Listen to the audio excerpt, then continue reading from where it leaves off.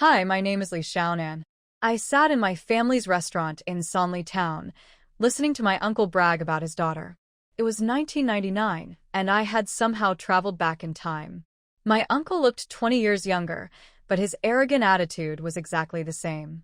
He kept telling my father that I should have gone to vocational school instead of college, so I could start working sooner.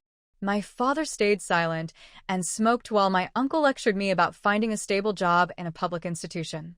Eventually, my uncle revealed his true intention. He claimed he could get me a position as a substitute teacher at a good elementary school. He promised that if we paid a bribe and gave gifts to the right people, I could eventually take over the position permanently. My father was hesitant because the cost was very high for our family, but he wanted to help me. However, I felt a sense of relief because I knew the future. In my previous life, my family had spent 2 years' worth of income on this exact deal. It was a scam. Back then, we paid the money, but I never got the permanent job because my college major was economics, not education. The position went to an official's child instead, and I was sent to work in a remote town for years. This time, I was determined not to let my father waste his hard-earned money. I politely interrupted my uncle and told him that teaching didn't fit my degree. Instead, I sarcastically asked if he could get me a job at the cable TV station where his daughter worked. My uncle immediately made excuses, saying that was impossible. I pointed out that if teaching was such a great job, his daughter would have done it herself. This comment made my father realize something was wrong. My uncle became flustered and tried to pressure us, but I firmly refused the offer. When he saw that he couldn't manipulate us, he became angry and shouted that I was ungrateful. My father told me to go to my room, but he gave me a secret signal that he supported me. My uncle left in a rage, mocking us and saying he wanted to see if I could find a job on my own. I didn't care about his anger. I was just happy I had saved my family from a terrible mistake. After my uncle left, I sat in silence with my father. I felt conflicted about being reborn. In my future life, I was a 43-year-old official at the peak of my career. Suddenly, I was back in 1999 with nothing. However, I quickly realized that my memories gave me a massive advantage. I remembered a prestigious government recruitment program called the Selected Graduates that began this very year. In my past life, a classmate used this program to become very successful, but I had missed it completely. My father worried about money and our relationship with my uncle. He insisted that my uncle meant well, but I knew better.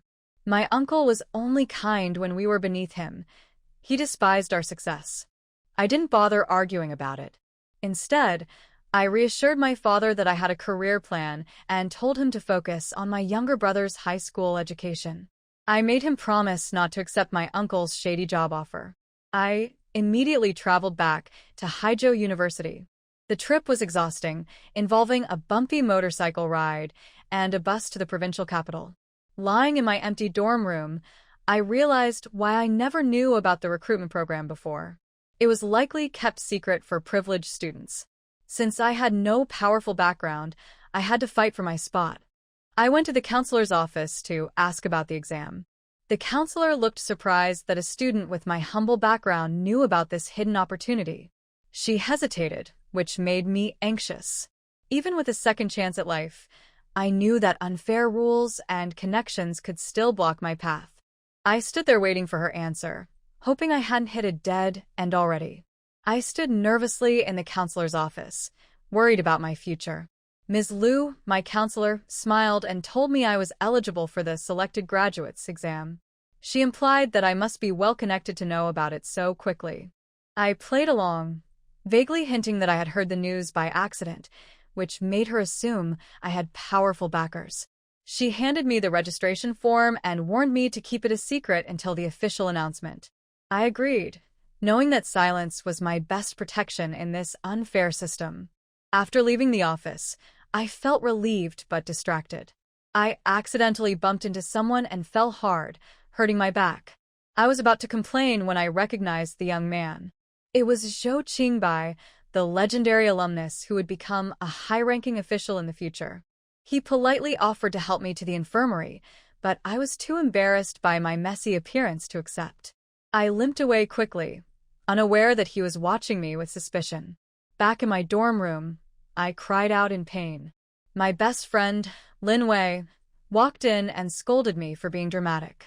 I was overjoyed to see her because, in my previous life, we had drifted apart after college. I hugged her tightly, which annoyed her, but made me happy. Lin Wei asked if I had returned to take graduate exams, but I explained that my family needed me to start working. She kindly offered to get me a job at her brother's company in the big city, just like she had in my past life. Back then, my pride made me refuse, damaging our friendship. This time, I accepted her offer as a backup plan, joking that she better pay me well if I failed my government exam. She laughed and pushed me away, wondering why I was suddenly so clingy, but I was just grateful to have my friend back. The selection exam arrived quickly. It was an interview format, so I sat in the waiting room, feeling a mix of tension and anticipation. I noticed Zhou Qingbai sitting in the front row.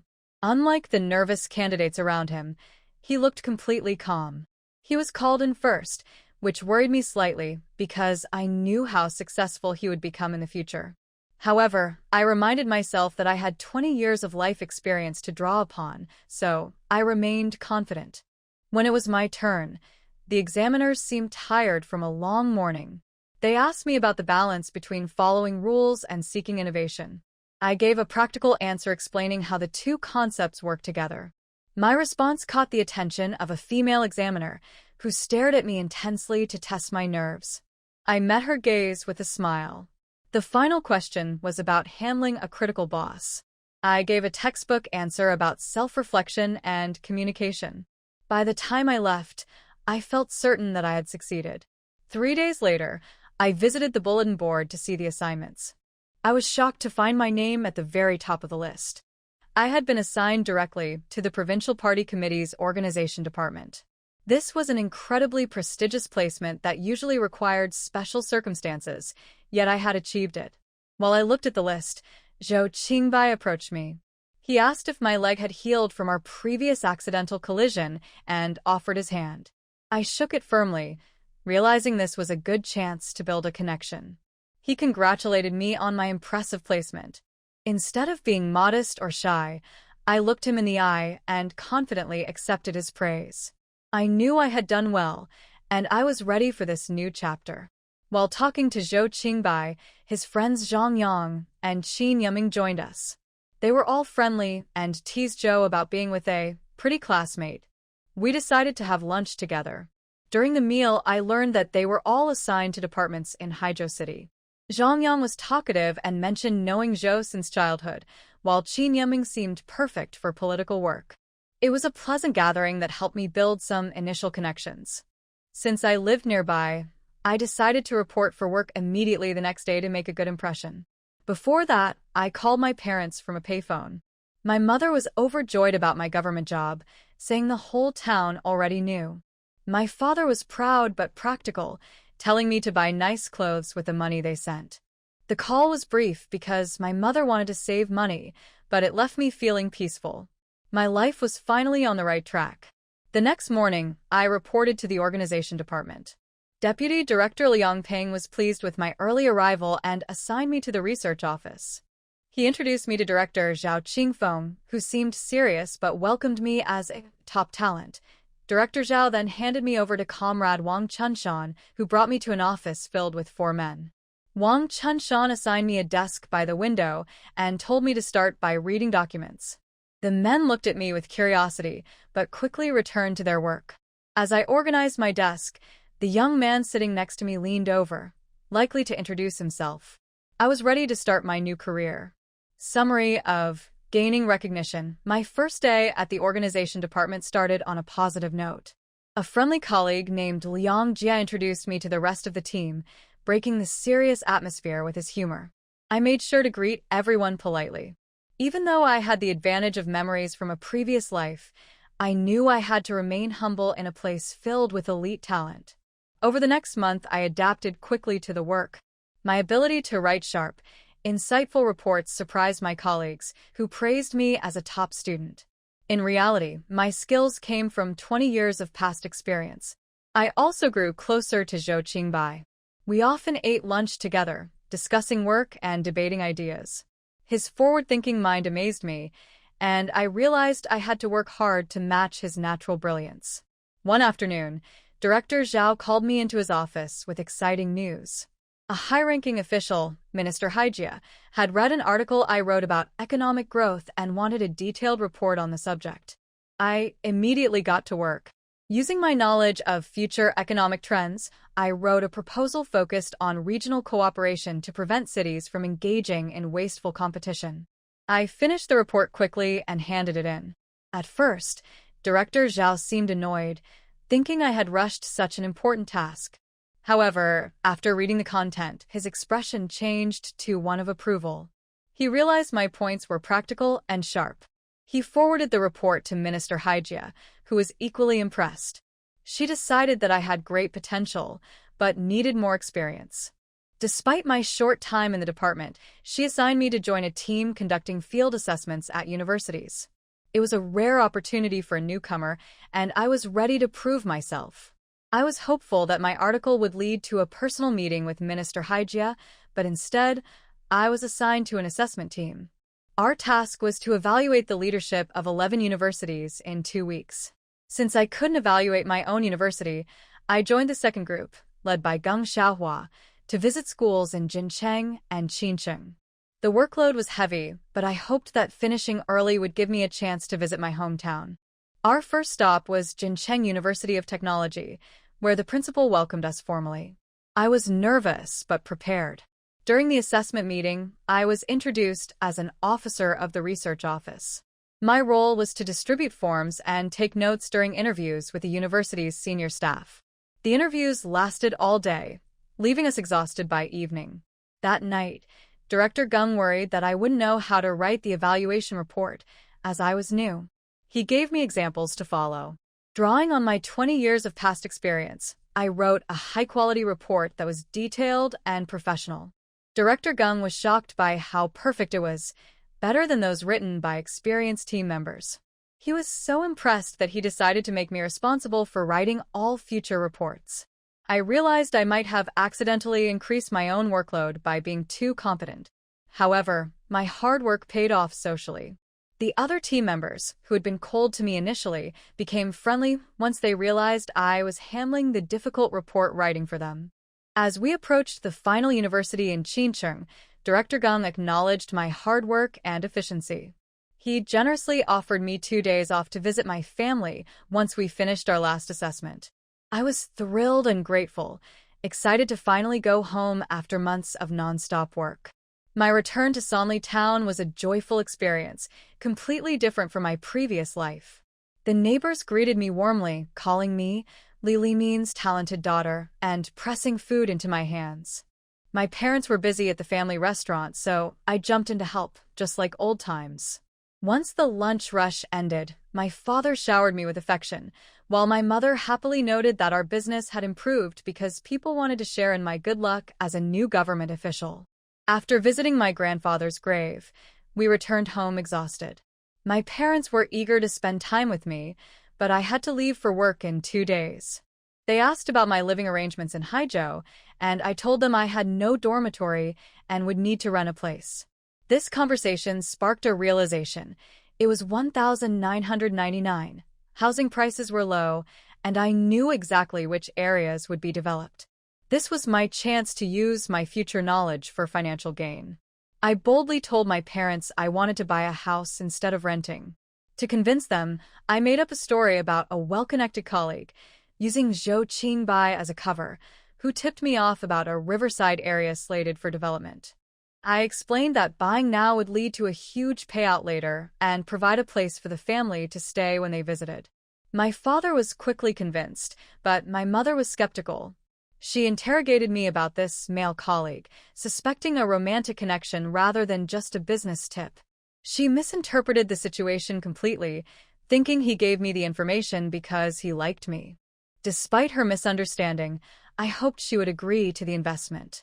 After convincing my parents to invest in a house, I returned to Haizhou with them. It was a significant trip. Not only were they coming to help me buy property, but they also planned to attend my graduation. This was a rare event for my hardworking parents, who closed their restaurant for a week just to make the journey. My mother, Ms. Son, was eager to find a house but complained about the cost of the cheap inn I found. We immediately set out to look at properties in the Linha area, which I knew would be redeveloped in the future. However, when we arrived, my parents were disappointed. The neighborhood was run down, with dirt roads and old, crowded houses, completely different from the modern city center they expected.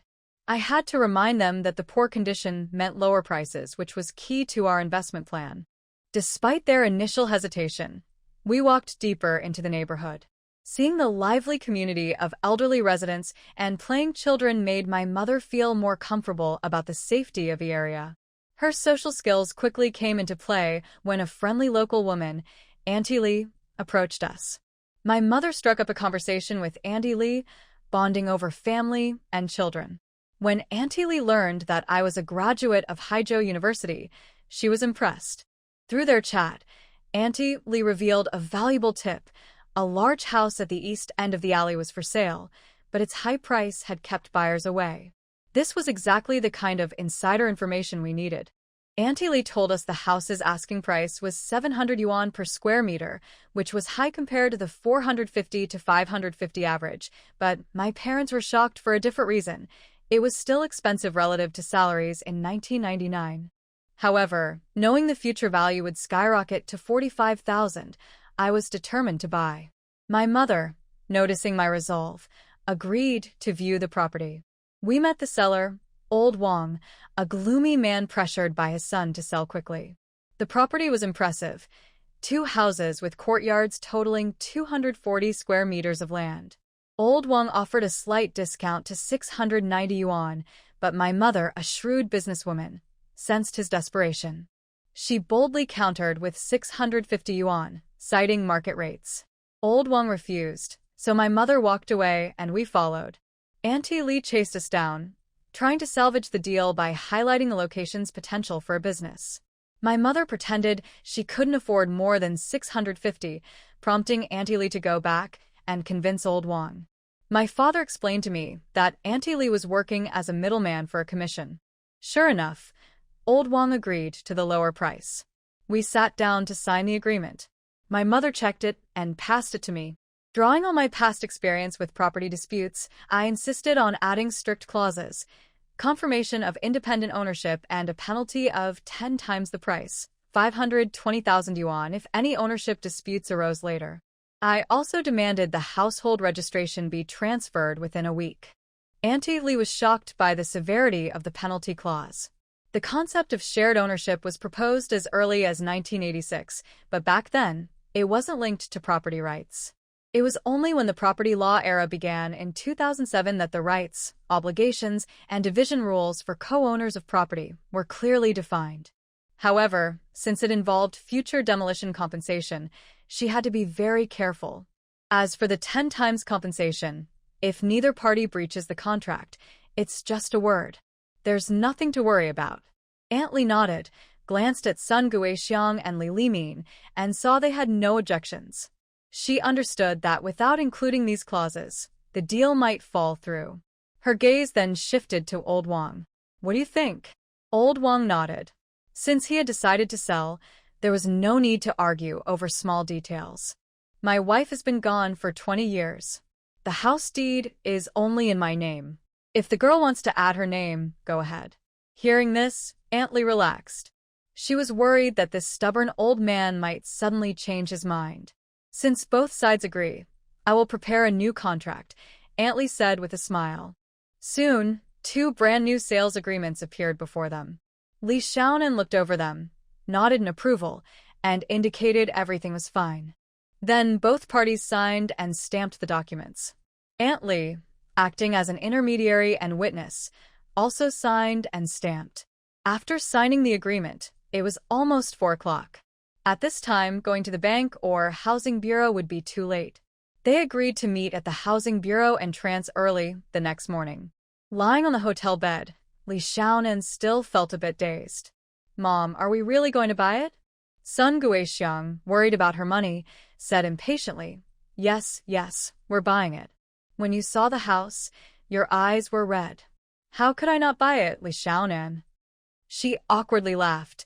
It's not that serious. Li Limin, the optimistic one, smiled happily.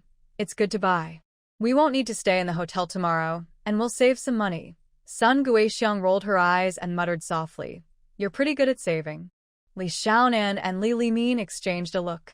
It seemed buying a house really meant cutting into Ms. Sun's savings. Originally, Li Xiaonan didn't plan to buy a big house because she didn't know how much money her family had. She had planned to buy a small house, make some profit after moving, and save some money for her parents' retirement. But unexpectedly, Ms. Sun made a bold move and directly turned her into a property owner. Thinking of this, Li Xiaonan suddenly felt energized. She was also a bit curious. Mom, how much money does our family really have? Tell me the truth. Sun Guixiang glanced at her with the corner of her eye, pretending to be cautious, and held her passbook tightly. That's none of your business. I've decided on the house in the provincial capital. 2 property titles, one for you, one for your brother. The rest is for me and your dad's retirement fund. No one should touch it, Mom. How can you think like that of me? Am I that kind of person? Our provincial government workers earn good salaries. Li Xiaonan, like a cat whose tail was stepped on, shouted out loud. Seeing her like this, the couple both burst into laughter. Li Limin quickly comforted his upset daughter. Your mom is joking. Who we earn money for, whether you two worry about it or not, it's all yours. Sun Guixiang stubbornly said, If I want to give it to you, I will. I won't give it to you. The family of 3 laughed together, completely forgetting that someone at home still needed to be notified. The tutoring teacher had a sudden emergency, and Li Xiaobei, thinking about how long it had been since he last went home, eagerly rushed back only to find the door shut. Old Lady Yu from the nearby convenience store saw him and was a bit stunned. Xiaobei, why are you back, Li Xiaobei? Is it unusual for him to come back on the weekend? Old Lady Yu, why is the restaurant closed? Where are my dad and mom? Grandma Yu smiled warmly and said, Your parents and your sister went to the provincial city. Your sister is now successful. She's a government worker. If this were before, she would be a top scholar. Xiaobei, you should study hard too. Grandma Yu kept talking on, but all Li Xiaobei heard was one thing. His parents went to the provincial city. What should he do? It's only the weekend, and chasing after them isn't realistic. He doesn't have the house keys either. Li Xiaobei looked up at the sky. After feeling tired of waiting, he finally saw a small bus heading back to the city. The next morning, Li Xiaonan first took 3 days off work, then brought breakfast to meet his parents. The 3 of them ate breakfast on the bus. When they arrived at the housing office, Grandma Yu and Old Wang were already waiting at the door. Sun Guixiang took out money from the bank and handed it over directly. Old Wang carefully counted the money, then put it back into the bank. Since 50,200 yuan was a large amount in 1999, no one dared to carry that much cash openly. At the housing office, things went smoothly.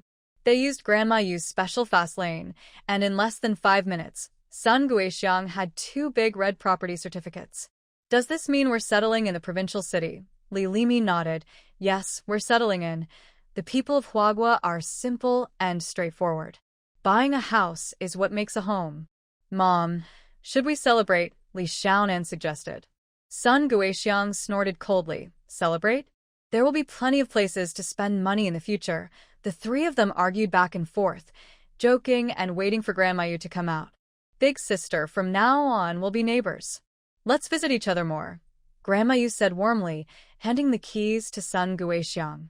Sun Guixiang smiled happily, took the keys, and pretended to ask, Has Brother Wang moved out?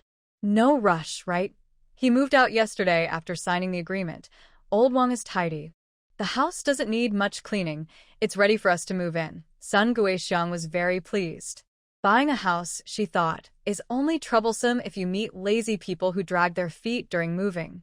She preferred a quick and smooth process. With the keys in hand, the family decided to split up. Sun Guixiang and her husband went shopping for things, while Li Xiaonan returned to the hotel to get her luggage. They worked busy until late at night, and only then did things start to look like they were coming together. Li Xiaonan collapsed from exhaustion. This was more tiring than a whole day at work. Looking at the lively and energetic Sun Guixiang, she advised, "Mom, take a break. The house isn't going anywhere." "There's no need to rush with the packing," Sun Guixiang, while directing Li Limin to move the cabinet, casually said, "The house won't go anywhere, but your dad and I might leave." "Huh," Li Xiaonan was stunned. "Won't you watch the graduation ceremony?" Sun Guixiang didn't lift her head. "Just look at the photos later. You've been to your school. There's nothing special to see." "Li Limin, hurry up and sweep the floor." "Li Xiaonan." "Dad," Li Limin was sweeping the floor, showing a helpless expression. Sun Guixiang rolled her eyes at her. "Calling Dad won't help. You don't understand the cost of living because you're not in charge. The longer we stay here, the less money the restaurant makes." "Less money means we're cutting into your mom's income," Li Limin replied with a smile. "That's true," and Sun Guixiang didn't argue. Li Xiaonan finally understood. They had already discussed this and just told her about it. The next day, just before dawn, the couple didn't wake Li Xiaonan. After a quick tidy-up, they left directly. By the time Li Xiaonan woke up, it was already noon. Since going to the organizational department, she had been tense, afraid of making mistakes. Now that she relaxed suddenly, she felt a bit overwhelmed. Her body wasn't tired, but her spirit felt sluggish. After turning over a couple of times, she forced herself to get up and find something to eat, to nourish herself. On the dining table, there was 1,000 yuan in cash and a note left by Sun Guixiang, roughly telling her not to be frugal in life, and mentioning the idea of wealth and poverty. This 1,000 yuan was a timely help for Li Xiaonan. Although she had been working for 2 months, she hadn't received her salary yet. From what she heard in the office, she probably had to wait until her employment procedures were completed before she could get paid. Fortunately, during this period, she went to work every day and ate at the company, so she didn't spend much money. Otherwise, she would have been in financial trouble. Living such a tight budget for so long was a bit unfamiliar to her. She had planned to buy a new phone after getting her salary. Now that she had money, that plan was finally on the agenda. After a simple breakfast, Li Xiaonan took a bus to Haining Road, where the largest mobile phone market in Haizhou is located. As soon as she arrived at the entrance, she was warmly surrounded by a group of people holding signs calling out, "Little sister, want a phone card? Cheap for you. Look at mine, it's cheaper. High-priced big brand phones." Li Xiaonan repeatedly waved her hands. "Thanks, I don't need one right now." Just as she was being pushed out, a pair of strong, knobby hands pulled her free. "Zhou Qingbai," Li Xiaonan was surprised. "He should be at work now, right? Haisua is so big, Zhou Qingbai didn't expect to meet her here." "It's me." Seeing him still holding her arm, Li Xiaonan blushed a little. In her whole life, she's only ever been single. So, who could handle this? To avoid awkwardness, Li Xiaonan pretended to fix her hair and said casually, "Why are you here?" Zhou Qingbai signaled her to look to the side, where a girl in a white dress was giving them a curious look. "I'm here with my cousin to buy a phone," Li Xiaonan. He really is a man of few words. "Thanks earlier. You go ahead, I'll leave now." After saying that, Li Xiaonan turned to leave. Just as she was about to walk away, her sleeve was gently pulled. "Pretty sister, come with me? My brother is a big guy. His taste is terrible." Zhou said disdainfully. Li Xiaonan raised an eyebrow and looked at Zhou Qingbai. "Is that okay?" Their acquaintance was only professional, limited to work. They hadn't interacted much outside of that. Zhou Qingbai's eyes flickered slightly and he softly said, "Let's go together." Girl friendships often come unexpectedly. Maybe they like the same celebrity, or are watching the same show, or even like the same color. These things can quickly make two girls who don't know each other become friends. Li Xiaonan and Zhou are like that. But just as they went upstairs, the two in front had already started linking arms. Through their conversation, Li Xiaonan learned that Zhou was just in high school, had done well on her final exams, and was rewarded with a phone. Zhou Qingbai, who was on leave at home, was drafted. "Li Jia, do you think this looks good?" She was holding the latest Motorola flip phone, small and cute with a pretty price after discount, about 5,300 yuan. "It's very suitable for girls," Li Xiaonan said honestly. Ignoring the price, In today's phone market, this Motorola V998 is the most attractive in appearance. Zhou Qingbai reached out, took the phone, and put it back in the display case. You only have 1,000 yuan budget. Guanzhou widened his eyes and shouted, Brother, you're at work now. Can't you give me a little something? Zhou Qingbai shook his head without hesitation, refusing. 5,000 yuan is nothing to either the housekeeper or the Zhou family, but Zhou is at an age where he's forming his values. Giving him unlimited shopping is harmful, not helpful. Brother, you're really stingy, Zhou complained. Zhou Qingbai nodded casually and even agreed. You're right. Angered, Zhou stomped his feet and attacked personally, saying, If you keep acting like this, you won't find a girlfriend in the future. Initially planning to stand his ground, Zhou Qingbai saw Li Xiaonan nodding in agreement and immediately changed his tone. Save your money for your girlfriend to spend. You.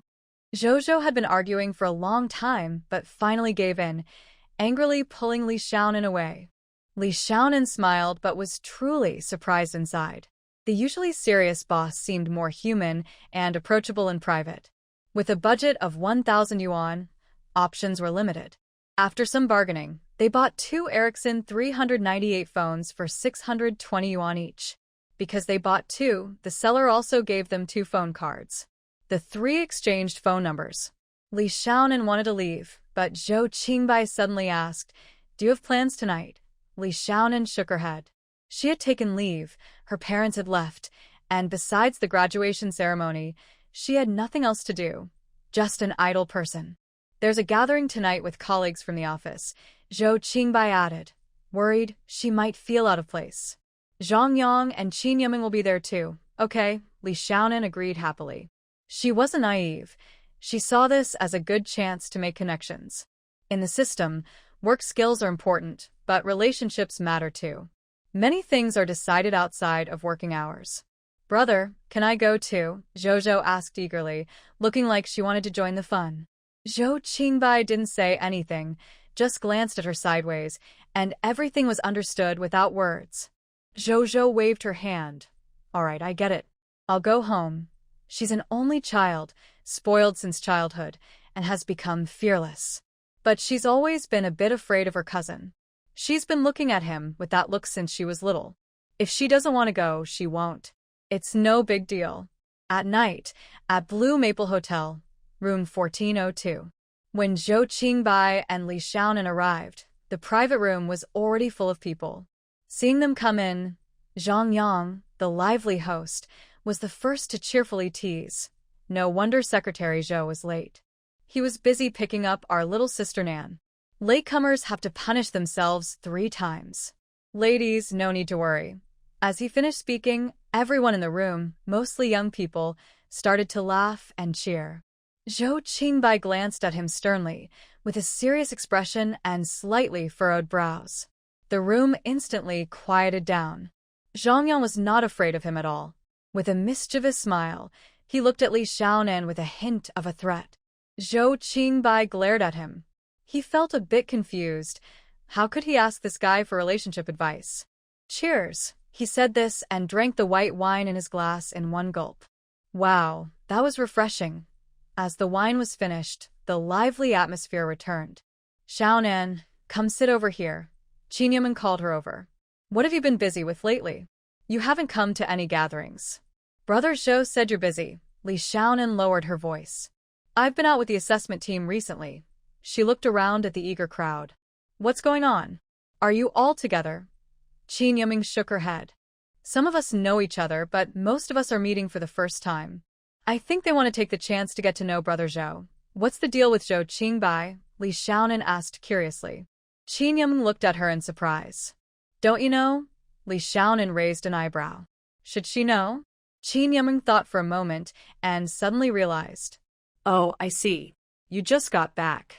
The new provincial party secretary's secretary has been chosen, and it's Brother Zhou, the chief secretary's assistant. No wonder everyone was so enthusiastic. He was practically the second in command. Zhang Yang smiled and said, Guys, don't you all want to meet Secretary Zhou? Why didn't anyone introduce him to you? Ha ha, Brother Yang, I'll go first.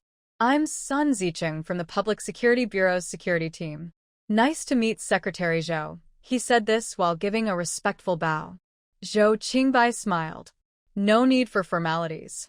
Just call me by my name. We're all friends now. Yes, yes, Brother Zhou. I'll toast myself, Sun Jiqing said generously, downing 2 ounces of white wine.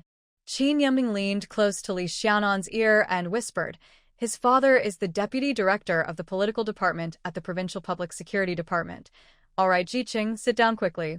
Zhang Yang pulled over a tall, thin man wearing glasses. Qingbai, let me introduce you. Qianhao, Yangsu, and Yameng are all familiar to you.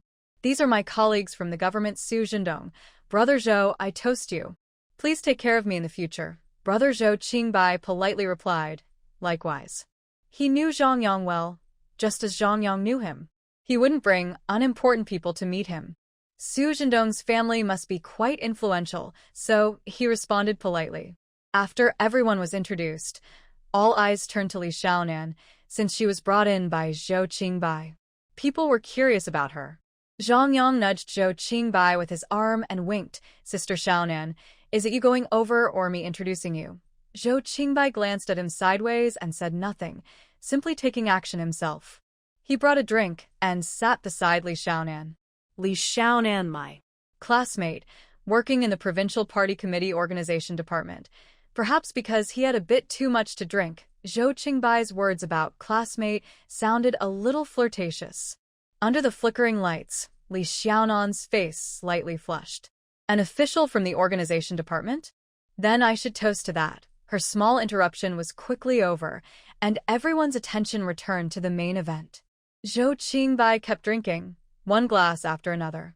By the second half of the gathering, he had lost track of how many drinks he had. Everyone present was sprawled out in the private room, some lying here and there. Although he had socialized in his past life, after the new regulations, people mostly kept it mild, rarely seeing scenes like today. Smoke filled the air, and the smell of alcohol was strong.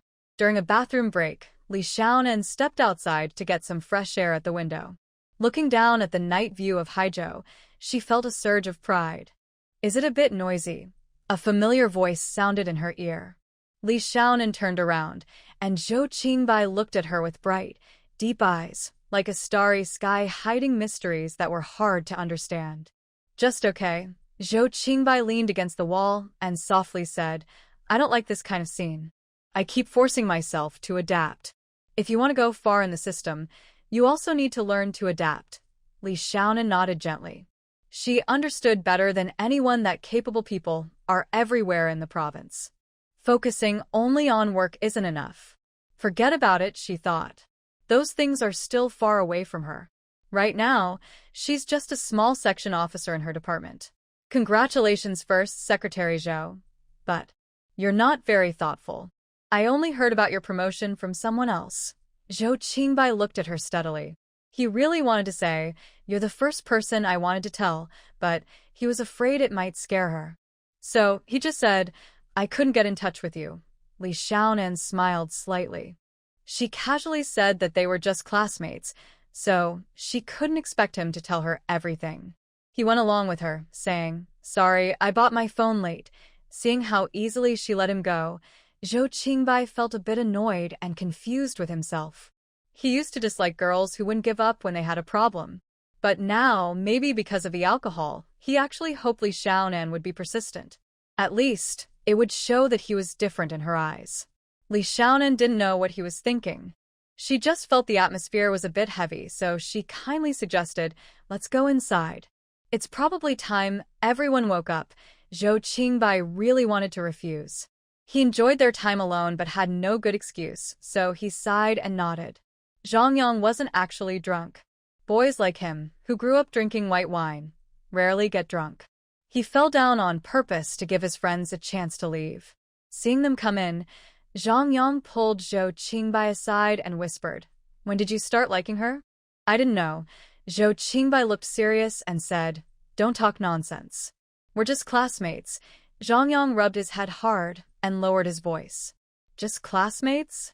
You meet someone in the cafeteria every day? You probably never even went to the cafeteria during college, he chuckled.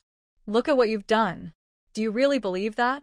Big brother. Seeing he wasn't convinced, Zhang Yang got anxious. I'm just saying if you like her, just go for it. I get it if you're interested. Don't be shy. If you like her, just go ahead. If she gets snatched away, you'll regret it. Zhou Qingbai shot him a glance. You really know a lot. He picked up his tea and took a sip, glancing unconsciously toward Li Xiaonan. Drinking too much white wine made his mouth dry and his throat parched. Zhang Yang was very proud. With our experience, we've been through a lot.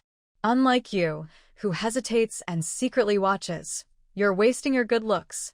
If a handsome guy like you likes her, how could she refuse? Zhou Qingbai kept shaking his teacup and murmured softly, maybe I'm not the right person for her. And who said I like her? I just admire her, that's all. Zhang Yang raised an eyebrow. Admire? Old Zhou, it's fine to fool others, but don't fool yourself. Zhou Qingbai didn't reply, and Zhang Yang wisely changed the topic, calling out to the others. Meanwhile, Qin Yumding was questioning Li Xiaonan. I always feel that Brother Zhou treats you differently. Li Xiaonan raised an eyebrow and argued, come on, I only heard about his promotion from you. How is that special? That's true. Besides, Brother Zhou is fine as a friend, but not for dating. He's too cold, hard to warm up to, and you might just end up feeling lonely. Better not, Qin Yuming said seriously. Li Xiaonan staya quiet. She couldn't imagine what someone that distant would be like in a relationship. In her previous life, she had never heard of Zhou Qingbai marrying anyone. After the gathering, Li Xiaonan politely declined Zhou Qingbai's offer to drive her home and took a taxi instead. Judging by his condition, she was afraid she might have to send him back if he drove her, so it was better for everyone to go their own way. When she got home, Tian Miao tidied up a bit, then lay on her bed and started using her new phone. It wasn't really for fun. Phones back then didn't have many features. You could only make calls or send messages, so there wasn't much to do. She looked at her address book, entered each number, and sent a short message to let everyone know her new number for future contact. Soon, most people replied with simple messages like got it or let's keep in touch. Only Zhou Qingbai asked if she had arrived home safely.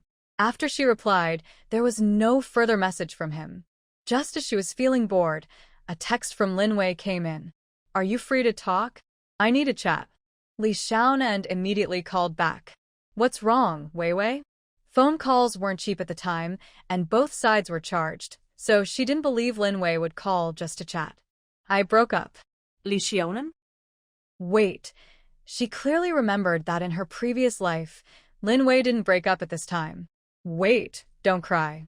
Are you still at school? Lin Wei's voice came from the phone, saying, I just got back.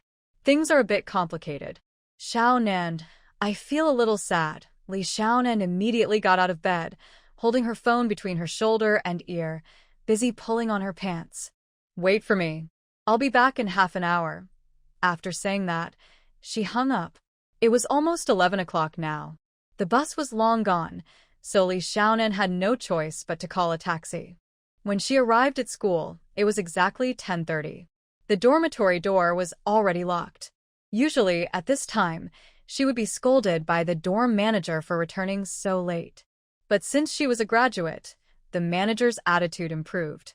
After seeing her student ID, the door was quickly opened. Vivi, Li Xiaonan went inside and hugged Lin Wei tightly. Are you okay? Lin Wei's face showed tears that had dried, and she forced a bitter smile. Sorry, I made you laugh at me. Li Xiaonan rolled her eyes at her, a bit annoyed. Why are you saying that to me? Zhao Shangdong and Lin Wei were famous as the perfect couple at the School of Economics and Management, talented and beautiful, and even the teachers approved. They hardly paid attention to anything else. Li Xiaonan knew they would break up, but it shouldn't happen now. Zhao Shangdong was transferred to Haizhou Petrochemical. Li Xiaonan nodded, just like in her past life. Although Haizhou Petrochemical wasn't as big as some of the top companies starting with Zhong, it was still one of the best in the entire Haihe province. Even students from their college had to work very hard to get in. Compared to government jobs, working there was more attractive. For students studying economics, studying abroad or working in big state-owned companies was the best choice. Of course, if they had no connections, they wouldn't even think about it. Zhao Shangdong was from out of town, and his family situation was even worse than hers. In her past life, Li Xiaonan always thought Zhao Shangdong relied on Lin Wei's family connections. But now, she thought. Over the weekend, I went to the library and saw him bring a girl along. They looked very close. I asked him about it and he didn't lie. The girl was someone he met at the debate competition.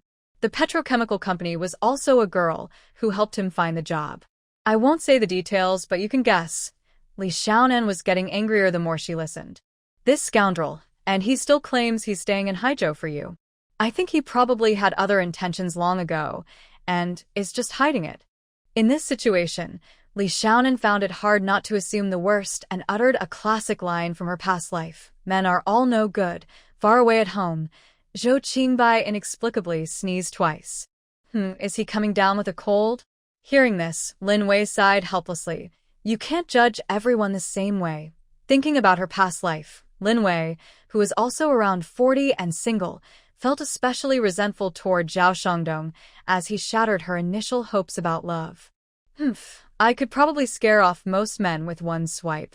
She looked at Lin Wei angrily and said, Don't cry. It's not worth it over a jerk. Your eyes will look bad if they swell. The day after tomorrow was graduation day, and she wanted to look stunning to make that scoundrel regret his choices. The two chatted casually, reminiscing about the past and dreaming about the future. They talked until late at night before finally going to bed. At this moment, Li Xiaonan was grateful for her laziness. If she had been more diligent, she would have already taken the bedding away. Tonight would have been a real disaster otherwise.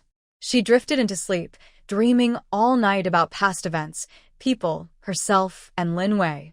It wasn't until she dreamed of Zhou Qingbai that she suddenly woke up.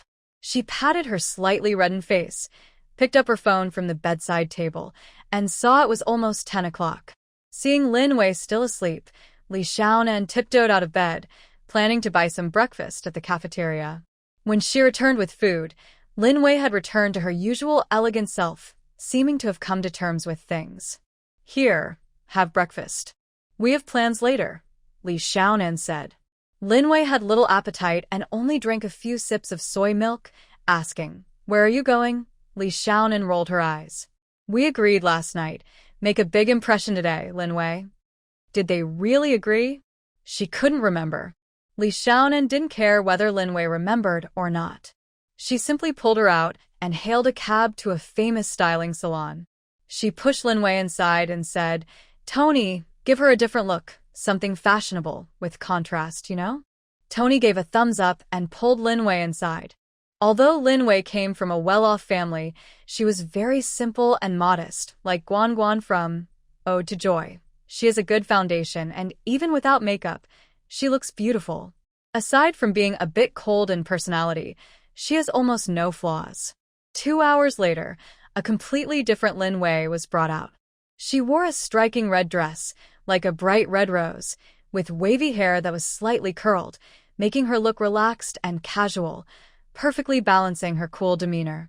Do you look good? Seeing she didn't speak, Lin Wei felt a bit nervous and a little regretful for going along with her.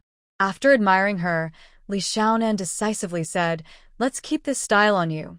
Seeing her act stubborn, Lin Wei glared at her sharply. Li Xiaonan waved her hand and signaled Tony to come over. Make her hair a bit lighter on both sides, natural and airy.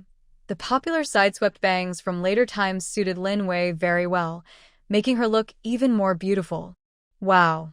Beautiful girl, you have great taste. Tony exclaimed happily. He learned a new hairstyle. As a thank you, I want to give you a new look. Li Xiaonan was surprised. Nothing special, just you, Tony said enthusiastically as he gently took her into his hands and started trimming her hair. Just give me a simple, low-key style, Li Xiaonan requested. Tony smiled. Beautiful girl, with your face, it's hard to go low-key. Why do you think that way? Dressing up is to make yourself happy, not to please anyone else. Where has the carefree Lin Wei gone? Your most important task now is to give yourself back to yourself. In relationships, the calmer and more composed a person is, the easier they are to get deeply involved. She hopes Lin Wei remains like this. You're right. Life isn't just about love. Dreams, career, family, each is important. I shouldn't fall into endless self-doubt. Lin Wei looked at the sky. Under the hot sunlight, she felt her body slowly warming. Li Xiaonan watched Lin Wei and couldn't help but feel a little sad. Even someone as talented as Lin Wei can feel confused and get stuck in her feelings, let alone ordinary people. Love can be tricky. Just as Li Xiaonan was about to say something comforting, her phone beeped twice. She checked and saw a message from Zhou Qingbai, inviting her to dinner. Seeing Lin Wei on the phone nearby, she thought for a moment and decided to decline. My brother will pick us up later and take us to eat, Li Xiaonan. If she had known Lin Wei had someone to go with, she wouldn't have refused. Instead of having dinner with Lin Sun, whom she had only met once, she might as well go with Zhou Qingbai and the others. Go ahead, you and your brother. Li Xiaonan shook her head politely. Lin Wei grabbed her arm, looking pleading. Don't go. I don't want to eat alone with him, especially now. What? Did you tell your family about the breakup? Yeah, Lin Wei sighed. When we were together, everyone knew. Now that we're apart, I should tell my family too. It's only a matter of time. Li Xiaonan nodded seriously and summarized, this teaches us one thing. Until everything is settled, stay low-key. Otherwise, you'll end up like you, too passive. Lin Wei. She really would thank her, and was quite good at summarizing. Anyway, my brother will come later. Don't mention last night's tears, okay? Li Xiaonan made an okay sign. I promise. The last time she saw Lin Sun was at the start of her first year of college. The Lin family came to send Lin Wei to school and also invited the dorm mates to dinner. In her memory, Lin Wei's family was very typical of business people, smart, capable, attentive, and always precise in their words. She wondered how such a family could raise someone like Lin Wei. After becoming close to Lin Wei, I learned that when she was born, her parents were busy with their careers and raised her at her grandparents' house. Her grandfather was an older scholar who focused on research and was very dedicated. Once her parents' careers stabilized, her personality was shaped, and her family felt guilty for not raising her themselves. They didn't push her too hard. Soon, a black Mercedes stopped in front of them. The car window rolled down, revealing a face quite similar to Lin Wei's, but with a more carefree and lively expression compared to Lin Wei's cold look. Wei Wei, Nan, get in the car. Li Xiaonan quickly got into the back seat and politely greeted, Brother Lin, long time no see. Lin Sun's eyes moved slightly and he smiled teasingly. It has been a while. Nan, you look even prettier. Li Xiaonan took his politeness as just courtesy and smiled faintly. Lin Wei frowned and looked serious. Brother, don't use that trick on women. It's disrespectful to my friends. Okay, I understand, Mississippi. I just wanted to show some admiration. Lin Sun begged for mercy. You took the rest of my compliment away. This little lady is really intimidating, just like her grandfather, a true scholar. Lin Wei shot him a glance and said nothing more. The three of them arrived at Blue Maple Hotel. Since it was a last-minute decision, they didn't make a reservation and had to sit at a casual table. Surprisingly, Lin Sun didn't ask about the breakup. It seemed he was just there to have dinner. Li Xiaonan wasn't familiar with him and didn't know what to say, so she just ate quietly. Lin Wei was already in a bad mood and didn't want to talk. Throughout the meal, only Lin Sun kept talking. Lin Wei found it annoying and said, I'm going to the bathroom. After she left, Lin Sun put down his chopsticks. His cheerful mood from earlier disappeared, and he became a bit silent. After a while, he finally spoke, I'm going to have a cigarette. Do you mind? Li Xiaonan shook her head. She could tell Lin Sun had something to say. Sure enough, the next moment Lin Sun spoke. Wei Wei is independent and sensitive.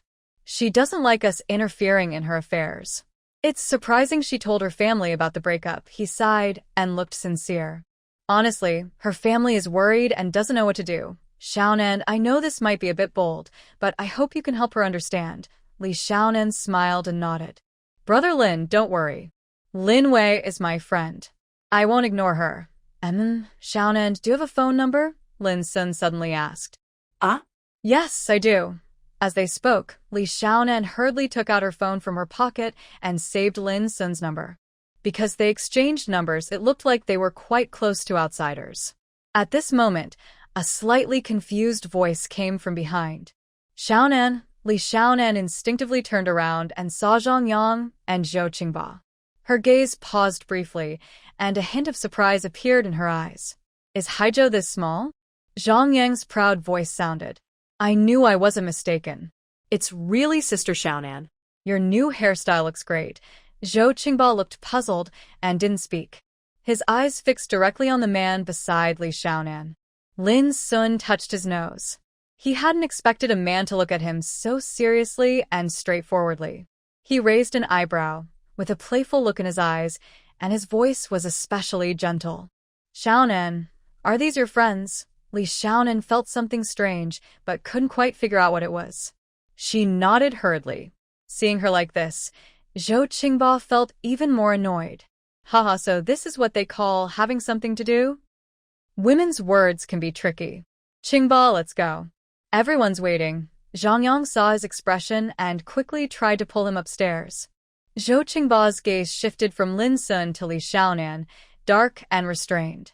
Shall we go upstairs and sit? Li Xiaonan shook her head decisively. She came with Lin Wei, and leaving halfway would be rude. Seeing Zhou Qingba's face darken further, Zhang Yang quickly tried to smooth things over. There are a lot of guys upstairs. It wouldn't be convenient for Sister Xiaonan to go up, right, Qingba? While speaking, he forcibly pulled Zhou Qingba away. After they left, Lin Sun chuckled softly, a mix of mischievous pride and envy for the young. Young people are so pure in their feelings. Seeing Lin Sun suddenly laugh, Li Xiaonan felt a bit confused. Meanwhile, the two who took the elevator seemed to be in a silent contest, neither willing to speak first. After a long pause, Zhang Yang frowned and asked, Qingba, what are you really thinking? Didn't you say you wouldn't involve Sister Xiaonan in your troubles at home? Why are you causing trouble again today? I regret it, Zhou Qingbai replied confidently. Zhang Yang was stunned. Huh? Zhou Qingbai hung his head and smiled bitterly. When I saw her standing next to another man, my mind, which I call reason, broke. I could feel myself being jealous. Zhang Yang's pupils shrank, and he looked at him with confusion and surprise. Wait, are you Zhou Qingbai? He found it hard to believe that such words could come from Zhou Qingbai. Zhou Qingbai gave him a cold look, as if he was looking at an idiot. All right, it's definitely him. But it was so disappointing. After knowing each other for over 20 years, I suddenly find out my brother is a love-struck fool? Zhang Yang angrily rubbed his head. Does Sister Xiaonan know? Zhou Qingbai shook his head sadly. Zhang Yang was so angry, he almost jumped up. So you don't know anything about her? Honestly, brother, your inner drama is way too intense. Really a mental romance. All just in your imagination. So, what have you been talking about with Sister Xiaonan these past 2 months? Zhou Qingbai tugged at his collar, revealing his fair collarbones. Talking about work. Zhang Yang looked at him as if he were a monster. You're really something, talking about work with a girl. All that face of yours is wasted. Just wait and see. Zhou Qingbai raised an eyebrow. What does that mean? He thought talking about work was pretty good common ground. Lin Wei washed her face again, reapplied her makeup, and, after making sure she looked fine, quickly left the bathroom. Is everyone finished eating? Lin Sun and Li Xiaonan exchanged quick glances. Li Xiaonan nodded with a smile. Finished early. If you don't come out soon, I'll go to the bathroom to find you. Lin Sun also stood up at the right time. Let's go. Ladies, I'll take you back. After sending them to school, Lin Sun left. Back in the dorm, Li Xiaonan collapsed on her bed, muttering, Rest early. Gather your strength. Tomorrow we have a tough battle. She fell asleep unconsciously. No dreams all night. The next morning, before Li Xiaonan got up, loud footsteps echoed in the hallway. She pulled the blanket over her head, but the noise didn't lessen at all. Ah, she groaned as she got up. Why so early? Isn't the graduation ceremony at noon? Early? Sister, it's already 11 o'clock, the dorm leader replied. Li Xiaonan rubbed her eyes and saw everyone was awake. She mumbled, When did you all come back? Why didn't you wake me? Lin Wei nudged her forehead gently and said affectionately, "Didn't I call you? A few of them are about to tear the roof off." "You sleep so well," Li Xiaonan stuck out her tongue. The day before yesterday, she stayed up late talking with Lin Wei, and yesterday she was busy all day. She needed to rest. She stretched lazily and got out of bed to wash up. After she finished, it was almost time. The 5 of them from the dorm headed to the sports field together. "Where are the others?" Li Xiaonan asked curiously. Zhao Xingyue and Liang Shengnan went to save seats. "Yang Yueying can't come, so she asked us to take more photos to send back," the dorm leader quickly explained. Lin Wei leaned close to her ear and whispered, "Yang Yueying went abroad. Her diploma was collected by her family." Li Xiaonan nudda. Since the policy on studying abroad relaxed, families with some financial means often send their children overseas. The trend of studying abroad is real, not just talk. Only a few, like Lin Wei, don't want to go. They arrived at the venue. After entering, Li Xiaonan whispered a few words to Lin Wei and then left. Their dorm had 8 people, but they didn't get along well. They split into small groups.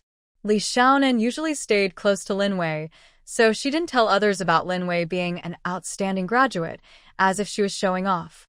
"Dorm leader over here," Liang Shengnan called out and waved. There were too many people at the venue, but Lin Wei, with sharp eyes, spotted her. The dorm leader looked around and said happily, "This spot is really good, not blocking anything." Liang Shengnan smiled and said, "We came early. If you come a little later, you won't find a seat." "Where's Li Xiaonan?" The dorm leader was confused. "She was just here a moment ago." At this time, Lin Wei took over and explained with a smile, "She'll come a little later." Zhao Xingyue rolled her eyes and muttered, "Who cares? Sit down quickly.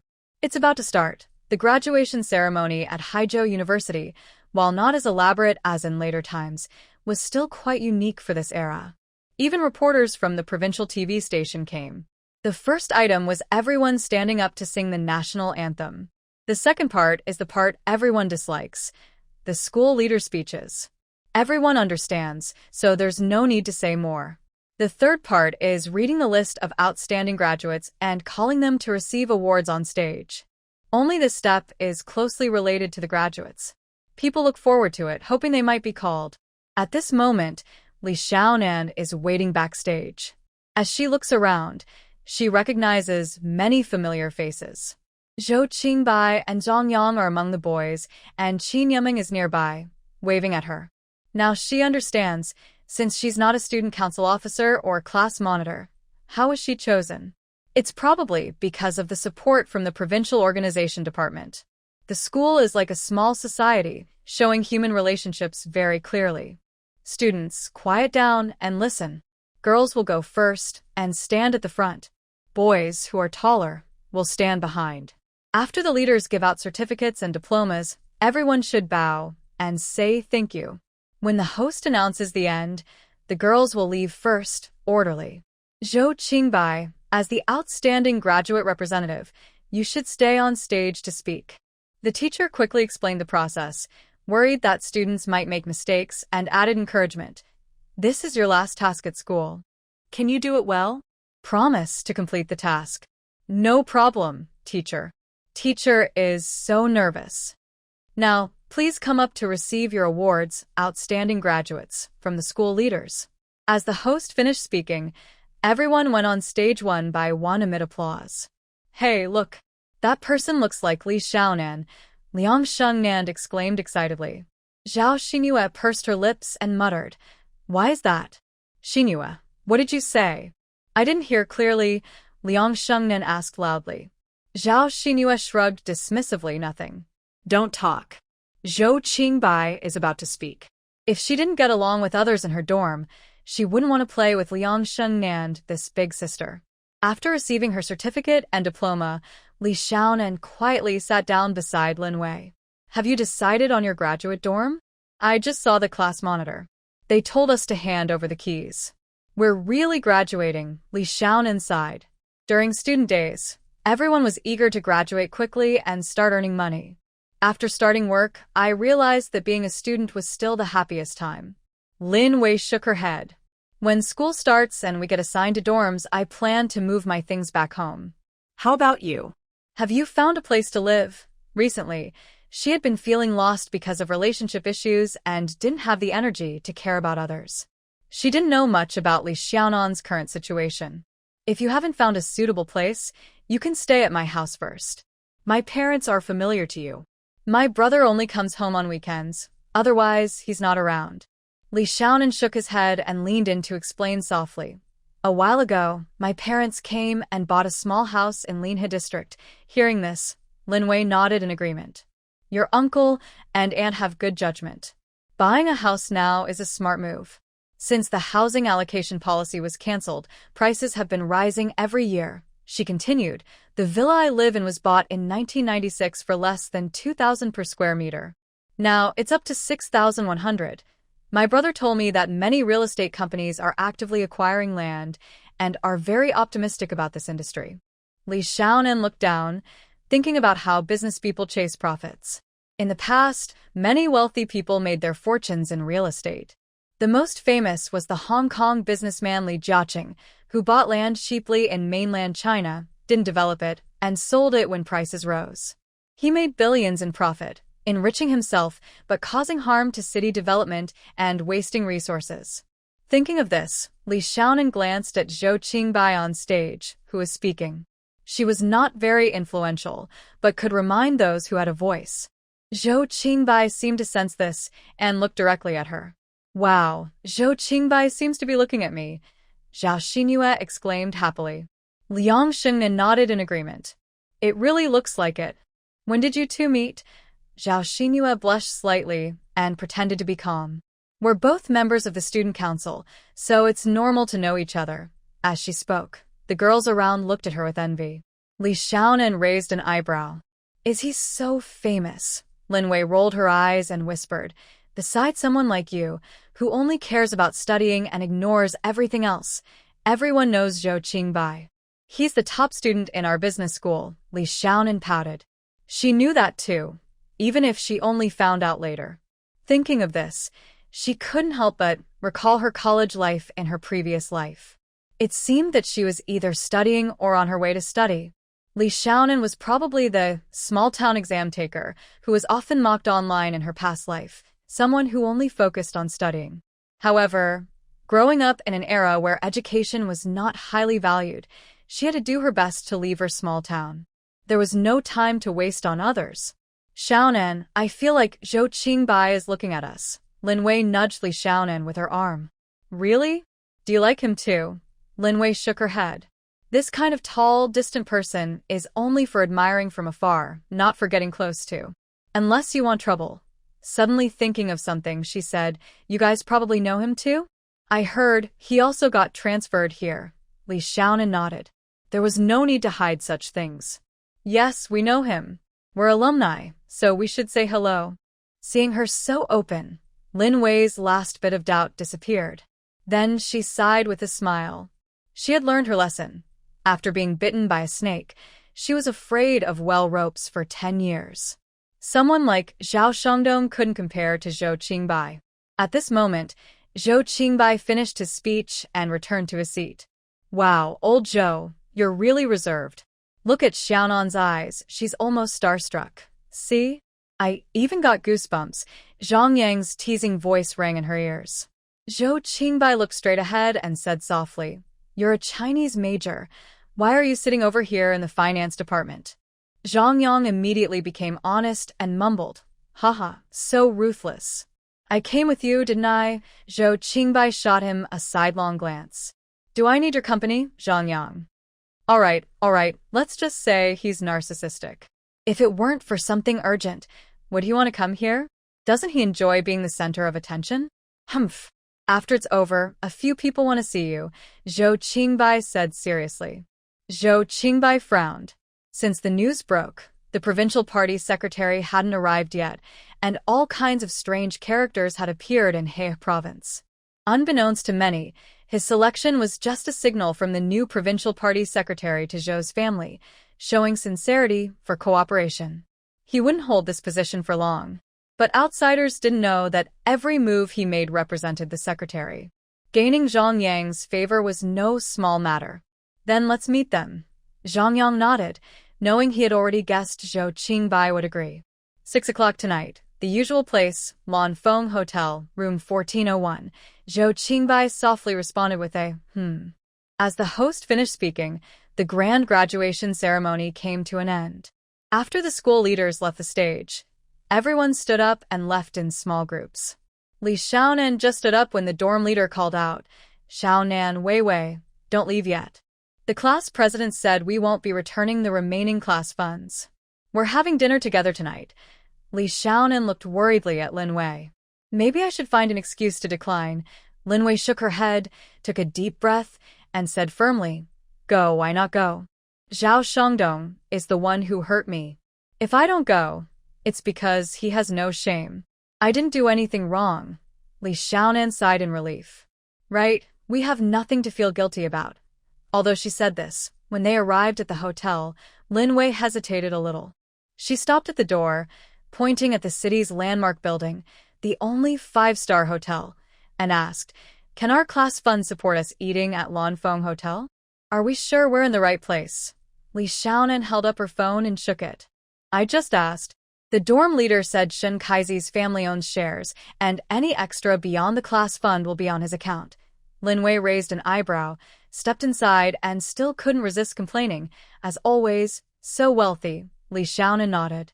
Shen Kaizi, whose full name is Shenbin, is a true rich kid. His family runs a chain of hotels. Their classmates often joked privately that only Shenbin in the business management department truly has a hotel to manage. Wow, 2 beautiful ladies are here. Shenbin warmly spread his arms, pretending to hug. Li Xiaonan quickly stepped back and hid behind Lin Wei, not letting him get any advantage. Lin Wei glared at him. "Just talk. Why are you touching? Are you trying to be a pervert?" Shenbin looked innocent. "I'm just showing some enthusiasm. We're all old classmates. If you say that, I'll be really sad." After saying that, he winked at Zhao Shangdong. "Arranging for you to sit together. Shouldn't you thank me?" Li Xiaonan didn't reply, worriedly watching Lin Wei. Lin Wei shook her head at her, signaling she was fine, then said to Shenbin, "We broke up, huh?" Shenbin widened his eyes, looking embarrassed, and stammered, I don't know about this." "Sorry, Lin Wei." Lin Wei waved her hand and sat down at another table with Li Xiaonan. After they sat, everyone's curious eyes shifted back and forth between Zhao Shangdong and Lin Wei. "You should tell Shenbin that everyone already knows," Li Xiaonan reminded her. Lin Wei picked up the water on the table and took a sip. "They will find out sooner or later." When most people arrived, class monitor Sherlin stood up and spoke first. "It's about time. I suggest we all raise our glasses to celebrate 4 years of friendship and wish everyone a bright future." A boy nearby added, "And we should thank Shen Kaizi. Without him, we wouldn't have seen the view from the 14th floor of a 5-star hotel." "Yeah." Shenbin waved his hand. No, don't praise me too much." But he continued, "I do have something to say. All of you are talented in your fields. I hope that once you succeed, you won't forget your humble beginnings." Ha ha ha. As he finished, applause erupted and classmates cheered, exchanging drinks happily. People with high emotional intelligence always do well anywhere. Shenbin's ability to turn a hotel brand into a listed company wasn't accidental. His cleverness was something most people couldn't learn. "I'm going outside for a breath," Lin Wei said to Li Xiaonan after a few drinks, then walked out directly. After Lin Wei left, others in the dormitory also showed signs of wanting to follow. No one who got into Haizhou University was foolish. Though curious, they wouldn't ask Lin Wei directly. Now that Lin Wei was outside, a group of people gathered around Li Xiaonan, asking what was going on. Li Xiaonan understood. They weren't really concerned about Lin Wei, just satisfying their curiosity. So, he told some half-truths and falsehoods. When they heard that Zhao Shangdong was cheating to climb higher, the girls' faces showed contempt. In 1999, people were more conservative, and the phrase hard work and struggle was deeply ingrained in the Chinese people. They looked down on those who said, "I don't want to try anymore." Meanwhile, Lin Wei had drunk 2 glasses of red wine. At first, she didn't feel anything, but now she was starting to feel tipsy. Her face was rosy, her cheeks like peach blossoms, a strong contrast to her usual cold and distant appearance. Lin Wei shook her head and leaned on the shampoo station, trying to wake up her senses with cold water. "Vivi," a familiar voice called softly in her ear. She turned to look, and Zhao Shangdong stood there, staring blankly with a shy, ambiguous look in his eyes. "It's been a few days. You seem different, more beautiful than before, dazzling and eye-catching." After a long moment, Zhao Shangdong finally found his voice and sighed with admiration. He had always known Lin Wei was pretty, but her cold personality made her beauty seem a bit less bright. At this moment, Lin Wei felt like vomiting but couldn't speak. She was too upset to tell him to leave, and suddenly, she regretted drinking. Seeing her silent, Zhao Shangdong looked guilty and a little annoyed. "Lin Wei, I know I'm sorry, but I can't help it. I'm different from you.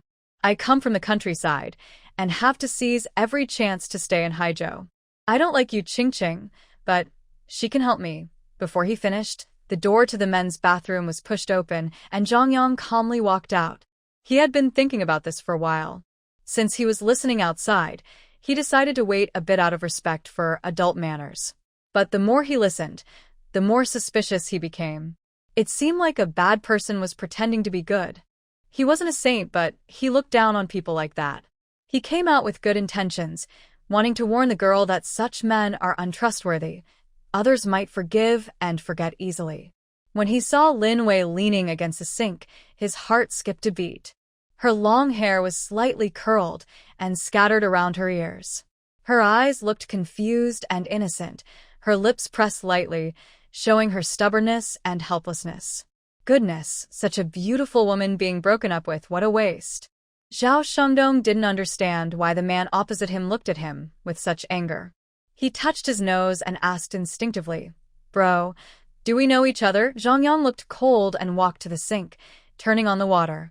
While washing his hands, he sneered and said, "Someone like you, living off others and acting so confident, don't dare call yourself bro." Hearing this, Zhao Shangdong's face changed colors instantly.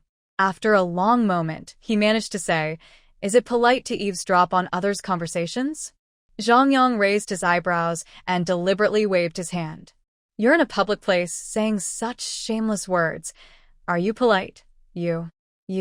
Seeing Zhang Yang's sharp tongue, Zhao Shangdong knew he wouldn't get a good response. But he's not stupid. Are there ordinary people eating at Lanfeng Hotel? It's not worth fighting over a moment of pride. After thinking it through, he glanced at Lin Wei, silently feeling regretful, and decisively left. After Zhao Shangdong left the bathroom, he became angrier. He had tried several times to ask Lin Wei out, but she refused, and he almost got caught by Yu Qingqing. Finally, he saw an opportunity, but a second-generation rich kid interfered. How could he not be angry? He kicked a warning sign nearby with all his strength, feeling his mood lighten a bit. He put on a smiling face, pushed open the door, and entered the private room. He was proud of successfully scaring away the jerk. Arguing with me is just trash. Zhao Shangdong left, and Lin Wei, though still trying to stay strong, finally relaxed, and her body uncontrollably slipped down. Zhang Yang was quick to catch her. Just as he was about to ask, "Miss, are you okay?" Lin Wei suddenly vomited all over him. Zhang Yang. Sure enough, meddling in others' affairs doesn't end well. People shouldn't be too kind-hearted. Just as he was unsure how to handle the situation, Lin Wei's phone, tightly held in her hand, rang at the right moment. Zhang Yang thought for a moment. In this situation, he had to answer. "Lin Wei, where are you? Why haven't you come back?" Li Xiaonan asked anxiously. Originally, Lin Wei went out to get some air. She didn't think much of it. When she saw Zhao Shangdong come back from outside, Li Xiaonan's heart skipped a beat. She immediately got up and went to look for her. After searching around, she couldn't find her, so she decided to call. On the other end, a man's voice responded. "Who are you?" Li Xiaonan asked nervously. "A kind person. If you're looking for your friend, go to the bathroom on the 14th floor," Zhang Yang quickly replied. Li Xiaonan looked at the maintenance sign in front of her. After hesitating for 3 seconds, she pushed the door open. She saw her good friend Lin Wei, tightly hugging Zhang Yang like an octopus.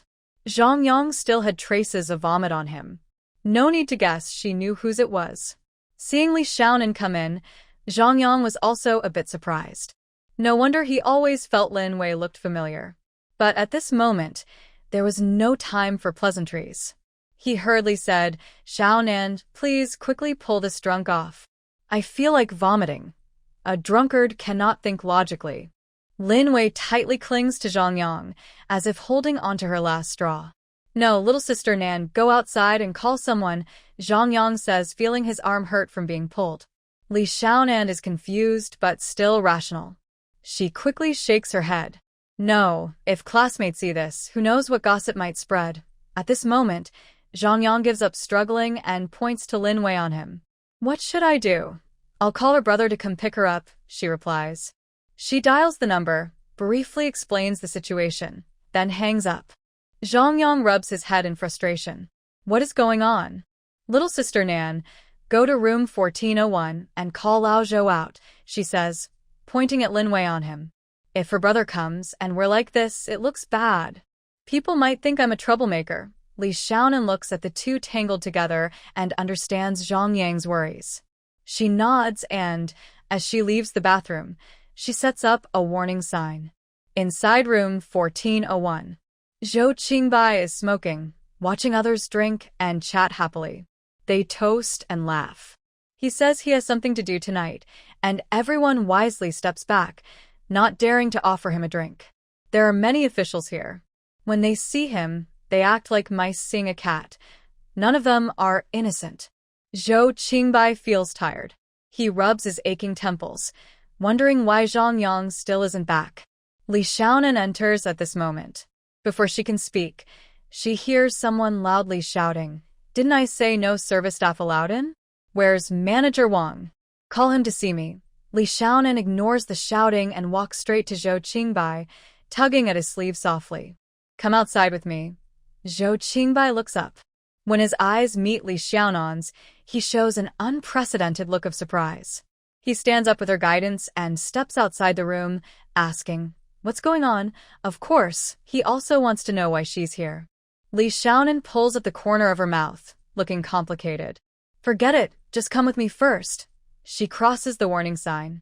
Zhou Qingbai immediately sees Zhang Yang leaning against the wall and a woman lying on him. "What's going on with you two?" Zhang Yang sees him and seems to see a savior. "Stop talking nonsense. Help me quickly." Li Xiaonan nodded heavily. With the help of the three of them, Lin Wei was finally pulled down and leaned on Li Xiaonan's shoulder, whimpering softly. Zhang Yang was standing at the sink, cursing as he cleaned up the nearly dried-up vomit. People just can't be kind-hearted. Zhou Qingbai looked at Li Xiaonan, who was embarrassed, and Lin Wei, who was drunk, and kicked Zhang Yang irritably. "Don't act innocent just because you got some benefit."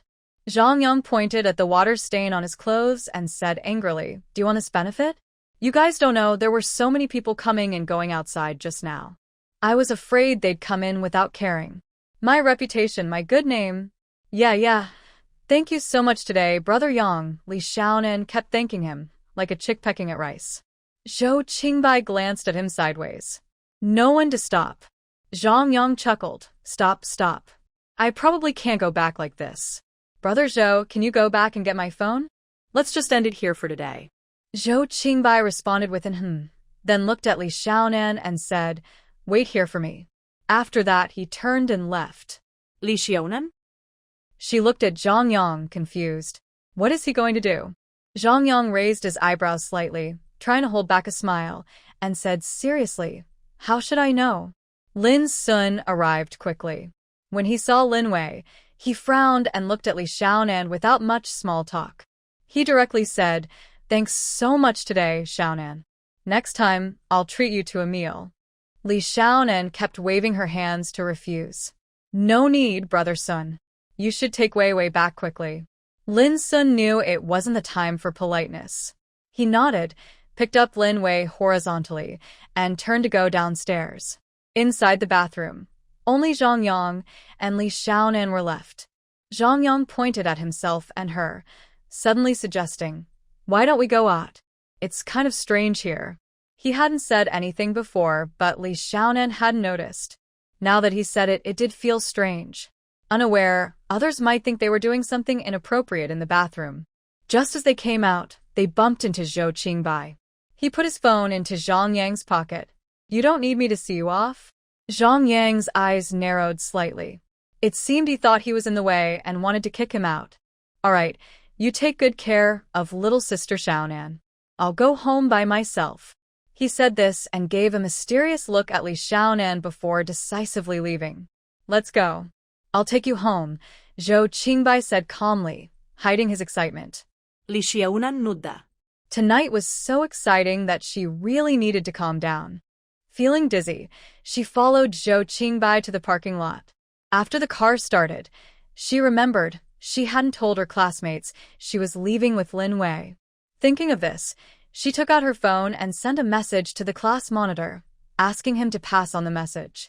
After sending the message, she realized she hadn't told Zhou Qingbai her home address. "My home is at number 9 Shikiatsu Street, Linhe District." "Okay," Zhou Qingbai replied simply and continued driving forward. Li Xiaonan tentatively asked, "This route seems wrong." Zhou Qingbai chuckled softly. "I know. Just come with me to have dinner." Dinner? Hadn't he just finished a meal? Seeming to understand her thoughts, Zhou Qingbai hinted, "I don't feel like eating with them." That statement sounded like it could lead to many thoughts. She was such a tempting sight. The car stopped in front of a wonton shop. The place looked a bit old, and even the sign on top was not lit. Inside, the space was small but very clean and tidy, giving a good impression. "Xiao Zhou, you're here. What would you like to eat? Why didn't you bring Zhang Yang along?" "Oh, and is the girl here your girlfriend?" Li Xiaonan's face turned bright red. She stammered, No, I'm his female classmate." They had known each other for so long, but this was the first time she looked so flustered. Zhou Qingbai chuckled softly and kindly helped her out. "Uncle Lin, 2 small bowls of wonton and a plate of mixed vegetables." Uncle Lin smiled and agreed. Soon, 2 bowls of wonton were served. Zhou Qingbai was in a good mood and teased, "Female classmate, do you like spicy food?" Hearing the teasing in his voice, Li Xiaonan glared at him angrily and said in a muffled voice, "Yes, very spicy." Zhou Qingbai raised an eyebrow. "A spicy girl? Huh." Seeing Li Xiaonan look like a little cat with its fur puffed up, he stopped smiling and kindly added 2 spoonfuls of chili to her dish. Uncle Lin's chili is imported from Sichuan. It's fragrant and spicy, very special. Li Xiaonan nodded and took a bite, her eyes shining with delight. "Wow, this is delicious." Although she wasn't hungry before, her appetite suddenly increased, and she couldn't help but eat a few more bites. Looking at Zhou Qingbai in front of her, Li Xiaonan was momentarily lost in thought. "Why are you looking at me like that?" Zhou Qingbai asked with curiosity. Feeling the effects of the alcohol, Li Xiaonan blurted out what was on her mind without thinking. "I feel like the real you now is not quite the same. What do you think the real me is like?" Zhou Qingbai asked gently. Li Xiaonan pointed around them. "This doesn't fit here. You should be eating at a hotel, at least at the level of lawn foam." Zhou Qingbai chuckled softly. "You really think highly of me.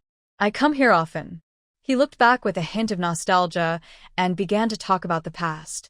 "When I was in high school, I was going through a rebellious phase. One time, after a disagreement with my dad, I ran away from home." Li Xiaonan widened her eyes, finding it hard to imagine that someone like Zhou Qingbai would run away from home. "I stayed out for 2 days. When I was almost starving and had no money left, Uncle Lin brought me a bowl of wonton. At that moment, I thought nothing was better than that bowl of wonton, not even the finest delicacies. Later, Zhang Yang also came to eat with me, and we did this for about 5 or 6 years." Zhou Qingbai smiled slightly, his lips curling up. "Isn't it disappointing to realize that I am just an ordinary person?" Li Xiaonan nudda randomly. But it also made me feel more real. She didn't understand why Zhou Qingbai told her so much.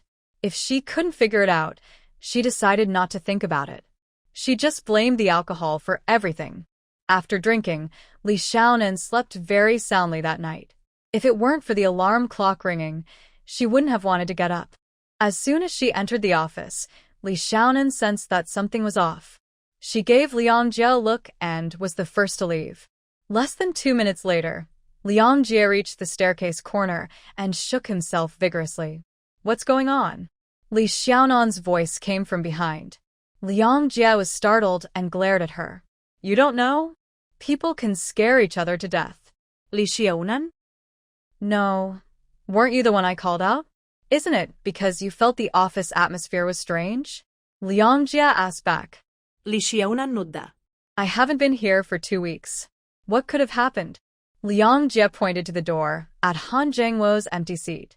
Brother Han got promoted and transferred to the Urban and Rural Construction Management Bureau in Haizhou City as deputy director, promoted and still in a full-time position at the department head level. That's a good thing, isn't it? Li Xiaonan asked, puzzled.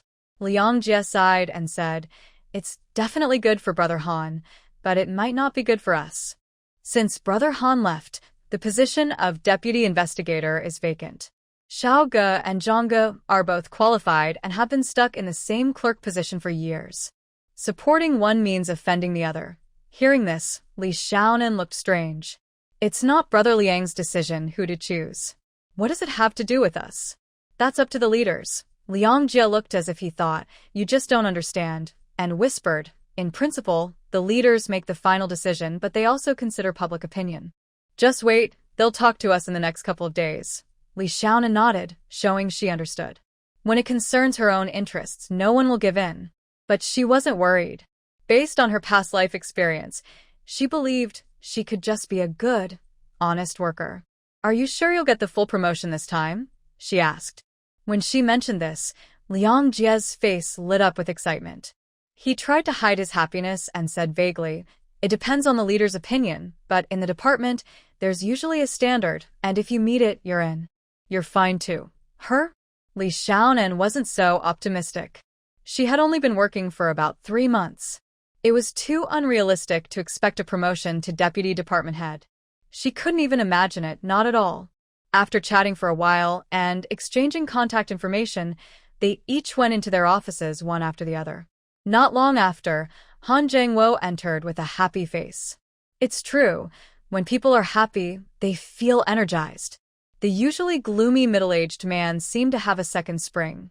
Congratulations, Brother Han, Li Xiaonan said at the right moment. Han Zhengwo smiled and greeted, Since Xiaonan is back, I want to say a few words to everyone in our office. All good things come to an end. Since I'm leaving to take up my new post, it'll be hard to come back. So, I'd like to take this opportunity to treat everyone to a meal. In an office, colleagues are both comrades in the same trench and competitors. They tend to keep things superficial and don't socialize much privately. But once they leave the organization department, they're only good friends and family. It's important to show respect, and everyone agreed to Han Zhengwo's suggestion. After Han Zhengwo left, the office returned to a strange quiet. Li Xiaonan and Liang Jie exchanged glances and started working quietly. Ding, ding, ding. Li Xiaonan's phone rang. She looked at it and saw a message from Lin Wei. I embarrassed myself yesterday. Through the phone screen, Li Xiaonan could feel Lin Wei's awkwardness and frustration. Li Xiaonan replied, Worse than you think. You got drunk, hugged a male colleague, and even vomited on him. After a while, Lin Wei sent another message, sounding calm but a little crazy. Only a few people know. Someone wants to silence me, Li Xiaonan responded, smiling. Don't worry. Besides me, only Zhou Qingbai and Zhang Yang, the male colleague you hugged, saw it. It won't take long to deal with. For some reason, Lin Wei's side went silent completely. Just as Li Xiaonan was about to get back to work, she heard Xiao Ge chuckle. Xiaonan got a new phone? Come on, save my number. Oh, okay. I thought it would be inconvenient without a phone, so I bought one. Come on, everyone save it. Li Xiaonan, almost the focus of attention, couldn't help but praise her own cleverness. If she didn't add him, wouldn't she be subtly taking sides? She didn't dare to do that. From a different angle, unseen by the others, Liang Jie gave her a thumbs up. Li Xiaonan kept a calm face, secretly feeling bitter. She thought it might be better to take a couple of days off and wait until everything settled down before returning. Sigh, She sincerely hopes the leaders make a quick decision. With such hidden currents and turbulent waters, no one can handle it. How?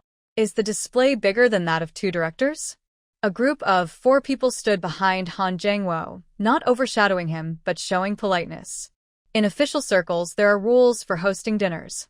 People with higher ranks usually appear last. When hosting, the host must inform the guests about who has been invited. If the vice leader arrives later than the main leader, the host would be blamed. Sure enough, after a short while, Director Wang's car arrived. Old Han, no, I should call you Bureau Han now. Congratulations. The clouds have parted, and the moon is shining, Wang Chunshan said with admiration. He and Han Jangwo came from the same group to the department, working diligently for over 10 years. Wang Chunshan was just luckier, being promoted to deputy director first.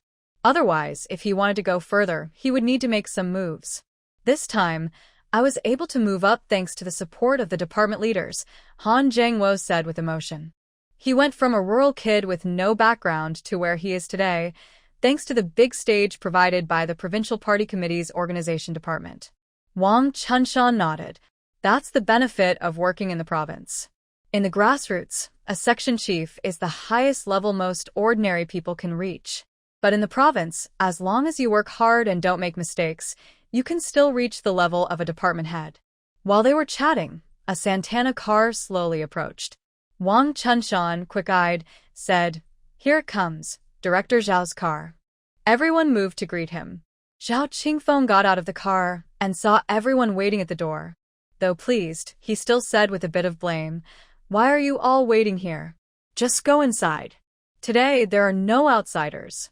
Leaders' polite words are often just formalities. Anyone who takes them seriously is naive. Han Jangwo helped Zhao Qingfeng to the main seat. Zhao Qingfeng pretended to be polite. "Old Han, I'm here to celebrate you today. Should I sit at the main seat?" Han Jangwo firmly urged him to sit down, sincerely saying, "You're my old leader. If you don't sit, who else would be qualified?" What are you saying? "We're all comrades," Zhao Qingfeng said with a smile, not refusing. Although they are both at the department head level, there are differences among department heads. Li Xiaonan sat at the door with good sense, sitting to the left and right of Liang Jie, leaving space for the servers to bring food. Zhao Qingfeng only said a few words, showing no intention of overshadowing others.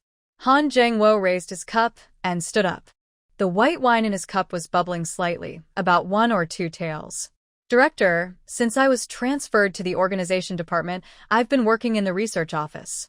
Thank you for your support all these years. I'll finish this drink, old Han." "Hey, drink less, old Han," Zhao Qingfeng said, unable to persuade him, and also took a sip. Here in Haizhou, drinking involves passing the cup around, starting with the leaders, each person toasting the next until everyone has had a turn. After a few drinks, everyone started talking more freely, and the atmosphere became lively. Midway through the banquet, Zhao Qingfeng glanced at the time and said, "It's getting late. I have work tomorrow. I suggest we finish our drinks and end here for today." When the leaders announced the end of the gathering, no one dared to refuse. They all raised their cups and drank to the end. It was a straightforward meal with Director Zhao, pleasant and to the point. After eating, everyone dispersed. In a previous life, Li Xiaonan worked in an office and often saw people who drank heavily and got clingy. When a meeting ended without much fun, they would go to a KTV to drink again. It wasn't until the 8-point regulation was introduced that these heavy drinkers finally behaved. Li Xiaonan drank 3 glasses of white wine. Now, feeling a bit tipsy, she declined Liang Jie's kind offer to see her home and walked alone on the street to clear her head and sober up. July in Haizhou was already getting hot. The sun had set, and the cool night air was refreshing. Many citizens stepped outside, strolling along the plastic track by the river. Under the influence of alcohol, dopamine kept releasing, and Li Xiaonan felt like she was walking on clouds, her mood incredibly good. Suddenly, her phone rang with a ding-ding-ding sound. Li Xiaonan didn't even look and directly answered the call. "Hello." A gentle laugh came from the other side. "It's me." Li Xiaonan moved the phone away and, under the light, finally saw the contact name. Zhou Qingba? Is there something wrong? Zhou Qingba frowned slightly on the other end. Can't he just call her without a reason? But right now, he really had nothing urgent. Today, Secretary Gao from the Provincial Party Committee took office, and he, as his secretary, had just started working. Facing many people and tasks, his head was pounding. When he had a moment to relax, he suddenly missed her. His hand moved faster than his mind, and before he could think of an excuse, he dialed her number. Are you eating? Do you want to go out? Zhou Qingba's voice was charming, but Li Xiaonan's brain short-circuited, only catching the first half of his words. I didn't eat. I was eating all night, and my stomach is full. Zhou Qingbai raised an eyebrow. Another meeting, Li Xiaonan nodded. Then, thinking that he couldn't see her through the phone, she complained, Sigh, the boss just took over the office, and everyone is here to celebrate. As if remembering something, she suddenly said, Hey, how come you have time to call me? Zhou Qingbai glanced at the time on the wall. It was 10 o'clock. He sighed. Just finished work. You should go to bed early. I'm going to get something to eat. Li Xiaonan hung up, feeling almost sober. She stopped a taxi and went home to sleep. The next morning, as soon as she arrived at the office, the phone on her desk rang. Li Xiaonan answered, Hello, Director Zhao. Come to my office. Okay, Director. She went to Zhao Qingfeng's office door. Seeing it was not closed, she knocked lightly. Director, you wanted to see me? Zhao Qingfeng gestured for her to sit. After signing the documents in his hand, he said with a teasing tone, I didn't send you to follow the assessment to make you look good. Since Director Geng came back, he's been praising you to everyone, saying your report was well written. Minister Haijie even knows about it. Hearing this, Li Xiaonan immediately broke out in a cold sweat. For a moment, she couldn't tell if Director Geng genuinely admired her or was just trying to help her. It's simple. When a team goes down together for an assessment with the same work content and the leader praises only one person, how do the others feel? Can they feel balanced inside? Li Xiaonan thought for a moment and politely explained, the successful completion of the assessment task was a team effort. The other colleagues worked hard and discussed everything thoroughly, so I could compile a complete report. Zhao Qingfeng looked at her and nodded. Good. Knowing when to step back and not being arrogant shows intelligence. Doing work like this, forming a team effort, makes things go smoothly. It's good that you understand the importance of unity among colleagues. Young talent is a good thing, but showing too much talent can easily cause jealousy. Seeing that she understood the importance of balance, Zhao Qingfeng didn't dwell on this issue. Take a look at this document. Secretary Gao from the Provincial Committee has made a request. The organization department should take the lead in strengthening the 3 lectures education work. After speaking, Zhao Qingfeng looked up at her. Minister Haijie personally named you to come up with a plan for the activity. He paused for a moment and said meaningfully, Shaoli, this is both an opportunity and a test for you. Do you have confidence? After leaving Director Zhao Qingfeng's office, Li Xiaonan went straight to the archives room to look for materials related to the 3 Talks campaign. Since she had made a firm promise, she had to do this job well and make it stand out. A person can be modest, but not truly incapable. She had written many activity plans before, but writing one that could impress the leaders was a real skill. She already had some ideas. Just like writing a paper, a plan also needed focus.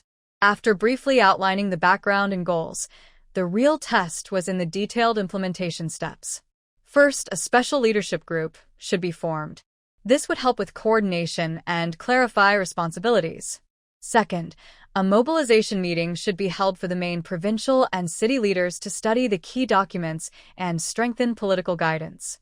Third, a supervision team should be set up to identify major issues, create a list of problems, and solve them through research and discussions.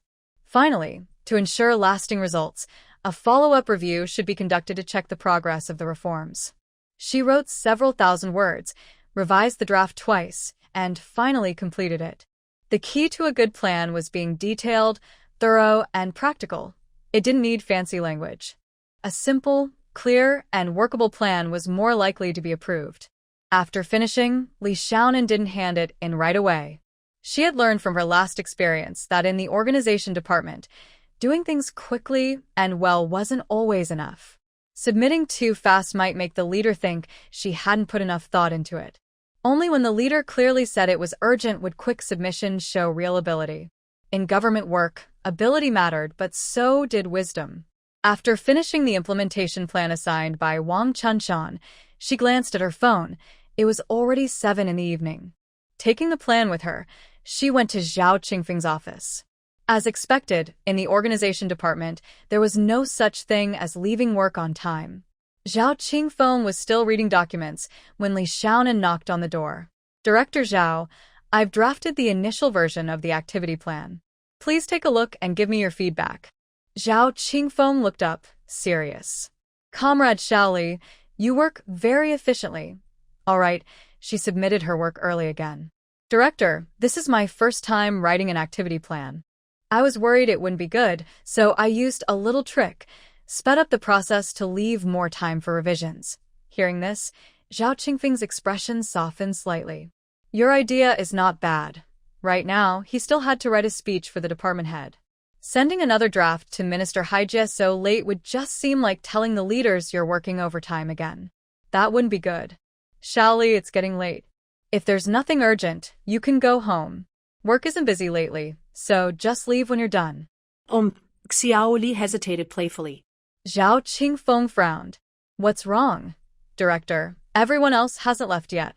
If I leave first, isn't that bad for team unity? Zhao Qingfeng put down his pen and called Wang Chunshan's office. I don't have anything urgent.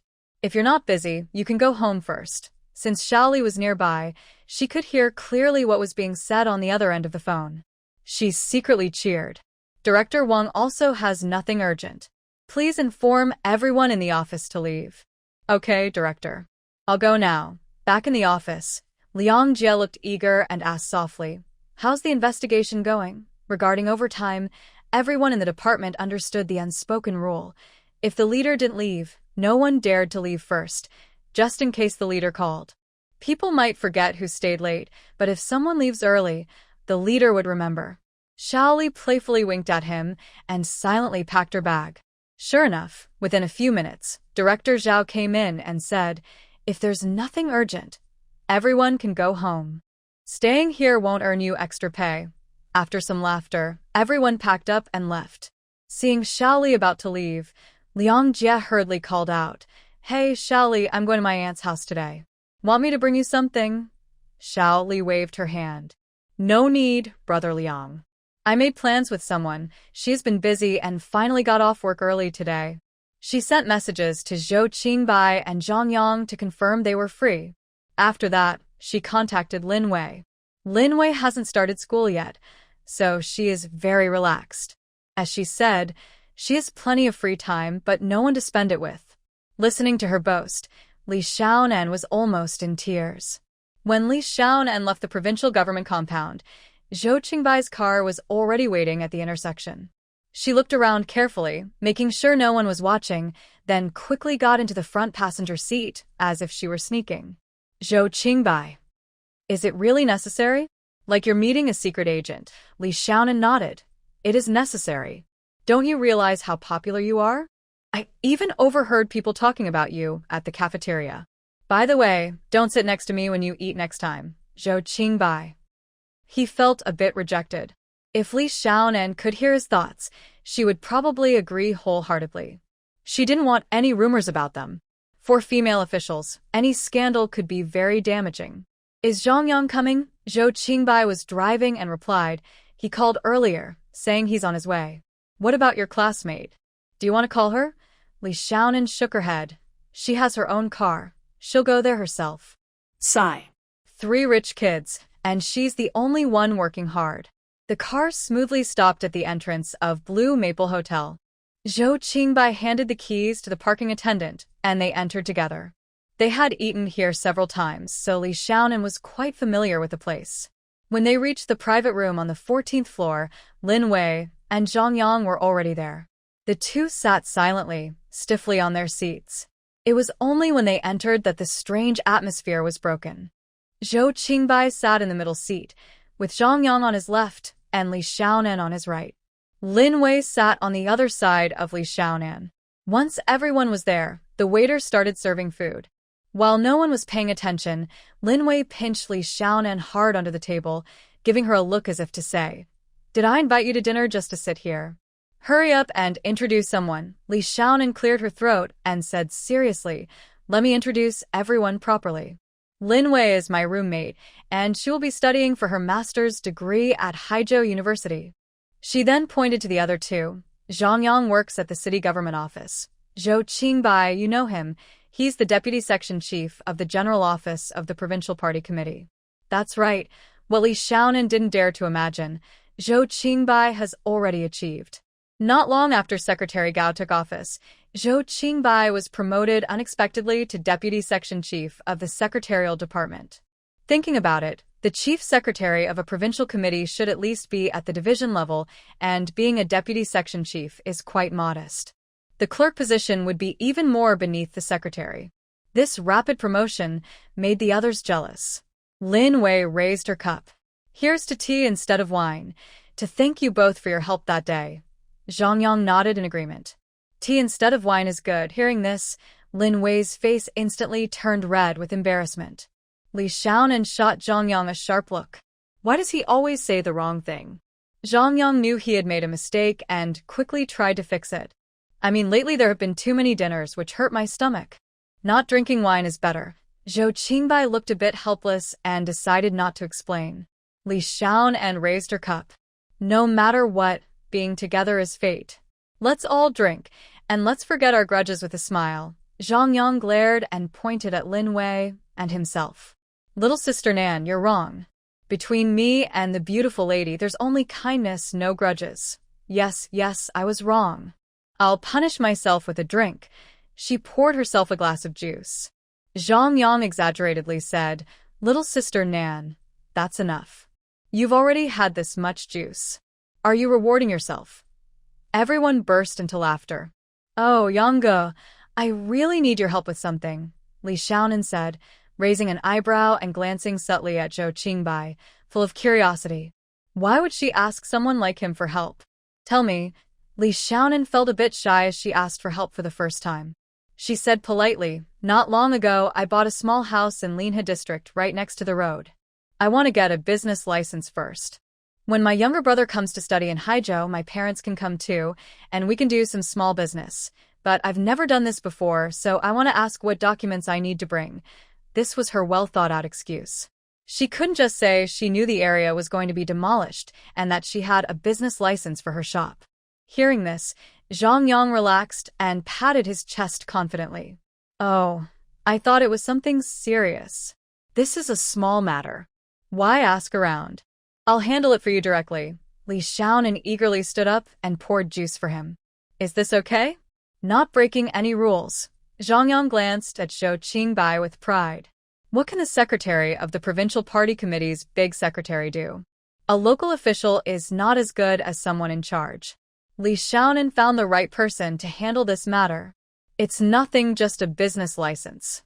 What's there to break rules about? "I didn't say anything wrong." Second leader, his smug expression was fully displayed. Zhou Qingbai didn't reply directly.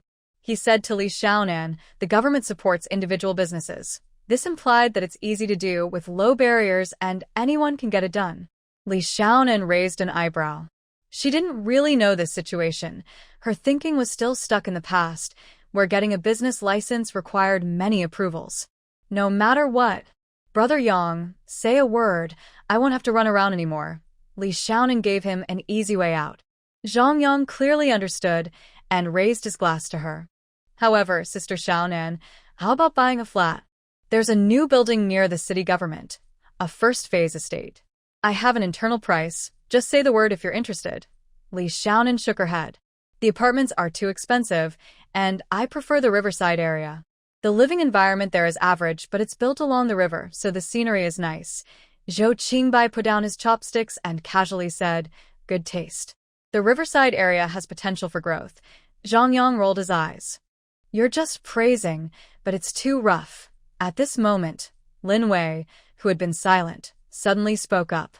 "I also think that area will develop, and strongly so." Zhang Yang's smile gradually faded. He had heard nothing about development plans from the government office. How come these people are so confident? He suddenly became interested. Tell me more. Lin Wei put down her chopsticks. Many outside developers have come to Haizhou, buying land in the riverside area. The district government is making a lot of money. The rest of her words didn't need to be spoken aloud. Everyone understood. Zhou Qingbai tapped his knuckles and casually said, "Are there any other places in Haizhou that will develop?" Urban expansion is inevitable. The riverside area has a good location and is suitable to become a secondary center. Zhang Yang thought more and more that it made sense. He looked at the three of them in surprise, then finally focused on Li Xiaonan. "Xiaonan, you see it too?" Li Xiaonan shrugged and spread her hands. "How could I? I only figured it out after hearing them talk." Zhang Yang looked and felt completely disappointed. Everyone could see that he was just a beginner.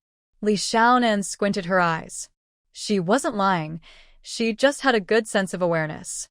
Saying she figured it out was a bit unfair. They had a happy meal together. After eating and drinking enough, everyone went home. Lin Wei went to Li Xiaonan's place to meet her, and they left in the same car.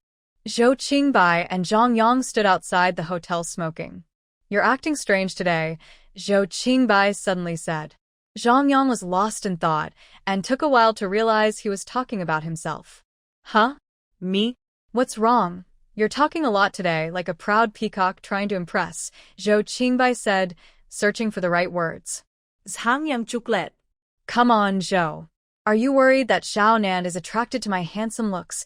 Zhou Qingbai looked at him sideways, took a puff of his cigarette, and said seriously, "She has good eyes. If you can't handle it, don't start. It only hurts others and yourself." Zhou Qingbai patted his shoulder and turned to leave. Zhang Yang laughed softly and called after him. "And you? Can you handle it? Would your family head agree?" Zhou Qingbai turned around confidently and said, "I dare to fight back." Suddenly, Zhang Yang asked, "Running away from home? Get lost?" Zhou Qingbai snapped. Meanwhile, Lin Wei's car stopped steadily by the roadside. Li Xiaonan took out a flashlight. "Help me open the door." They went to the yard and saw a lounge chair under the grapevine. Lin Wei lay on it, gently rocking, feeling very relaxed. Looking outside, I thought it was a mess, but once I got into the yard, I saw it was a different world. "It's very tidy." Li Xiaonan smiled. "You overthink. I'm so busy I can't even eat, rushing back day and night. When would I have time to tidy up? We sleep in the same room. That room is empty and full of dust." "All right," Lin Wei agreed. "Seeing how you are, I also want to buy a house and move out." Sure, living alone is comfortable. Lin Wei wasn't short of money. The housing prices in Haizhou were low, and any place would appreciate in value. Buying one was like making a profit. They talked back and forth into the late night. Eventually, Li Xiaonan couldn't hold on and fainted. The next day, Lin Wei left her at the provincial party committee's entrance and then departed. As soon as I entered the office, Liang Jie approached me with a mischievous look. "Did you take a car here?" Li Xiaonan raised an eyebrow. "You saw that. Just now, I happened to glance out the window and saw you." "Boyfriend?" Li Xiaonan rolled her eyes. "You're really good at guessing." "No, girlfriend." "Oh, that's boring." Li Xiaonan put her bag into the cabinet. "You should worry about yourself first. At your age, your family might be quite anxious." Liang Jie was clearly hurt by this. He looked into the mirror, frowning at his receding hairline, and silently shed tears. "Li Xiaonan, you've changed." "Who has changed? What has changed?" Zhao Qingfeng asked casually as he walked in. Seeing Director Zhao come in, Liang Jie, who had been pacing on the floor, sat down heavily at his desk. He chuckled nervously. "Nothing, Director." "You must have heard wrong." Zhao Qingfeng shot him a glance. When he's deaf and blind, it's time to give the young people some lessons." "Liang Jie, come with me." Li Xiaonan looked down, a slight smile on her lips. Before she could show her teeth, Zhao Qingfeng added, "Xiao Li, you come too." The two close friends followed Zhao Qingfeng closely.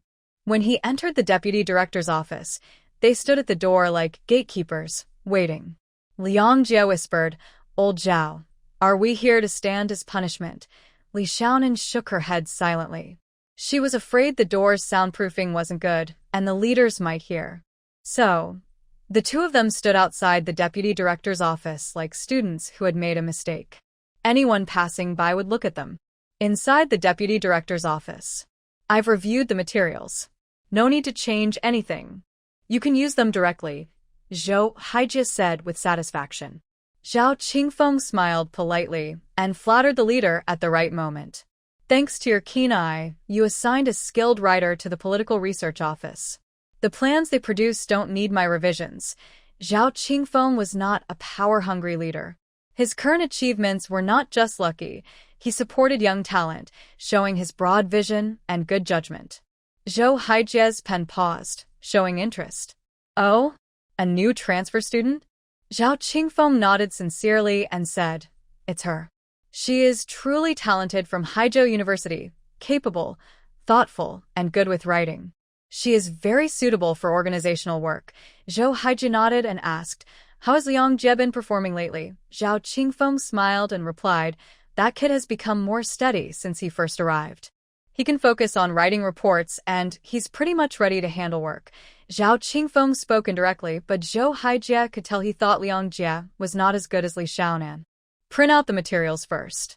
I've finished talking with the director. There will be a department meeting at 9 o'clock. Please notify the vice ministers in the office. Time was tight, and the task was heavy. Zhao Qingfeng didn't dare delay. He immediately stood up and said, Understood, Minister Haijie. I'll go right now. He opened the door and ordered, There's a department meeting at 9. You two go print the materials.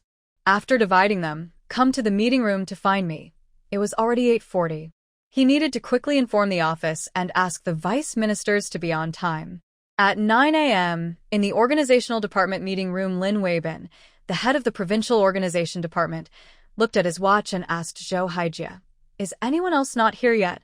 Zhou Haijie quietly replied, Deputy Minister Kai is still on the way.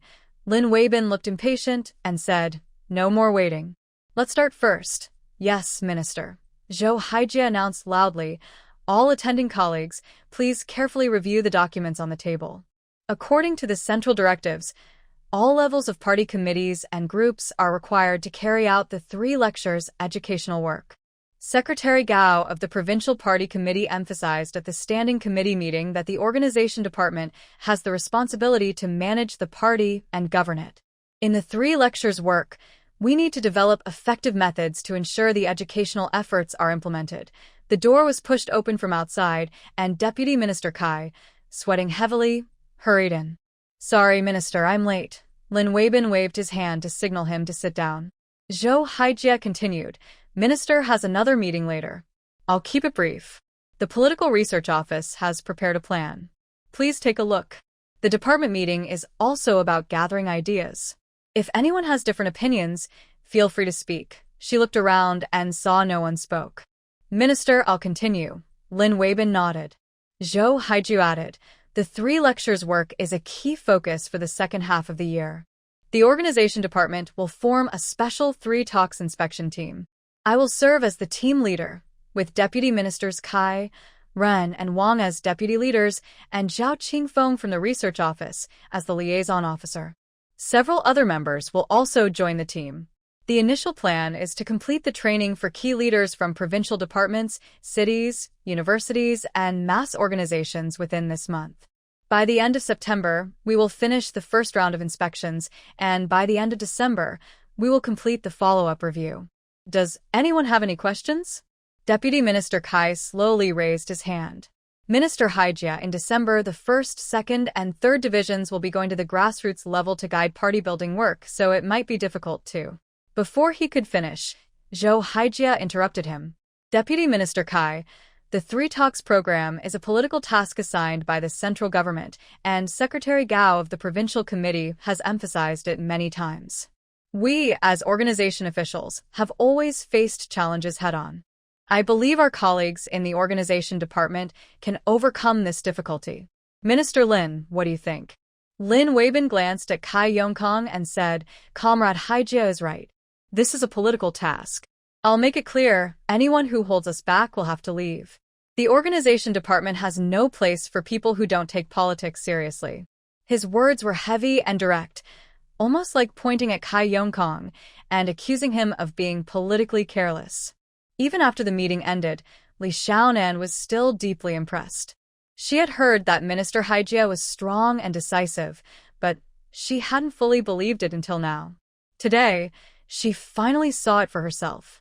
She thought, a woman like that is truly admirable, a role model for us all. In the political world, she stood her ground among men, never giving an inch. Indeed, the better the platform, the more outstanding the people you meet. Zhou Haijie remained seated, writing and making notes on her paper. Director Zhao, inform everyone from the 1st, 2nd, and 3rd divisions to come for a short meeting. After receiving the order, Zhao Qingfeng quickly went to notify them. Soon, the meeting room was full. All right, everyone's here. Let's keep it brief. I know the year-end assessment work is heavy, but the 3 talks program is just as important. You've probably heard what the minister said earlier. She paused and looked around the room. Since the minister made it clear that no one can fall behind, each division should coordinate its own work and assign 2 people to join the inspection team. The research office will take the lead, and other divisions should send their personnel information to Director Zhao. That's all. Meeting adjourned. The meeting was short and to the point. As soon as Zhou Haijie finished speaking, she stood up and left. Everyone looked at each other in surprise. The organization department was busy, but it was because there were few people and many tasks. They were already overwhelmed, and now 2 people were taken away. By the end of the year, they would be extremely busy. The directors of departments 1, 2, and 3 looked at each other and smiled bitterly. Li Xiaonan and Liang Jie walked together toward the office. Suddenly, Liang Jie said, "Should we also go on patrol?" Li Xiaonan glanced at him. "Do you even need to ask?" Of course we should. Why are you so excited? For Li Xiaonan, going out on patrol was no different from staying in the office.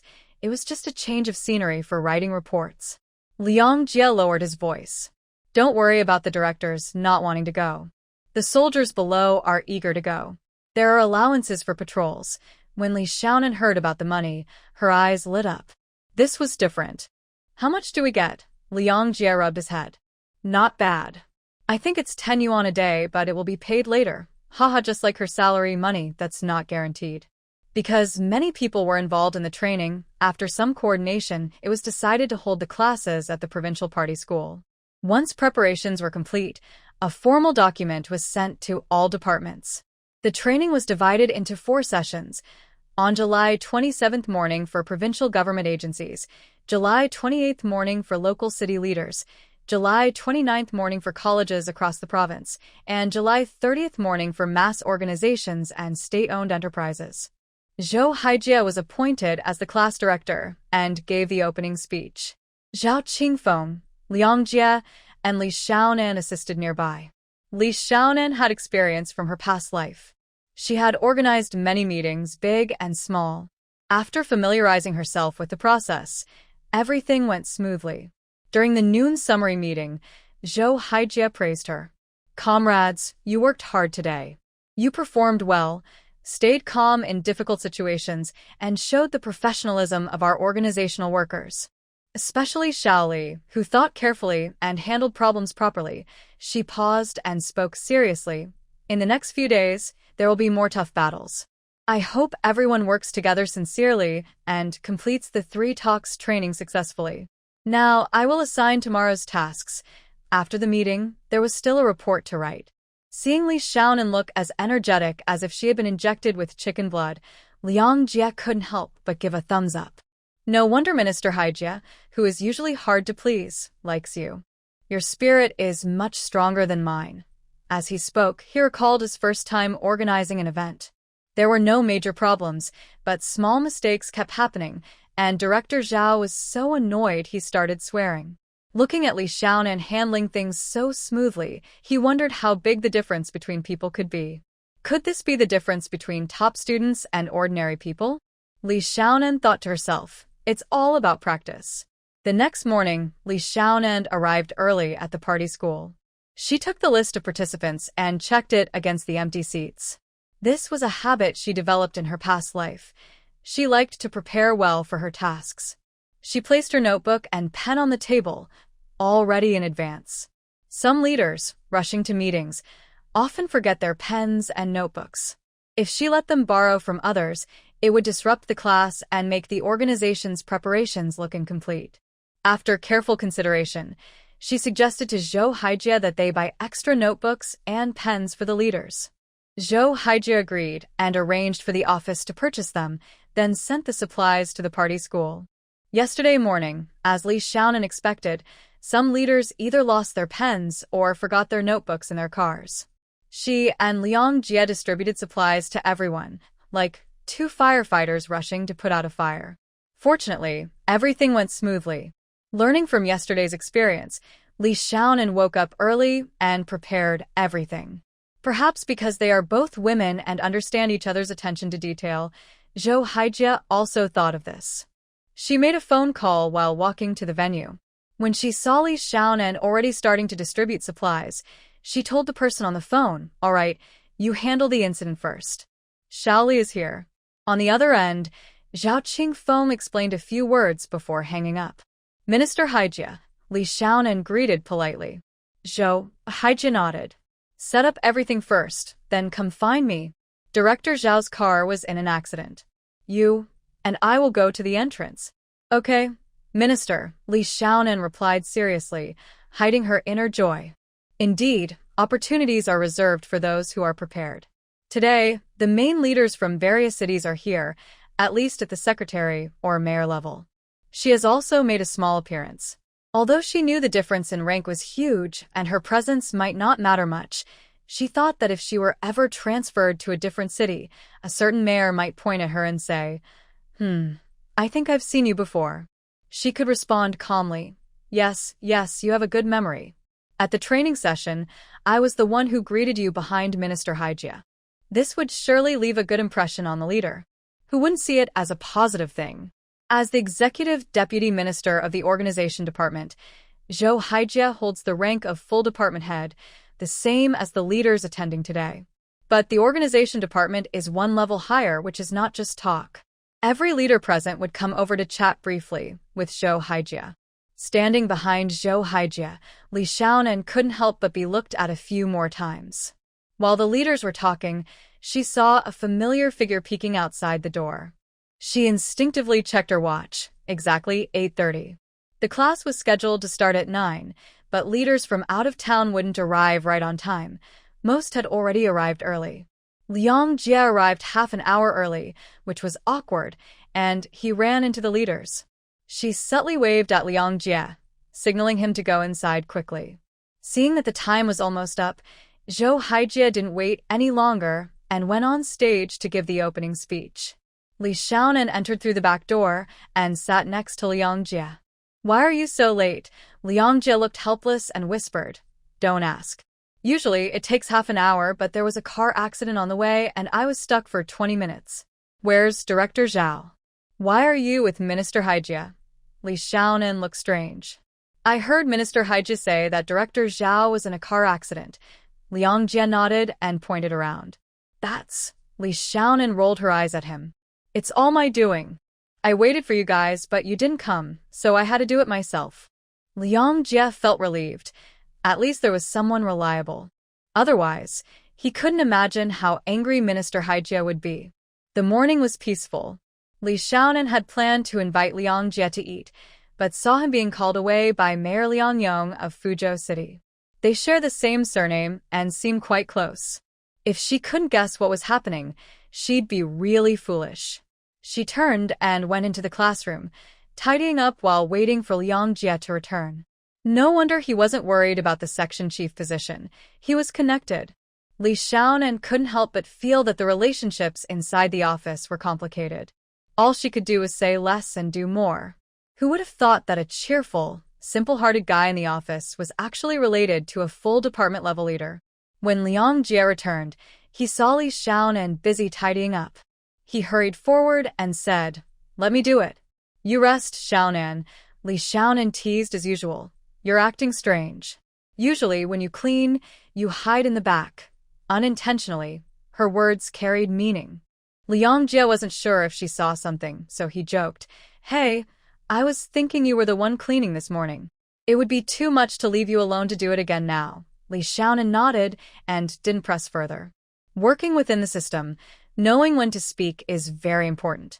If Liang Jia wanted to say something, he would have already joined her in the conversation. Since she didn't want to talk, probing further would only annoy her. At that moment, Li Xiaonan's phone rang. Seeing her walk away to answer, Liang Jia relaxed. Only Director Lin and Director Haijia knew about his relationship with Liang Yong. Having connections isn't something to be proud of.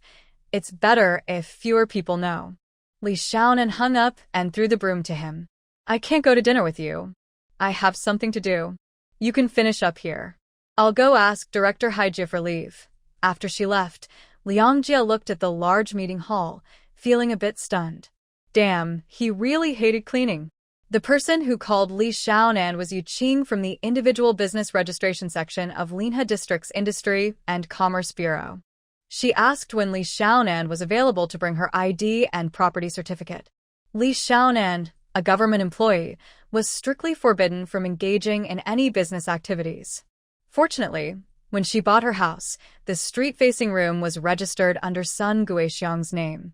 Li Xiaonan first went home to get copies of her ID and the original property certificate, then went to the Linhe District Industry and Commerce Bureau. The door to the Individual Business Registration section was not locked. She knocked lightly and asked, "May I ask who is Director Yu Qing?"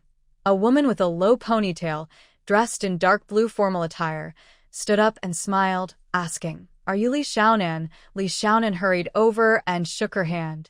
"Yes, I am." "Hello, Director Yu. Sorry to trouble you." Yu Qing waved her hand. "You were introduced by Xiaozhang, right?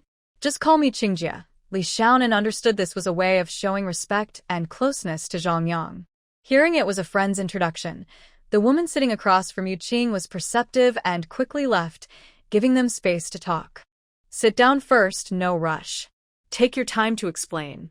Zhang Yang just mentioned it briefly and didn't explain the details clearly. Li Xiaonan understood that even if someone was helping with the matter, all the necessary procedures must be followed. "Qingjie, the house is near the road, but not on a main street.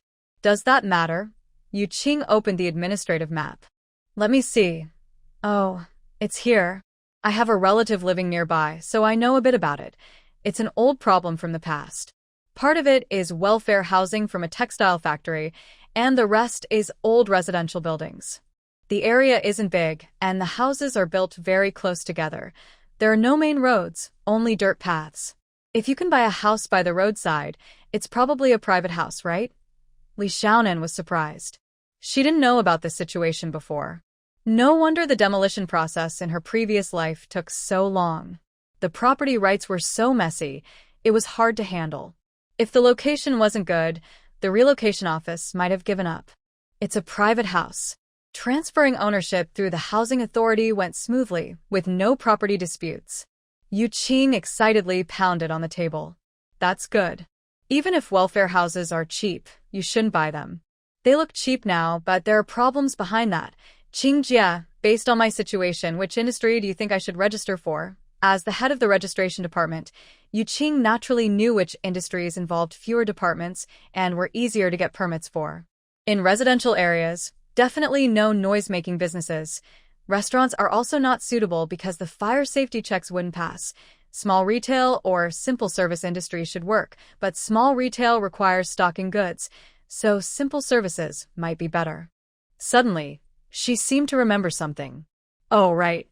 The land used to be a textile factory. You could choose sewing and repair services as your business scope. When you have free time, you could get a second-hand sewing machine for your home as a backup. Is that okay? Li Xiaonan nodded. Sure, Qingjie. You're the professional, so you consider everything carefully. I'll listen to you. Sewing and mending are skills anyone can do a little of. Being able to handle what Zhang Yang asked her to do, Yu Qing felt relieved. Although she was a department-level official and Zhang Yang was just a junior staff member, she had a better platform, working in the city government office with connections. Reaching her position was only a matter of time. But she was different. As a woman, her chances of promotion within the system were limited. The connections she had at home were already at the department level. As long as she didn't make mistakes, She could use her authority to build good relationships with promising colleagues without losing anything. Although Li Xiaonan's procedures have some flaws, they are not considered mistakes. While processing Li Xiaonan's paperwork, Yu Qing chatted casually. You and Zhang Yang are friends and both work at the city government. No, sister. Zhang Yang and I are classmates. We both graduated from Haida and took the civil service exam together. He works in the city, and I was assigned to the Provincial Party Committee Organization Department. When necessary, Li Xiaonan doesn't mind showing her arm. She can't rely on others for everything. Building her own network is very important. Of course, she also understands that being valuable makes one more respected and favored. Hearing this, Yu Qing's smile deepened, and she sat up slightly. The Provincial Party Committee Organization Department is a promising place. You're much better than Xiao Zhang. Li Xiaonan modestly waved her hand. Oh, we're both just small workers serving the leaders. Like you, Sister Qing, young and already a department-level official. You will surely have a bright future. Unknowingly, Li Xiaonan hit a nerve. Although her future path is uncertain, Yu Qing feels proud that at 38, she is on her way to a senior leadership position. Xiaonan, your youth is your capital. Li Xiaonan smiled and continued to flatter her. Oh, Sister Qing, you're not that old either. You look only a few years older than me. This is true. Yu Qing's well-maintained, prosperous appearance doesn't look very young. No woman dislikes hearing this, and Yu Qing was no exception. She let out a tinkling laugh. Playfully, she said, Nonsense. I'm already 38. Li Xiaonan appropriately showed surprise. Wow. I can't tell at all. Sister, if you didn't say, I would think you're only 27 or 28. When she came in earlier, she wondered who among the young people was Director Yu. Ha ha. Yu Qing couldn't help but laugh happily. She handed the completed license to Li Xiaonan. Here you go. Done. Chatting while working makes things faster, mainly because you work efficiently. Holding her long-awaited business license, Li Xiaonan praised her, as if it cost nothing. By the way, Sister Qing, I have a question for you. When I bought my house, the side house was actually the front and backyard, but the backyard doesn't have a property certificate. Can I get a business license in this situation? Yu Qing frowned. This is a bit complicated. We definitely need a fixed place for production and business, whether rented or bought. Seeing her hopeful expression, Yu Qing thought for a moment and continued, Tell me about the backyard. I'll find out more. The previous owner was an old resident. The yard is large, so they built a small structure themselves, thinking of using it as a warehouse. The sides facing north. Everything else is like a normal house, Li Xiaonan explained. Does it have a land use certificate? Yu Qing asked. Li Xiaonan nudda. Yes, it definitely has one. Yu Qing picked up her phone, waved her hand to signal her not to speak, and said, Hello, Lao Zhang. Yes, it's me, Yu Qing from the individual department. I have a sister, and this is the situation at home. Okay, I'll have her go to the real estate bureau to find you. Thank you so much. We must have a meal together another day. After hanging up, she winked at Li Xiaonan. It's settled. Take the land certificate and a copy of your ID to the property office. Once the property certificate is ready, come back and see your sister. Yu Qing is a smart person, otherwise, she wouldn't be a department head. Since she decided to invest, she wants everything to be perfect. Thank you so much, Sister Qing. My real sister is no match for you, Li Xiaonan said, standing up in surprise and sincerely holding Yu Qing's hand. Seeing her gratefulness, Yu Qing was very pleased. There are no free favors in this world. She made this call to build good relationships. If it weren't for Li Xiaonan being a capable person, she wouldn't do this. Sister, what's your phone number? Can you tell me? I'm alone in Haizhou, and I rarely have someone to talk to. Meeting Sister Qing today made me realize what it means to feel an instant connection. If I'm not bothering you, I hope we can stay in touch. Yu Qing called her on the landline at noon. Some things and words are not convenient over the phone. Yu Qing smiled, knowing she was a sensible person. There's no trouble at all. I accept you as my sister. You're new here, so if you need anything, just call me. Since Yu Qing left, Li Xiaonan hurried back home to get the land certificate. Luckily, everything was in Linhe district, not far away.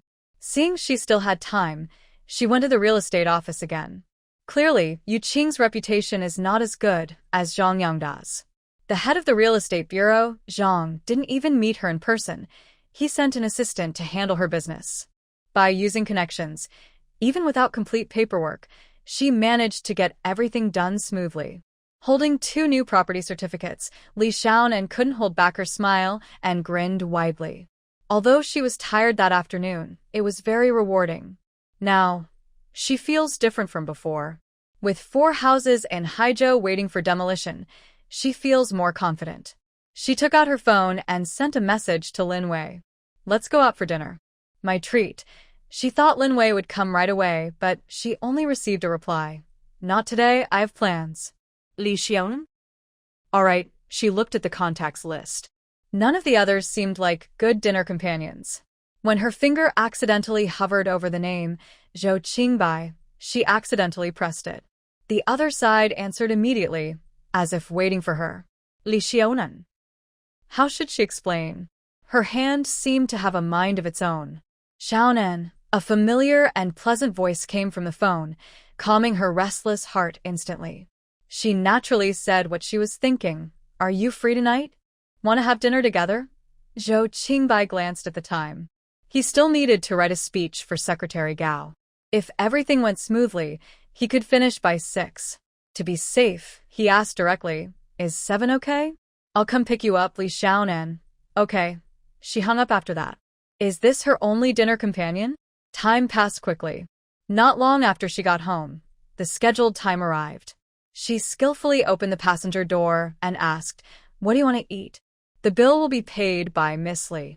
Zhou Qingbai raised an eyebrow. So generous. Is something good happening? Li Xiaonan nodded and explained the whole story. Anyway, today went very smoothly. Everyone I met was very nice. Zhou Qingbai nodded. That section chief is a smart person. Li Xiaonan understood his implication and smiled knowingly. No matter what, feeling appreciated by others is pretty good. Zhou Qingbai drove to Uncle Lin's wonton shop. Don't you want to eat something good? Li Xiaonan asked. She suspected Zhou Qingbai was trying to save money for her. Qingbai Zhou shook his head. Recently, I've had a lot of social events. I really miss Uncle Lin's home-cooked meals. Let's go. The 2 of them opened the door happily and saw 2 familiar figures. It was Lin Wei who had a meeting today and Zhang Yang? Lin Wei looked up. When she saw who they were, her chopsticks with wontons dropped in surprise. She looked stunned, clearly not expecting to meet them here. Zhang Yang turned his head and looked at the door along her line of sight, raising an eyebrow slightly. After a brief, awkward stare, the 4 of them squeezed around one table, sitting in a line like elementary students. Qingbai Zhou said dismissively, Move over there. It's too crowded. Zhang Yang? Big brother, I got here first, okay? Who brought you here? You did. That's enough. Ha! Zhang Yang was amused by his bossy logic. All right, is this far enough? Before Zhou Qingbai could speak, Li Xiaonan started talking. Did you make plans for today? Yes. With Zhang Yang? Yes. Li Xiaonan sighed in relief and nudged Lin Wei with her arm. Hey, you should have told me. The 3 of us together would be fine. No need for Secretary Zhou to join me for dinner. Lin Wei? Zhang Yang? Zhou Qingbai. Seeing the 3 of them looking at her with confused expressions, Li Xiaonan blinked. What's wrong? After a moment, Zhang Yang finally said, Xiaonan, you really are a sweet, naive girl. Li Xiaonan rolled her eyes and ignored his silly words. She briefly explained today's paperwork situation and finally sighed. Qingjie is really quite warm-hearted. Zhang Yang looked proud. You should see who made the arrangements. At this moment, Lin Wei also asked, By the way, Xiaonan, is there anyone nearby selling a house? She had been interested when she visited last time. Li Xiaonan shook her head. I don't know. You know I'm rarely home during the day, but there's a lady in our alley who's a real estate agent. Her surname is Li. She should know. Our house can be bought easily, thanks to her help. As they spoke, the wontons were served. Uncle Lin looked at the 4 of them and sighed. You 2 young guys brought your girlfriends here. I have to say, time really does make us grow older. Lin Wei's face turned slightly red, while Li Xiaonan looked helpless. She had explained before, but Uncle Lin chose to ignore her. There was nothing she could do. Zhang Yang quickly said, "Hurry up and eat. The wontons will get cold soon." Li Xiaonan was confused. She didn't understand what he was talking about, especially in this hot weather. Why would the food get cold? But the soup was really delicious. Zhou Qingbai looked at the two of them thoughtfully.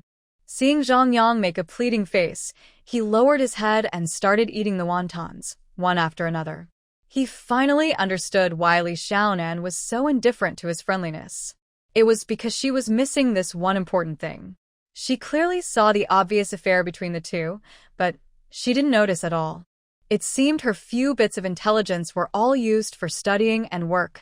The four of them finished eating and went home separately. Originally, Zhou Qingbai and Lin Wei wanted to see Li Xiaonan off, but she firmly refused.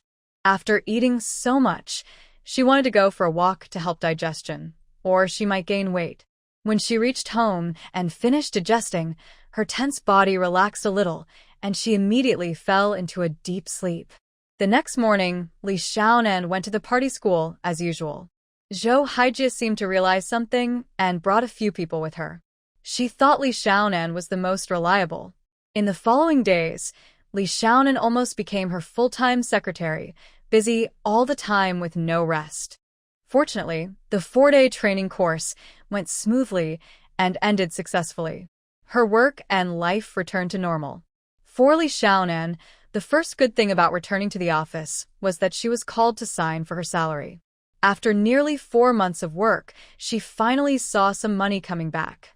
Including the bonus for her assessment, she received a total of 2,760 yuan. It felt like a big change. She was finally getting ahead. After collecting her paycheck, Li Xiaonan returned to her office and quickly sensed that something was wrong. She decided to take a break for 4 days. She gave Liang Jie a signal, indicating she wanted to talk privately.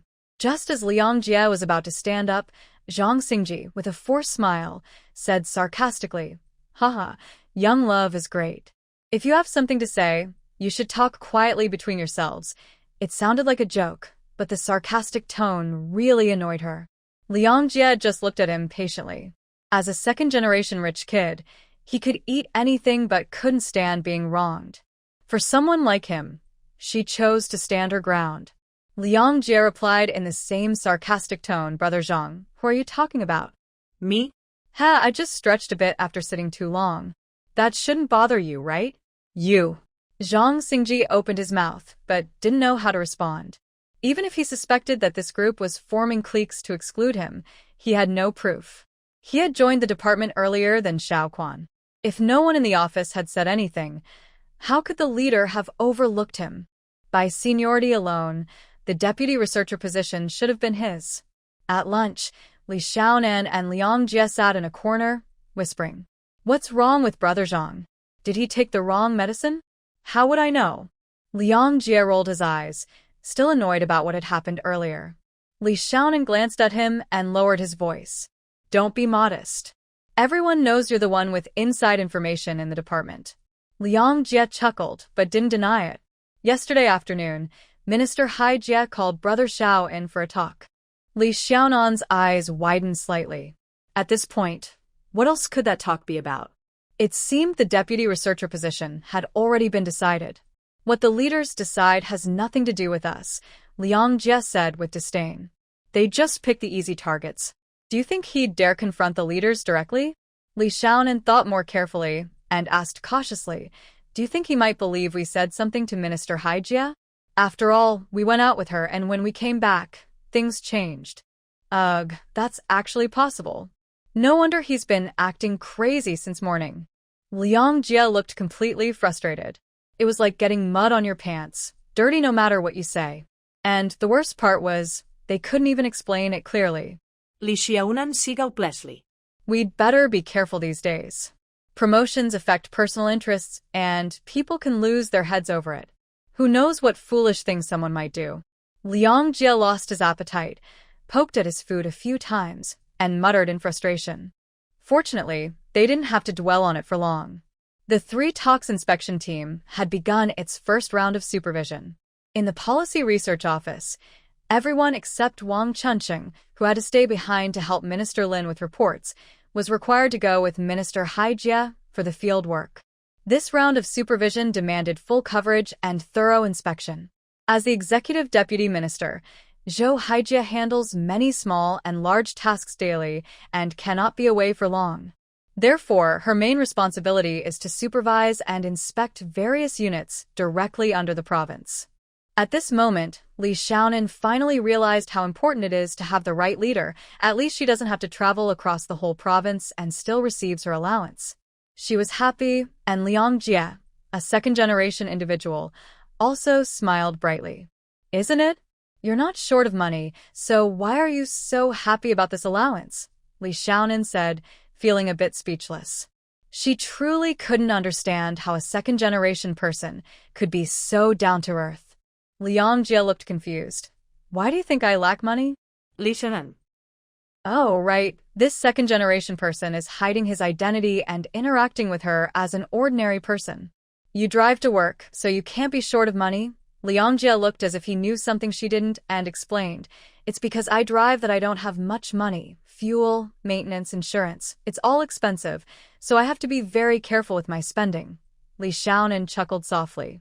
By late September, their first supervision mission was successfully completed, and the results were quite good. The supervision team used various methods like on-site investigations, democratic evaluations, and private conversations to help leaders identify problems. In summary, the entire province found 13 issues, and 9 units were ordered to make corrections. At the summary meeting, Lin Weiben praised the work of the supervision team, saying, "Everyone has worked hard during this period. Doing this work early also helps us prepare for future reviews and lays a solid foundation." After the meeting, Zhao Qingfeng approached Li Xiaonan. "Please submit the report as soon as possible. Minister Haijie needs it urgently." He hurriedly left after speaking. Liang Jie, with a mischievous smile, came over and made a sarcastic remark. "I knew it would fall on you. Capable people work harder." Li Xiaonan chuckles after finishing the report. She thought for a moment and decided to deliver it to Zhao Qingfeng's office. Although she usually reported directly to Minister Haijie during inspections and submitted materials, that was during special circumstances. Back at the department, she was worried that reporting through higher channels might upset Zhao Qingfeng. "Shali, wait a moment and lock the door when you leave," Zhao Qingfeng instructed. Li Xiaonan didn't understand but obediently sat down. Zhao Qingfeng cleared his throat and smiled. "You've been here at the department for over half a year, right?" Li Xiaonan nodded. "Yes, Director. I reported in at the end of March." Zhao Qingfeng sighed. "Time flies so fast." After a suitable pause, he continued naturally. "Shaoli, during this time, both Minister Haijie and I have seen your growth. The department has decided to give you more responsibilities.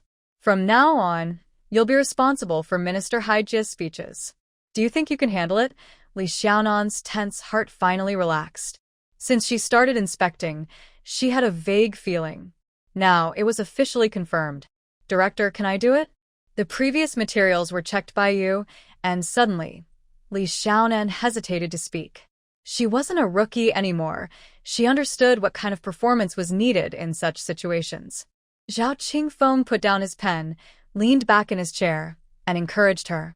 "You were mentored by me from the start, so writing materials is no problem. Shaoli, you need to understand that having strong personal skills is one thing, but having a good foundation with the people is equally important." Anyway, she was someone he had trained, so he added a few more words. "You still need to practice your manners and how to deal with people. Being able to work with Minister Haijie is a good opportunity. Learn as much as you can." The last 6 words were what Zhao Qingfeng truly wanted to say. Being noticed by Zhou Haijie was an opportunity others would envy. Li Xiaonan stood up and bowed. "I will study hard, and I also thank you, Director, for your guidance during this time." Zhao Qingfeng waved his hand with a smile. "Haha, no need to get so emotional. It's not like you're being transferred far away. We're in the same building. After you go back, organize your current work, wait for the announcement, then hand over to Xiao Quan and move to Minister Haijie's office." The results of the department meeting quickly came out, confirming the list of promoted personnel. The 1st, 2nd, and 3rd divisions worked together to organize assessments and interviews. Related to the research office, Xiao Quan was proposed for promotion to deputy researcher, and Liang Jie for promotion to senior clerk. The most surprising news was that Li Xiaonan was proposed for promotion to deputy senior clerk. Having only worked for half a year, she was promoted. Even if it wasn't a formal position, it was an exceptional move. Li Xiaonan remained calm inside. When Zhao Qingfeng talked to her, she subtly revealed her feelings. Otherwise, how could they mention the support of the public and say she should announce it before handing over the responsibilities? There are 4 people in the office. 3 of them have been promoted, and no one dares to speak, afraid of upsetting someone's fragile nerves. Zhang Xingji frowned, suddenly stood up, and with a loud bang, knocked the table askew. He stormed out angrily. Liang Jie waved his phone at her. Li Xiaonan understood immediately. She opened it and saw several unread messages. She looked through them one by one. They were all complaints or gossip, nothing important. She looked at Liang Jie with some frustration. Don't you have to pay to send messages? Liang Jie was stunned.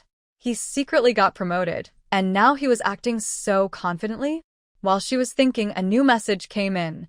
The leader's decision, can I know it first? No matter how they tried, anyone who managed to get into the Provincial Party Committee Organization Department knew that during the assessment period, they had to stay low-key. After work, Li Xiaonan politely declined Lin Wei's invitation and stayed at home quietly. In her past life, she worked at the grassroots level and had seen all kinds of shady characters. The most outrageous incident was when a certain official learned he was going to be promoted and took his whole family out to celebrate. The next day, a tip-off letter arrived at the Discipline Inspection Commission, accusing him of illegal dining and suspected benefit exchange, and the assessment was paused. Later, the Discipline Inspection Commission confirmed that the family had simply gone out to eat.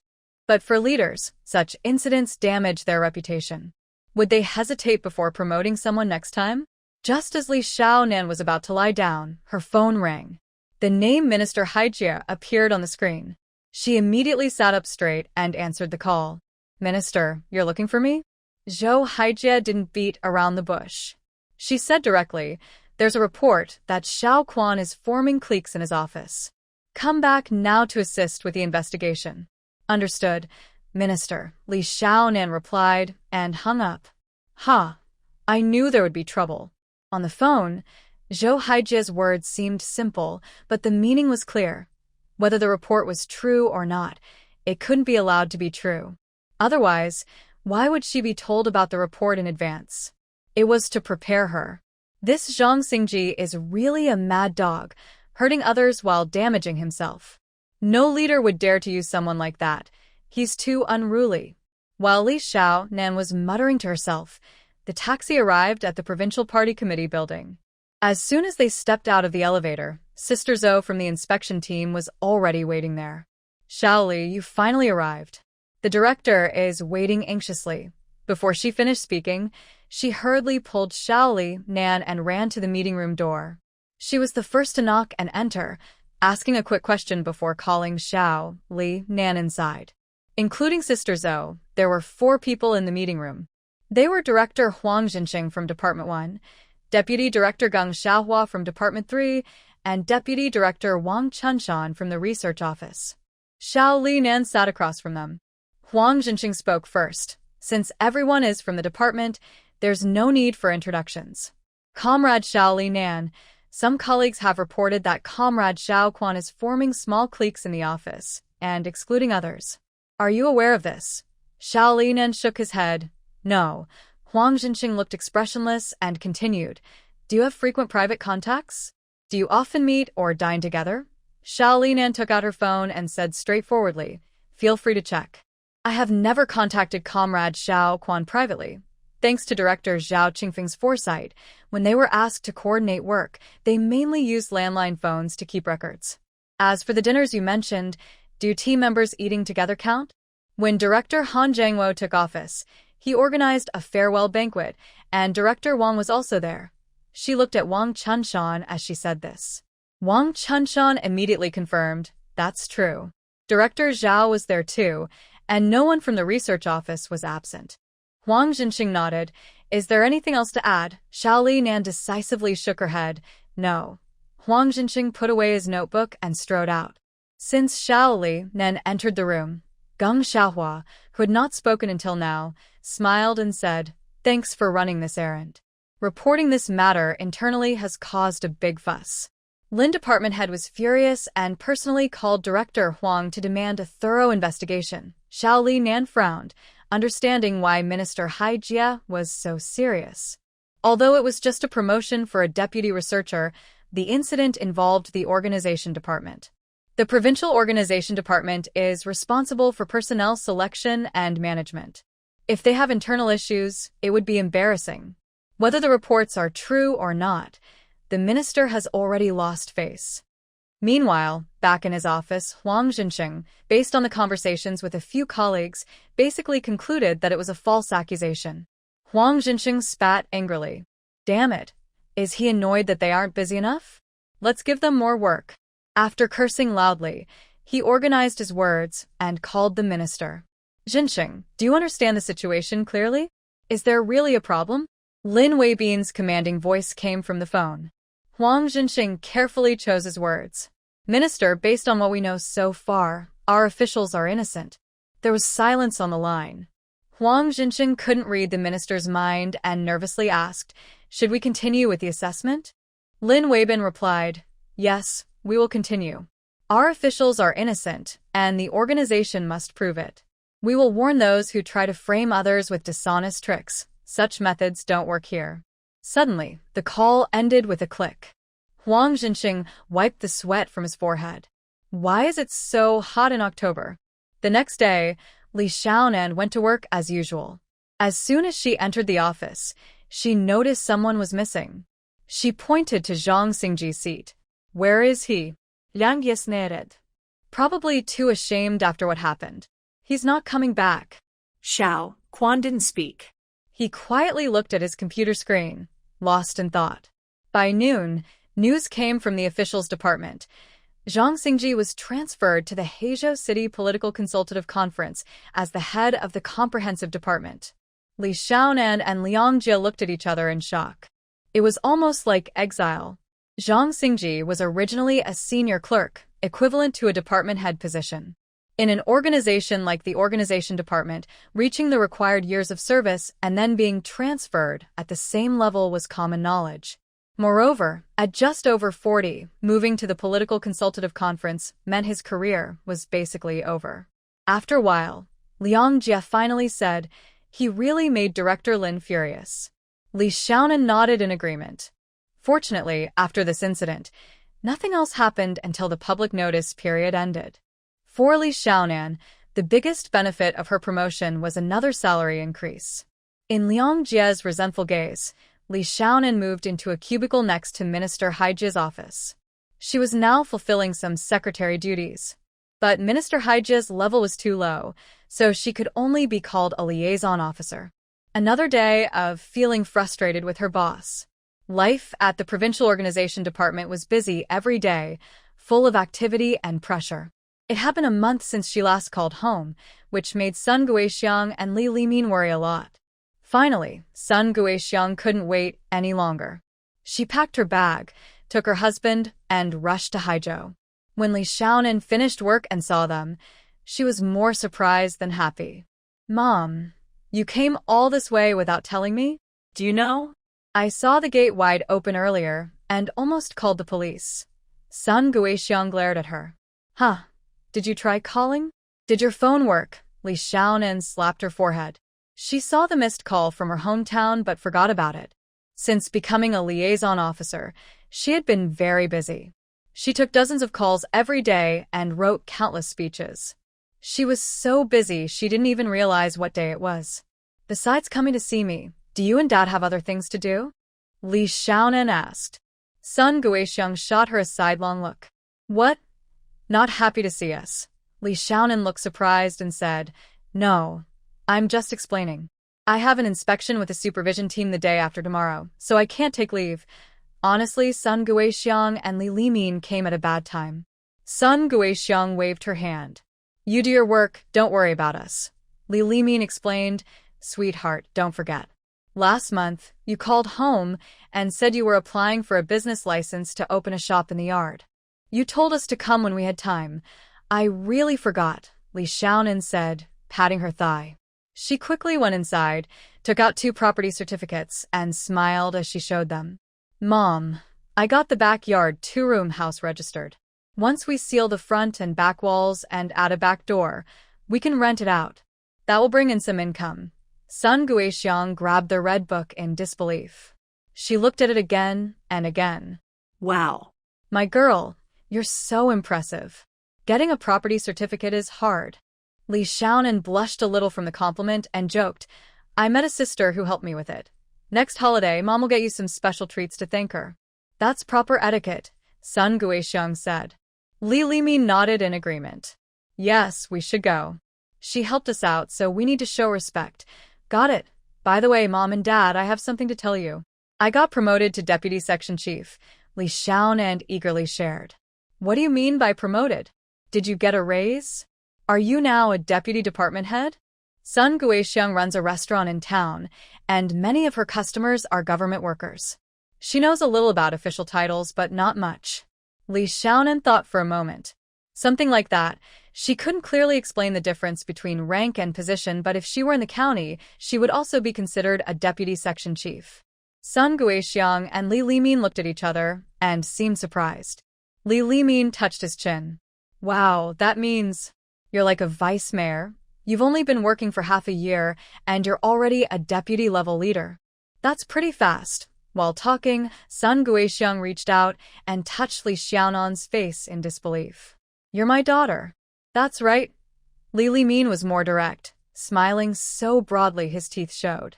He had already thought about how to casually show off his pride when they returned to town. He sighed happily. My daughter is amazing. Huh, what does that have to do with you? I gave birth to her, after all, Sun Guixiang retorted playfully. Without me, you wouldn't have been able to have her, Li Limin replied, rarely resisting. Seeing how their conversation was getting more and more exaggerated, Li Xiaonan quickly stopped them. Stop, Dad, I'm hungry. Sun Guixiang glared at Li Limin. Hurry up and go make dinner. All right, I'll do it right away. I'll prepare a full feast for you. Just wait. Li Limin cheerfully headed to the kitchen. Sun Guixiang returned to her gentle smile when facing Li Xiaonan. Well, calling her mom a master of changing faces might be a bit much. Everyone who has gone to school knows that the first 3 days after returning home are the most precious days for parents. After 3 days, well, even breathing feels wrong. Li Xiaonan was in those first 3 days, in the motherly love phase, also called the honeymoon period of mother-daughter relationships. Guixiang's sister, a voice called from outside. Old Lady Li approached from afar, carrying some small greens. This is from our own garden.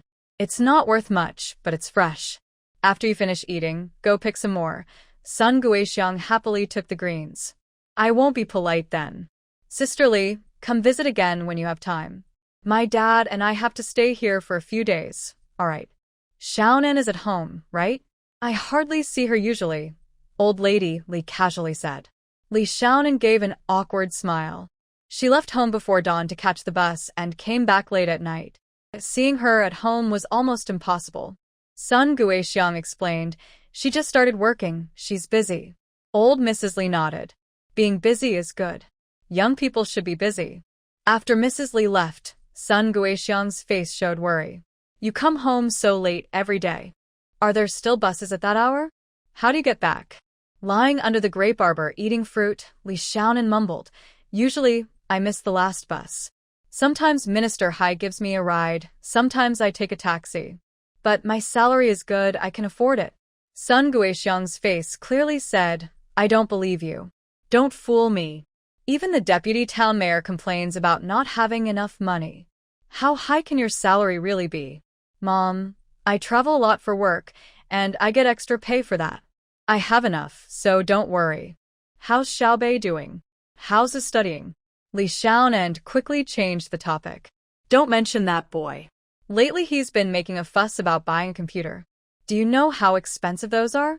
The cheapest one costs 6,000 yuan.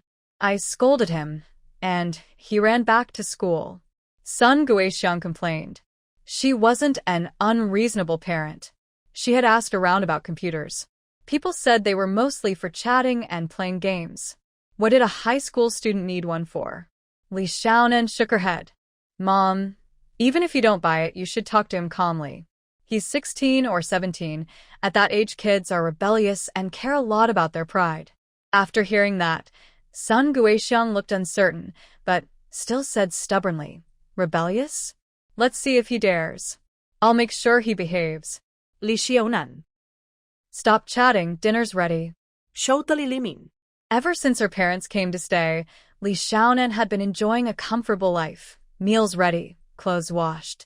Before her mother's care could overwhelm her, Li Xiaonan left again, joining Minister Hai for another round of inspection work. With the experience from the previous round, this follow-up inspection focused on key departments and specific issues, checking how well they had corrected their problems. The workload was much lighter this time. Even Liang Jie couldn't help but joke. With this much work, a 10 yuan daily allowance makes me feel guilty. Li Xiaonan rolled her eyes at him.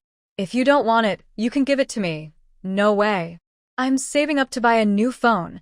Liang Jie shook his head repeatedly, worried that if he moved too lightly, Li Xiaonan might take him seriously. Why are you changing your phone? Li Xiaonan asked casually. Liang Jie leaned in mysteriously and lowered his voice. There's a new app called QICQ. Do you know it? Li Xiaonan's pen paused. How could she not know? She knew very well. This was the predecessor of QQ. It seems that around the year 2000 it was renamed QQ, and it quickly grew to become a social platform used by billions. Just a chatting app, I know, Li Xiaonan said calmly. Liang Jie looked at her with a surprised expression, slightly opening his mouth. What? Think I'm old-fashioned? As a college student and a young person, I should be quicker to try new things than you, Li Xiaonan teased him mercilessly.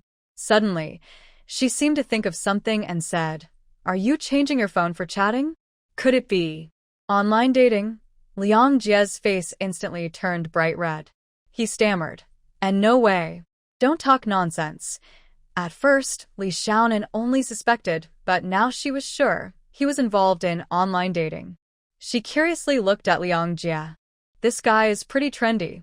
Most people are early internet users, but he's an early online dater. Li Xiaonan clicked her tongue and patted Liang Jie's shoulder. Hey, online dating has risks. Be careful when meeting in person. After teasing him, she quickly left. Liang Jie was left standing there, looking confused. How did she guess? He's so impressive. Why is he working in the organization department? He should be in the police station. No matter what Liang Jie thought, Li Xiaonan wasn't interested in his online dating. Internet was still in its early days, with fewer scammers. Even if he got tricked, it was just his feelings. No one was going to steal his kidneys or anything serious. What's there to worry about? Li Xiaonan was more interested in the upcoming release of QQ next year. In her previous life, she read a news story where a 5-digit lucky number was sold for 50,000 yuan. That was a no-cost business, registering multiple accounts to earn some extra money from certain platforms. And also, the stocks of certain companies are really attractive. Time flies quickly as I rush around busy with work. Suddenly, it's mid-December. My review work is finished, and only some final tasks remain. With Minister Haijie's silent approval, Zhao Qingfeng gave the inspection team 2 days off. Lying on the big bed at home, Li Xiaonan stared blankly at the ceiling. Her usual busy work routine suddenly paused, and she felt a bit uncomfortable. Her tendency to enjoy being a bit submissive was confirmed at this moment. After 2 days, Li Xiaonan returned to her office. While reviewing materials and writing reports, the office phone rang. Lily, come here. The straightforward call from her boss made Li Xiaonan not dare delay. She carried a stack of documents and politely knocked on the door. You called for me? Yes. How is the summary of the review materials coming along? Zhou Haijie asked. Li Xiaonan handed over the prepared materials. It wasn't because she had a crystal ball, but because over the past 3 months, she had learned from her role as Zhou Haijie's liaison. Whether the leader asked or not, recent key work needed to be reported so they could understand the progress. Minister Haijie, These are the summarized records based on each unit's correction list. Please take a look. While flipping through the documents, Zhou Haijie casually asked, "Little Li, I remember you're from Qin City, right?" Li Xiaonan was surprised. She didn't understand why Minister Haijie suddenly asked about this, but she quickly replied, "Yes, I'm from Guangqing County, under Qin City."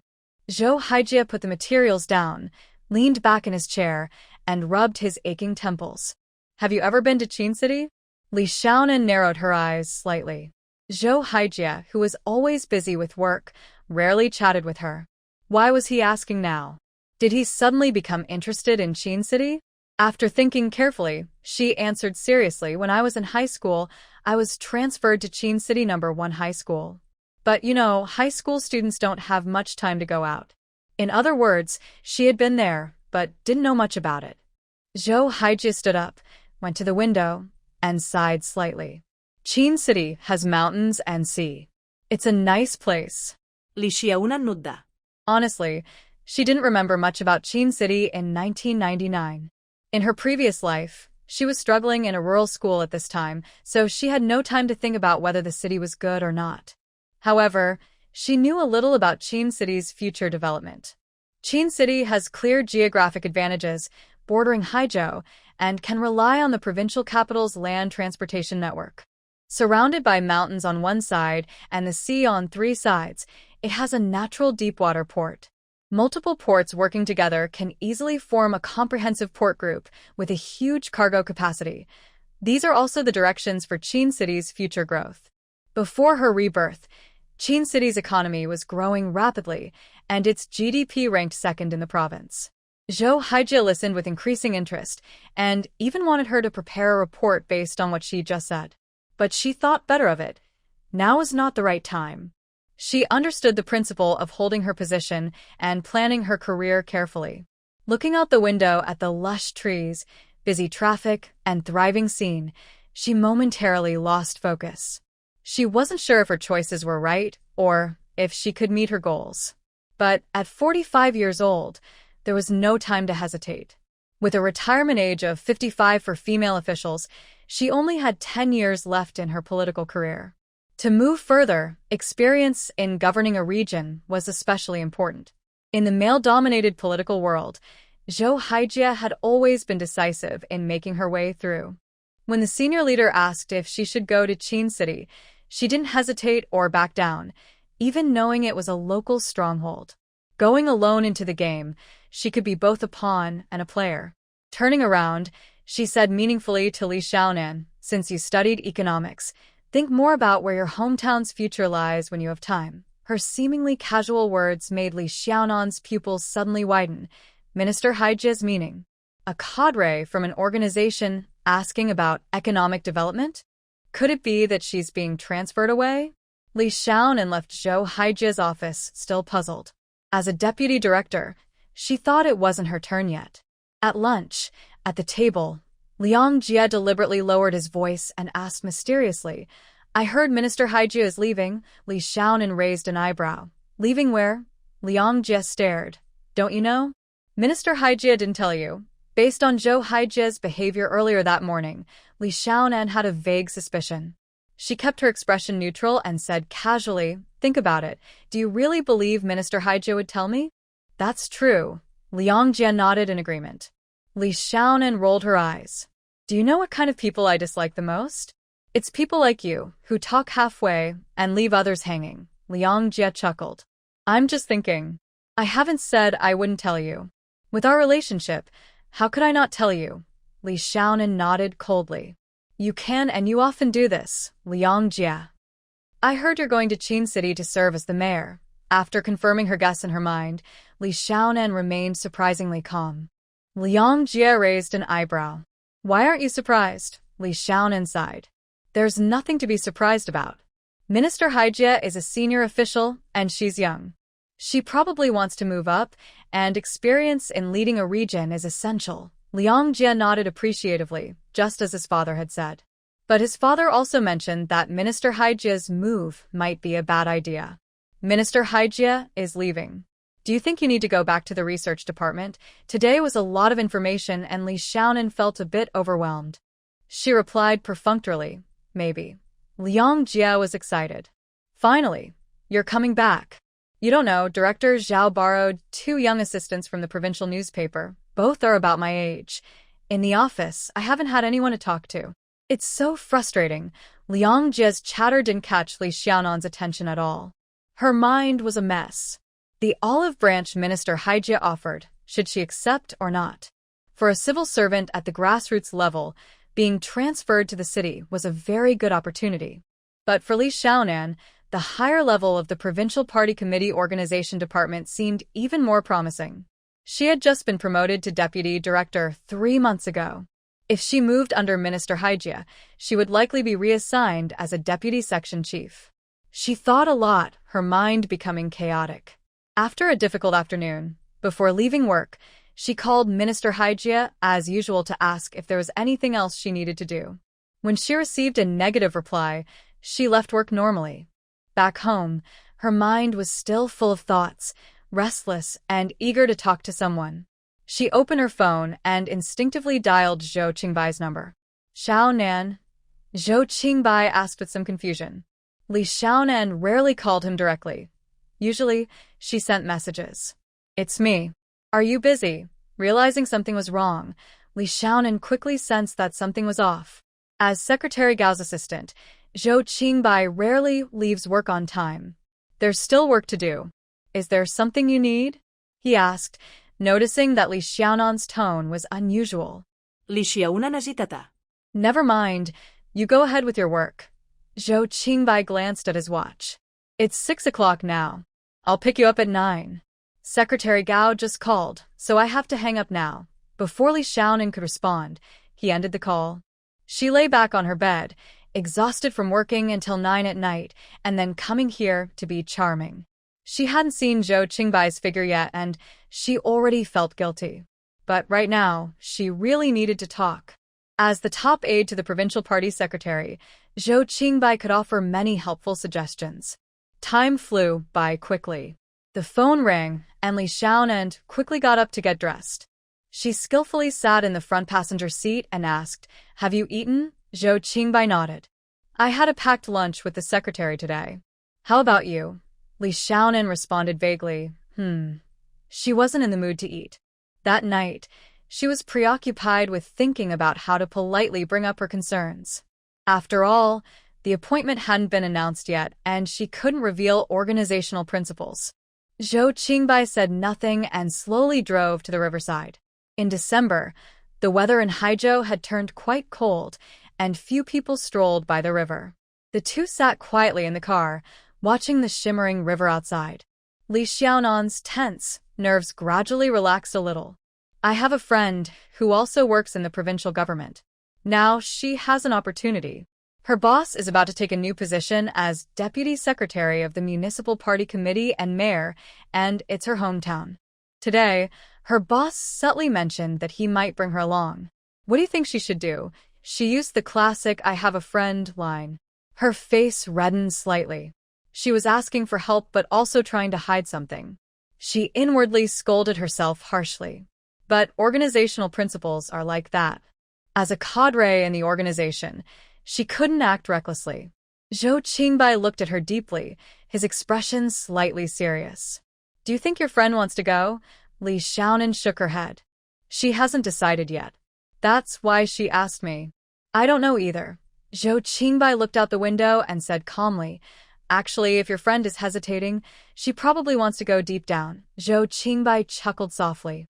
Being appreciated by a senior leader and being sent to a new position shows that your friend is very outstanding and capable.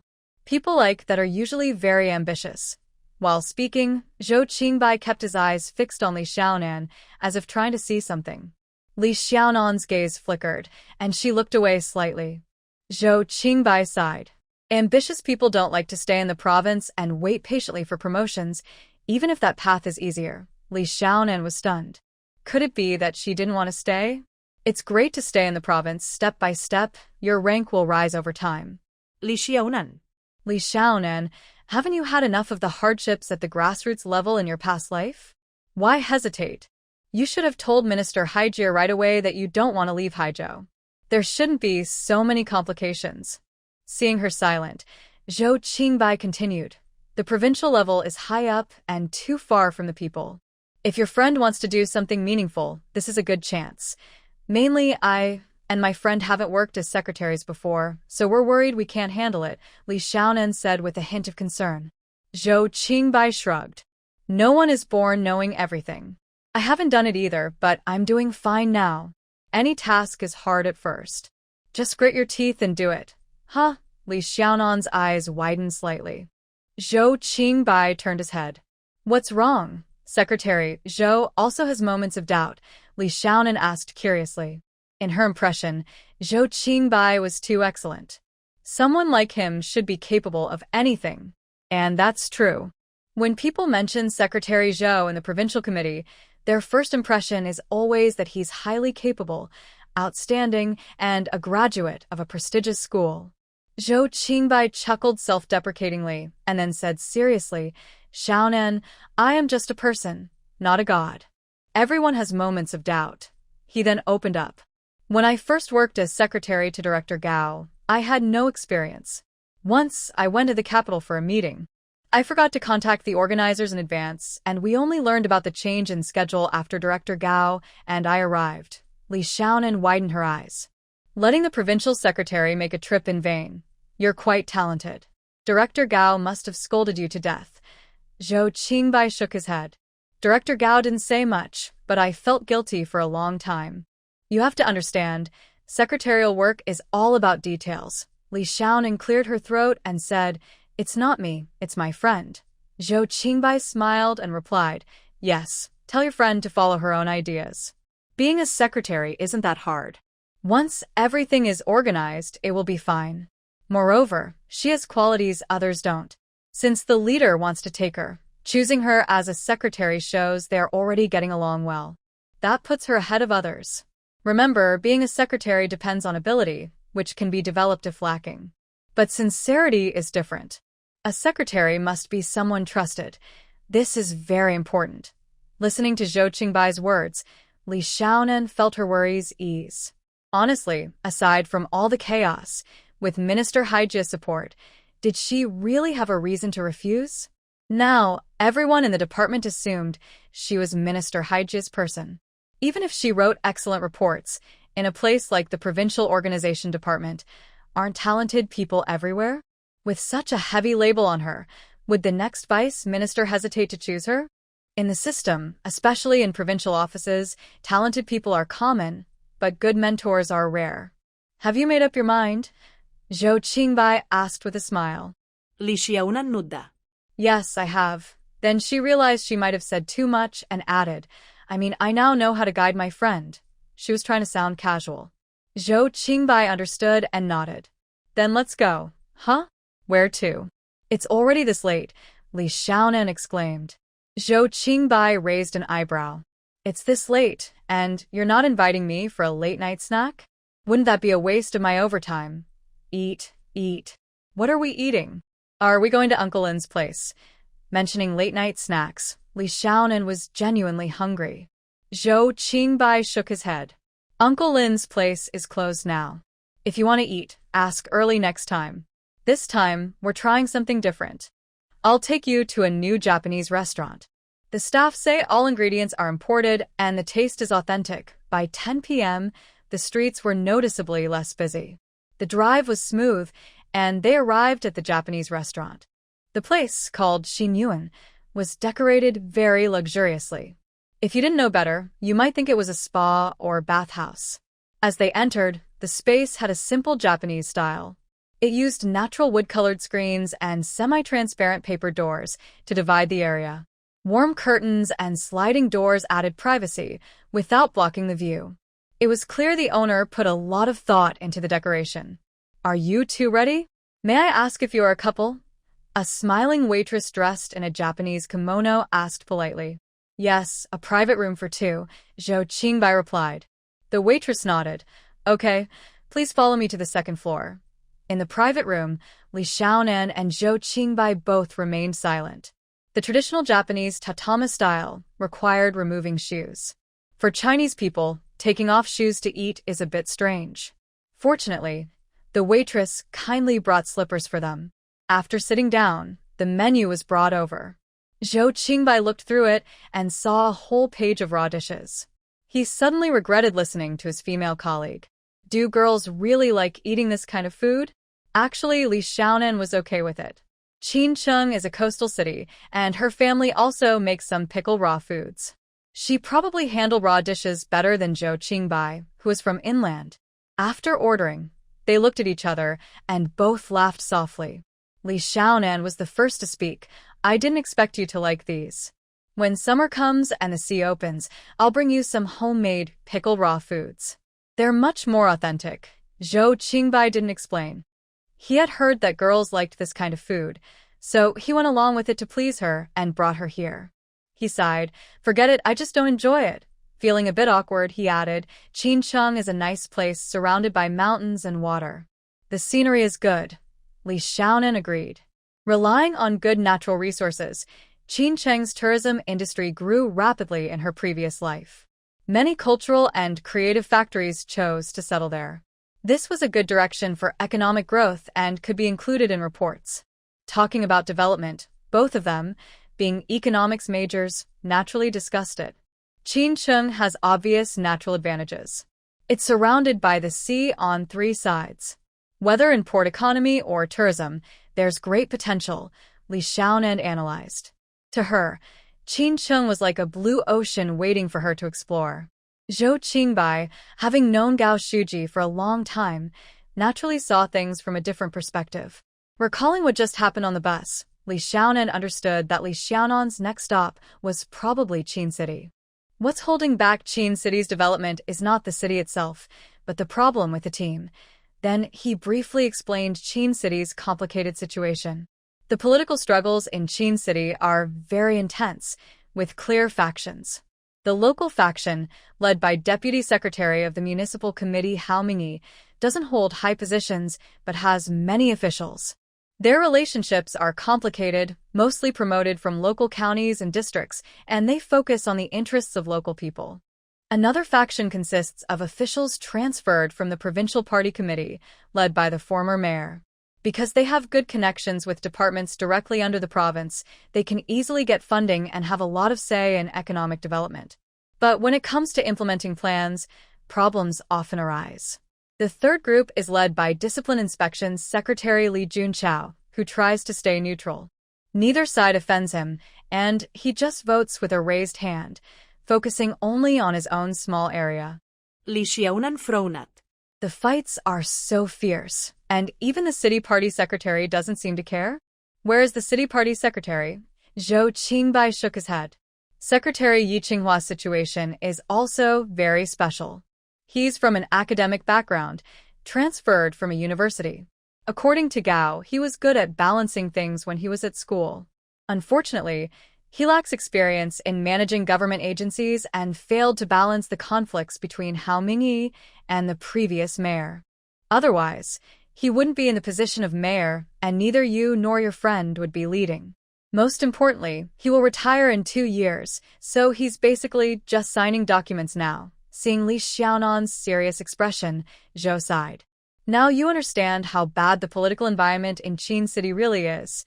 Then why not replace the city party secretary? Li Xiaonan asked curiously. Zhou shook his head. The provincial committee has considered that, but Qin City is now like a muddy pit. Once you reach the level of a department head, unless it's absolutely necessary, no one wants to get involved and dirty their hands. While they were talking, beautifully arranged dishes were brought to the table. Zhou Qingbai took a few bites but put down his chopsticks. Li Xiaonan, on the other hand, ate eagerly. The ingredients at this Japanese restaurant were quite fresh. After dinner, Zhou Qingbai took her home. Li Xiaonan wasn't too worried about Qin City's situation. These matters were naturally taken care of by Zhou Haijia. As the standing deputy minister of the Provincial Organization Department, Zhou Haijia was well informed about personnel changes and appointments across the province. Everyone knows what Zhou Qingbai knows, and Minister Haijia must know even more deeply. Since that is the case, and she still dares to take this risky step, she probably already has a plan. Early the next morning, Li Xiaonan sat at her desk, recalling successful cases from Qin City and working backwards to develop ideas, turning them into written materials and placing them on Zhou Haijie's desk. This was her way of showing her willingness to follow Zhou Haijie to Qin City. After meeting, Zhou Haijie returned to her office. When she saw the Qin City 5-year plan on her desk, her usually serious face showed a smile. Rarely using the landline, she opened the door directly and said, "Shall Li come in?" Li Xiaonan sat on the sofa, confident that Zhou Haijie had finished reading and called her in. As she was about to face a turning point in her life, Li Xiaonan felt unusually calm. Zhou Haijie looked at her and asked with satisfaction, "Have you thought it over?" Li Xiaonan clearly understood what she was asking. Without hesitation, she answered decisively, "Yes, I have.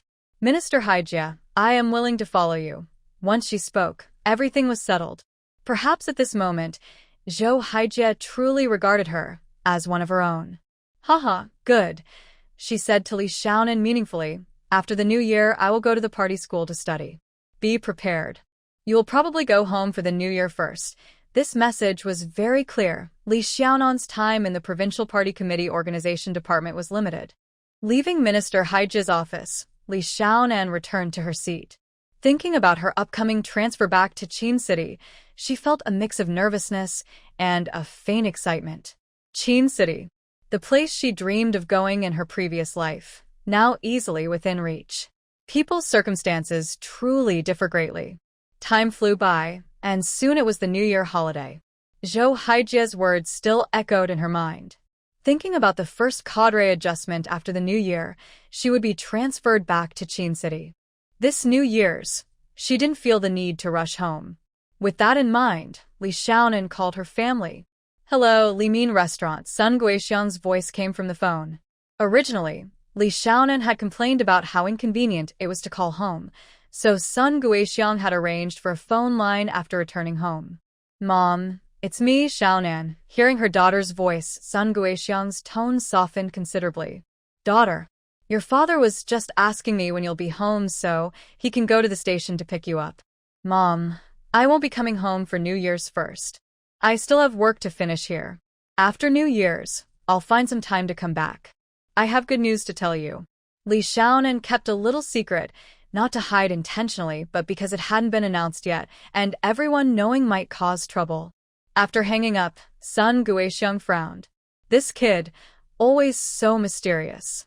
Li Min also stepped closer, looking worried. "Mom, do you know when our daughter will arrive?" Sun Guixiang rolled her eyes at him. "Humph. What's the point of returning? Parents' work isn't as important. Your own daughter isn't coming back for New Year's." "Ha!" Li Min exclaimed. "Is the province that busy? Still working during New Year's?"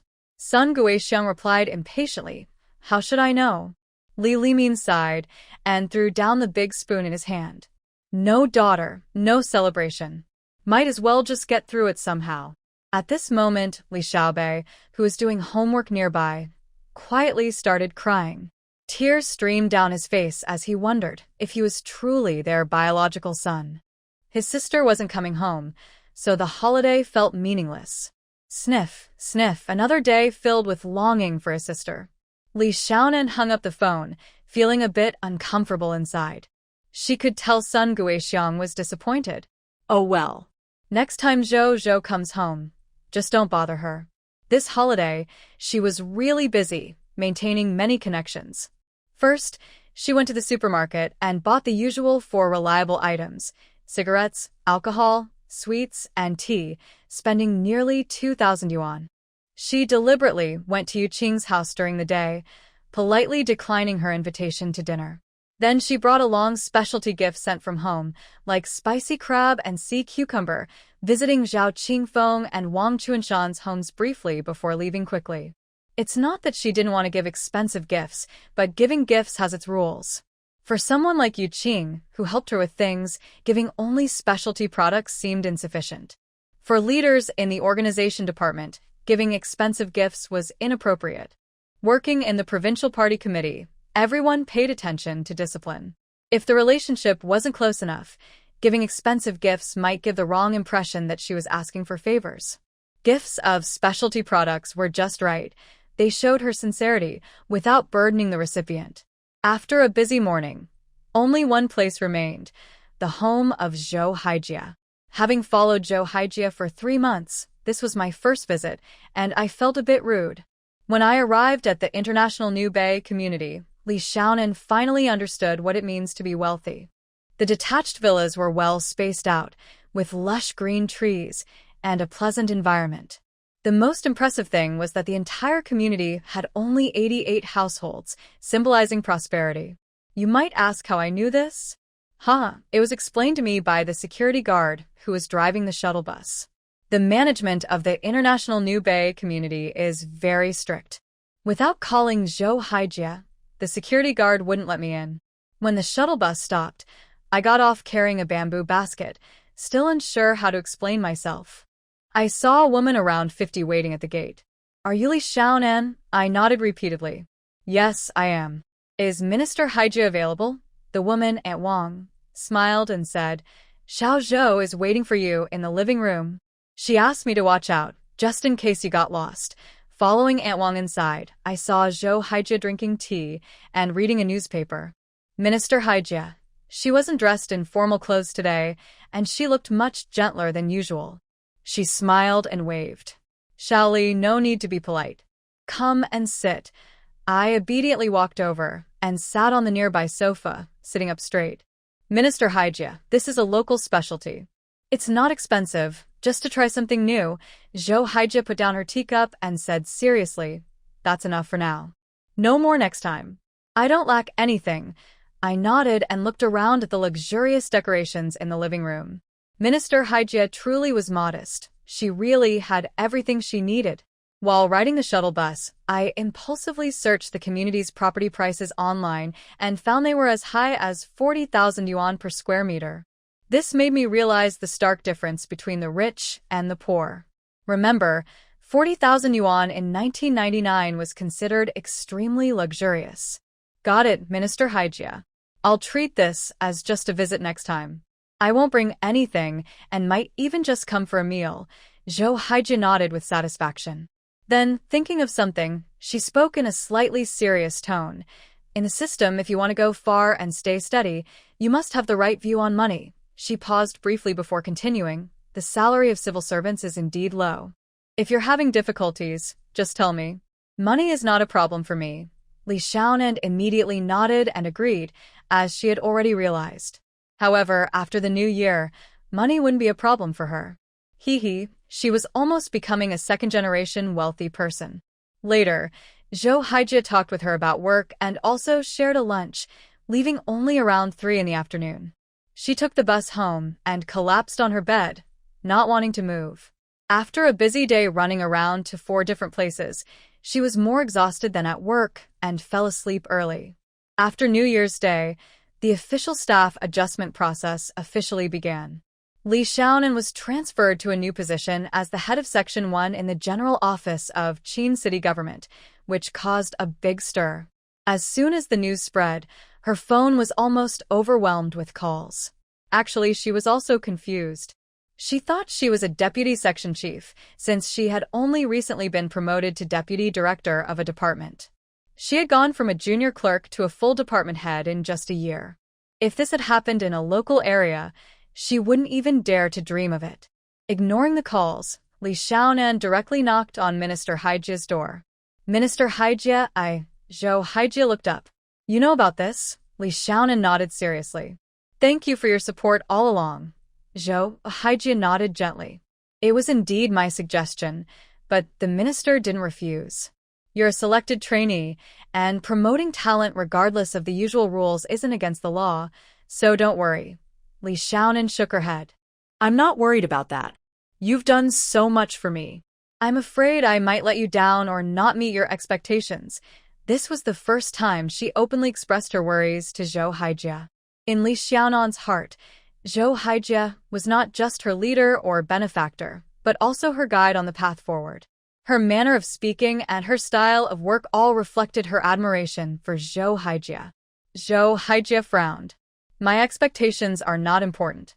As long as you stay true to your original intentions and don't let yourself or the people down, that's enough.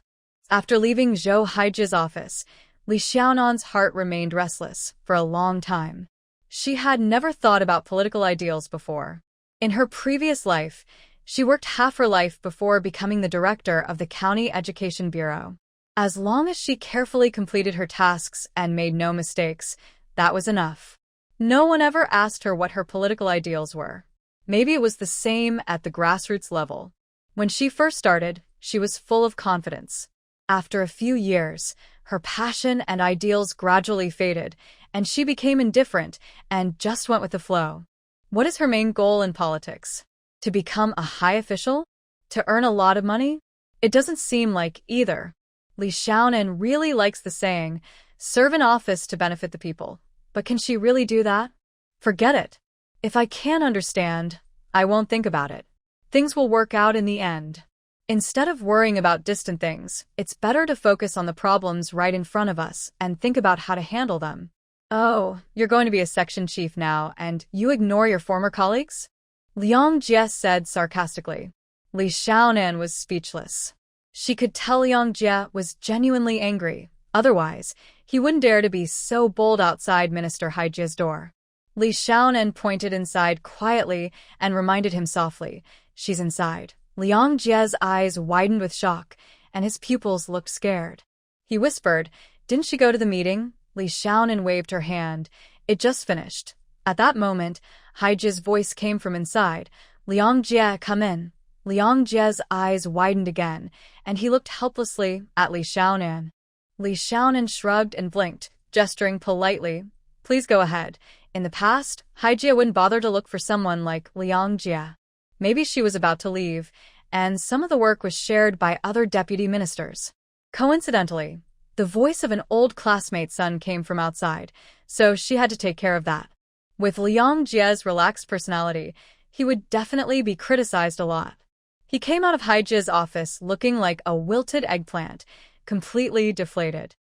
He didn't even look at Li Xiaonan and hurried back to his own office. Judging by how he ran, he probably wished he had 8 legs. It wasn't until lunchtime that Liang Jie finally calmed down. He sat next to Li Xiaonan and looked at her with very sad eyes. Li Xiaonan frowned. Eating now. Your behavior affects my appetite. Humph. Humph. Humph. Liang Jie kept humming beside her. Li Xiaonan felt quite speechless. Seeing the strange looks from others around, she gave in first. Minister Haijie wants me to go with her. How could I refuse? Liang Jie rolled his eyes at her. Are you talking about that? What is it? Li Xiaonan asked suspiciously. Do they have other things to discuss? Liang Jie lowered his voice. If you're leaving, why didn't you tell me earlier? Li Xiaonan looked at him. What's the point of telling you? Do you think you can come with me? Liang Jie straightened his back. Why not? Who do you think I am? Li Xiaonan sighed helplessly. You're grown up now. Can you speak more reasonably? I'm going to Haijie Minister's place because I'm going to be her secretary. Also, Qin City is my hometown, so this is like returning home. Why are you making a fuss about it? You're still in elementary school. You need friends to start a new job. Don't you know? I'd think you're only 9 years old. After being scolded by Li Xiaonan, Liang Jie felt much better. He knew he couldn't go with her. Even if he wanted to, Minister Haijie wouldn't want him. Just now in the office, listening to Minister Haijie, it seemed that once he became a deputy researcher, he would be demoted to a regular department in High City. It was clear that they thought he was less capable than Li Xiaonan. Staying in the Provincial Party Committee Organization Department would be better for his career. They looked down on him. Liang Jie lowered his voice. Mainly, I don't want to stay in the organization department. I write reports every day, and I'm going crazy. Li Xiaonan glanced at him without saying anything. It was obvious he didn't realize how lucky he was. His path to promotion was already laid out. Just follow it honestly, and he should be satisfied. Unlike her, who was working hard for a better future, thinking of every possible way. She really disliked people like Liang Jie, who act superior. Humph. So annoying. Liang Jie glared. What's with that look? Don't just stay silent. Hey. Li Xiaonan automatically closed her mouth and turned to leave. She still had a lot to do. No time to listen to his complaints. Sure enough, during lunch break, her phone kept ringing. She first replied to Zhou Qingbai's message, then picked up a call from a familiar person. Congratulations, Sister Xiaonan. My section still hasn't been assigned, but you're already a full officer. You're ahead of old Zhou. Impressive. Zhang Yang's lively voice kept talking nonstop, like a machine gun, leaving no room for Li Xiaonan to speak. Still, the Provincial Party Committee Organization Department is advancing quickly. The city can't compare. Yang Ge, about Qin City, do you know the 2 selected candidates for the transfer exam? Li Xiaonan suddenly asked. Zhang Yang understood immediately, of course I do. Phone, QQ, everything. Our batch, I know almost everyone. Hearing this, Li Xiaonan was quite impressed. Although Zhang Yang's other skills were average in terms of relationships, he was definitely a master. In government agencies, being good at relationships wasn't easy. Being skilled in socializing and navigating different situations was basic. Whenever you have time, Yang, help connect me. We're from the same batch, and we have some old ties, Li Xiaonan said with a smile. This statement is definitely true. Everyone who has worked within the system knows that classmates, peers, and hometown friends, if they can establish even a small connection, immediately become allies. It's just small matters. Little sister Nan, just say the word, and I can pick stars from the sky for you. Zhang Yang was talking and joking around, then started to boast. By the way, at 7 p.m., at Lanfeng Hotel, room 1401, we're sending you off. You must come. Li Xiaonan graciously agreed. After hanging up, she sent a message to Zhou Qingbai. Join me for dinner tonight. Zhou Qingbai replied with, okay, then stop replying. Li Xiaonan put down her phone and focused on her work. This time, she could openly review personnel files related to Qin City. As the future mayor's secretary, she needed to know who her friends were and who might become friends. This was also an advantage of working in the organization department. With Minister Haijia's approval, she could freely look through documents about provincial-level officials. As she read the materials, time flew by quickly. Soon, it was 7 p.m. Li Xiaonan grabbed her bag and went to the secret meeting spot she had arranged with Zhou Qingbai, quickly getting into his car. You're leaving soon, and you're still so afraid, Zhou Qingbai teased. Li Xiaonan confidently replied, what do you know? I call that protecting my reputation. Zhou Qingbai agreed. Yes, keep it up. After you start your new job in Qin City, remember, as the mayor's secretary, everything you do is watched. To some extent, your actions represent the mayor's intentions, he added. Li Xiaonan nodded, understanding that Zhou Qingbai was sharing his experience with her. All right, if you have questions in the future, just call me. Is that okay? Zhou Qingbai raised an eyebrow. Can I say no? Li Xiaonan glared. Of course not. I'm just being polite. Do you understand? Room 1401, Lanfeng Hotel. Zhang Yang and Lin Wei arrived first. Unlike last time, Zhang Yang sat right next to Lin Wei, and when they entered, he didn't move aside. Even if Li Xiaonan was not very smart, she could see what was happening. She joked, Brother Yang, is this a farewell banquet or a declaration of dominance? Lin Wei blushed, and Zhang Yang kept begging for forgiveness. Both. Today, there are no outsiders, just us 4. Let's sit down quickly. Li Xiaonan sat down beside Lin Wei and lowered her voice, saying, Wow, you secretly moved behind my back right in front of me. Lin Wei rolled her eyes. Do you have time to look after me? We've made plans many times, but you never show up. Hearing this, Li Xiaonan felt guilty instantly. Ah, so busy. I'm swamped. While the two whispered softly, Zhou Qingbai sat next to Zhang Yang, picked up his glass, cleared his throat, and asked, Has the food been served? Yes, it has. Hey, brother, I told you, this isn't good. Little sister Xiaonan is about to leave, and you're still thinking about eating? Zhou Qingbai glanced at him. Her mind is all on work now. Zhang Yang sighed disappointedly, raised his glass, and loudly said, Come on, let's toast with tea to celebrate Sister Xiaonan's promotion. The 3 of them raised their glasses. Li Xiaonan stood up, smiling, and said, Thanks everyone for coming to see me off. I just want to say a few words. Today's parting is for a better reunion in the future. I hope we can all meet again at the top. Good, Zhang Yang agreed first. With this lively atmosphere, even without alcohol, the mood was very cheerful. Lin Wei put down her glass and asked, "When will you leave? I still have work to hand over." Minister Haijie has coordinated with the Qin City Organization Department. I'll report next Monday. The timing for the staff change was very tight. She thought she could go home before reporting, but now it seems unlikely. She would have to wait until things settled down and find another time to go back. Zhou Qingbai looked at her. "I'll see you off," Li Xiaonan waved her hand. "You're so busy with work. Why would you see me off?" "I'm familiar with Qin City. I'll go," suggested Lin Wei. "I don't have classes on Monday. I can drive you there. Once you're settled, I'll leave." Zhang Yang also agreed.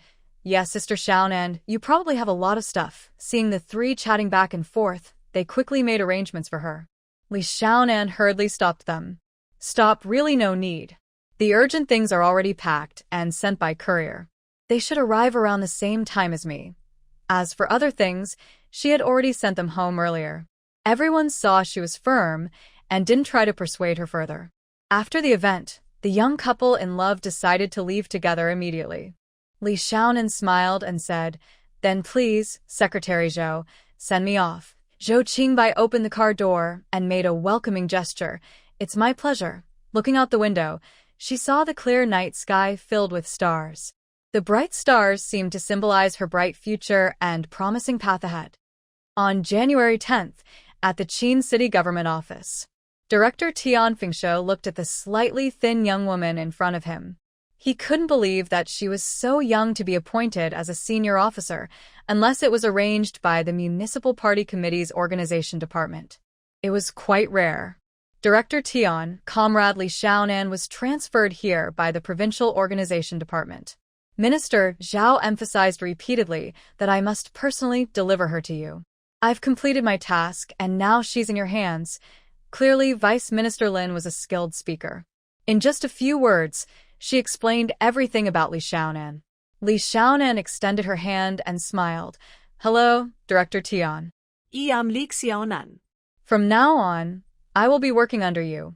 Her words made Tian Fengshuo understand immediately. She was showing her loyalty. No matter her background before, now she was part of the government office and he, Tian Fengshuo, was in charge. It must be said, talented students are different. Her words sounded very respectful and pleasant. Tian Fengshuo smiled and shook her hand. "We should thank the Provincial Party Committee for their support and for sending us such excellent talent." Lin Shengnan also smiled. "Then I'll head back now." After she left, Tian Fengshuo said to Li Xiaonan, "Chiefly from now on, we are comrades fighting in the same trench. Please have a seat." Being able to hold the position of director of the government office showed that Tian Fengshuo was experienced and knew how to treat different people appropriately. Since the interim regulations were issued, the original secretary section of the city government office was renamed the general section. The name changed, but the functions remained mostly the same. Since the previous head of the general section was transferred away, Tian Fengshuo paid close attention to who would take the position. After the appointment document was issued, he immediately reviewed Li Xiaonan's file. A 24-year-old senior officer, she was surprisingly young. This also indicated that Li Xiaonan had a strong background. Such a person was not someone to offend easily. "Director Tian, you can call me Xiao Li," she said as she sat down comfortably on the sofa. Tian Fengshuo was straightforward and asked directly, "Xiao Li, have you settled into your new life?" "Director, I wanted to ask you about that. My home is in Guangqing County Town, and it's not convenient to travel back and forth. I wanted to know if our unit has any dormitories. I don't really know about the dorms. I'll call Director Yang from the logistics department and ask him to arrange something for you," Tian Fengshuo said confidently. "The government office does have some facilities." Tian Fengshuo stood up. "Let's go. I'll take you to the office to take a look." Li Xiaonan nodded and followed him. As they walked, Tian began explaining the situation. The previous head of the General Office Section 1 was transferred to Tainan County. For now, Deputy Section Chief Qian Chaoran is in charge. Qian is still quite young, so you two should work well together. Li Xiaonan nodded. Usually, the heads of the general sections are not much older, around 30. Since it's a training ground for secretaries, they wouldn't assign an old, forgetful secretary to the leader. They arrived at the door of Section 1. Tian pushed the door open. Inside, a few busy people stood up and greeted him. "Hello, Director." Tian waved his hand. "Sorry to bother you all for a few minutes. I want to introduce you to this is Li Xiaonan, the new head of Section 1, assigned from the Provincial Committee. From now on, work will be reported to Director Li." He looked around and paused on a slightly balding man, waving his hand. "Xiao Qian, come over and meet Director Li. You should cooperate well and help the section chief do a good job." Qian Chaoran, wearing glasses and smiling, but his smile didn't reach his eyes, nodded. "Got it, Director Tian." Tian nodded and turned to leave. As the head of the government office, he had many things to coordinate and didn't have time to linger.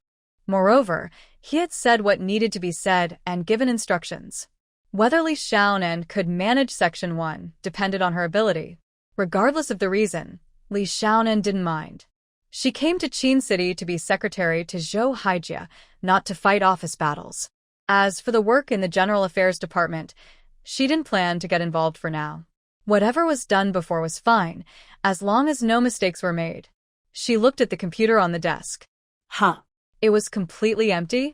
Li Xiaonan looked up. "Section Chief Qian, where are the materials on the computer?" Qian Chaoran looked serious and replied, "The previous section chief wasn't used to computers. Most of the materials were handwritten." "I see, that's normal. Around the millennium, computers were just becoming common and many people weren't used to them." "Then please, Section Chief Qian, gather the research materials from nearly 5 years ago and the leader's speech drafts for me. I want to understand the situation. City work is complicated, involving many areas. It's very different from the specialized work of the organization department. To get up to speed quickly, understanding the situation and reviewing various materials is the best way." Qian Chaoran's face darkened even more. "What does this mean? The new mayor hasn't even arrived, and he's already acting like the city secretary? Section Chief Li, do you need all of it? There are many materials." Li Xiaonan looked up and saw his unhappy expression. She sighed inwardly. No wonder he had been stuck as deputy section chief of the General Affairs Department for 5 years without promotion. With such a cheerful personality, which leader would choose him as a secretary? No matter how good his writing was, he couldn't hide his true feelings on his face. Before coming here, Li Xiaonan had already learned about the government office through connections in the municipal organization department. Deputy Section Chief Qian was experienced and had been recruited during the previous mayor's term. He was officially appointed through proper channels and was known for his writing skills in the office. But a good writer sitting on the sidelines for so long, everyone knew he wasn't very popular.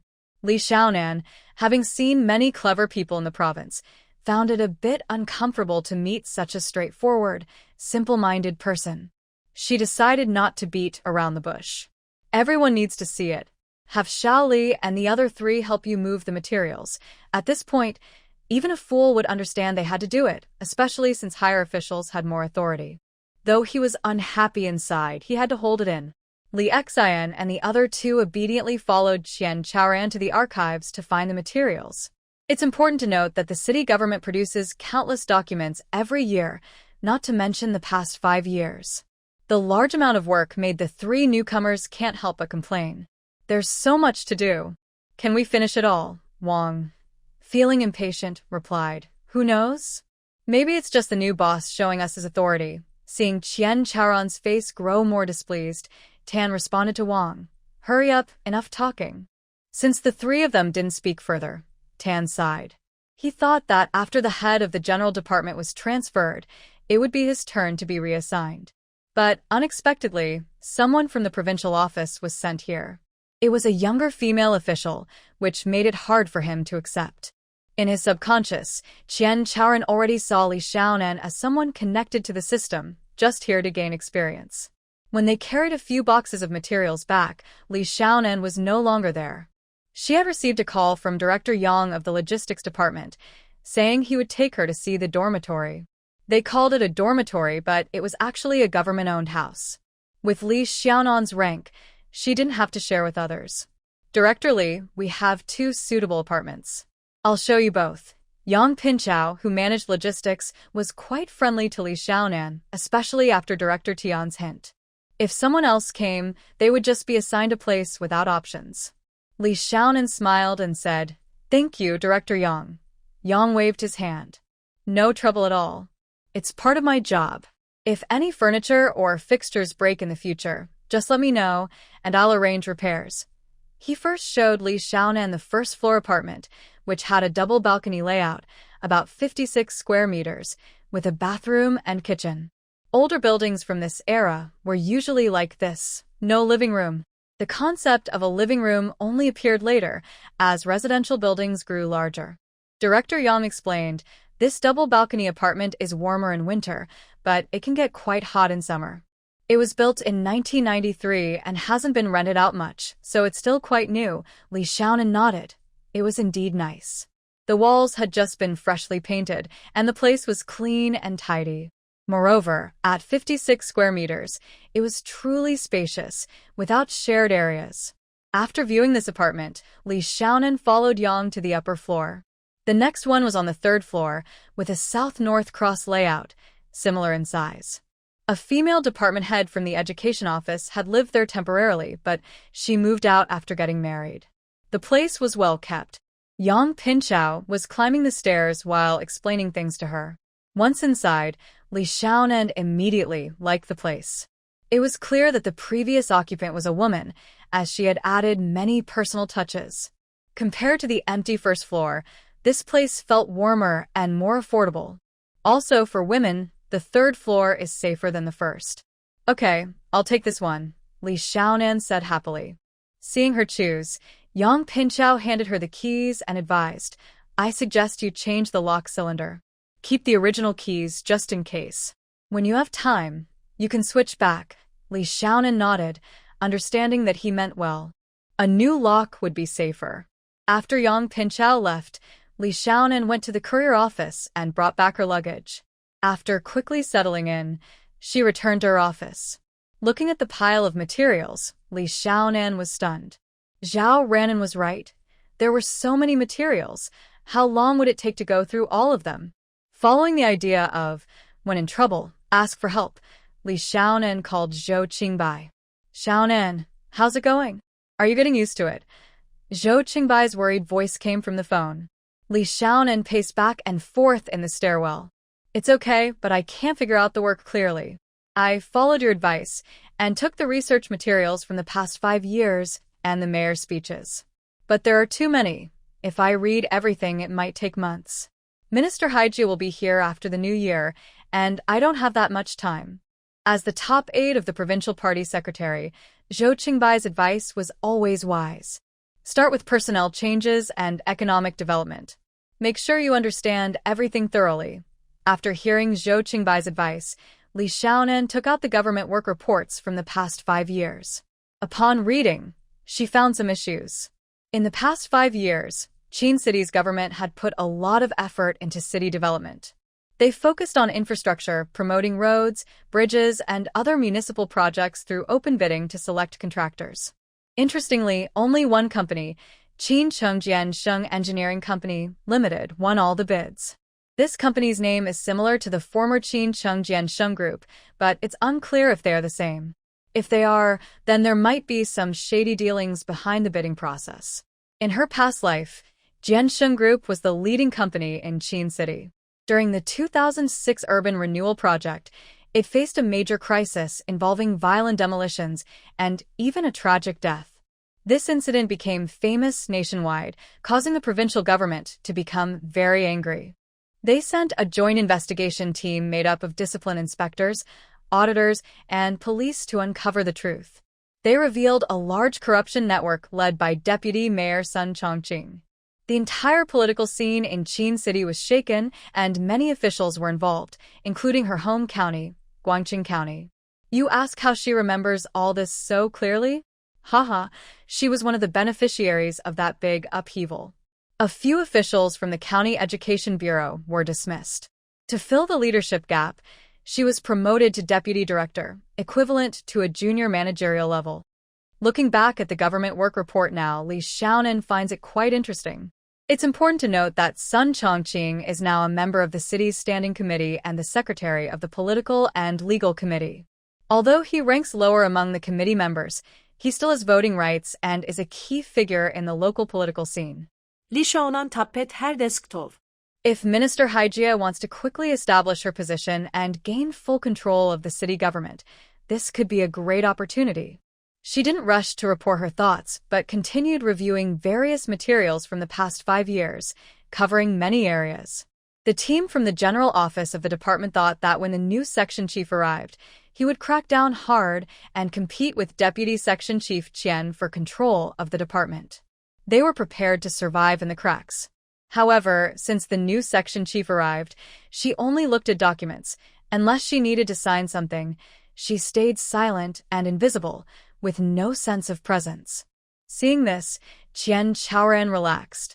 He was worried that the new leader might cause trouble by overreacting or interfering with experienced staff, which could lead to conflicts with the new section chief.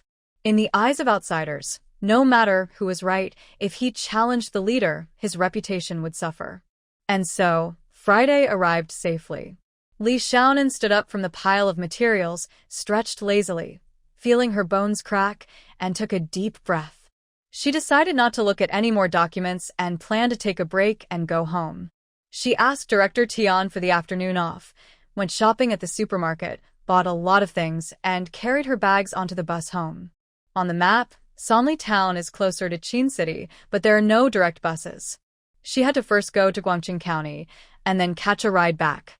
Getting off at the bus station, Li Xiaonan checked the time. For 10 p.m., Guangqing High School doesn't have evening classes on Fridays, and school ends at 5 p.m. Thinking about all the things she had taken, she couldn't let go of Li Xiaobei, the hardworking person. She took a tricycle and headed straight to Guangqing No. 1 High School. Seeing the big characters at the entrance, respect virtue, study diligently, Li Xiaonan couldn't help but sneer. As the best high school in Guangnan County, only students with excellent grades or those from wealthy and powerful families who paid to get in could attend here. Money often brings out people's deepest greed. Li Xiaonan's former homeroom teacher, Qin Chuiying, was like that. Because she refused to pay for extra tutoring, she often looked down on her. Fortunately, in her second year of high school, Li Xiaonan excelled in the math competition and was noticed by Guangqing No. 1 High School, which recruited her. Otherwise, being in a manipulative environment for a long time, it would be uncertain whether she could get into college. Following her principle of not letting grudges go unresolved, Li Xiaonan anonymously reported Qin Chuiying to the County Education Bureau on the day her student status was transferred. But in those days, teachers who took money for tutoring were part of a profit chain, and Qin Chuiying was no exception. After being reported, she was not severely punished, only transferred to the logistics department. By the time Li Xiaonan became the director of the County Education Bureau, Qin Chuiying had already retired. Lost in her thoughts, her shoulder was tapped. Li Xiaonan, is that really you? Li Xiaonan looked at the somewhat familiar face. Why, you are from our class. The person nodded excitedly. Yes, it's me, Lu Xiaoxiao. Your memory isn't very good, huh? It's only been a few years, and you've already forgotten me? Li Xiaonan forced a smile. To Lu Xiaoxiao, they had only been apart for a few years, but to her, it felt like 20. I haven't forgotten. You've changed a lot. I almost didn't recognize you. Lu Xiaoxiao smiled warmly. Xiaonan, you're still so good with words. By the way, what are you doing here? Waiting for my brother to finish school, Li Xiaonan pointed to Guangqing No. 1 High School's gate. Oh, your brother is studying here. Lu Xiaoxiao looked proud. If you need anything, just call me. After I graduated from Teachers College, I was assigned back to Guangqing No. 1 High School. Li Xiaonan? Graduating from Teachers College and being assigned back to high school sounded quite unusual. Lu Xiaoxiao was very enthusiastic. Like in high school, she held Li Xiaonan's hand and kept talking. Back in high school, we didn't even have phones, so I couldn't contact you. Xiaonan, let's exchange contact info. When there's a reunion, I'll call you. By the way, where do you work now? It seems her build-up was just a lead-up. The last sentence is the main point. Li Xiaonan replied vaguely, I work at the government office. Lu Xiaoxiao's eyes lit up instantly. The government office? That's the center of power. Xiaonan, you're really impressive.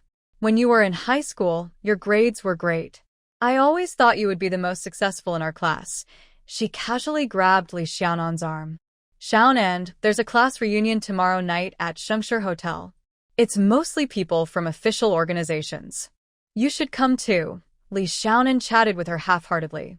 When she heard tomorrow instead of later, she felt helpless. This person is really practical. She didn't usually like these gatherings, but as a secretary, expanding her network was necessary.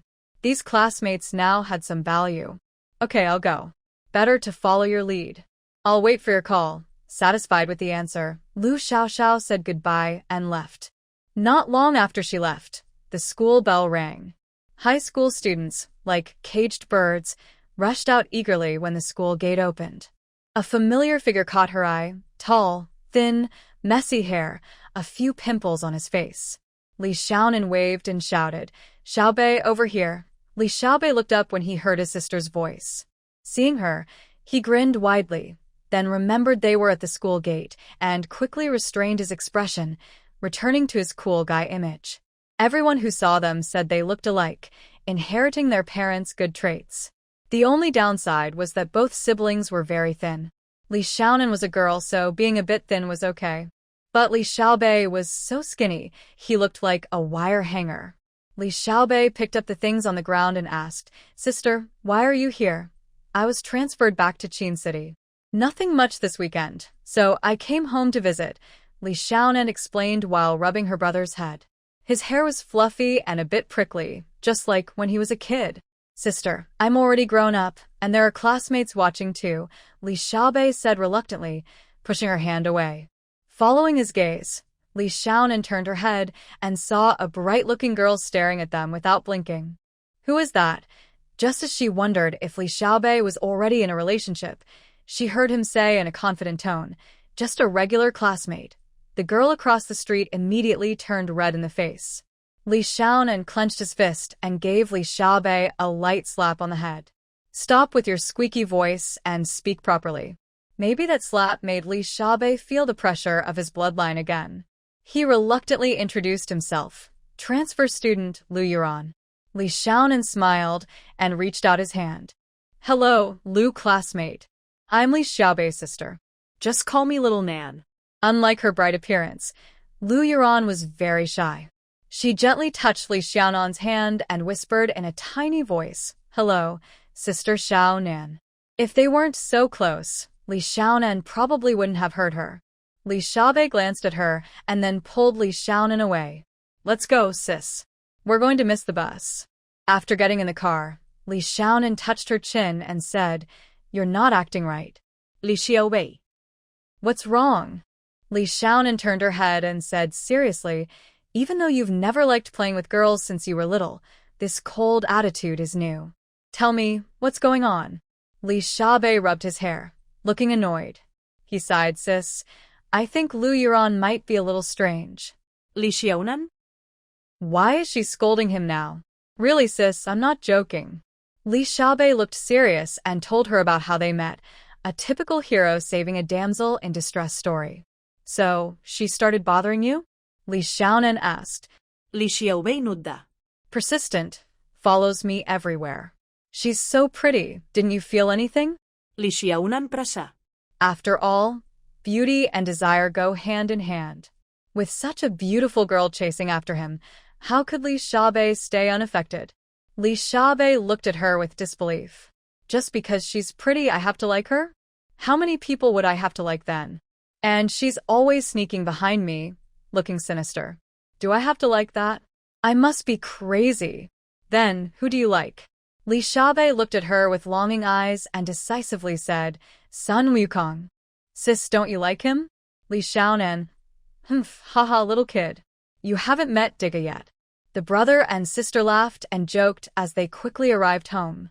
Li Xiaobei got out of the car first and shouted, Dad, Mom, your daughter's back. Come out and pick me up. Upon hearing the sound, Li Limin immediately rushed out. took the backpack from his daughter, and kept muttering, "Just come back. Why buy so many things? It's so heavy." Li Xiaobei looked at his sister, who was empty-handed, and himself, carrying many bags, with question marks all over his mind. At this moment, Sun Guixiang also ran out quickly, calling her daughter, "Big girl," repeatedly, completely ignoring Li Xiaobei. Li Xiaobei looked sad and said, "Can you give me a hand?" Sun Guixiang didn't turn around but shouted from ahead, stronger than a young ox, "Needing someone to carry things? What's the use of you?" Li Xiaobei nodded, thinking, yes, once his sister is back, there's no place for him at home anymore. Seeing her daughter after 2 months apart, Sun Guixiang's motherly love overflowed.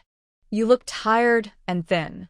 Later, I'll ask your dad to cook something good for you to make up for it."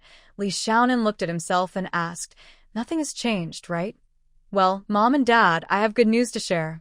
I've been transferred back to Qin City," Li Xiaonan said happily. Contrary to what he expected, Li Limin and his wife looked worried and asked cautiously, "Daughter, did you make a mistake?" "Everything was fine. Why are you being transferred again?" Seeing their questions becoming more unreasonable, Li Xiaonan hurried to explain, "No, this is a promotion and a big opportunity.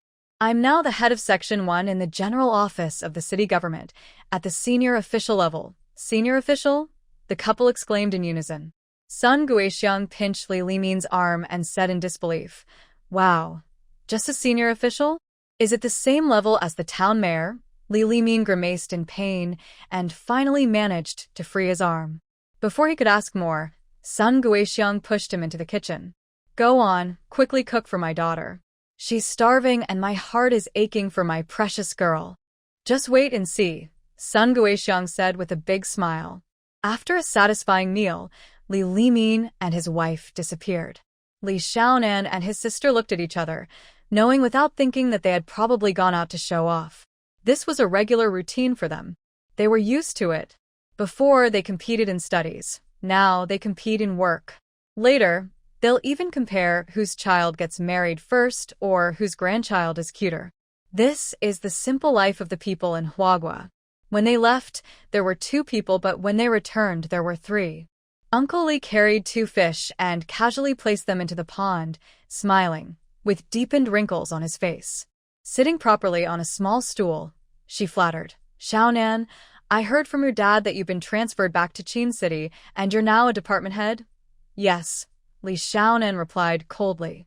She hadn't forgotten that Uncle Li wanted to trick her. Uncle Li didn't seem to care, but inside, he was already feeling very excited. Wow. This is amazing. He had worked his whole life to become a mid-level official. His young niece had become a department head so early. Her future looks very bright. Having worked in the system for a long time, Uncle Li knew how hard it was to get promoted. Even if his niece was cold, he wouldn't complain. Li Xiaonan was no longer someone he could easily control. That's just how reality is.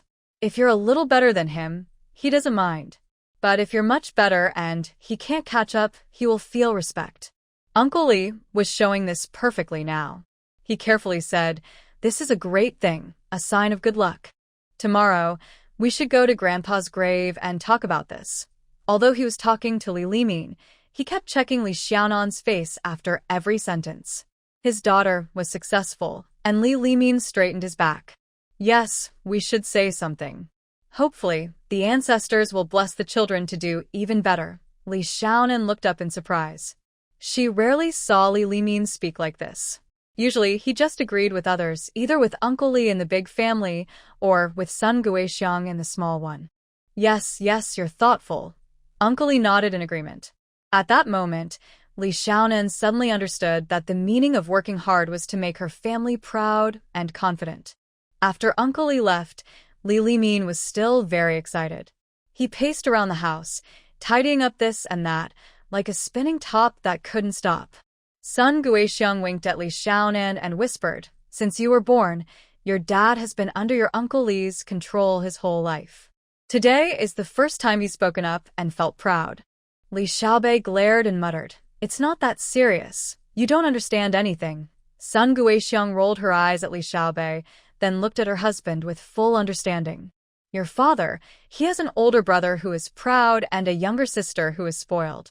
He is caught in the middle and often feels wronged. Over time, he has become gentle and soft. Because your father is like this, I have to be a bit more assertive, or else I worry he might be bullied. Li Xiaonan used to not understand why her mother was so strong. But after seeing more, she began to realize that in the countryside, if the whole family is too soft, they will be bullied easily. Sun Guixiang patted Li Xiaonan's arm.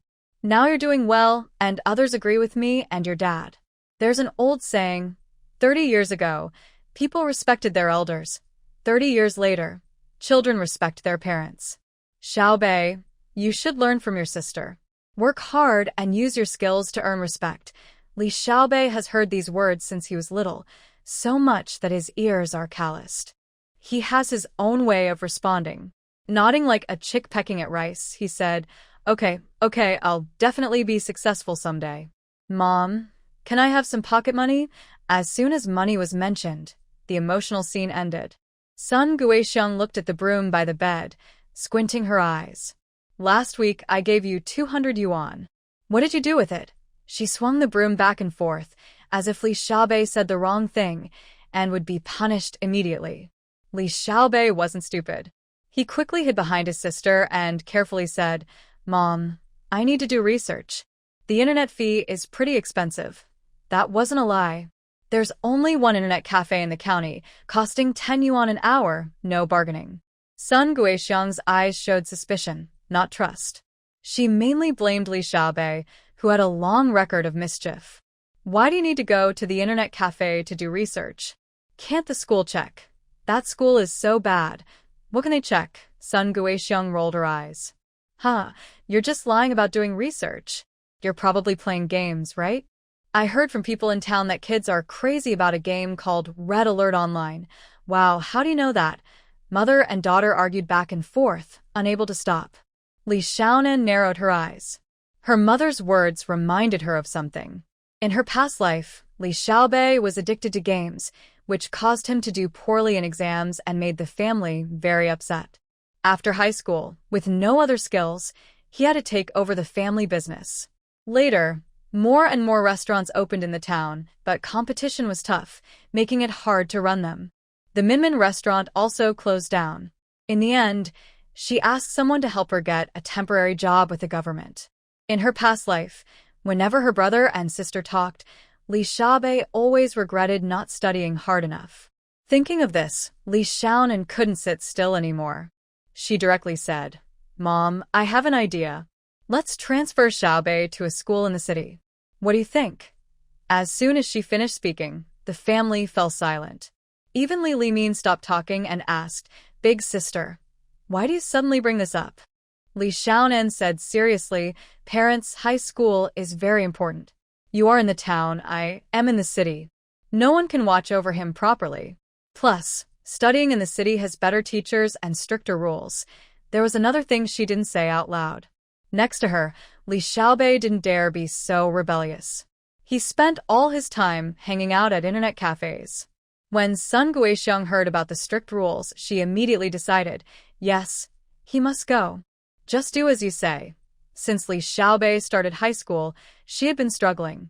Boys going through adolescence can be very rebellious and hard to manage, as everyone knows.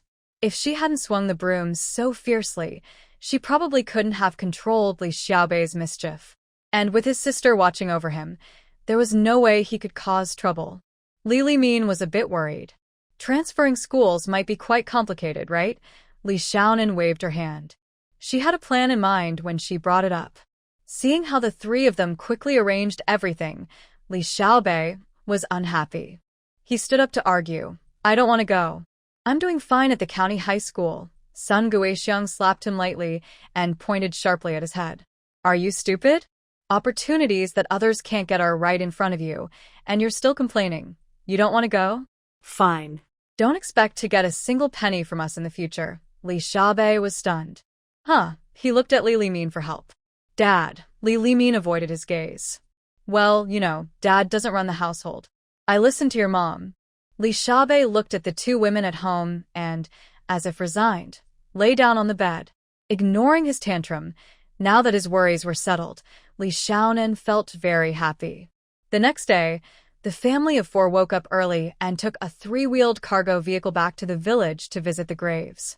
When they arrived at the mountain, Uncle Li and his wife were already there. After a simple greeting, she began burning paper offerings. Li Limin was clearly very excited, crying and wailing at her grandfather's grave. On the way back, Li Xiaonan's phone rang. Xiaonan, it's Xiao Xiao. Today at noon, in room 205 at Shengshi Hotel. I'll be waiting for you. After a brief exchange, Li Xiaonan hung up. Mom, Dad, I have a classmate gathering at noon, so I won't be eating at home. Li Xiaonan explained briefly, and then got into a small car. Shengshi Hotel is a landmark building in Guangqing County. It is 9 stories tall, built in 1990, and was a project of the then County Party Secretary, Tian Jiguang. In the early 1990s, it was once praised as a model for attracting investment. The hotel emphasizes 2 words: luxury.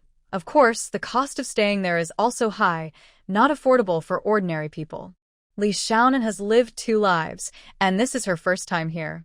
In her previous life, although her rank was enough, after the 8-point austerity regulations were introduced, no leader dared to openly enter such luxurious places.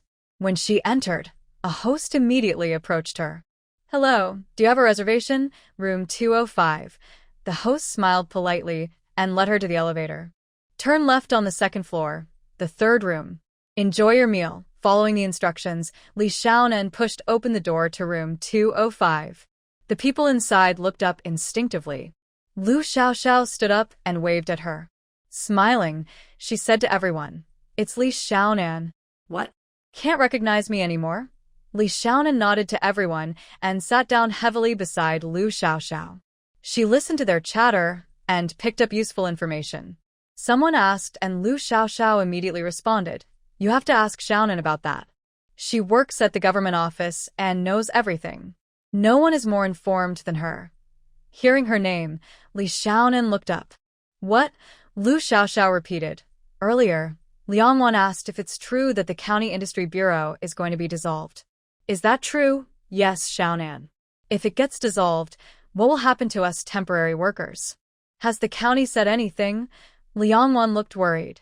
Her family spent money to get connections, so she could join the Industry Bureau, hoping to find a good partner. She had only worked there for 2 years and still hadn't found a suitable partner. Now the unit might be shut down. What should she do? Li Xiaonan glanced at her. Since 1998, the Industry Bureau had been gradually merged and dissolved. The work was moved there, but it seemed no one paid much attention. Even if it was a national policy, she couldn't speak carelessly as long as Guangqing County hadn't implemented it. Li Xiaonan shook her head decisively. I'm not sure. Everyone looked at each other. Liang Wan was a bit stubborn. Did the leader mention anything? Li Xiaonan shot her a quick look, feeling annoyed.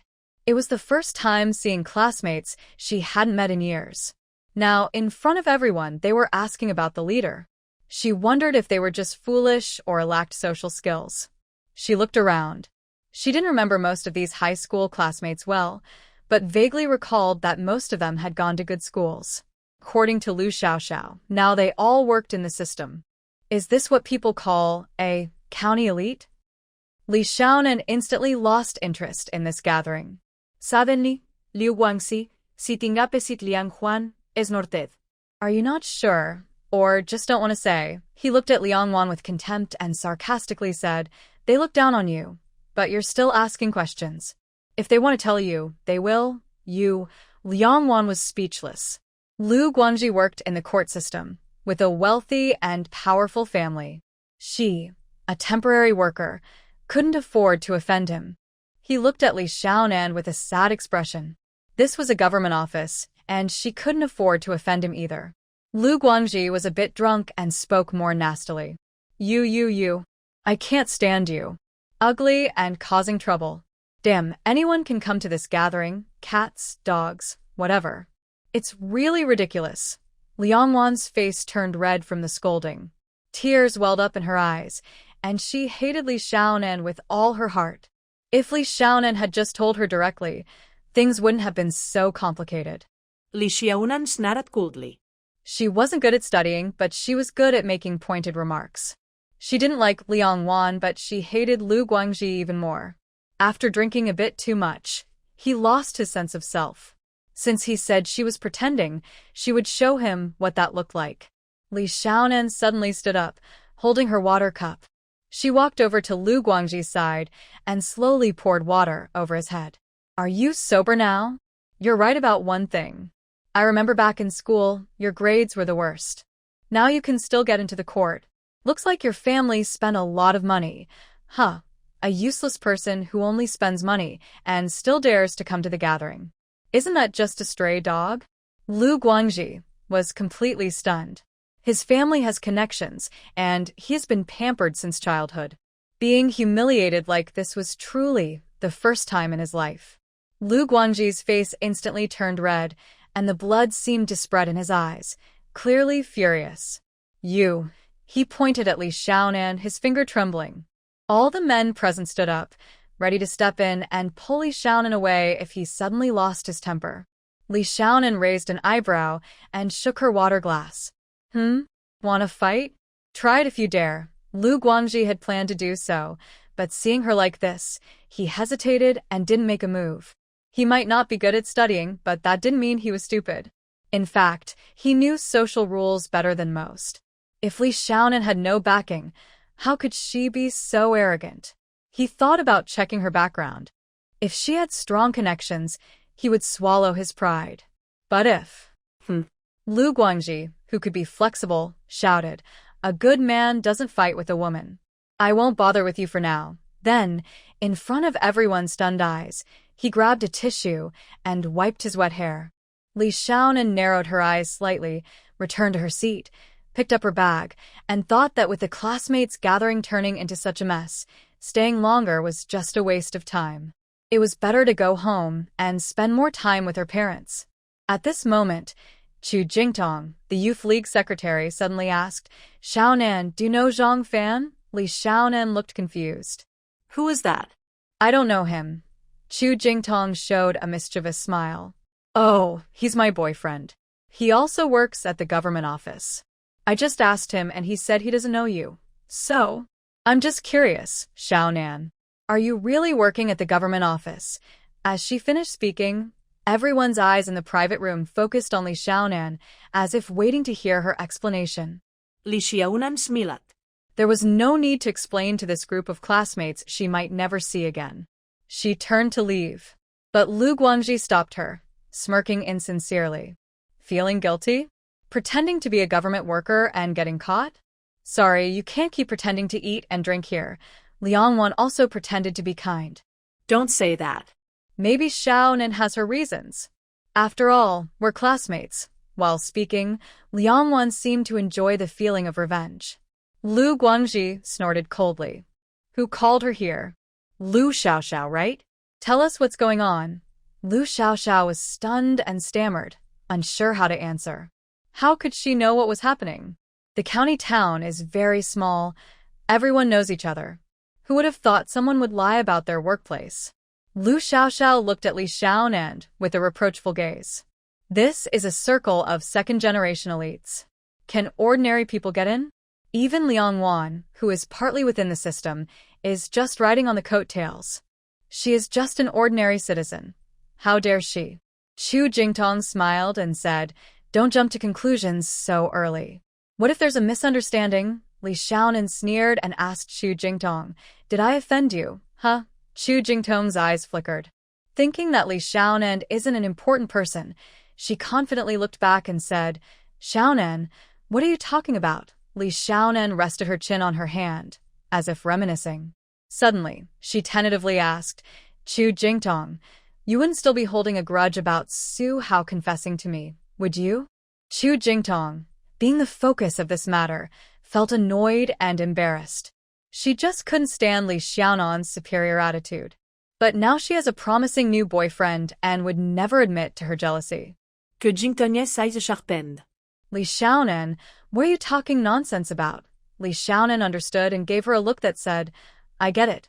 She then prepared to leave. Suddenly, Que Jingtong screamed, "Stop." My boyfriend is next door, in a private room. He's a secretary for the municipal government. You dare to wait here? He'll be here soon. Hearing this, Li Xiaonan paused her steps and sat back down, sipping her freshly squeezed bitter melon juice. She was curious to see which colleague had arrived. The atmosphere became awkwardly silent until the door was pushed open. Chu Jingtong brought in a short, chubby man and proudly asked, "Zhang Fan, look, is this your colleague?" Zhang Fan frowned. Having worked in the government office for years, he recognized most people, but this person was definitely not one of them. He furrowed his brows and said sharply, "Who are you? Impersonating a government official is illegal. Do you know that?" Li Xiaonan gave her a quick look and asked, "Are you talking about the Guangqing County government office?" Lu Xiaoxiao was stunned. She hadn't explicitly said that, but who would think otherwise? In the county, if it's not the city or another county, people usually assume it's local. Even if she made a mistake, Lu Xiaoxiao still felt angry at Li Xiaonan, feeling she had been tricked. She sarcastically said, "Humph, you're not in the county, so are you in the city now?" Li Xiaonan looked up calmly and nodded. "Yes. You." Lu Xiaoxiao was speechless. She didn't expect Li Xiaonan to be so shameless. Que Jington sneered. She had just said that Zhang Fan was inviting city officials to dinner, and Li Xiaonan was deliberately provoking trouble. No wonder she was upset. She tugged at Zhang Fan's sleeve and gave him a look. Zhang Fan smiled outwardly, but was full of disgust inside. This Chu Jingtong looked okay, but she was a fool. She had no real talent, and was always jealous and petty. He had already told her that they were entertaining city leaders, and she was causing trouble. No matter how much he disliked someone, when could he not handle it? Why did she have to push things? Sigh, if it weren't for her powerful father, he would have kicked her out long ago. Zhang Fan took a deep breath, cleared his throat, and pretended to be reasonable. "Everyone here is classmates. There's no need to make things ugly." Then he looked at Li Xiaonan seriously and said, "This classmate, please apologize. Let's consider this matter settled." What do you think? Zhang Fan was experienced and didn't want to cause more trouble. He also wanted to keep his girlfriend happy. After some thought, he decided to start with Li Xiaonan. If she was smart, she would go along with this. Li Xiaonan crossed her arms and asked seriously, "Excuse me, comrade, what is the reason for an apology?" Well, Zhang Fan was at a loss. How would he know? He was used to intimidating others with his power. In the past, when he said that, people would usually back down. But not her. You impersonated a government official, deceived people for food and drink. Shouldn't you apologize? Liang Wan suddenly spoke up, smiling at Zhang Fan to flatter him. Although Li Xiaonan was fake, Zhang Fan was real. Zhang Fan nodded. Yes, that's illegal. Since you're classmates, just apologize quickly. Let's put this behind us. Secondly, I do work in Qin City, so your reason doesn't hold up. I refuse. Lu Xiaoxiao excitedly asked, "Are you sure you're not lying to me? Can I invite you?" Annoyed by the petty quarrels among women, Zhang Fan felt irritated. Is he giving her an easy way out? Fine, if I don't show her some color, she won't realize how many eyes the Lord of Horses has. Zhang Fan took out his phone and dialed a number, smiling politely. "Hey, Brother Chai, could you please bring Officer Xiao Zhang from the County Public Security Bureau? There's a scammer here claiming to be your colleague." Okay, I'll wait for you here." After hanging up, Zhang Fan grabbed a folding chair and blocked the door, as if afraid that Li Xiaonan might run away. This call was made openly, and everyone in the private room heard it clearly, all watching like spectators. Liang Huan grinned mischievously.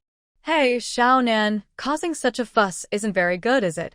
Li Xiaonan thought for a moment. After Zhou Qingbai's reminder, she paid extra attention to personnel changes in the municipal government. How could she forget? Which secretary's last name is Chai? The door was pushed open. Kai Peng, holding a wine glass, was leaning on a young man in a police uniform. Both were tipsy as they staggered into the room. He grabbed Zhang Fan. "Hiccup, I'm here. Are you trying to hide from drinking? I tell you, that won't do." A foul smell spread through the private room. Li Xiaonan frowned, losing interest in this farce. She couldn't help but curse inwardly. Working in government offices, confusing Kai and Chai. What a talent. Seeing Kai Peng so accommodating, Zhang Fan was flattered, his cheeks trembling slightly. Excited, he said, "No way, my buddy. We have to drink to the fullest." The young man in the police uniform, eager to impress Kai Peng, loudly declared, "Brother Zhang, you said there's a scammer, right? Where is he? Watch me catch him and put him in jail." Hiccup, Zhang Fan was pleased and pointed at Li Xiaonan. "It's her."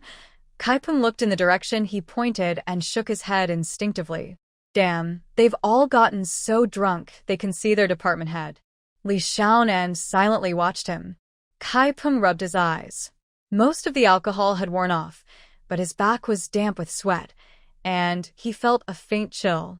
In the year 2000, there was no rule against drinking during breaks, but damn it, when you see your direct supervisor halfway through drinking, it's a shock everyone understands. Even more frightening, Xiao Zhang, who was a bit tipsy, had already taken out handcuffs, ready to arrest someone. Kai Peng quickly rushed forward, pinning Xiao Zhang down.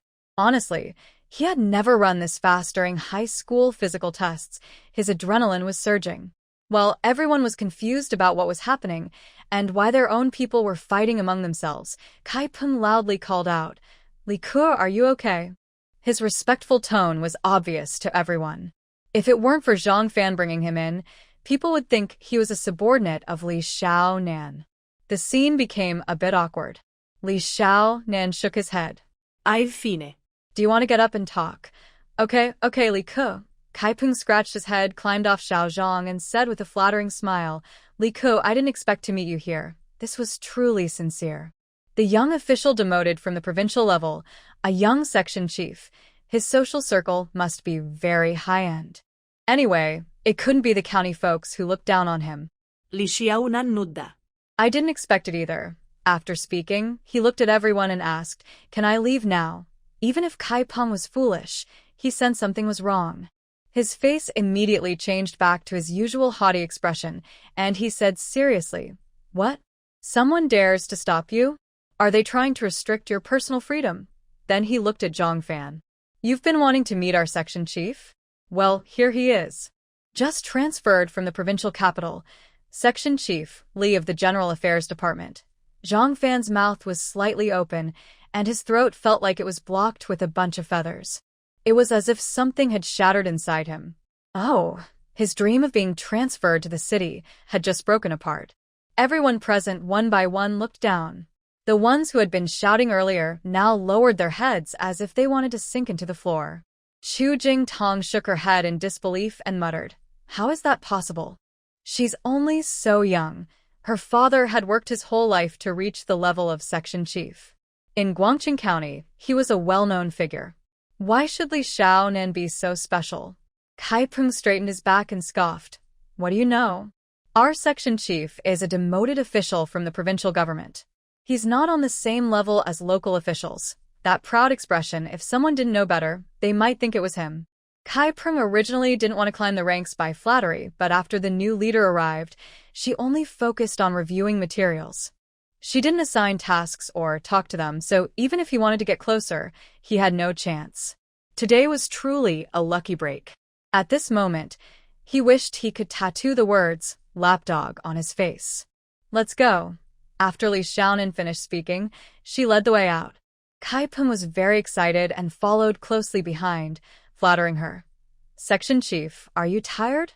I can carry your bag." Li Xiaonan wasn't naive. She could see through this obvious friendliness. She casually handed him her bag. In the office, she needed someone to keep an eye on things. It can only be said that Kai Peng chose the right moment to show his friendliness. His eyes lit up and he quickly took the bag, whispering, "If those people earlier are inconvenient for you to handle, I can step in and give them a lesson." Li Xiaonan raised an eyebrow. Kai Peng was quite interesting. "It's just a small matter, no need." It's not that Li Xiaonan was pretending to be generous, but she understood that as she rose higher, doing nothing made these people more anxious and restless. Kai Peng nodded but couldn't help but think, "Look at this. This is what true vision looks like." He knew that what he said just now was easy to say, but once acted upon, it would require favors. But he had no choice. He wanted to show loyalty to Li Xiaonan, so he had to offer some kind of token of allegiance. You can't catch a wolf without risking losing the children. As they left the hotel, Kai Peng was eager.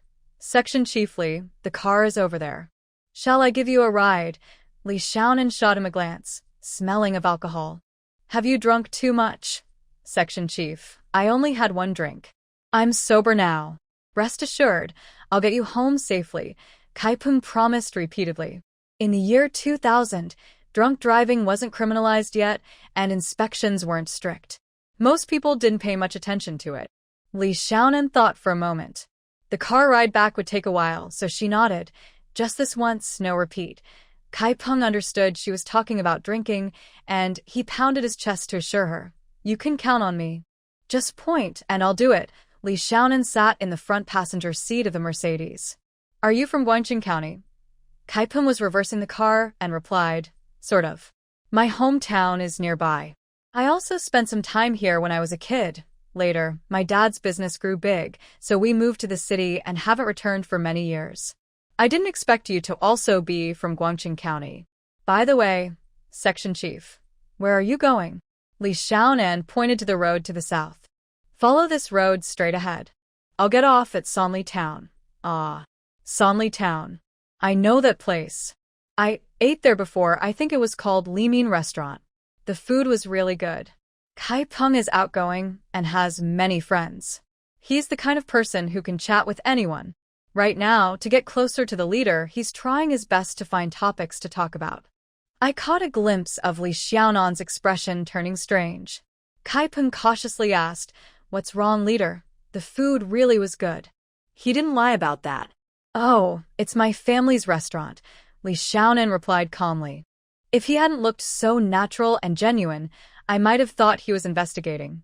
Kai Peng suddenly realized and politely explained, Leader, your restaurant is quite famous. Many people drive specifically to eat there. Li Xiaonan simply nodded and didn't speak further. He leaned back and closed his eyes to rest. Kai Peng's mind was racing. He had made a mistake. He wasn't sure if the section chief believed his explanation. Honestly, he just said it casually. The car stopped in front of Limin Restaurant. As Li Xiaonan opened the door, Kai Peng asked, Li Ke, will you be working the day after tomorrow?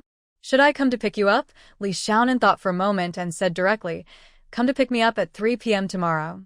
Okay. Kai Peng smiled widely. The leader didn't refuse, so he saw a chance. Kai Peng had no backing in the government office. His father's biggest skill was using connections and giving gifts to get him a job there. Getting into the General Affairs Department was pure luck. When he first arrived, he thought about trying to flatter Qian Chaoran, but he was too blunt and straightforward, which annoyed many people. Until Li Xiaonan came, giving him hope. Such a young section chief, from the province, must have some background. He was worried about how to get close to him, but now he wished he could go back to the county and see Zhang Fan and his wife. Sun Guixiang was at the window when she saw Li Xiaonan get out of the Mercedes-Benz. She asked with a big smile, Who is that young man? Is he from around here? Where does he work? As Li Xiaonan entered the house, she immediately asked 3 questions about his life. She looked helpless and said, It was my subordinate. He happened to see me and just took me back. Oh, Sun Guixiang's enthusiasm faded quite a bit. Even though she was worried about her daughter's marriage, she understood that office romances are not good. Young people these days often get divorced and remarried with no clear commitment. The next afternoon, amid Sun Guixiang's nagging, Li Xiaonan took Li Xiaobei and got into Kai Peng's private car. Xiao Kai, please take my younger brother to Guangqing No. 1 high school. Thank you, Li Xiaonan said politely. Kai Peng kept waving his hands. No trouble at all. What's the trouble? If he can get into Guangqing No. 1 high school, he's doing well in his studies. Li Xiaonan smiled and said to Li Xiaobei, This is Kai Peng. Just call him Brother Kai. Li Xiaobei obediently said in a slightly proud voice, Hello, Brother Kai. Kai Peng was surprised and flattered. Hello, hello. The car smoothly stopped at the gate of Guangqing No. 1 high school. Li Xiaobei was about to get out when Li Xiaonan held him back and warned, After the new year, you'll transfer to the city. Don't cause trouble during this time, understand? Hearing the warning in her tone, Li Xiaobei nodded perfunctorily, Got it, sis. After he left, the car started again. Li Xiaonan sat in the back seat, looking out the window silently. Kaipeng hesitated for a long time, but couldn't hold back. Li Ke, Li Xiaobei is transferring schools after the new year. This will delay his studies. My dad is friends with the principal at a university, maybe. His words, if spoken to a cautious leader, would definitely be remembered. What? The things even the leader can't do. Now you seem to be capable. But after yesterday, he saw a bigger picture in Li Xiaonan, which gave him the confidence to be more daring today. Kaipeng also had no other choice. He just couldn't figure out how to make the leaders see him as one of their own. What bad intentions could he have? He just wanted to improve himself too much. This matter is up to you, Li Xiaonan said casually. She glanced at the rearview mirror and saw Kaipeng's changing expressions, nervous, disappointed, then ecstatic. It was clear he was a straightforward person. Kaipeng, not that for me, Li. Li Ke, you can trust me. I will handle it carefully and reliably. On Monday, Li Xiaonan returned to her life as a data enthusiast. When she saw the research report on Xingshan Port and the city government's develop the city through the port strategy, she couldn't help but admire that the leaders at the department level are truly outstanding in both vision and governance. Accelerating port expansion and relocating nearby residents to other areas improved resource use. In her previous life, they developed the city through the port path was successfully followed by Qincheng. Looking back, the vice mayor Zhang Jiehua, who first proposed this development plan, clearly had his own reasons related to economic growth. However, even the best policies need people to carry them out. Li Xiaonan remembered that the relocation project caused big problems and almost ruined the good plan. At the same time, inside Vice Mayor Zhang Jiehua's office, Dai Jie, the deputy mayor in charge of city construction, looked uneasy and spoke with some urgency. Mayor Zhang, right now, the situation is like this. The residents are strongly resisting, and the staff trying to persuade them can't even get in. The progress of the relocation project is very slow. Zhang Jiehua's face grew darker as he listened. He was the one pushing for the develop the city through the port strategy after it was approved by the party committee. He was both the proposer and the supporter. If it succeeded, it would be his greatest achievement and a step up to a higher leadership position. Now that he had just taken the first step, Dai Jie came running to complain about the problems. It was frustrating. Anyone else might have been promoted to vice mayor, but not to this extent. Zhang Jiehua put down his pen and said seriously, Jie, you need some courage in your work. As a deputy mayor in charge, when you face resistance, you want to back out? Then, what's the point of doing the job? His words sounded harsh, almost like he was criticizing Dai Jie directly. Jie felt helpless. He had made decisions and worked hard on mobilizing the residents. If he hadn't personally been involved, he wouldn't have known how difficult it was. Do people think just having a house is enough? No, that's a big mistake. Here's a very real problem. Many fishermen who have lived off the sea for generations suddenly being moved into the city. What about their livelihood? They can overcome many difficulties, but they can't stop eating. How can the residents' resistance not be strong? Dai Jie understood clearly that even if he said these things, Mayor Zhang wouldn't want to hear them. He directly said, Mayor, Director Xiaofeng has a suggestion. He wants to assign the relocation project to a professional demolition company, since they have more experience. Zhang Jiehua suddenly looked up. Which company? Qincheng Jiansheng Engineering Company Limited. They have handled many municipal projects and are very professional. Most importantly, Dai Hua didn't mention that this company has a strong background, and even the most stubborn residents can be dealt with. He was forced into this situation. The city kept pushing and progress was stalled, which was not good. Zhang Jiehua frowned. The company was run by Sun Chongqing, the political and legal committee secretary's brother-in-law. They had won many municipal projects, and there were many rumors about them. But such matters, if the public doesn't complain, officials won't investigate.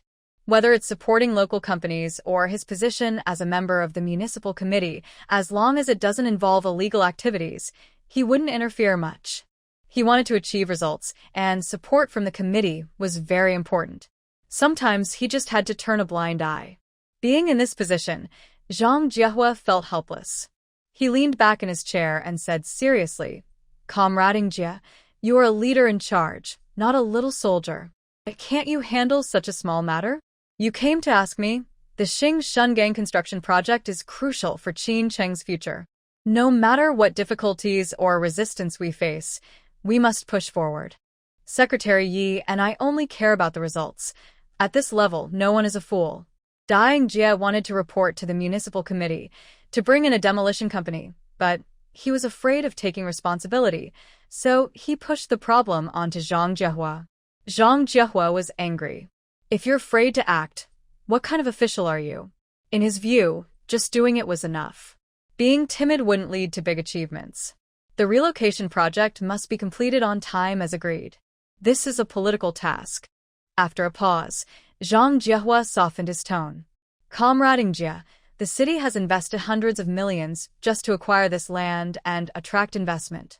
If our inaction affects the investment efforts, both you and I will have to admit our mistakes at the committee meeting." Dai Jie nodded repeatedly. "Mayor Zhang, I understand the importance." But inside, he felt bitter. His original idea was to have Zhang Jiehua bring up the matter at the committee meeting for discussion. After all, it involved the interests of thousands of people. Without the committee's support, he felt uneasy. Mayor Zhang has said all he can. He doesn't dare say more. Although they are both vice department heads, he, as a deputy mayor not yet in the regular position, can't compete with the standing executive. Moreover, there's been talk lately that the new city mayor will be chosen between Deputy Secretary Hao and Vice Mayor Zhang. Rumors always stir up trouble. Seeing Dai Jie look heavy-hearted, Zhang Jiehua said, "Of course, when doing work, you must pay attention to methods. Areas that need government oversight can't be neglected, and you should be mindful of the impact. This means, in simple words, work carefully and avoid causing big problems." Just as he finished speaking, Secretary Wang Jincheng knocked and entered. "Leader, Secretary Hao wants to see you." Zhang Jiehua closed his notebook and said to Dai Jie, "Since Secretary Hao is looking for me, Jie, you can go back first. We will talk if there's any news." Qin City's party secretary, Yi Qinghua, was smoking and gazing out the window at the busy scene outside, lost in thought. Being an official meant serving the people and bringing benefits to the area, which he always believed in. When he was promoted from University Party Secretary to Qin City's secretary, he was full of passion and ambition, planning to make a big impact and leave his mark on Qin City. But reality and different ideas about development clashed. One wrong step, and everything was lost. The previous mayor failed, and he was criticized for poor leadership. As he neared retirement, he thought he would step back from the front line, but a call from an old leader changed everything. There was a knock at the door. His secretary, Gao Yuan, came in. "Secretary, Mayor Zhang is here." Yi Qinghua put out his cigarette, shook off his gloom, and returned to his usual refined and scholarly look. "Please, Comrade Jiehua, come in," he said. Zhang Jiehua entered, and Gao Yuan naturally closed the door to give them privacy. Yi Qinghua smiled and gestured to the sofa. "Comrade Jiehua, please sit." After receiving permission, Zhang Jiehua sat down and asked, "Secretary Yi, what brings you here?" Yi Qinghua looked at the middle-aged Zhang Jiehua and thought to himself, what a pity. In the system, reaching the level of department head is a hurdle, but moving from vice department to full department is like climbing a mountain. "Comrade Jiehua, how is the work at Xingshun Port going?" Zhang Jiehua was a bit confused. He wondered why Secretary Yi, who usually didn't ask about anything, suddenly showed concern about the relocation project. But since the leader asked, he still answered honestly. "Secretary Yi, I was just about to report to you. Mayor Dai just spoke with me and specifically discussed this matter. The relocation work has indeed faced some resistance, but he already has a solution. Mayor Dai oversees urban development and has quite a lot of experience in this area." Yi Qinghua nodded. "Resistance is normal. Rushing things often leads to failure. The new mayor will take office after the new year, so we can wait a bit longer." Hearing this, Zhang Jiehua felt like a bolt from the blue. He knew his chances of promotion were slim, but as long as the mayor hadn't been decided, he still had hope. He had hoped to delay things until the develop the city with ports strategy showed some results. Then, the provincial authorities would consider everything carefully, and his chances would increase. But now, Despite the storm of disappointment in his heart, Zhang Jiehua's face remained calm. He simply replied, "Yes, you're right." Yi Qinghua also sighed inwardly. He knew comforting him was useless, but he still said, "This is the decision of the provincial committee. I hope you understand." Zhang Jiehua understood, but he couldn't accept it. After leaving the party committee secretary's office, he became silent, no longer full of confidence and energy. At this moment, Li Xiaonan was buried in a pile of documents. Yupeng came back from outside and whispered, "Section Chief." Li Xiaonan looked up. "Is everything ready?" Yupeng leaned slightly forward and lowered his voice. "Yes, Xiaobei has already started class." Li Xiaonan nodded to show he understood. Then he remembered the materials he had just looked at and warned, "Be careful with what I told you yesterday." Li Xiaonan was worried that he might only be eager to handle personal matters for the leaders. Yupeng winked at her and pointed outside the door, signaling her to speak elsewhere. Li Xiaonan stood up, looked around, and saw that the others, though with heads down and seemingly working, were not moving their pens. It was obvious they were eavesdropping. The office was crowded and noisy, not a good place for talking. She said to Qian Chaoran, "Section Chief Qian, I need to take Yupeng outside. If there's anything urgent, call me." Qian Chaoran nodded. As long as Li Xiaonan didn't interfere with the work of the department, he didn't care who she took out. After they left, the other two people in the office quickly ran to the bathroom and started whispering. Wang, feeling jealous, asked, "What's going on with Yupeng?" He took Li Ke without making a sound. Li Xian stood up, looked down from the bathroom window, and saw Li Xiaonan get into Yupeng's car. He nodded and said, "Look, Yupeng can be Li Ke's driver. We can't compare." Both of them fell silent after that. It's really hard to be jealous of that. Before the year 2000, few people owned private cars, and even fewer knew how to drive. Only city leaders had their own cars and drivers. Ordinary staff like us usually biked or took buses. Wang sighed. "Wow, having money is great. Just buy a small car and drive it." Li Xian didn't speak, but his eyes showed clear envy. Li Xiaonan sat in the passenger seat and asked, "Where are you taking me?" Yupeng started the car and said seriously, "To Xingshan Port." "Li Ke, didn't you ask me to pay more attention to Qincheng Jiansheng, that company?" He paused, then continued, "I checked around. Turns out, there's a problem. The subsidiary company involved in earthwork has some shady connections." He added, "Recently, a group of troublemakers gathered near Xingshan Port. I feel something's not right. The demolition of Xingshan Port is the first urban renewal project in Qin City and has attracted a lot of attention."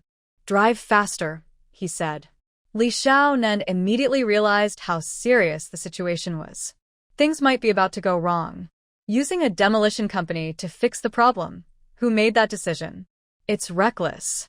Forced demolitions could lead to big trouble. Even though the Xingshan Port project is not her direct responsibility, Minister Hai Jie is about to take her new position. If something happens, she will have to deal with the mess. Not knowing the full situation puts Minister Hai Jie at a disadvantage, and that's also a failure on her part as a future secretary. Thinking of this, Li Xiaonan urged him to go faster. Yupeng nodded, but inside he was cursing. He was pushing the accelerator to the limit. At the same time, he wondered, if something goes wrong, does it really matter to them? Is Li Ke really that urgent? Forget it. Follow orders and act quickly. A journey that normally takes an hour was shortened to less than half an hour thanks to Peng's driving at 120 miles per hour, and we arrived at Xingshan Port. From afar, Li Xiaonan saw a group of rough-looking people blocking the street corner. They were throwing stones into the alley and shouting through loudspeakers. Nearby, a bulldozer was parked. "If you don't come out soon, we'll push in. Our boss has plenty of money and can afford the damages. Those old folks inside are just after money, but I really will push in." On one side, the rowdy shouts of the troublemakers could be heard, while on the other, the weak and elderly people were crying out in hoarse voices. Only a few young men and women remained at the front, their eyes red with anger. The situation was at a standstill. Yuprum frowned and kept muttering, "This is too much. Do these people have no sense of law? They're so arrogant. I want to call the police." He reached for his phone. Li Xiaonan, helpless, stopped his hand. "Do you think they haven't called the police? Look over there." Yuprum looked in the direction she pointed. He saw a few young officers in police uniforms, standing in small groups, smoking and chatting. He was stunned. Why are they like this? Li Xiaonan shot him a glance and pointed to the core issue. Did those troublemakers actually fight? Were there any injuries? Did the conflict escalate? Her 3 questions left Yuprum speechless. That's not right. They're police officers. If they don't protect the people, then who will? They're helping the troublemakers. Hearing this, Li Xiaonan looked at him with some respect. Yuprum liked to flatter others, but he had principles. He cared about the people and held some ideals. To make him face the harsh reality of politics, Li Xiaonan snorted coldly. "Do you think this is someone's order? No one is backing them." A local construction company dares to be so arrogant. This time, the Qin city government was willing to borrow money to acquire Xingshuan port and use the land to attract investment, showing their sincere effort. Yuprum was badly discouraged and said, "Li Ke, are we just going to watch this happen?" Li Xiaonan waved his phone and signaled him to be quiet. Soon after, the call connected. "Minister Haijie, this is Xiaonan. Is now a good time to talk?" Li Xiaonan made this call, without avoiding Yuprum. He knew he would find out sooner or later, and hiding it would only cause distrust and make things worse. "Yes, I have a situation I'm unsure about. I want to report it to you." He briefly explained what was happening here and finally mentioned, the company responsible for demolition is a local Qin city business, and the legal representative is Sun Chongqing's brother-in-law, who is the secretary of the political and legal committee. Although Li Xiaonan spoke indirectly, Zhou Haijie understood.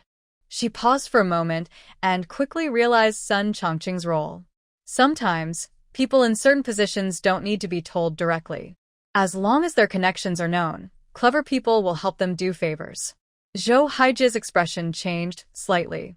Just when she was feeling sleepy, help arrived unexpectedly. Recently, she had been thinking about how to break the deadlock after her new appointment, how to do it without causing too much trouble but still change the balance.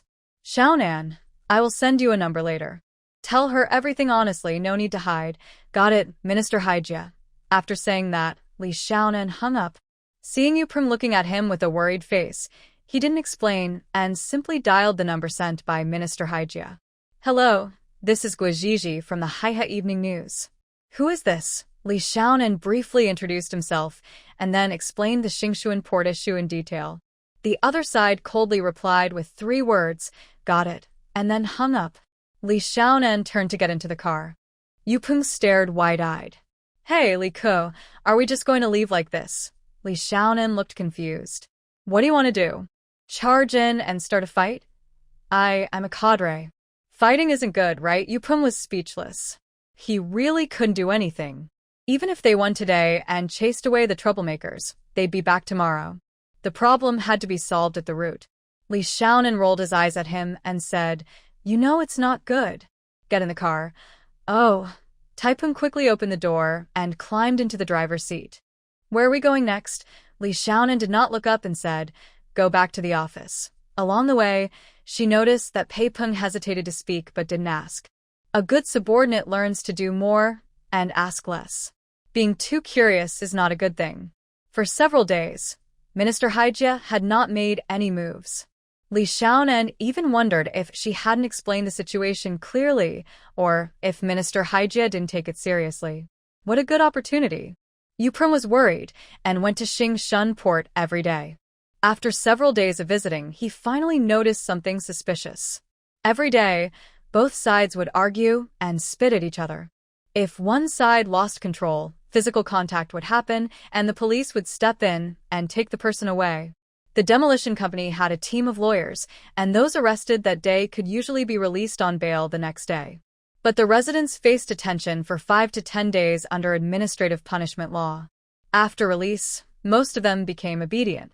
Day after day, only the elderly, sick, and disabled remained, still struggling. Yuprum returned home angry every day. He clearly saw that the residents of Xingshan port were being manipulated by the government and capitalists. Just as Li Xiaonan hesitated about calling Minister Haijie again, the evening edition of the Haihe Daily caused a huge shock in Qin City's political scene.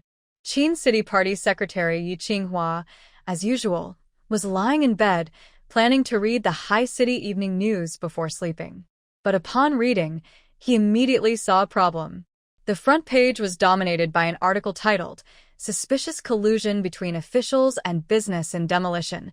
How can the people of Qin City be protected?" It was accompanied by photos from the scene, making it very clear. Yi Qinghua sat up straight, clutching the edges of the newspaper tightly, reading every word. After finishing, cold sweat soaked his pajamas. This was putting Qin City in danger. At the same time, many people saw this article. The sky over Qin City seemed to be covered with dark clouds.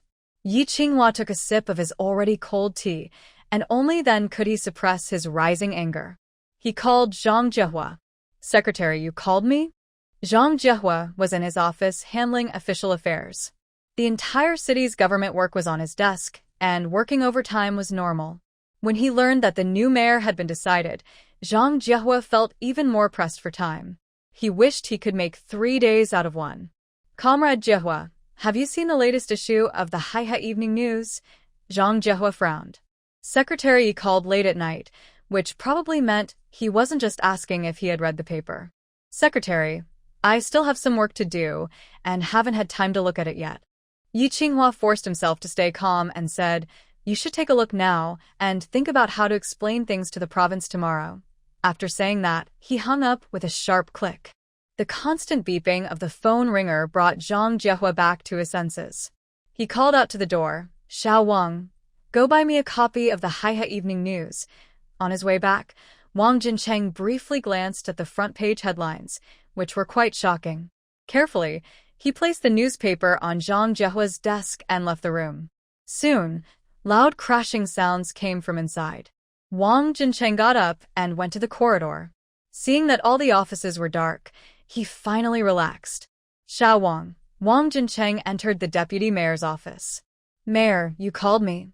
Zhang Jiehua stood by the window, looking down at the night view of Qin City.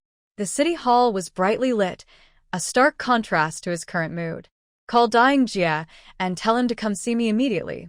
He turned around and saw the mess on the floor, then said, "Clean this up." Wang Jincheng nodded and immediately went to do as told. Dying Jia usually went to bed early. Wang Jincheng called 3 times before he answered. "Deputy Mayor Dai, hello, this is Wang Jincheng." Dying Jia looked at his watch. It was exactly 11 o'clock. His tone was unfriendly. "Secretary Wang, do you know what time it is? Is there something urgent from Mayor Zhang that can't wait until tomorrow?" Wang Jincheng narrowed his eyes, sensing Dying Jia's displeasure. He replied seriously, "Mayor Zhang wants you to come to the government building. He's waiting for you in his office." Dying Jia asked in disbelief. "Now?" Wang Jincheng replied coldly, "Yes." Without waiting for another question, he decisively hung up and headed to the bathroom. Dying Jia was a deputy mayor. But so what? He was not a regular official and ranked lower. Wang Jincheng had been Zhang Jiehua's secretary for over 10 years. No one had ever dared to speak to him in a scolding tone. He had wanted to give a little reminder, but holding a broom, he knocked on the door and entered. "Leader, the notification is done, but Deputy Mayor Dai might be a bit upset at this hour." Zhang Jiehua was already furious, and being provoked like this only made him angrier. "Feeling upset? I'm even more upset. Call him again and tell him to come see me within half an hour." Wang Jincheng's lips curled into a slight smile. "Yes, leader." He had been Zhang Jiehua's secretary for over 10 years, so he knew what kind of person his boss was. Wang Jincheng left the office, dialed Dying Jia's number, and before he could speak, he said directly, "Mayor Zhang wants you here within half an hour." He immediately hung up, giving Dai no chance to explain. Dying Jia was stunned. He felt helpless and frustrated. Today, he was supposed to visit his wife's hometown, Ainan County, which is under Qin City. It would take at least an hour by car to get to the city. Plus, he still needed to get ready. Thinking of this, He couldn't stay lying down anymore. He hurriedly got dressed in a flurry. Dai-Jie's wife was an English teacher at Chin City No. 2 Middle School. They were a typical young wife and older husband couple, very loving. That's why Dai could find time in his busy schedule to visit his wife's family. Old Dai, what are you up to so late? Can't you let us sleep? Dai kissed his wife gently to comfort her. You keep sleeping. Mayor Zhang wants to see me. I need to go back to the city. Tomorrow, I'll ask Xiao Zhao to pick you up. Amid her playful complaints, Dai hurriedly drove back to Chin City. He arrived at the city government close to midnight. Secretary Wang, is Mayor Zhang still here? Dai asked quietly, pointing at the office.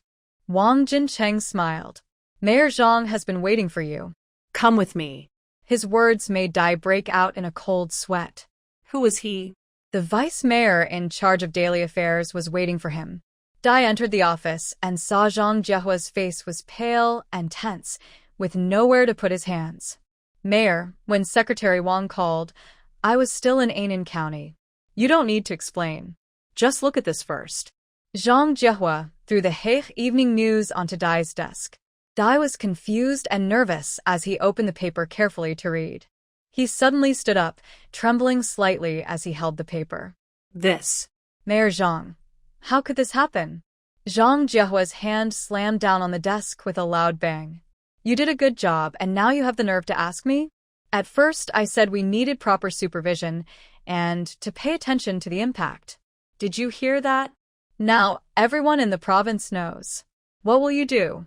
Dying Jie was completely speechless. The provincial newspaper shouldn't have known. He took a deep breath, trying to calm himself.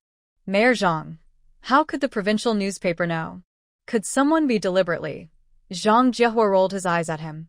He had suspected this earlier. In the beginning, he proposed the developing the city through the port strategy.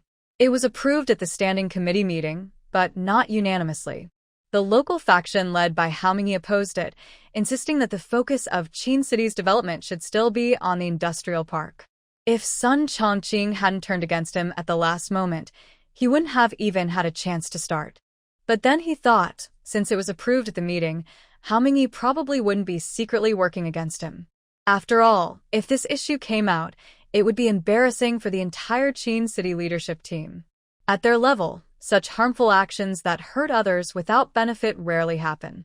If you're doing things properly and honestly, why would anyone try to undermine you behind your back? Seeing Zhang Jiehua's tone soften, Dying Jie wiped the sweat from his forehead and forced a smile. Mayor, what should we do next? Fortunately, no one was hurt. Let the demolition company pause for now, avoid the media, and listen to the provincial government's advice. Zhang Jiehua sighed. But Secretary Yi is very unhappy about this.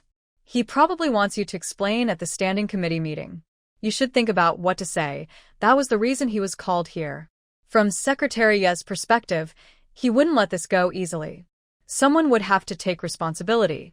Zhang Jiehua wasn't afraid to take responsibility himself, but he couldn't do it now. At least not at this moment. If he were punished, whether by losing power or being transferred, this project would be difficult to push forward again. That would be harmful rather than helpful for Chin City's development. He knew well that Chin City was at a critical point in its economic transformation.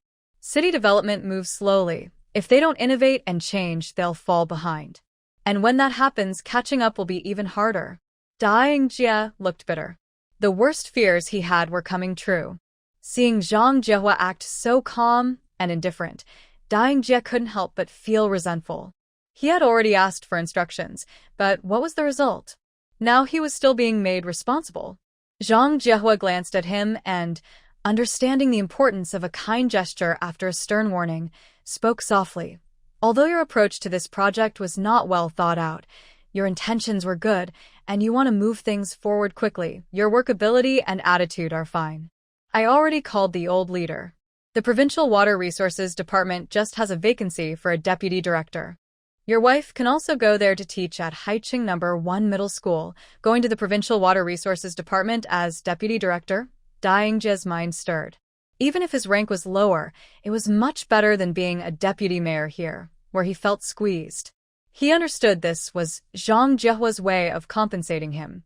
Dying Jie immediately stood up and said gratefully, "Leader, I caused so much trouble, and you still think of me so much. I don't know how to repay you, so I can only follow your lead." Dying Jie's loyalty was straightforward and honest. "If you help me succeed, I am yours." Zhang Jiehua waved his hand to signal him to sit down. "Comrading Jie, don't be polite. Sit down and talk." Now that the scapegoat was found, Zhang Jiehua felt much better. He joked, "In the future, when you go to the provincial department, you'll also be one of our superiors." Dying Jie repeatedly waved his hands. "I dare not. No matter where I am still under your command. I will never embarrass you." The next morning, the standing committee meeting was held as usual. During the meeting, a report from Hague Evening News sparked a heated debate. Dying Jie attended and openly admitted his mistake, taking responsibility. Just as the committee members were discussing intensely, Yi Qinghua's phone rang. Seeing the caller ID, he recognized it was Lin Weiban, the provincial organization minister. He signaled for a pause, pointed at the phone, and then answered. "Minister Lin, hello, I am Yi Qinghua." On the other end, Lin Weiban, a provincial standing committee member and organization minister, spoke seriously.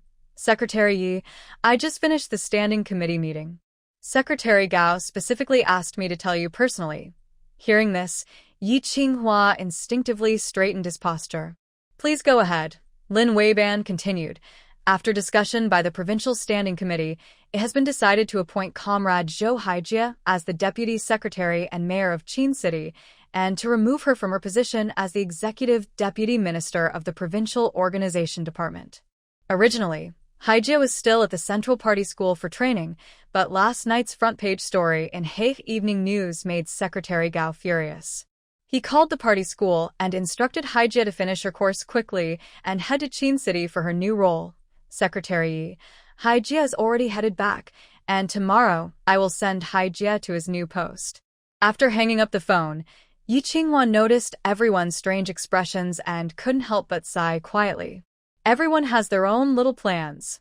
He spoke seriously Minister Lin's words. Everyone has heard them. Secretary Gao from the provincial committee is very unhappy about the joke caused by Qin City. This also shows dissatisfaction with the city committee. If we can't come up with a good solution, Secretary Gao might doubt our ability to govern. Let's discuss this matter and reach a consensus to give the province a proper explanation. The new city mayor hadn't arrived yet. According to the rules, it was the turn of the deputy city secretary, Hao Mingyi, to speak. Everyone on the scene looked at him in agreement. Hao Mingyi, however, seemed distracted and didn't speak for a long time. Yi Qinghua raised his voice slightly, a bit annoyed. "Comrade Mingyi, what do you think?" Being called out by the secretary, Hao Mingyi snapped back to attention. He quickly hid his complicated feelings and spoke slowly. "Secretary, you know I've always opposed the port expansion project. Xingshuan Port is a complicated area. Most young people work in factories and the elderly, sick, and disabled are left behind. Without the port, their survival becomes a problem." As soon as he finished, Zhang Jiehua immediately retorted, "Deputy Secretary Hao, I think you're overreacting. The government has policies to help the elderly, sick, and disabled. It's not true that people can't survive without the sea. Moreover, the port plan was discussed and approved at the standing committee meeting, and the relevant policies have been issued. We can't change the rules just because there's some resistance. Vice Mayor Zhang, it's not that we won't do it. We can wait a bit. Even the best plans should prioritize the interests and needs of the people," Hao Mingyi said, seizing the opportunity to criticize Zhang Jiehua and suppress his confidence. "Deputy Secretary Hao, a few dozen people don't represent the interests and needs of 30 million Qin City residents. The city government has been actively coordinating and trying to come up with a plan that satisfies everyone. No project can be completed overnight or show immediate results. Problems will inevitably arise during the process. Finding solutions is why we are here," Zhang Jiehua argued passionately, his face flushed. "Anything involving development is afraid of delays. If we keep dragging things out, the project might fail. Since it concerns Qin City's future, Zhang Jiehua refuses to back down." Seeing them become more excited as they talked, Yi Qinghua frowned.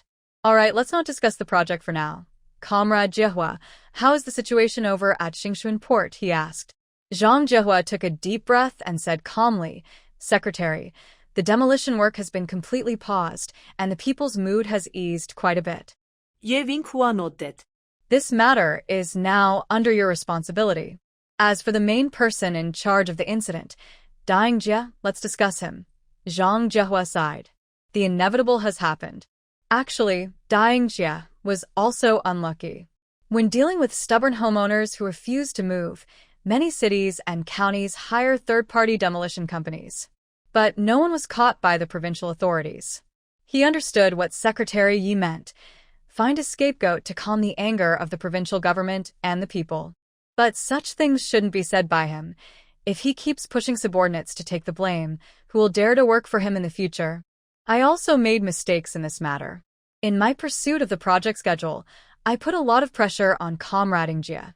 Zhang Jiehua took a step back to show humility, pointing out his own errors first, so others couldn't use that against him. Yi Qinghua waved his hand. Since the mayor hasn't taken office yet, it's normal for you to bear some responsibility for the city's operations. He set the tone, and everyone understood how far the discussion should go. After talking for a while without reaching a conclusion, Haomingyi felt inexplicably irritated.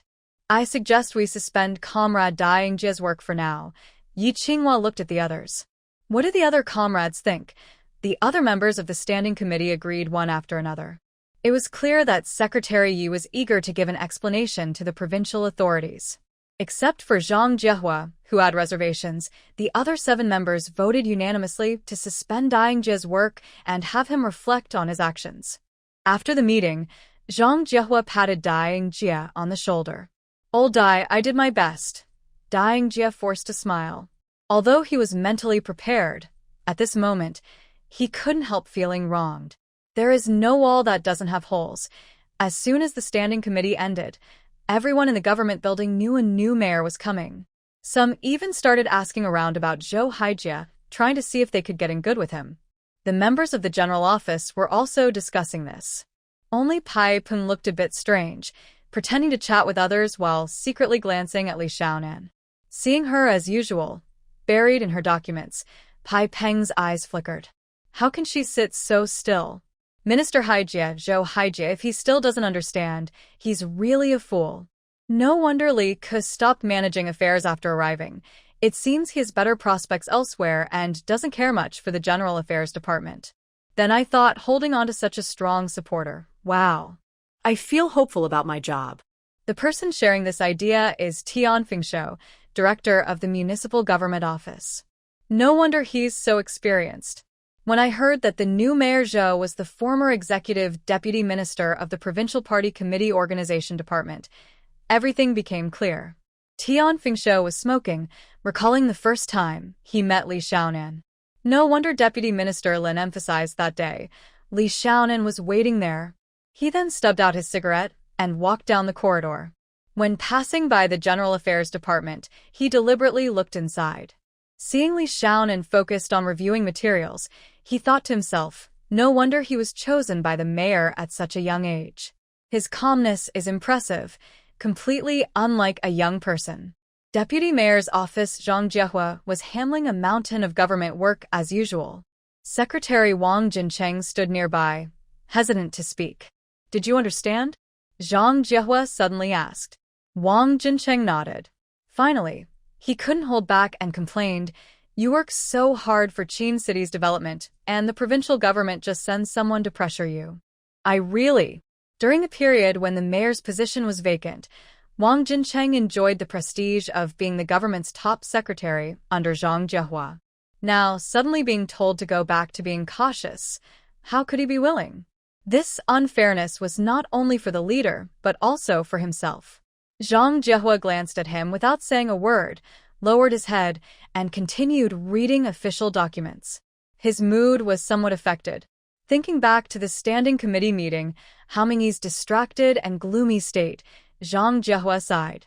If Secretary Yi hadn't leaked the news early, he wouldn't be feeling this way either. Not to mention Xiao Wang's dissatisfaction. He felt the same. Work must go on, and it will. With Mayor Zhou arriving, some things need to be done. Xiao Wang, you've been with me for over 10 years. Have you ever thought about gaining experience at the grassroots level?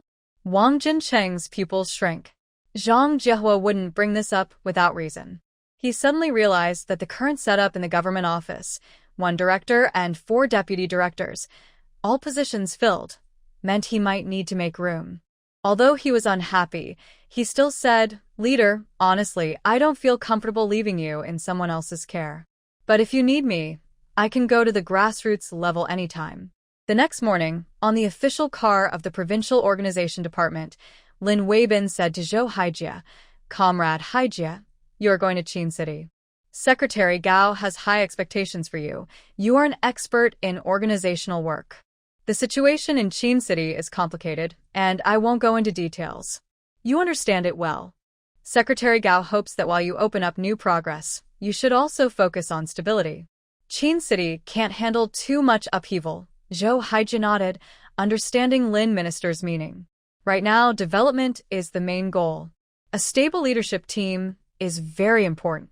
Frequent changes in leadership can disrupt policy continuity and make investors doubtful. It's harmful to the local economy. Minister, I understand. Stability is the top priority. Seeing that she understood, Lin Weibin didn't say more. From Haizhou City to Qin City, it's about 200 kilometers. If you take the highway, it takes about 2 hours. When they arrived at the Qin City Party Committee building, Yi Qinghua and several other standing committee members were already waiting at the door to show respect to Lin Weibin. After some handshakes, Lin Weibin took his seat in the middle of the podium, with officials above the department level from the city attending the meeting. Looking at the female mayor on the stage, the people below had different thoughts. Lin Weibin tapped the microphone. "Comrades, on behalf of the Provincial Party Committee and the provincial government, I will now read the appointment document for Comrade Zhou Haijie." As applause died down, Lin Weibin continued, "Comrade Haijie is a politically mature and highly capable leader. Moving her to Qin City shows the support from the provincial authorities for Qin City's talent development. Qinghua, please say a few words." Yi Qinghua nodded. "Minister Lin, on behalf of the Qin City Party Committee and government, I thank the provincial leaders for their care. We welcome Mayor Zhou to Qin City. Mayor Zhou, would you like to say a few words?" As Yi Qinghua finished speaking, everyone in the room looked at Zhou Haijie with curiosity and scrutiny. Previously, the choice of the new mayor had not been decided for a long time, and several versions circulated within the government. The most supported version was that the new mayor would be chosen from Deputy Secretary Hao Mingyi and Vice Mayor Zhang Jiehua, leading many to support their candidates. But unexpectedly, the provincial authorities appointed a female mayor. At this moment, the officials sitting below the stage were eager to listen, hoping to understand the new Mayor Zhou's style of working through his speech. On the stage, Zhou Haijie looked around with a slightly commanding gaze. Among the crowd, there were experienced officials and young cadres. Most of them were men. In the workplace, especially outside the system, women are naturally at a disadvantage. To break stereotypes, women need to be braver, more assertive, and more willing to speak and act than men. First, I want to thank the Provincial Party Committee and government for trusting me, giving me the chance to contribute to Qin City's economic development. Fellow comrades, some of you may know me or understand me, but most probably do not. That's okay. We will have plenty of time to get to know each other. I am a practical person and do not like to make false promises. Let me mention 2 points. First, in development, there are no bystanders. Attracting investment is the next key task for Qin City's government. We want to create a fair and honest business environment. No one or department can hold us back. Second, we must always focus on the people and stay firm in our commitment. I will push hard on poverty alleviation and public welfare projects, ensuring funds are used properly. Anyone who tries to misuse special funds, I will not hesitate to take strict action. Don't blame me if I am too direct. I know these words might offend some, but I am not afraid. If you are afraid of offending others, you should not be a leader. Let's all keep this in mind. From his speech, officials of all levels in Qin City clearly felt the strong and commanding style of the new mayor. Women who reach such positions are rarely easy to get along with. After the speech, the municipal committee members watched Lin Weijin leave. Yi Qinghua took on the role of class monitor and began introducing Zhou Haijie.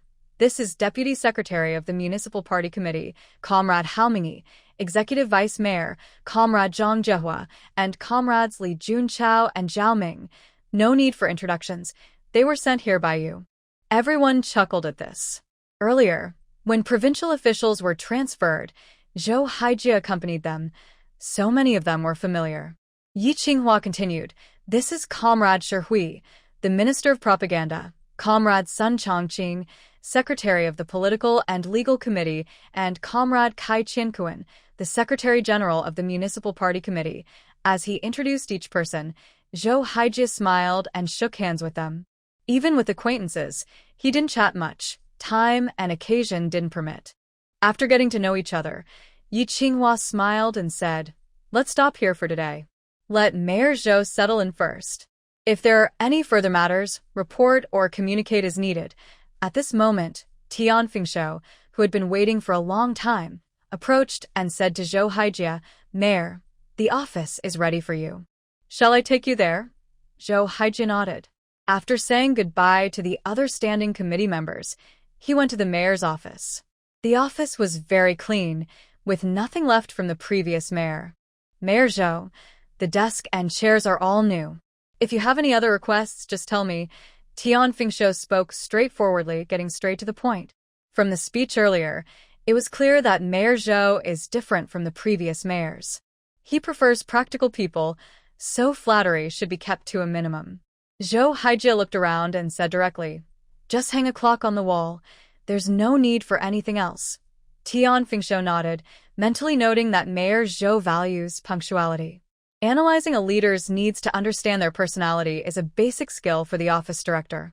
"Do you have any requirements for the secretary and driver?" Tian Fingshou's liking for Mayor Zhou increased. He preferred leaders who are straightforward and easy to serve.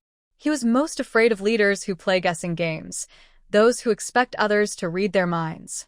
He's not a mind reader, and guessing is pointless. Such leaders are just riddles. Zhou Haijie looked up and examined Tian Fingshou. "According to the rules, the office recommends candidates." Tian Fingshou nodded. Recommending a secretary is one of the biggest powers of the office director.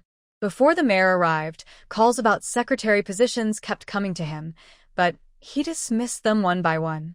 He never agreed to anything he couldn't handle. Only two recommendations he couldn't refuse.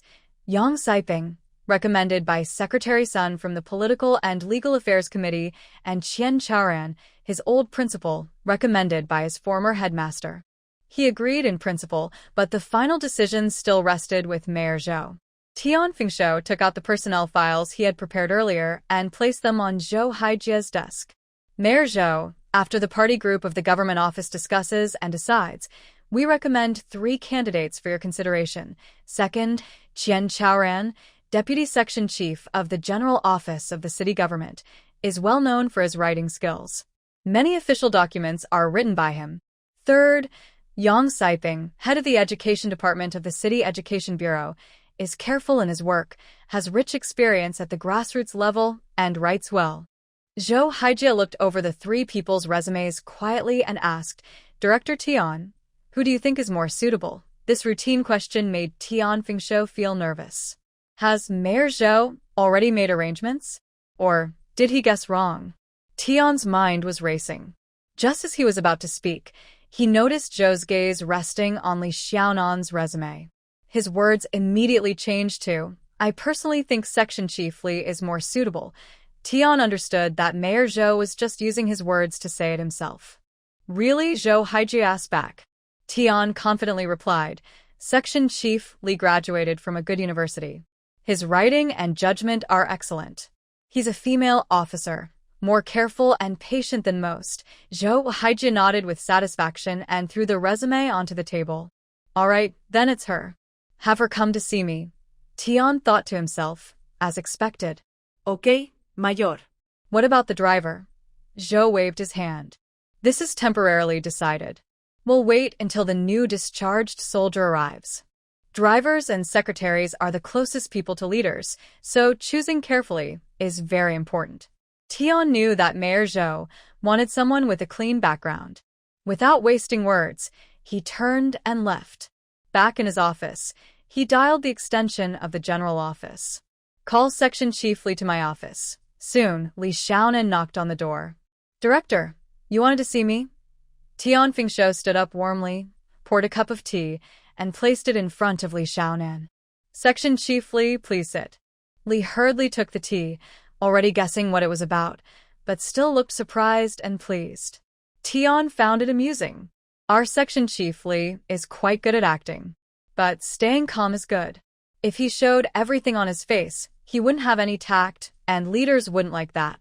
Section Chief Li, I called you here to give you good news. Mayor Zhou Haijie has taken office and needs a secretary to assist him. I recommended you.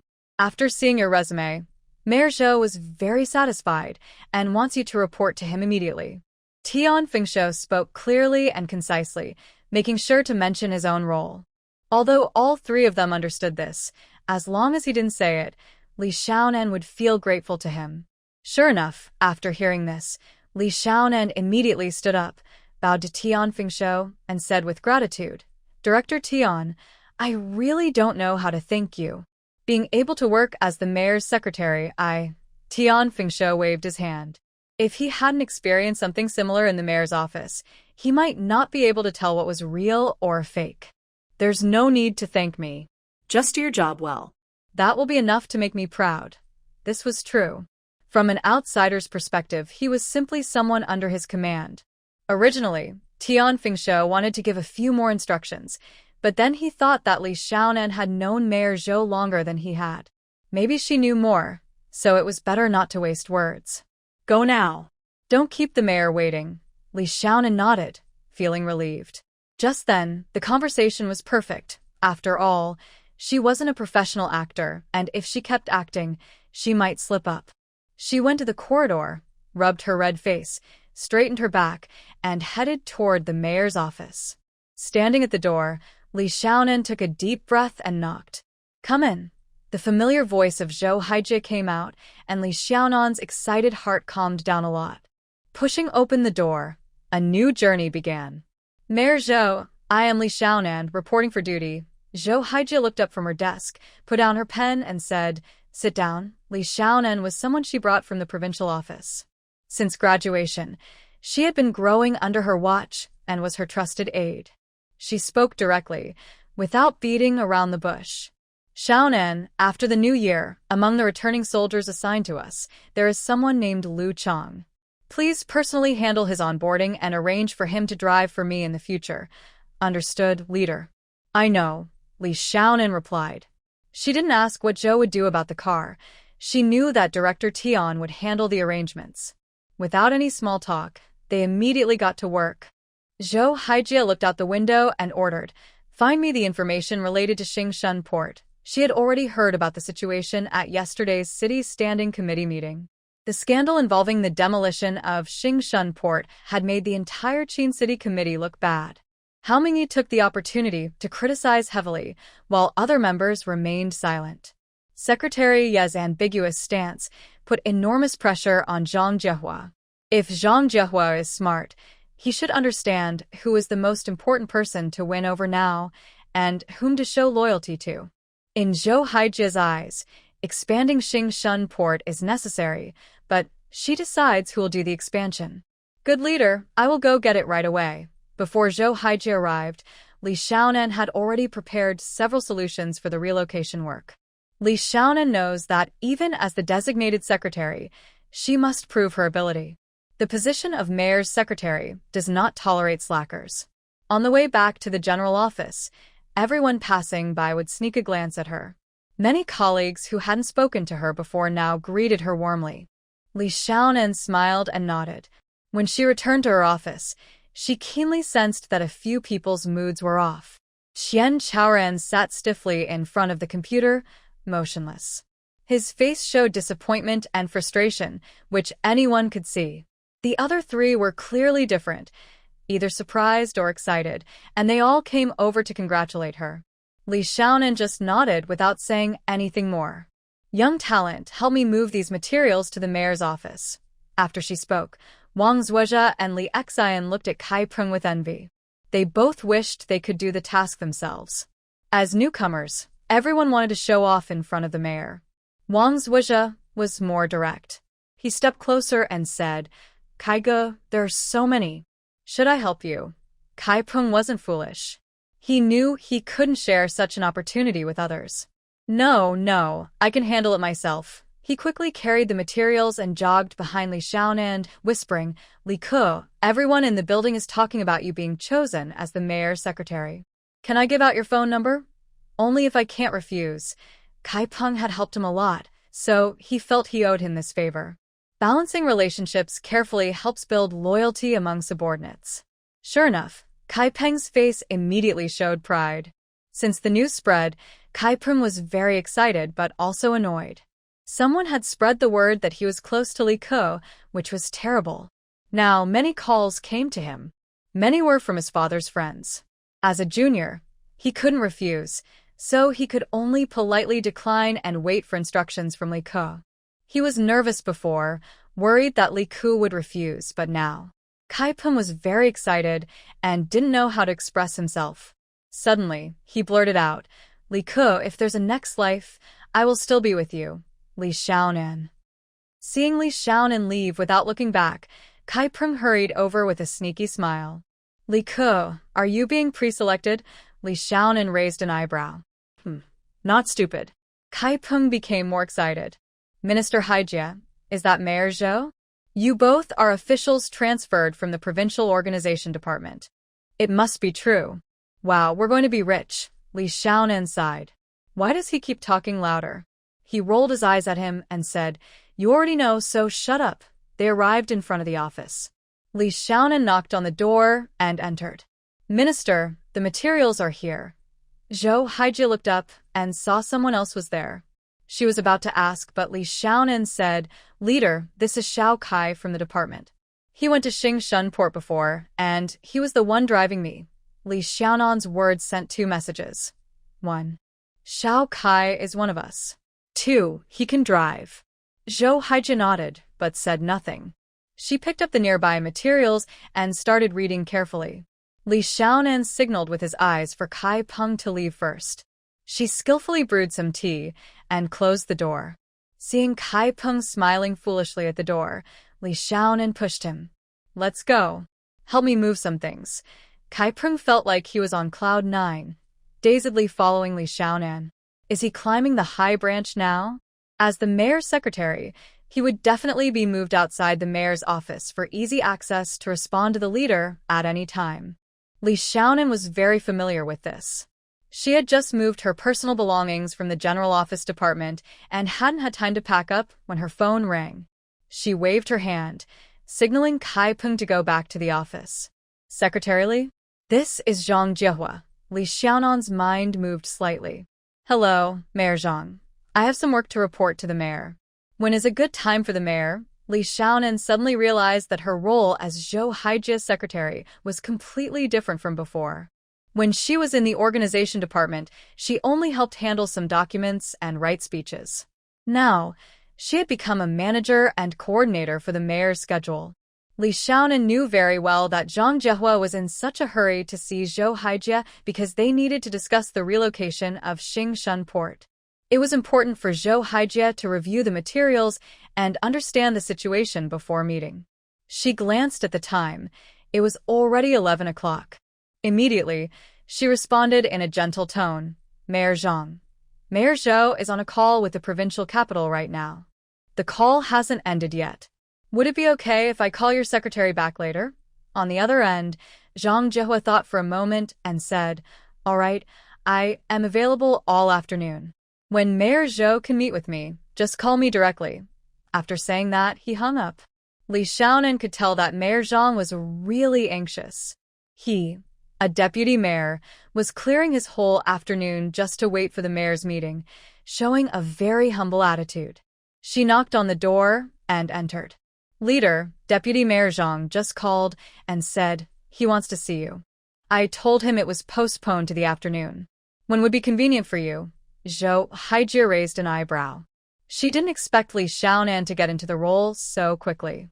At 2 o'clock in the afternoon, have Mayor Zhang come to my office to meet me.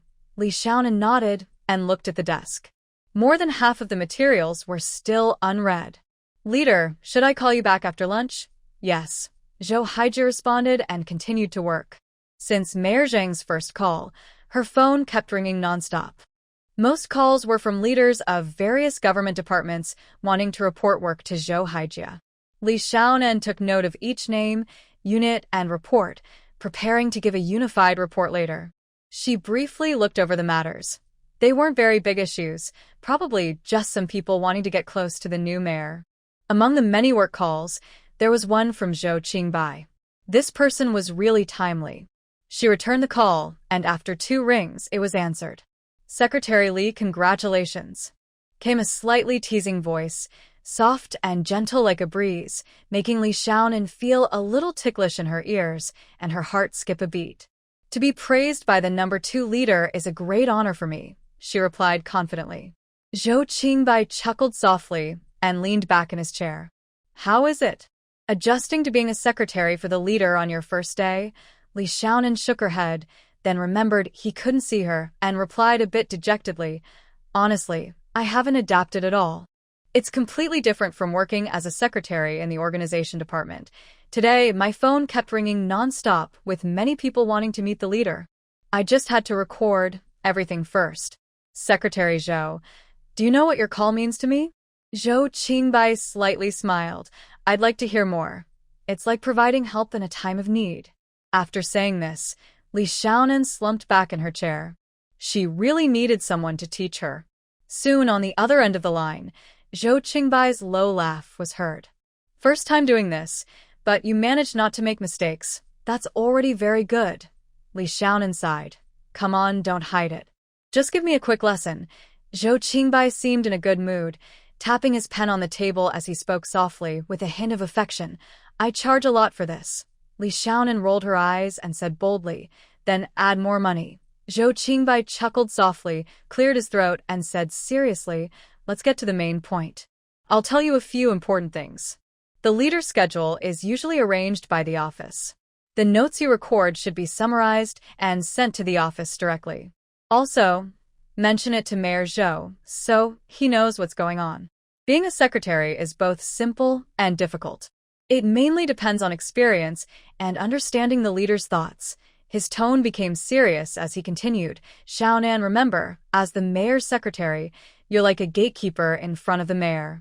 You need to think about who can come in and who can't. If you encounter uncertain situations, communicate with the leader promptly. Don't make decisions on your own.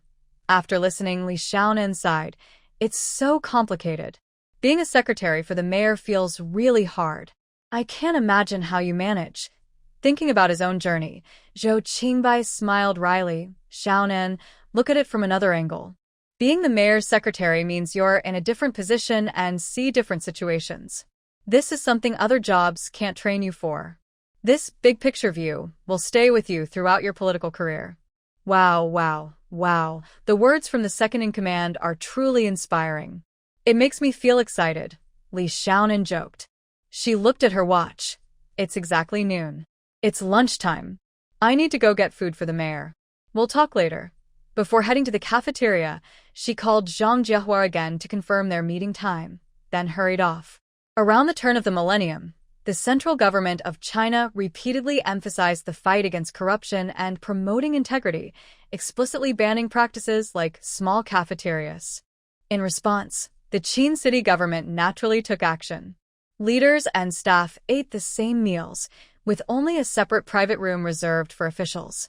Li Xiaonan carried 2 lunchboxes and queued in the cafeteria, as usual. At this moment, Yang Pinchao, the head of logistics who had been waiting for a while, approached warmly and said, Secretary Li, you finally arrived. Section Chief Yang, do you need something? Li Xiaonan asked with a smile. Yang Pinchao was a familiar face. When she first arrived, he was the one who arranged her housing. Yang Pinchao's mind was full of thoughts. Who would have thought that a young girl who just arrived would now become a very popular city mayor's secretary? he also secretly felt grateful. Thanks to Director Tian's advice, he didn't cause trouble over the housing assignment.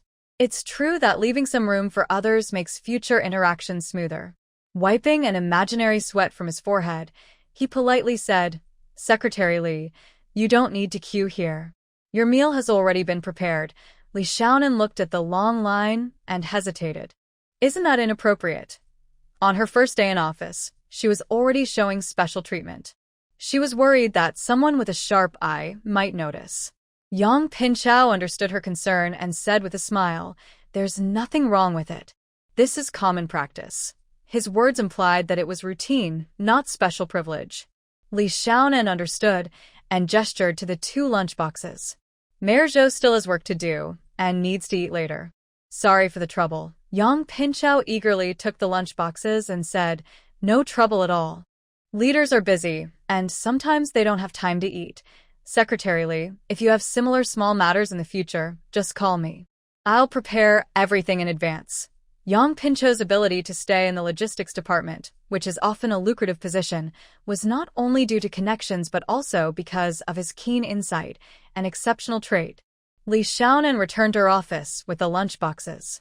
Zhou Haijie was still reviewing materials related to Xing Shun Port. "Leader, your stomach isn't good. Please eat first," she said. Zhou Haijie put down his pen and saw her carrying 2 lunchboxes. "Let's eat together. I also have something to ask you." Li Xiaonan nodded. She was used to eating with Zhou Haijie during inspections and always felt comfortable doing so. There are no outsiders here.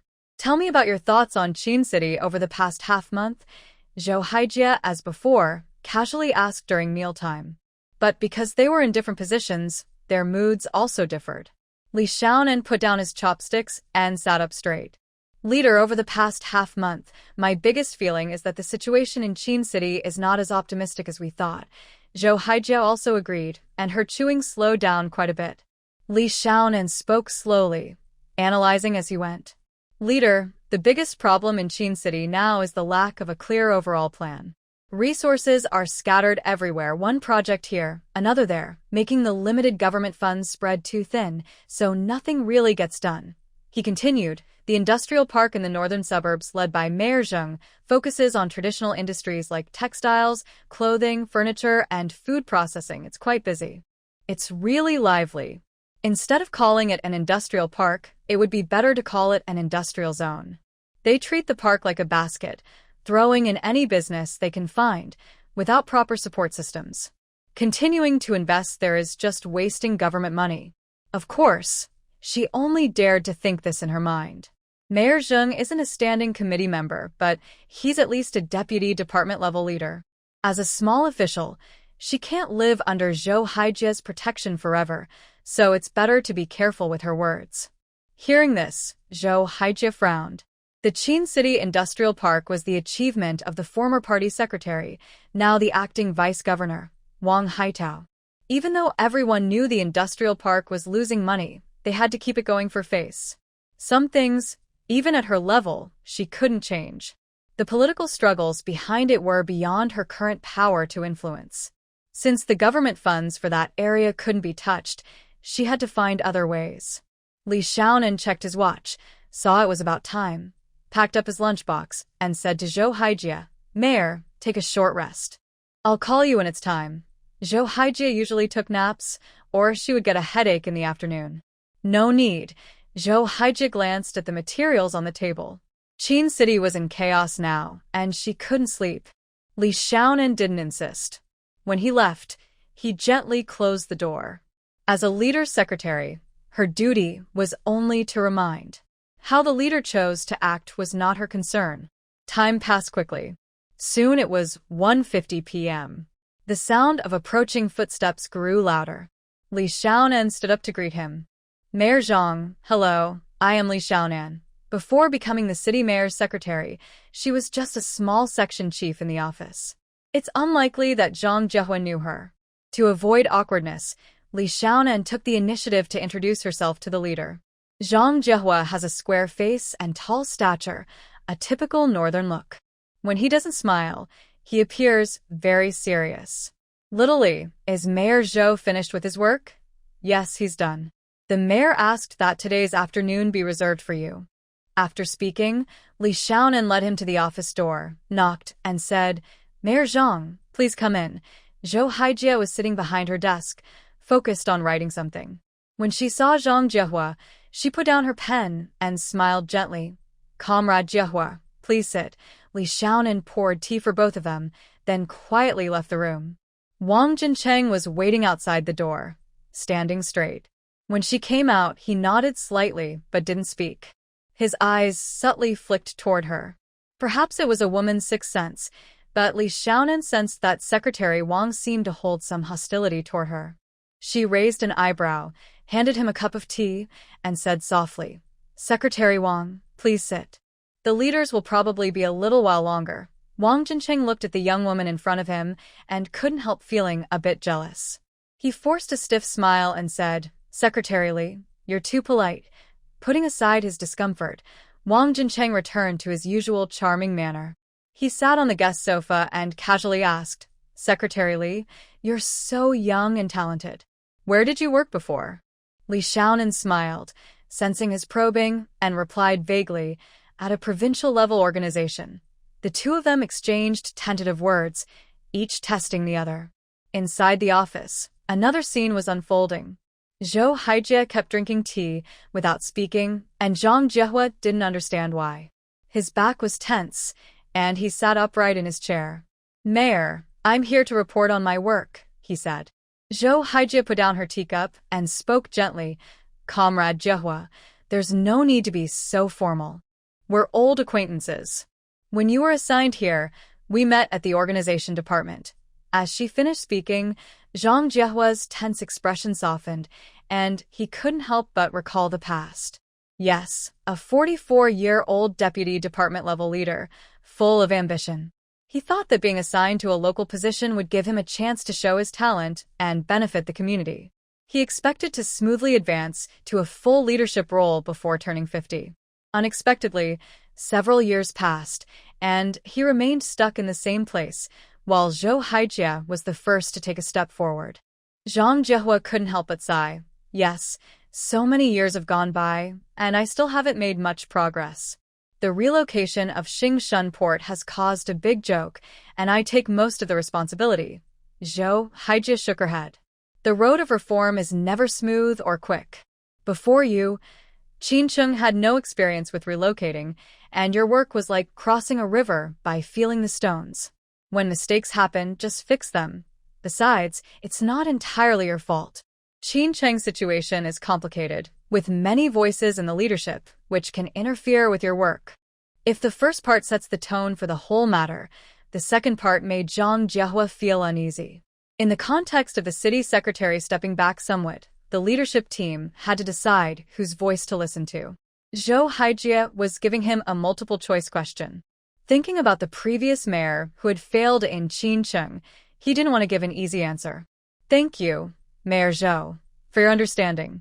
I will report to you on the city's first quarter work. Zhang Jiehua spoke in a low, steady voice, detailing the city's financial situation, public services, social management, and infrastructure development. All the details one by one. This report took 2 hours. Initially, Zhou Haijie didn't hear the answer she wanted and wasn't very satisfied with Zhang Jiehua. But as she listened, her attention gradually focused on his report. It must be said that although Zhang Jiehua's way of handling problems might have flaws, he was quite capable in social governance and economic development.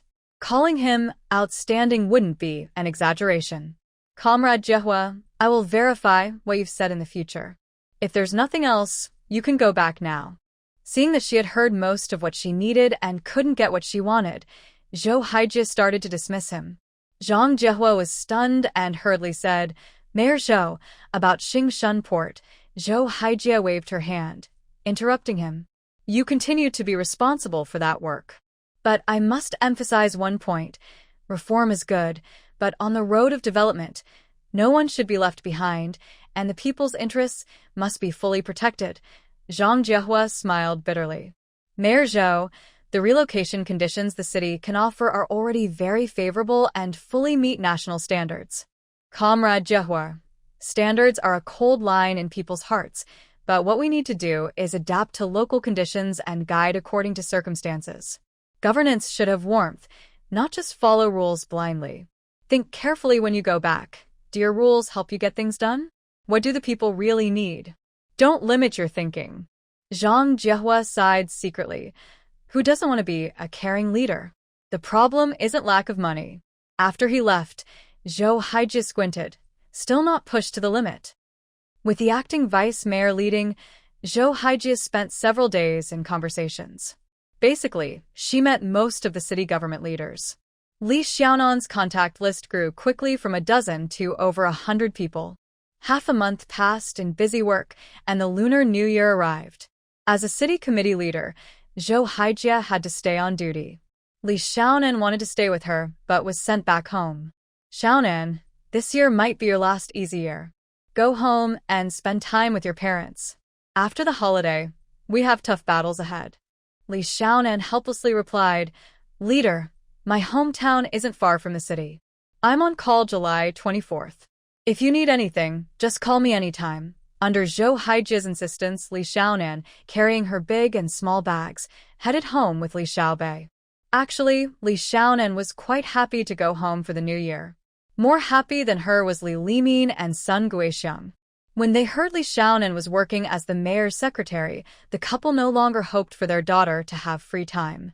The tricycle for passengers stopped steadily at the entrance of Li Min restaurant. Li Xiaobei jumped out first, shouting loudly, Dad, Mom, your darling daughter is back. Come and welcome her. Sun Guixiang ran out first, scolding as she ran. Hurry up and help your sister carry things. She's grown up but has no sense at all, Li Xiaobei. Li Xiaonan quickly explained, Mom, Xiaobei has been carrying everything all the way. Li Xiaobei wanted to puff up his chest and act proud, but Sun Guixiang said, that's what he should do. Such a tall young man, letting your sister carry things, if others see, they'll laugh. Li Xiaobei. All right, he understood now, it's all his fault. Mother and daughter walked ahead, while Li Xiaobei, like a laborer, followed behind, struggling with the bags. Darling, how many days can you stay at home this time? Sun Guixiang asked with anticipation. Li Xiaonan smiled and replied, if nothing happens, I should be able to stay until the holiday ends. If something comes up, then I might not. I thought she would be upset when I said that, but surprisingly she understood and said, that's right. You're not like before. Now you're the leader's close confidant.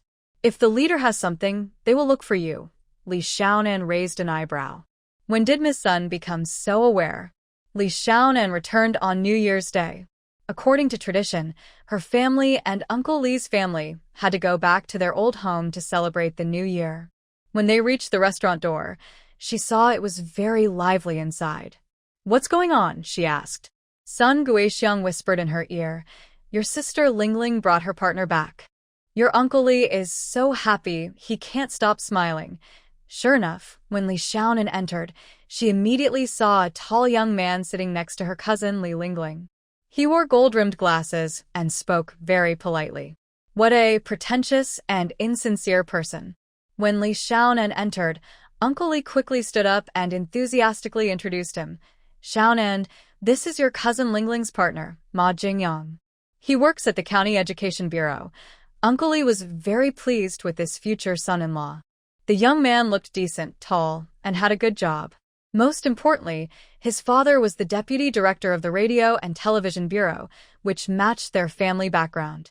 Uncle Li then said to Ma Jingyang, this is Lingling's sister, Li Xiaonan, who works in the city. And that is her younger brother. Uncle Li briefly mentioned Li Xiaonan's job, mainly to avoid saying too much and upsetting his niece. As for Li Xiaobei, there was no need to introduce him. He was just a kid. Neither Li Xiaonan nor her brother were very enthusiastic about this future brother-in-law. Li Xiaobei's lack of enthusiasm was simply because he was unhappy with Uncle Li. As a teenage boy, he cared about his reputation. He was the only son in the Li family, so he deserved special attention. Humph. Li Xiaonan, on the other hand, knew Ma Jingyang all too well. Taking advantage of his father being Li Lingling's supervisor, he often cheated during their marriage. Li Lingling endured it for her work and children. Later, When cable TV became useless, Ma Jingyang didn't even bother to pretend anymore. He started cheating and abusing her openly. If it weren't for her, Li Lingling might never have climbed to the position of deputy director at the Education Bureau, and her marriage might have fallen apart. Let's try again. I can't just watch my older cousin keep falling into the same trap. Thinking this, Li Xiaonan squinted, wondering how to expose this bad guy. In the countryside, whenever guests arrive, the first thing is to light cigarettes. Li Limin stood up, first handed a cigarette to Uncle Li, then politely asked, "Xiaoma, do you smoke?" "One is fine," Ma Jingyang said without even lifting his butt, clearly expecting Li Limin to bring it to him. Seeing Li Xiaonan frown, Uncle Li quickly chimed in, "That's Xiaoma. Be quick, go light a cigarette for your second uncle." Uncle Li acted like a respectable elder, but Ma Jingyang completely ignored him, doing whatever he wanted. Uncle Li looked a bit upset. No need, I can do it myself." Li Limin quickly tried to smooth things over. Ma Jingyang looked at the cigarette in his hand, threw it aside in disgust, and seemed more bored. He looked at his phone for a while but couldn't sit still. He then looked at Uncle Li and Aunt Li saying, "Well, Uncle Li, Aunt Li, I don't have anything else, I'll go now." He gestured to his phone. "My dad said he wants to take me to visit County Director Liu." Hearing that he was going to visit the deputy county head's house, Uncle Li's face lit up with a smile. "That's important. You didn't say earlier. We have no outsiders here, any time is fine. Let's go, let me see you off," Uncle Li said, happy. Ma Jingyang was pleased, tilted his head back, and left without saying a word to Li Lingling.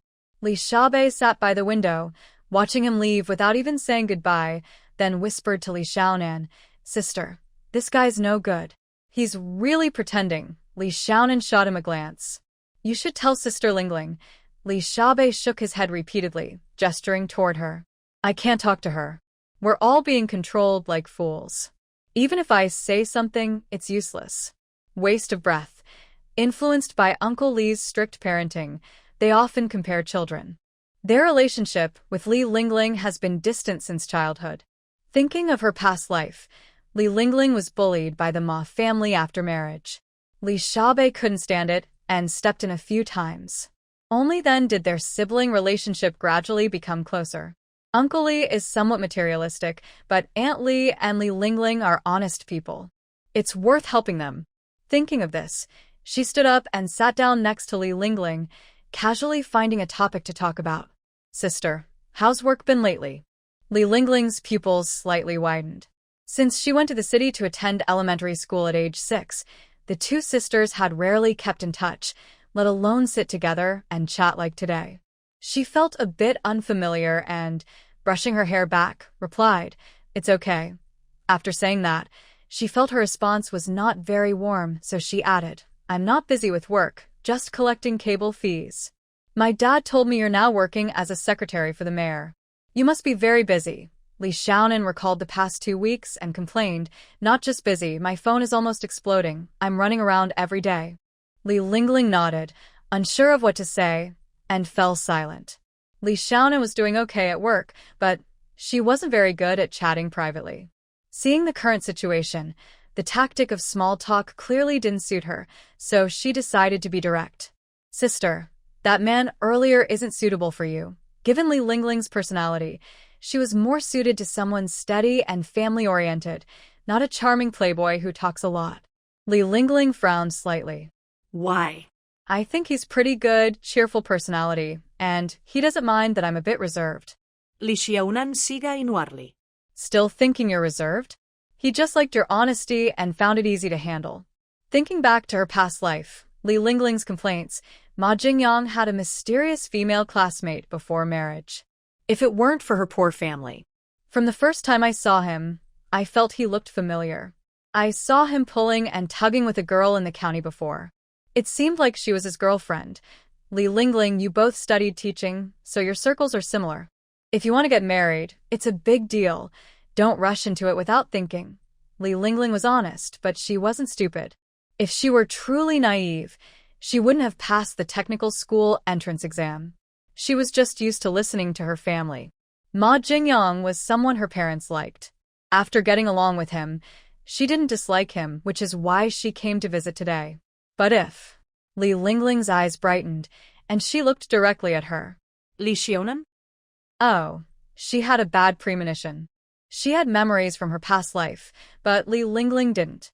Just as Li Xiaonan was thinking about how to turn the conversation around, she suddenly heard Li Lingling say, "Xiaonan, whether it's true or not, I thank you." Li Xiaonan scratched her head, feeling that her words were different from what she had imagined. Li Lingling carefully said, "If it's true, I am stopping my loss in time. If it's false, it shows that Ma Jingyang has good character, and I can feel safe to marry him. You are right. Marriage is a big event for a lifetime. I can't just follow arrangements blindly." Actually, Li Lingling hasn't said the second part yet. When she was taking exams, she also wanted to attend high school and college, but her father said she could be assigned a job after technical school. She hesitated for a moment and then agreed. If Li Xiaonan's life doesn't go well, she might still think her parents' decision was right. But now. So, she also wants to be brave and choose her own path. Although it's a multiple-choice question, for her, it's a step forward. Li Xiaonan doesn't know all this, because her rebirth changed someone else's fate.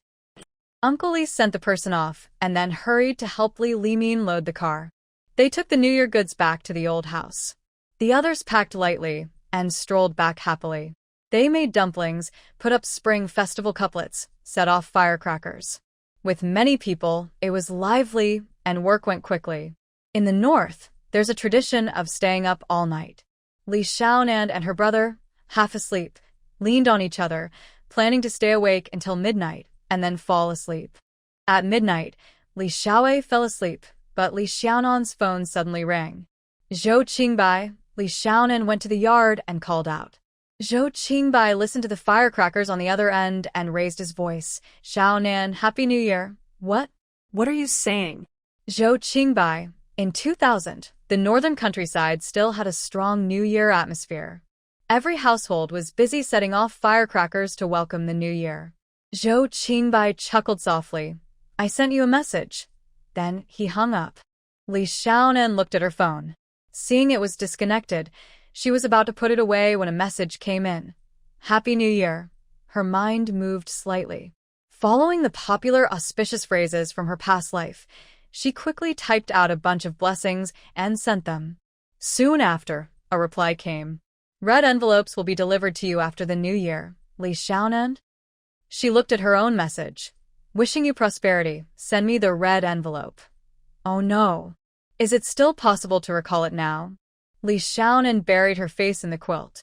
On the other side, Zhou Qingbai waited and waited but couldn't get a message. Suddenly, he seemed to think of something, chuckled softly, and stared at the play of light and shadow in the air. Something in his heart began to bloom. On the first day of the new year, everything was peaceful and safe.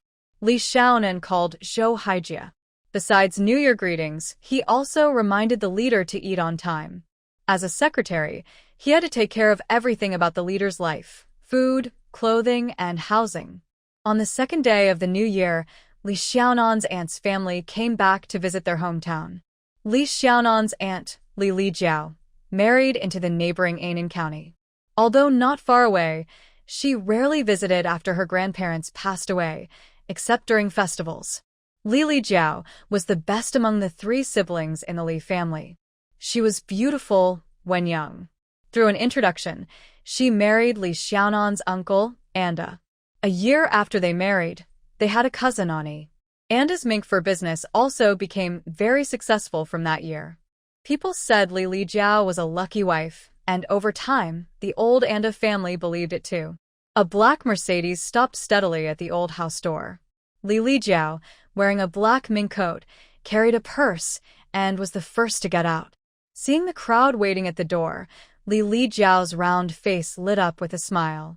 She greeted warmly. "Lingling and Xiaonan are both with me. You're getting more and more handsome." While speaking, she also pulled Li Beibei and said affectionately, "Xiaobei, you're still so thin? Young men should eat more. Look at your cousin, he's just in middle school and already weighs 120 jin." This was true. Li Lijiao's family of 3 was quite plump. With the mink coat, they looked like inflated balloons. Anda carried bags and followed behind Li Lijiao, nodding to everyone. The chubby cousin, Ani, had already run over to Li Beibei, calling him brother, brother, non-stop. Ani was very fair-skinned, like everyone in the old Li family, white and chubby, like a steamed bun. Li Xiaonan, feeling playful, smiled and went over. He grabbed Ani's chubby face and squeezed, making him cry out loudly. Sun Guixiang glared. Li Xiaonan, you're grown up now. Why are you bullying your little brother? Li Lijiao laughed loudly, pulling Sun Guixiang into the house. Sister-in-law, what are you doing? They are siblings and get along well. The adults sat together chatting about a few topics. How much money they made this year, how their children were doing in school, whether they had a partner, and when they planned to get married. Lingling and Xiaonan don't need to worry. Our old Li family's good genes have been passed down to them. They do well in school, and are also pretty. When it comes to Xiaobei and Yi, there's not much left, Li Lijiao joked with a sigh. Our old Li family, for some reason all the girls are good students and look nice. But the boys are different. Li Xiaobei was the last to get into high school, and he's very thin, like a dry monkey. As for Yi, it's uncertain whether he can get into high school. Sun Guixiang smiled and waved her hand. Xiao Jiao, Yi just started middle school. You can't tell much now. Boys have potential. In a few years, he might improve. Li Lijiao wasn't comforted and got annoyed when talking about school. Yi, he's from the Yin family, kinda slow. No matter how he studies, he just can't learn. When Ada heard this, he thought, here we go again, another complaint about him. He touched his nose and quickly changed the subject. Anyway, it's almost noon. Let's go out and have some food. Sun Guixiang smiled and said, why go out? Let your second brother cook a couple of dishes. It's almost ready, Li Limin agreed. Yes, whatever Ani wants to eat, second uncle will make for you. Second uncle, I want to go to a restaurant. I heard from my classmates that Shengshi Grand Hotel in Guangnan County is the only 4-star hotel in the city. It's big and fancy inside. I haven't been there yet, Li Limin was stunned. That place is expensive to eat. It's better to eat at home. Ada chuckled. It's okay, second brother. Think of it as giving the kids a chance to see the world. We haven't come back in a long time, so we should treat the children to something nice. There's no way I'll let you spend money. If people find out, it would be embarrassing. I'm the oldest. I'll pay. Let's go, Old Li said authoritatively. Old Li cared a lot about face and never hesitated to spend money for it. Li Xiaobei, with sharp eyes, quietly nudged Li Xiaonan with his arm, signaling her to look over. His grandmother was behind him, pinching old Li's soft flesh hard. The siblings looked at each other and smiled silently. Who could refuse a big spender inviting them to eat? The 3 families, 10 people in total, couldn't all fit in one car. After discussing, they decided to squeeze in. Li Limin's family of 4 would go by car to meet at Shengshi Grand Hotel. As they got into the bus, Li Xiaobei suddenly said, going there for a meal costs at least 3 months' salary. Won't old Li's wife feel bad? Sun Guixiang nudged him. Kids, don't talk nonsense. Li Xiaobei widened his eyes. Really, Mom, just now Auntie grabbed Uncle. Don't believe me? Ask my sister. She saw it too. Sun Guixiang certainly wouldn't ask. Having been sisters-in-law for nearly 20 years, she knew exactly how things worked. Spending her money felt like cutting away flesh and bone. Around noon, Li Xiaonan's family of 4 finally arrived. As soon as they entered, they heard a familiar loud voice, with hands on hips, shouting at the front desk. People who came in just now are still behind us, so why did they get to eat first? Didn't they say we had to wait for a table? Uncle Li shouted angrily. They arrived around 11:30, and the front desk said they needed to wait because it was mealtime. Uncle Li thought, fine, we'll wait, but after them, 4 more groups came in. They asked a few questions, made 2 phone calls, and were quickly seated. Uncle Li felt he had been tricked. Dear customer, please do not make loud noises, as it disturbs other diners, the female receptionist said firmly. Uncle Li slammed his hand on the marble counter. Call your manager out. We're here to eat, not to be treated badly. Seeing this, everyone else advised him to find another restaurant. Uncle Lee seemed to be under some spell, stubbornly arguing with the front desk, demanding an explanation. Soon, Manager Wang from the restaurant came down. After hearing the situation, he said to Uncle Lee, "Sir, you misunderstood. The people who went in earlier all had reservations. Since it's a holiday and the restaurant is busy, we sincerely apologize. Please wait patiently." The words sounded perfunctory, and anyone not blind could tell. In 2000, the restaurant industry wasn't as competitive as it is now. The Shengshi Hotel was the only one in town, with no rivals. Service standards naturally weren't high, and even the staff looked a bit proud. Hearing this, Uncle Lee was completely upset. "What do you mean? Show me the reservation list." "I don't believe everyone there had reservations." Manager Wang was at a loss for words. Reservations are internal information containing customers' names and contact details. That's private. "Sorry, I can't show it to you." "Huh? You won't let me see it. Probably afraid I'll notice something suspicious, right?" "I won't tell you. I'll call your boss over." Uncle Lee has been running a business in the county for many years and is quite a notable figure. How could he be intimidated by a young newcomer? Uncle Lee's loud shouting drew the attention of others dining in the hall. A middle-aged man with a beer belly and some bald spots stepped out and said to Uncle Lee, "Oh, isn't this Director Lee?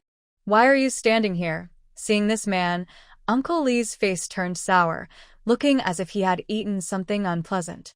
He forced a smile and said, "Vice Director Liu, you're here for a meal too?" Lu Shen smiled and replied, "Hey, my sister came back home for the second year, and her husband is hosting a dinner here." Hearing this, Uncle Lee awkwardly smiled and said nothing more. Lu Shen and he didn't get along. If his brother-in-law weren't Deputy Director Liang Wei of the County Agriculture Bureau, he would have been kicked out long ago. How could he be so arrogant here? Seeing a whole family standing behind Uncle Lee, Lu Shen immediately understood what was going on. He raised his voice and said, "Manager Wang, what's going on?" Uncle Lee is the director of the County Sanli Town Agricultural Machinery Station.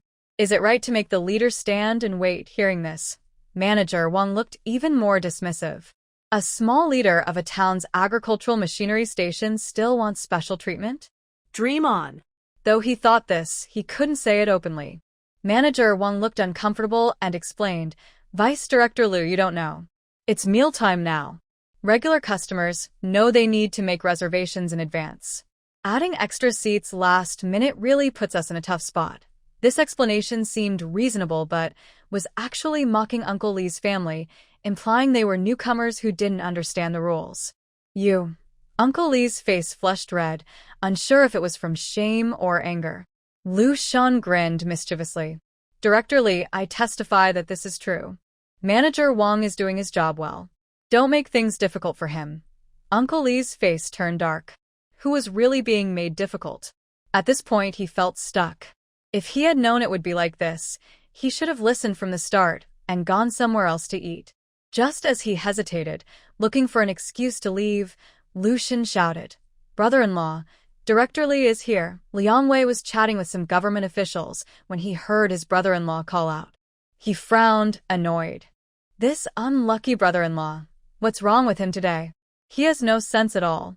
Just as I was about to scold him, I saw the promising deputy director of the government office rushing over in a hurry.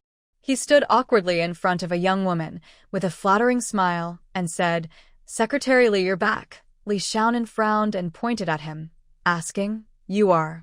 "That Zhang Fan from the county government office, Xiao Zhang. We met last time in the box on the second floor." Zhang Fan lowered his posture very much, making the people around him look surprised. Li Xiaonan remembered, boyfriend of Chu Zheng. Zhang Fan's waist bent even more as he repeatedly denied, ex-boyfriend. "We broke up. We're not a good match. Sorry to worry the leaders." He works close to county leaders and knows the news very well. On Li Xiaonan's first day as the city mayor's secretary, he found out and was worried for a long time. Until a few days ago, he was promoted to deputy director, and he finally relaxed. At the same time, a strange idea appeared in his mind. He was both afraid Li Xiaonan would remember him and afraid she would forget him. It was a confusing feeling. But he and Xu Jing had long broken up, completely cut off both interests and feelings. As for why they broke up, offending Li Xiaonan was only a small part. Looking deeper, he saw that Xu Jing was spoiled by her family and was foolish without realizing it. If he had such a promising classmate, he would have immediately clung to him, no matter what face he had to lose. Anyone who becomes a leader isn't stupid. Seeing Zhang Fan like this, Liang Wei approached with a smile and asked, "Director Zhang, this is?" It was obvious he wanted to make friends. Zhang Fan didn't dare decide on his own.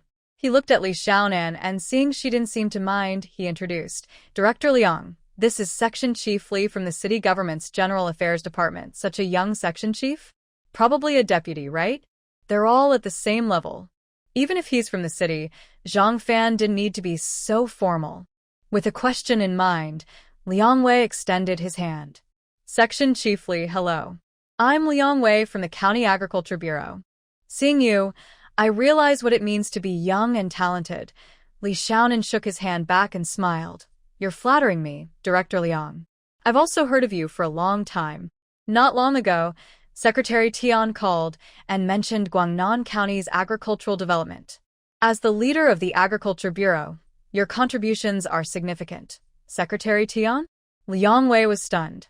In Guangnan County, there is only one person called Secretary Tian, the current county party secretary, Tian Jiguang, but Li Xiaonan's next words shocked him even more. Even Mayor Zhou praised the development of Guangnan County's special agriculture. This. Liang Wei hesitated, looking at Zhang Fan with questioning eyes. Zhang Fan understood immediately and quickly explained. Li Ku not only manages the General Department one but also serves as Secretary Zhou's assistant. Liang Wei understood instantly. No wonder. He instinctively looked at Uncle Li, his eyes growing stranger. In his mind, Liang Wei thought, good old Uncle Li, with such a big Buddha at home, and he's so quiet about it. It seemed Uncle Li understood his gaze. He suddenly felt refreshed and stood straighter. Liang Wei kept his composure and said, "Haha, Secretary Li, we're really connected. Old Li and I have been friends for over 10 years. Uncle Li's eyes widened. When did they become friends? Just as he was about to reply, his gaze caught Lu Shen, who was standing stiffly nearby, looking anxious.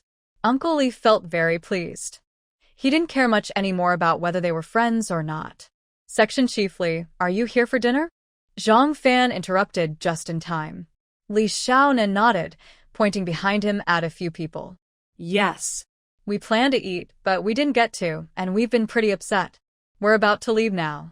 Zhang Fan frowned and asked in a formal tone, Manager Wang, what's going on? It's the new year. Everyone just wants a good mood. Are you guys bullying customers because your shop is big?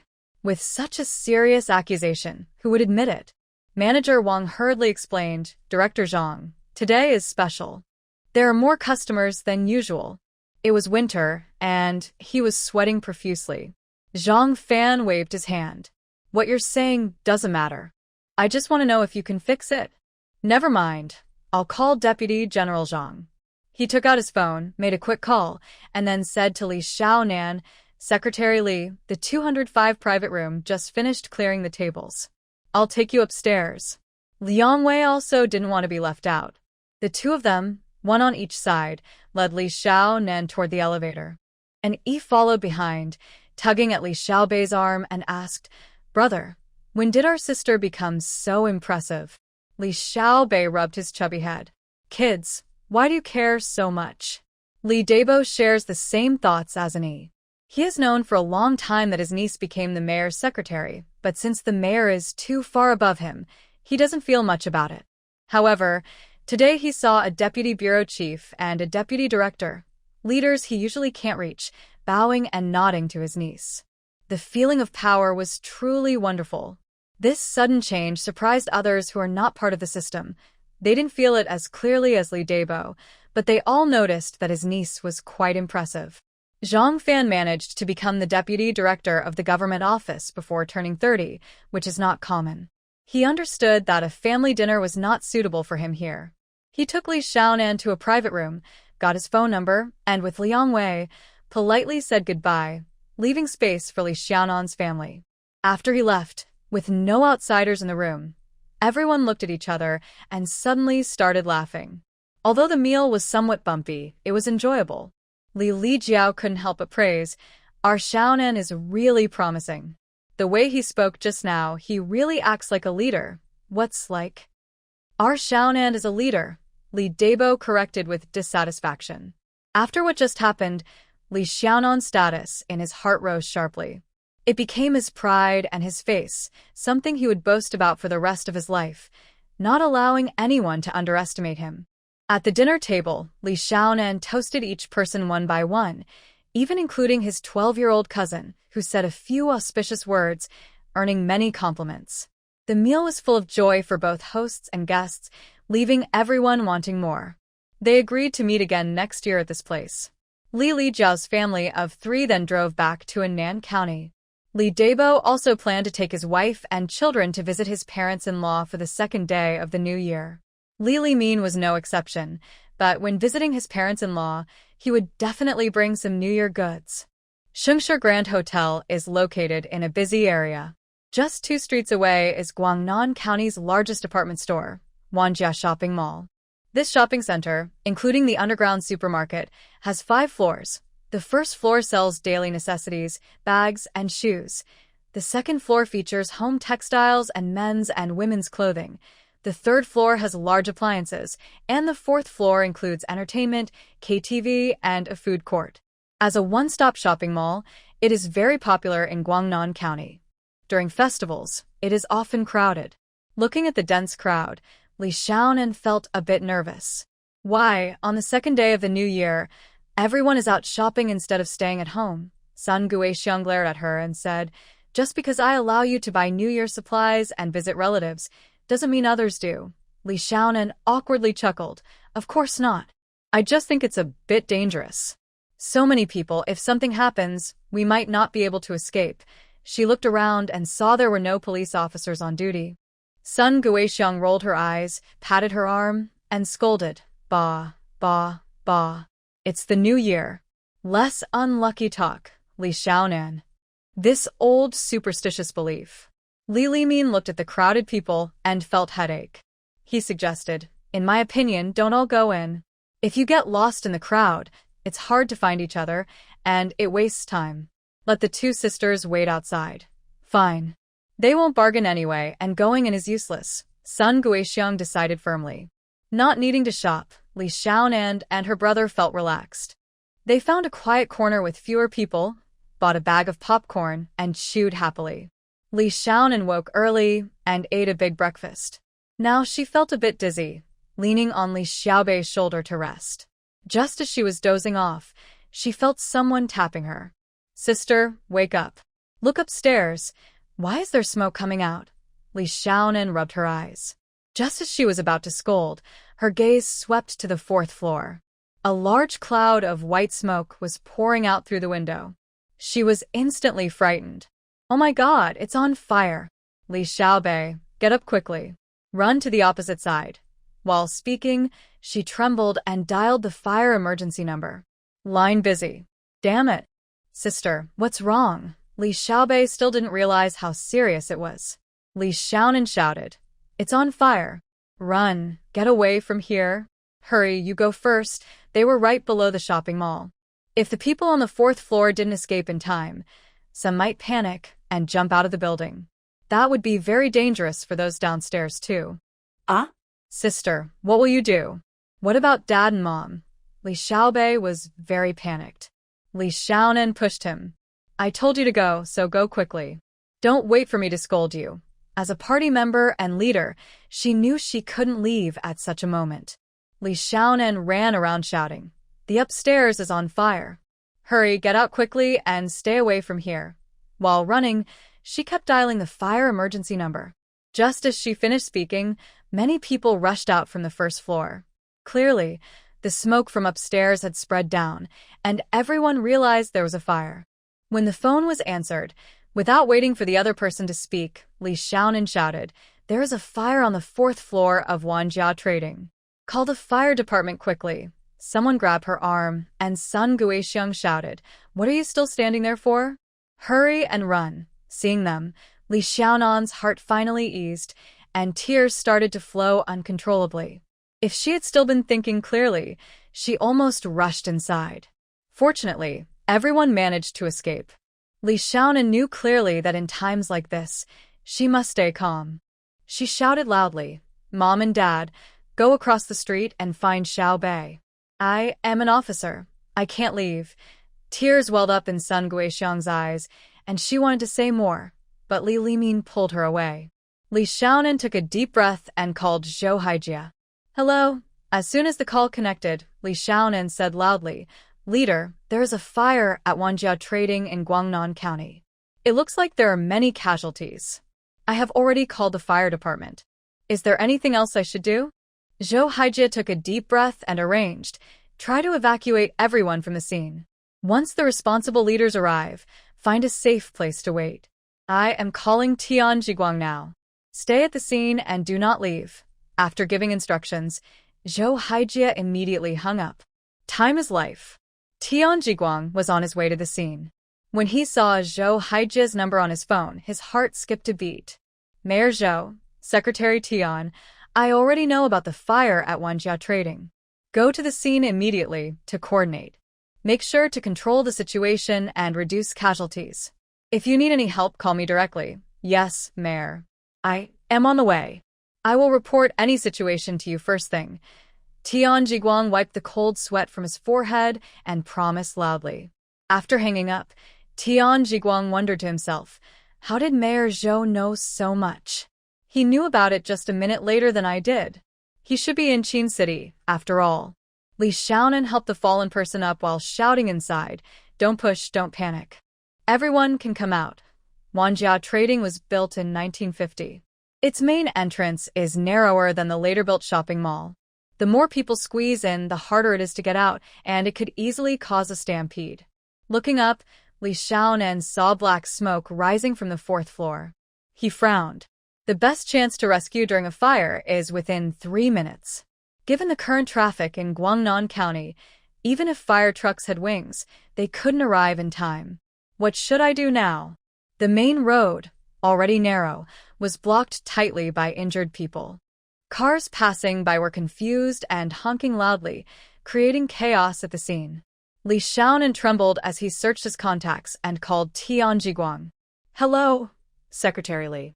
Does Mayor Zhou have any instructions?" Tian Jiguang's voice sounded a bit nervous. Li Xiaonan looked around and explained everything he saw. "Secretary Tian, I am at the scene now. The road in front of Wanjia Commercial is blocked by passing vehicles. Police and fire trucks can't get through." Tian Jiguang didn't hang up. He turned to his secretary. "Shaozhong, which police station is closest to Wanjia Commercial?" "The Cross Street Police Station, about 820 meters away," the secretary answered quickly. Tian Jiguang's face turned pale. 800 meters is not far. "What is the station chief doing? Why haven't they arrived yet?" the secretary answered carefully. "They might be stuck in traffic like us. I heard the traffic there is completely paralyzed. Call their station chief now. I give them 5 minutes. Even if they run, they must get here," Tian Jiguang ordered firmly. The secretary hurried to make the call. Tian Jiguang took a deep breath. "Secretary Li, how is the situation on your side? Are there any casualties?" "Secretary Tian, things don't look good. The fire started on the 4th floor.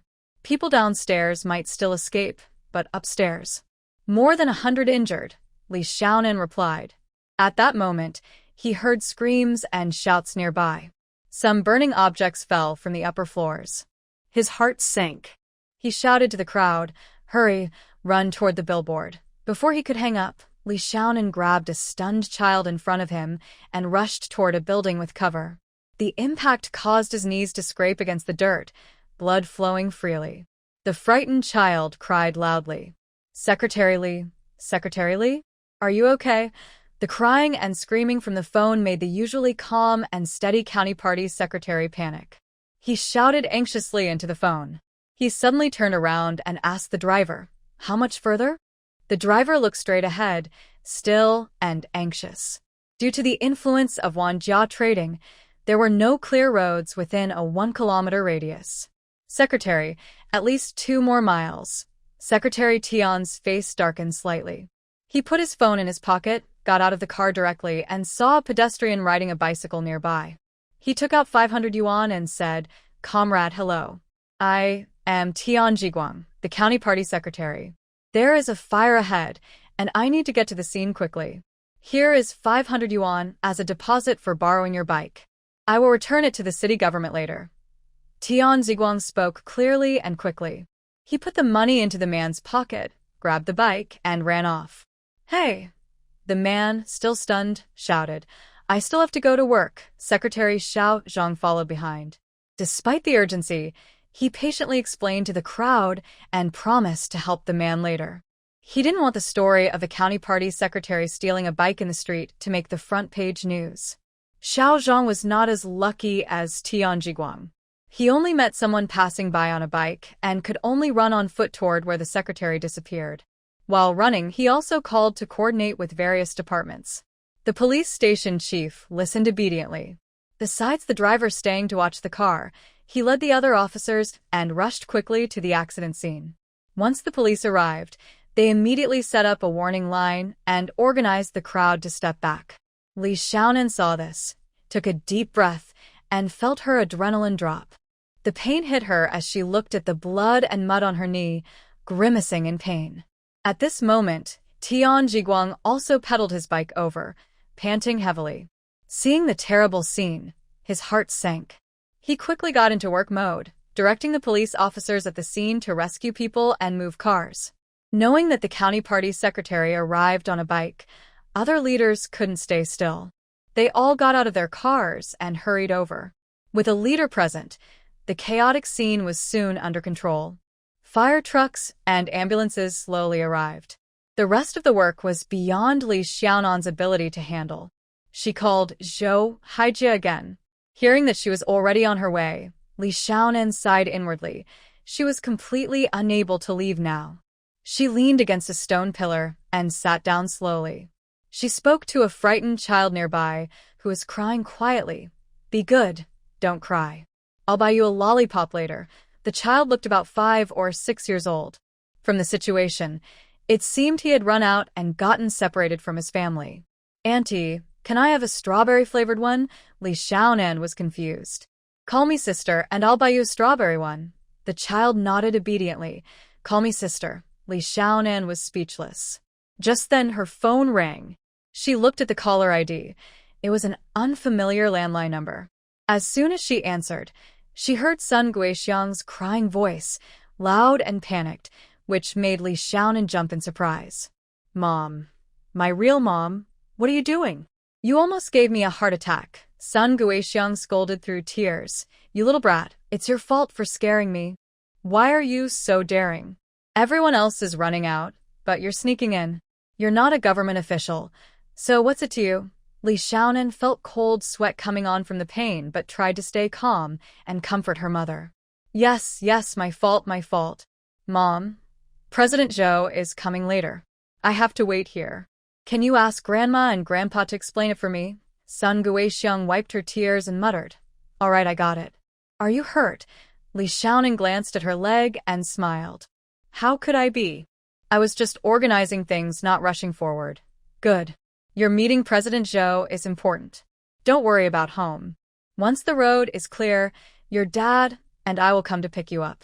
Take care of yourself." Hearing that her daughter was fine, Sun Guixiang's tense heart finally relaxed. She wasn't the kind of parent who caused trouble. She fully supported her daughter's work. Li Limin, standing nearby, asked anxiously, "Is Xiaonan okay?" Sun Guixiang shot him a cold look and sneered. "Now you care? When you were pulling me around, why didn't you show concern for your daughter?" Li Limin looked surprised and awkward. "Our daughter is a party official. With this situation, can she really walk away? Wouldn't we be causing trouble for her?" Sun Guixiang rolled her eyes and muttered, "What a character." The call ended and rescue workers arrived. Seeing Li Xiaonan's bloodied, injured leg, they didn't hesitate and quickly lifted her onto a stretcher. Hey, no need. I'm fine. I just need to wait here," Li Xiaonan said, waving her hands. It was just a minor injury. She could wash it off herself.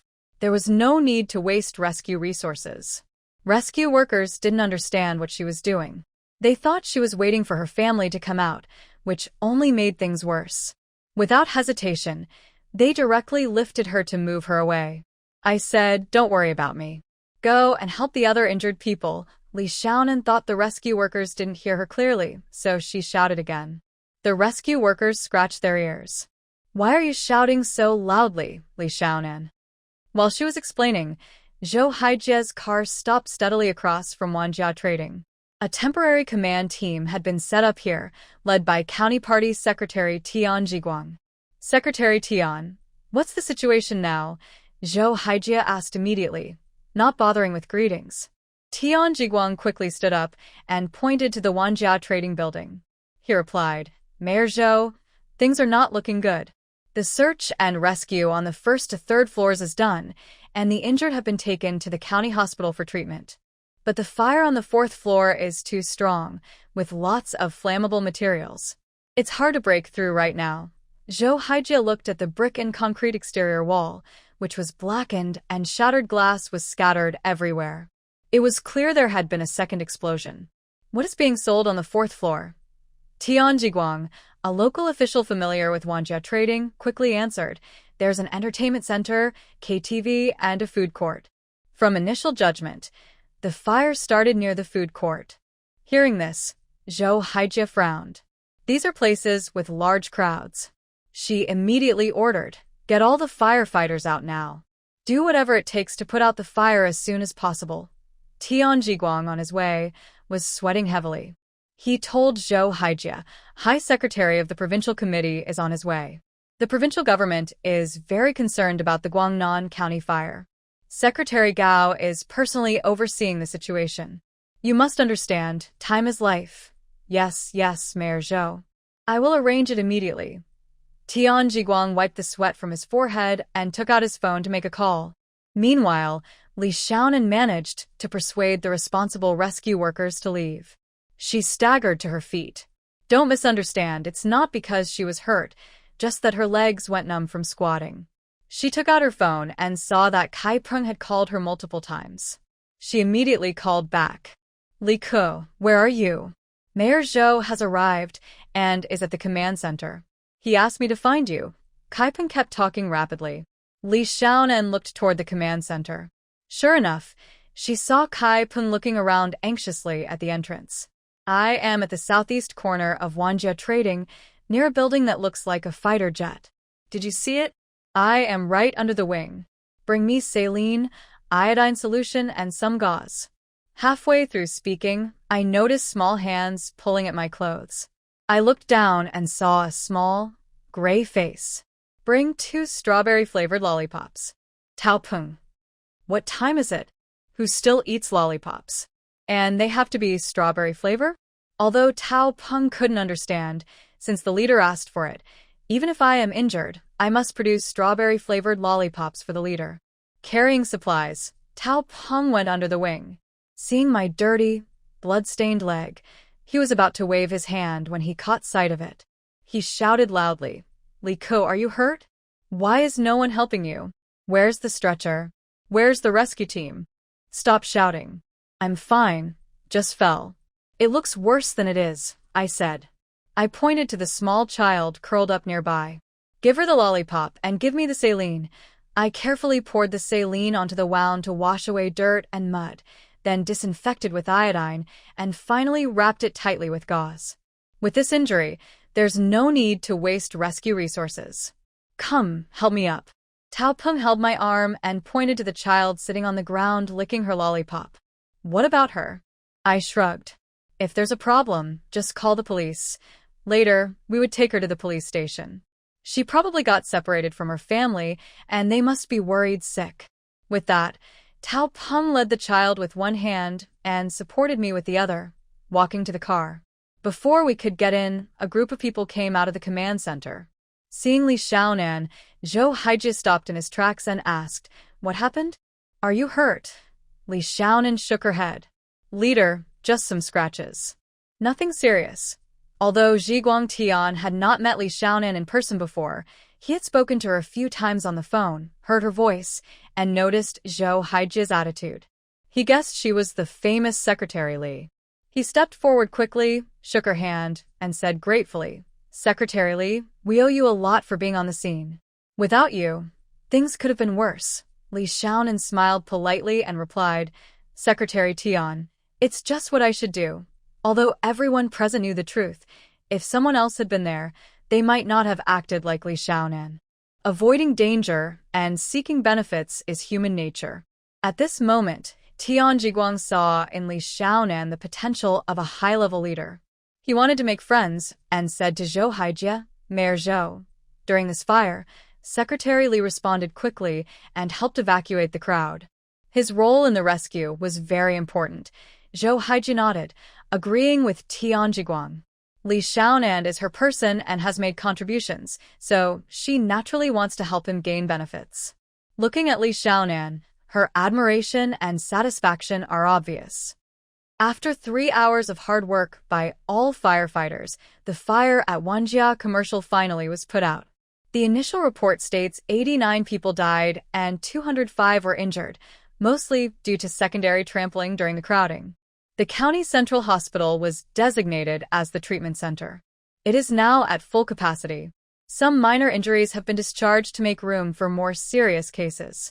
Party Secretary Gao Chonghai cut short his trip abroad and rushed over, arriving late at night. Accompanied by Zhou Haijie, his first stop was Guangnan County Central Hospital. Li Xiaonan was seeing Secretary Gao for the first time. He was about 50, with a square face and sharp eyes. When not speaking, he looked very serious. Zhou Qingbai carried a briefcase and followed behind Secretary Gao. His feeling of being watched was uncomfortable, but he couldn't ignore it. He slightly turned his head and saw Li Xiaonan's face. Zhou Qingbai smiled and winked at her. Actually, he had planned to come back from a business trip and then take leave to visit Qin City to see her. But things didn't go as planned. Inside the county hospital, Gao Chonghai held an elderly man's hand and comforted him. "You just focus on healing. The provincial government will mobilize the best resources for treatment." "Thank you.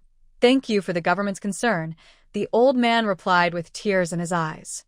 This touching scene was also recorded by a camera. After the fire, a meeting was naturally held to review what happened. Secretary Gao sat at the main table, not sparing the local government any face, and immediately asked 3 tough questions. During the new year, did you check for safety hazards? Why was the basic management so weak? Why was the government response so slow? Are you leaders just eating white rice? If anyone wants to quit, just submit a resignation letter. I won't stop anyone. All will be approved. The 3 questions hit straight to the heart and fully exposed the shameful truth of local governance. All the leaders present from Guangnan County lowered their heads, almost touching the table. Gao Chonghai didn't expect them to answer anything. He turned to Zhou Haijie and said, "Deputy Director Ma Tianxiang of the Economic and Trade Committee is leading an accident investigation team. They are rushing here tonight and should arrive tomorrow morning. Please make sure to protect the accident site." After speaking, he left the meeting room without looking back. Hearing this, everyone present became anxious, worried that the central government would get involved, and many people might face trouble. Tian Jiguang's face turned pale, and his lips trembled slightly. "Mayor Zhou, Zhou Haijie waved her hand. Everyone heard what Secretary Gao just said. "I hope everyone does their part to minimize the impact of this accident." She gave a quick instruction and hurriedly went outside. As expected, Gao Chonghai's car hadn't left yet. Zhou Qingbai was standing by the car. When he saw her come out, he quickly approached and said, "Mayor Zhou, Secretary Gao is waiting for you in the car." Zhou Haijie nodded and opened the car door herself. As the mayor, Guangnan County, had caused such a big mess, she had to make a statement. "Secretary Gao, this accident was due to a lack of supervision from the city. It caused such a big impact. I, as the mayor, take responsibility." Gao Chonghai waved his hand to stop her. "Comrade Haijie, you reported the incident promptly according to procedure, and the rescue work is in place. The provincial committee has noticed your efforts. Besides, you've only been in office for half a month. Even if there was a failure in supervision, it's not entirely your fault." He then asked, "What about Yi Qinghua? With such a big incident, why isn't he here? Zhou Haiji explained. Secretary Yi is in the hospital. Gao Chonghai didn't seem satisfied with this explanation and snorted coldly. He sure knows how to pick his time. Zhou Haijia lowered her gaze, as if she hadn't heard him. She knew better than to respond to Secretary Gao's words. Secretary Gao, is there anything we should pay attention to during the investigation? Gao Chonghai looked serious. The investigation team is mainly responsible for finding out the cause of the accident. The follow-up work, such as cleanup and recovery, should be led by the city government. Zhou Haiji nodded. Secretary Gao, the city committee and government will pay close attention to the subsequent rescue and reconstruction efforts. After discussion and decision by the standing committee, a plan will be made and submitted to the provincial authorities for approval. At the same time, I want to carry out a special fire safety campaign across the city to prevent tragedies from happening again. Your idea for the special campaign is good and suitable for the whole province. The two briefly discussed the campaign. Because they needed to host members of the investigation team, Gao Chonghai and Zhou Haiji stayed at the hotel arranged by the county committee. Li Xiaonan, who had a leg injury, did not follow Zhou Haiji around and returned to the hotel early to rest. Lying on the hotel bed, her tense nerves suddenly relaxed. She felt tired and sleepy, and soon fell into a deep sleep. When she woke up again, it was already 10 p.m. Li Xiaonan took out her phone and saw a message from Zhou Qingbai sent 10 minutes earlier, asking if she had eaten. She rubbed her face, fully awake now, and called back. Hello. The deep, rich voice on the other end sounded like a cello. Have you eaten? Li Xiaonan's throat hurt noticeably from shouting all afternoon. Her voice was completely worn out. Zhou Qingbai pressed his aching temple. Not yet. I just finished writing my speech. Do you want to go out and get something to eat? Li Xiaonan got up, opened the curtains, and looked outside at the darkness. She sighed helplessly. Do you think this is Haizhou? It's just a small county. The restaurants are already closed. Come to my room, and I'll make you some instant noodles. She said this without much thought, simply trying to be a good host. But to Zhou Qingbai, it sounded different. His ears reddened slightly. He clenched his phone tightly and hesitated. Is that okay? Li Xiaonan was confused. What's wrong with that? They used to eat together often, didn't they? Zhou Qingbai quickly replied with 2 words, wait for me, and hung up. Zhou Qingbai lay on the bed, reaching to his chest. His heart was pounding. After a deep sigh, he got up. He smoothed out his wrinkled shirt, looked at himself in the mirror for a moment, tidied his messy short hair, and then felt that he looked too serious. He unbuttoned the top button of his shirt, revealing his long, fair neck. Yes, that looked much better. Suddenly, there was a knock at the door. Li Xiaonan put down the thermos, opened the door, and when she saw Zhou Qingbai, she was momentarily distracted. She felt he seemed a bit different from usual, but she couldn't quite tell what was off. Here, the golden throat lozenge. Thanks. Li Xiaonan took it quietly. She really needed it. Won't you invite me in? Zhou Qingbai whispered in her ear, like a lover's whisper. Li Xiaonan forced herself to stay calm. She turned sideways and said, Come in. I'm worried you're hungry. The noodles are ready, one spicy, one not. You can choose. I don't mind either. When Zhou Qingbai approached, he saw 2 bowls of instant noodles on the desk. He secretly scorned his own wandering thoughts and casually grabbed a bowl, eating quickly and messily, completely unlike his usual refined self. Honestly, after 2 bites, he really did feel hungry. Hey, big brother, why are you eating so fast? No one is fighting you for it. Li Xiaonan was stunned. It was the first time she saw Zhou Qingbai eat like this. He's breaking his image. Big brother, you're supposed to be a noble figure, a future leader. I really want to take some photos to record this. Zhou Qingbai finished eating in a few bites, wiped his mouth, and said seriously, Honestly, I'm not full. Li Xiaonan pushed the other bowl toward him. You eat first. I'm not that hungry. She was even afraid he might eat her. When he ate the second bowl, his speed noticeably slowed down. I got the message at 2:50. I switched shifts with driver Lao Yang. We drove back at 120 miles per hour from Dongjiang. This is my first meal back in Haihe province. Li Xiaonan looked at him and noticed his clothes were a bit wrinkled, different from his usual serious and reserved appearance. He looked much more approachable. Why are you looking at me? Do I have something on my face? Zhou Qingbai's words woke Li Xiaonan from her daze. She avoided his gaze, quickly stuffed the golden throat lozenge into her mouth, and subtly changed the subject. Why are you still carrying this around? In 2000, surveillance wasn't widespread and social security wasn't very good. Small towns didn't have 24-hour pharmacies. Watching her finger twirl the lozenge, Zhou Qingbai softly replied, Secretary Gao went out for inspection. He talks a lot, so he keeps this in his bag for emergencies. Li Xiaonan's pupils widened. Then she gave a big thumbs up. Is this the cultivation of the first secret of the provincial committee? Li Xiaonan said she had learned something, truly learned. The next morning, Li Xiaonan's leg no longer hurt. She went downstairs to the restaurant for breakfast. While eating, she saw Kaipeng looking troubled, carrying a plate. Li Xiaonan waved at him. Why are you just standing there? Kaipeng looked around nervously, as if afraid someone might see him. Seeing no one, he sat down across from Li Xiaonan with his plate. What's wrong? Li Xiaonan asked curiously. Kaipeng hesitated, then, out of curiosity, asked softly, Li Ke Yu and Secretary Zhou Yu. Li Xiaonan. What about us? Are you dating?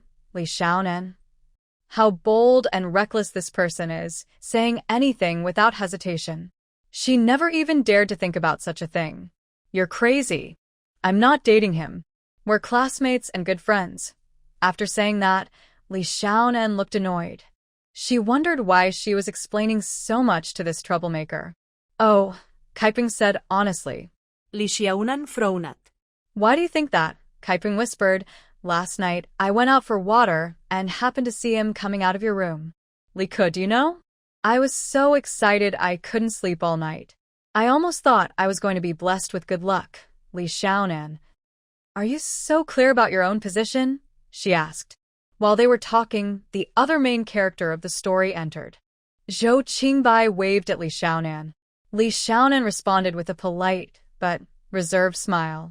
After what Kaipeng said, she realized she had been too close to Zhou Qingbai. Gossip about relationships isn't good for a rising female official. Before Zhou Qingbai could come over, Li Xiaonan quickly took her empty plate and slipped away. Zhou Qingbai. At 10 a.m., Li Xiaonan stood behind Zhou Haijia, waiting for the investigation team to arrive. Soon, a Toyota coaster bus stopped steadily at the county government entrance. Ma Tianxiang, deputy director of the Economic and Trade Committee, got off first, shook hands with Gao Changhai and said, Secretary Gao, it's been over a year since we last saw each other. Hearing this, Gao Changhai's face eased a little. Yes, Director Ma. I didn't expect to meet again under these circumstances. What instructions did the higher-ups give? When it came to official matters, Ma Tianxiang's expression became serious. The top leadership is concerned about the injured people and has asked us to handle the aftermath carefully. Hai Changhai heard this and thought, they've come with the imperial sword. He extended his hand and said, Director Ma, the meeting room is waiting for everyone. Ma Tianxiang waved his hand and replied, Secretary Gao, the higher-ups are eager to see the results. Time is tight. The investigation team might split into two groups, one going directly to the scene to gather evidence. Gao Changhai nodded and said, Understood. The scene has already been secured. On behalf of the Haihe Provincial Party Committee and government, I pledge full cooperation with the investigation team. While speaking, Gao Changhai accompanied the investigation team members as they sat down in the meeting room. County Party Secretary Tian Jiguang gave a brief overview of Wanjiao Trading, saying, repaired and reopened in 1988. Located in the center of Guangnan County, it is a 5-story building with 4 above ground and 1 underground, covering 2,000 square meters. There are stairs at the northeast and southwest corners. It was originally a state-owned enterprise under the County Commercial Bureau. Due to poor management, 150 employees were laid off. With approval from the higher authorities in 1998, it was leased to individual owner Tian Weiguang, initially for 10 years. Now, Tian Weiguang and the management team have been arrested and are awaiting questioning. That is the basic information about Wanjia trading. After he sat down, Ma Tianxiang, sitting at the head, asked first, "It is understood that at the time of the fire, no police officers were on duty at the scene. Does the county party committee know about this?" Next to Tian Jiguang, a person in police uniform stood up and replied, "Dear leaders, I am Lu Feng, the head of the County Public Security Bureau. On the second day of the Lunar New Year, the Bureau issued a duty notice and arranged a duty roster." Here is the document from that time. He handed the materials to the investigation team and said, "The 2 police officers on duty at that time left their posts without permission. I only found out afterward. It was indeed a failure of leadership on my part." Ma Tianxiang waved his hand and said, "Right now, we are only reconstructing the incident and its causes. It's not the time for accountability." Over the next 2 hours, the investigation team questioned the county party leaders intensely, making them sweat and feel uneasy. Li Xiaonan sat in the back, listening to the questions and answers, unable to help but worry about the leadership of Guangnan County. The investigation team was made up of top experts. Their questions were sharp and direct, hitting the county leaders' inaction hard. Investigating requires careful analysis and deep probing. Gao Changhai, as the provincial leader, couldn't stay with them all the time. After explaining the situation to Ma Tianxiang and giving a few instructions to Zhou Haijie, he hurriedly returned to Haizhou. Gao Changhai left, and Zhou Haijie, as the mayor of Qin City, definitely wanted to stay. Li Xiaonan called his family directly, briefly mentioned the situation, and then focused entirely on work. "Leader, do you think this reform plan needs more changes?" Li Xiaonan worked late, brainstorming and summarizing the plan based on key past cases. He presented it on Zhou Haijie's desk. Zhou Haijie looked at it for a while and agreed. "No need to change it. Just send it to Secretary Yi. Once he approves, submit it to the provincial authorities in the name of the municipal committee." After the provincial instructions were issued, Zhou Haijie called Secretary Kai, asked the 2 offices to issue official documents, and sent the files out. Zhou Haijie spoke very quickly. To keep up, Li Xiaonan had practiced fast note-taking and could barely follow her pace. "Okay, leader. I'll go now." Li Xiaonan's holiday quietly slipped away amid busy work. Before the Lantern Festival, the investigation team finished their work. The causes, process, nature, and suggested actions for the fire were clearly documented. Gas tanks near high heat sources caused the explosion. Li Xiaonan looked at the light, flimsy papers. He had overlooked something and caused harm to 89 families. He couldn't help but feel sad. Safety always comes first. After the investigation team left, Li Xiaonan followed Zhou Haijie back to the city. The investigation was over, but the real political struggle was just beginning. On Monday, February 21st, the Standing Committee held its usual meeting. This time, the only topic was holding leaders responsible for a major fire in Guangnan County. Party Secretary Yi Qinghua spoke first. This accident caused many deaths and injuries. The impact was very bad.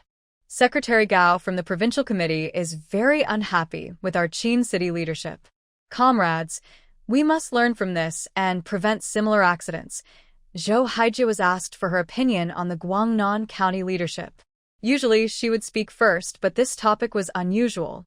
Guangnan County was known for local loyalty, so why didn't the Deputy Secretary, Hao Mingyi, speak first?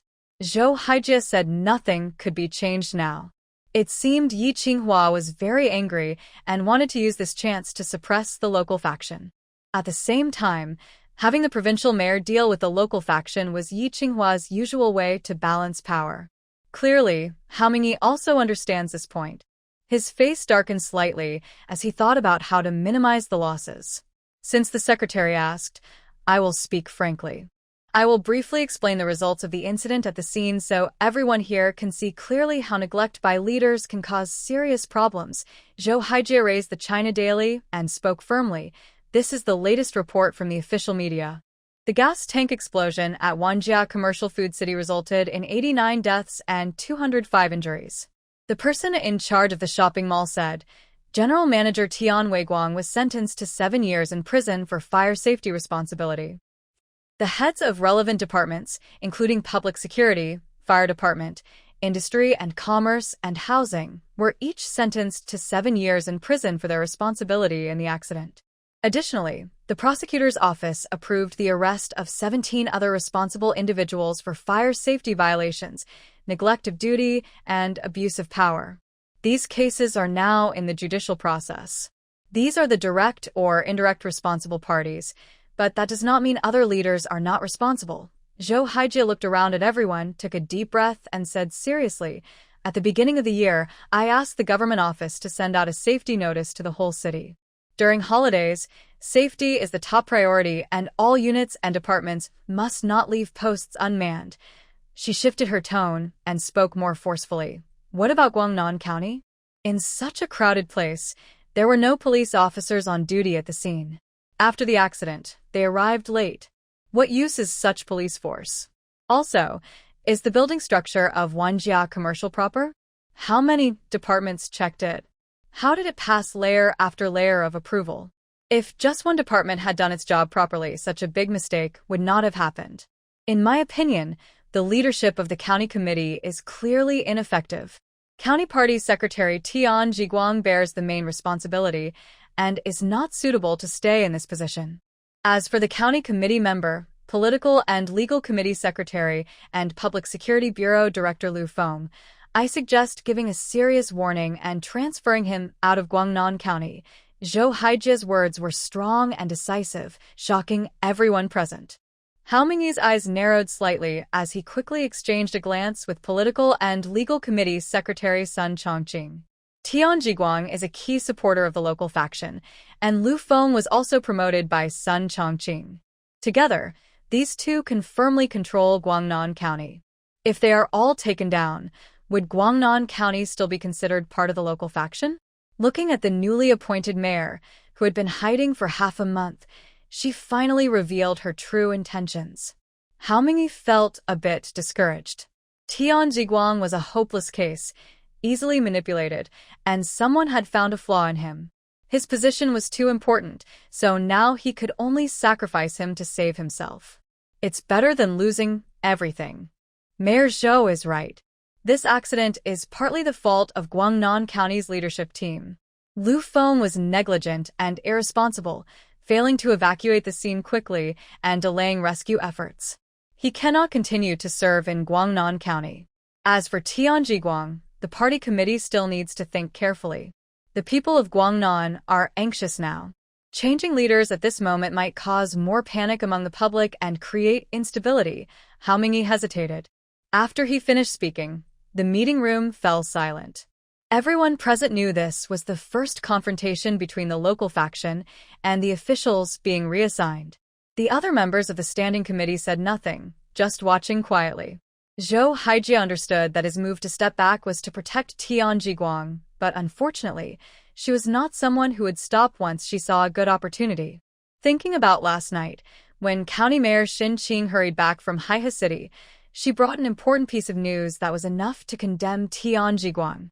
Zhou Haijie turned to Yi Qinghua and said, "Secretary Yi, since Mingyi also agrees to handle Lu Feng, why don't we hold a vote to unify the opinions of the standing committee?" How does that sound? Regarding the back and forth between Zhou Haijie and Hao Mingyi, Yi Qinghua felt a bit reluctant but nodded. Heiji is right. Since there are no other opinions, let's vote.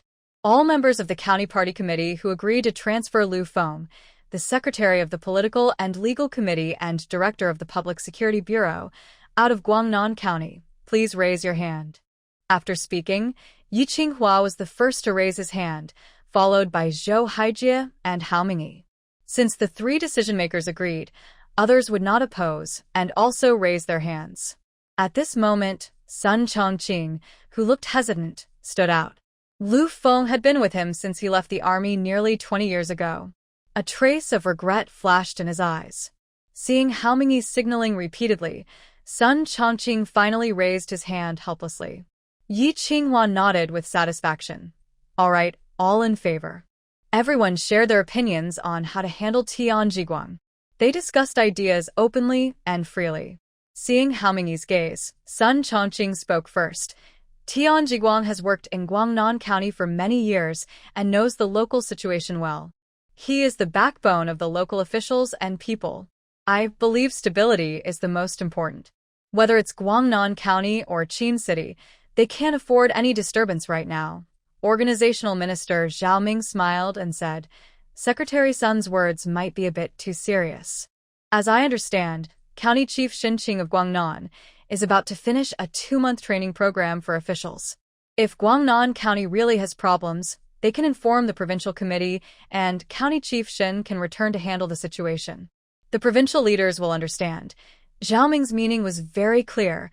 A city's operation doesn't depend on just one person, and Tianjiguang isn't that important. County Chief Xin has only been in Guangnan for 3 years. His experience is slightly lacking. Usually it wouldn't be a problem, but these are special times. The city committee needs to consider many factors, Hao Mingyi quickly added. Tianjiguang can be held accountable, but not now. He needs to find a suitable replacement first, or Guangnan County might lose control. The debate grew more intense as both sides argued, and Secretary Yi enjoyed the scene. If the standing committee only had one voice, and it wasn't his as the city party secretary, that would be truly frightening. As long as there are conflicts of interest, his opinion often becomes decisive. Yi Qinghua enjoyed this feeling very much. Just as he was about to speak, Zhou Haijie said, Let's not discuss Tianjiguang's punishment for now. Last night, I received a report that the Guangnan County Party Secretary, Tianjiguang and Tian Weiguang, who is involved in contracting Wanjia trading, are from the same family. Tian Weiguang used to go by the name Tian Jianxi. Because he admired his elder brother, who helped him a lot, he changed his name to Tian Weiguang. But that's not the main point. The key is someone reported that they have large amounts of money exchanged. I have already submitted the relevant materials to the Discipline Inspection Commission. As Zhou finished speaking, everyone was secretly surprised. Zhou's move to reveal this was clever. Tianjiguang was not the main person responsible for the fire accident, so his punishment could be vague, depending on the debate in the standing committee. But accepting huge bribes is a violation of party discipline and national law. Who would dare defend him? Everyone's eyes turned toward Li Junchao, the standing committee member and discipline inspection secretary, eager to hear what he would say. Discipline inspection officials usually have a different career path from other party and government leaders. Most spend their whole lives in the discipline inspection system with a strong sense of their role. Li Junchao is such a person.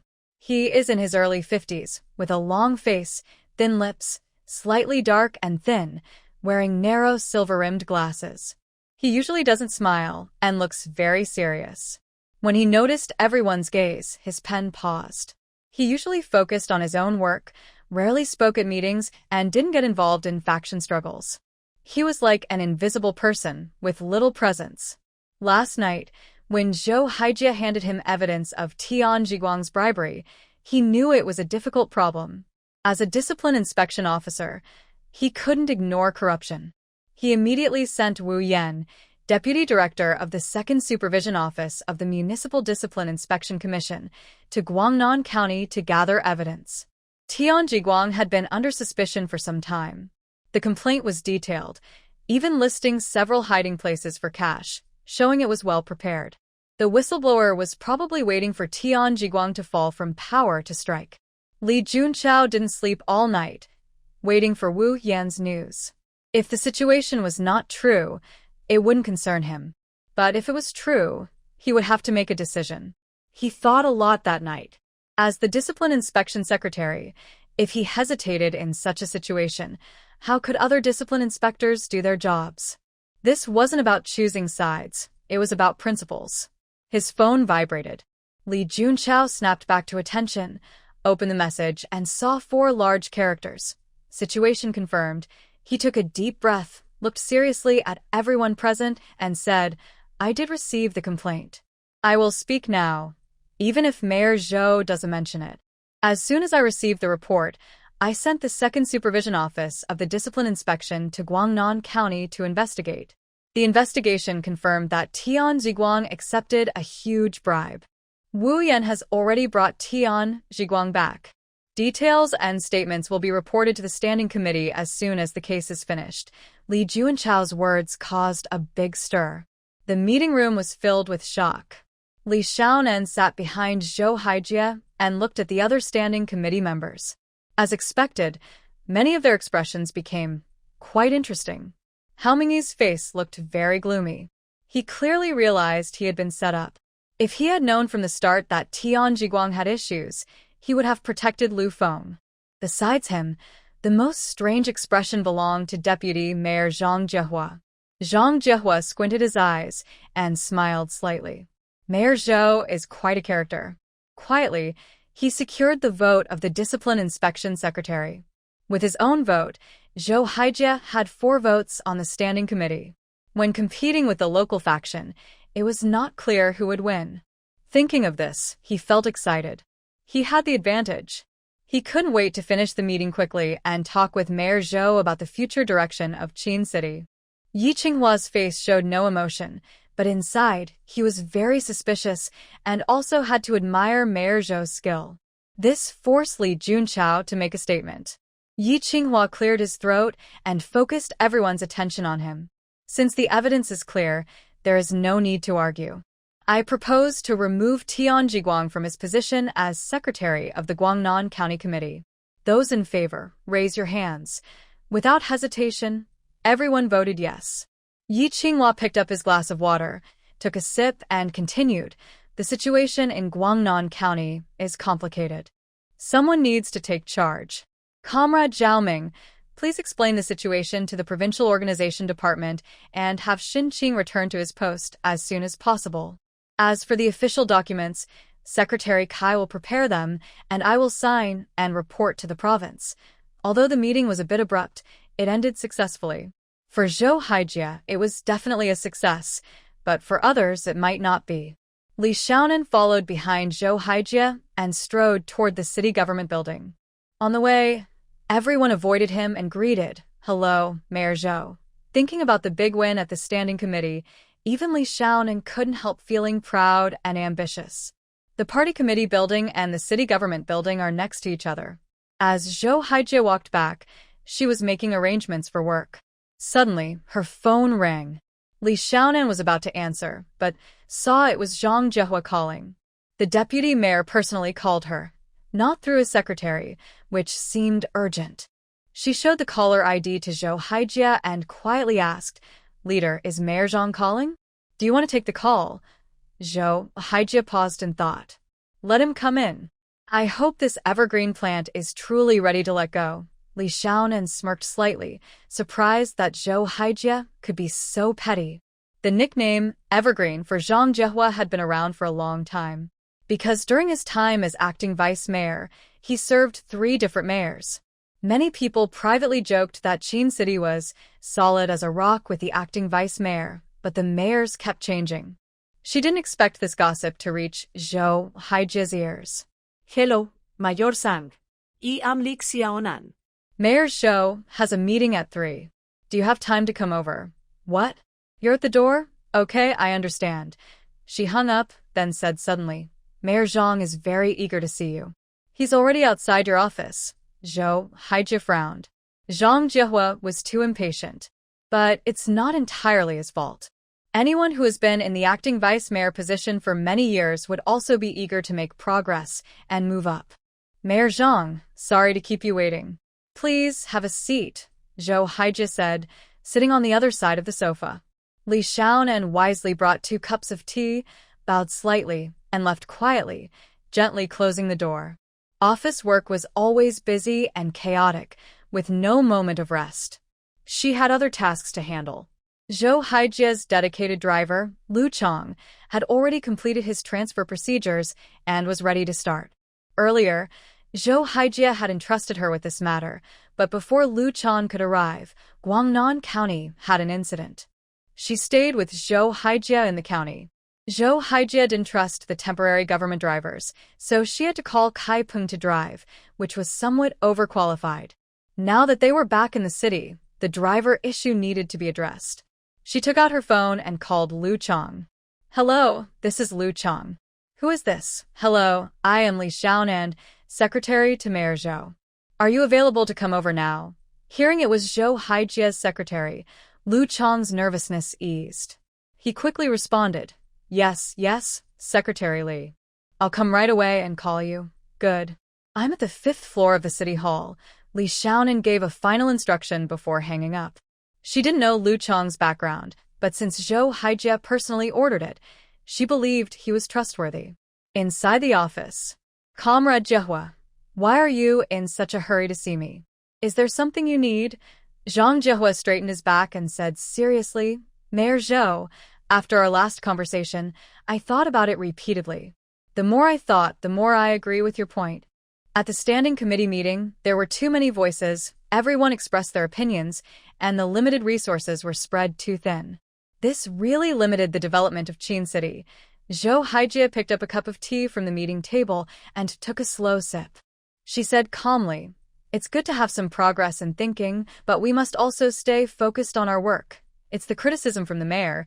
Zhang Jiehua lowered his posture. I was just about to report to you that the relocation work at Xingshan Port has made progress. We've opened a gap, and things are moving quickly.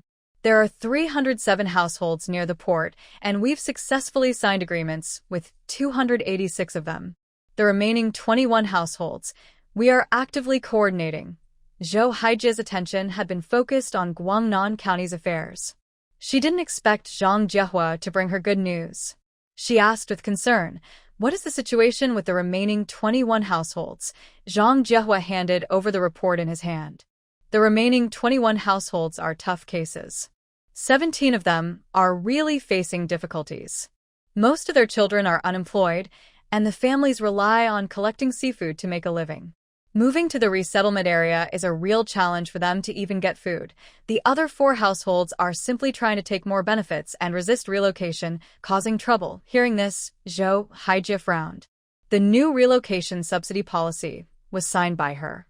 It was an extension of the original policy, and the city government had already done its best. For these people, even if the government increases support, they won't be satisfied. Moreover, bad habits shouldn't be encouraged. If one person causes trouble, others might follow. How can future government relocation work proceed if they keep causing trouble? Are the locations of these 4 households important? Can they be avoided? Zhang Jiehua's expression darkened slightly. 3 of them are in more remote areas, and not relocating them won't affect the overall plan. But the main household, with the surname Fan, is located right in the middle of the government's planned Port Road 1. It's unavoidable. Zhou Haijie pointed to the regional map and said firmly, then we will proceed with forced demolition. The government's overall plan won't be changed just because of 1 or 2 households. For the public good, the government can take responsibility. As for the 17 households facing difficulties, she stood up, walked to her desk, and handed the prepared materials to Zhang Jiehua. Take a look at this first. Zhang Jiehua quickly skimmed through the content, then read more carefully. The materials mention public service jobs created for laid-off workers, long-term unemployed urban and rural residents, and low-income families. These jobs not only helped solve employment problems for difficult groups, but also strengthened local public services. It was indeed a good idea. However, a new problem arose. Mayor Zhou, if we can implement this, it will help poor families, but currently, it's not included in the government budget. Given the city's financial situation, I'm afraid we can't afford it. Money is the most practical issue, not only for individuals but also for the government. Without funds, progress is impossible. Is this policy good? Of course, yes. But without money, even the best policies are hard to carry out for local governments. Speaking of this, I have to criticize the previous 2 mayors. During their terms, they focused heavily on grand projects. Qinqing appeared successful on the surface, but left behind a lot of debt. The former mayor left quickly, leaving a mess for the next one. Zhou Haijie leaned back on the sofa. Don't worry about the money. I've already talked to Director Zhao at Qinqing Bank. He will approve a loan for the government. Right now, the most important thing is to quickly acquire the land at the port so it doesn't affect future investment and development. Hearing this, Zhang Jiehua's enthusiasm was fully ignited. As long as there was money, everything could be solved. He looked at Zhou Haijie with admiration. This is the kind of capable leader he needed. Having problems? Just find the leader. That's no longer just an empty phrase. Letting subordinates handle everything? Then, what's the leader for? Zhang Jihua got motivated and started discussing details with Shou Haijia. Meanwhile, outside the door, Li Xiaonan was waiting for Lu Chang. He was in his early 30s, not tall, with dark skin, and looked honest. Li Xiaonan extended his hand. Comrade Lu Chang, hello. Hello, Secretary Li. Lu Chang was surprised. You look young. Just call me Old Lu. Before coming, his uncle told him to be polite to leaders' close aides, speak less, listen more. Li Xiaonan smiled slightly. Old Lu, it's fine to call you that. But I think it's a bit disrespectful to call me Secretary Li. Just call me Xiao Li. Lu Chang looks simple and honest, but he is not really foolish. Although he works close to the leader, a driver's future is limited to driving the boss's car, while a secretary has broader prospects. He doesn't argue and still calls him Secretary Li. Li Xiaonan smiles and thinks there's still a long way to go. She doesn't correct him and says, "Follow me first. I'll take you to register for your job." As they walk downstairs, she advises, "Don't mention anything to anyone. It's arranged by Mayor Zhou." Lu Chang nods. Moving into the government usually involves connections, but such matters are understood and shouldn't be spoken about openly, for everyone's sake. While talking, they arrive at the logistics office. Li Xiaonan knocks and asks, "Section Chief Yang, is the driver's registration handled here?" Yang Pinchao quickly stands up, smiling warmly, and walks over. "Yes, Secretary Li. Why are you here? If you need anything, just call me.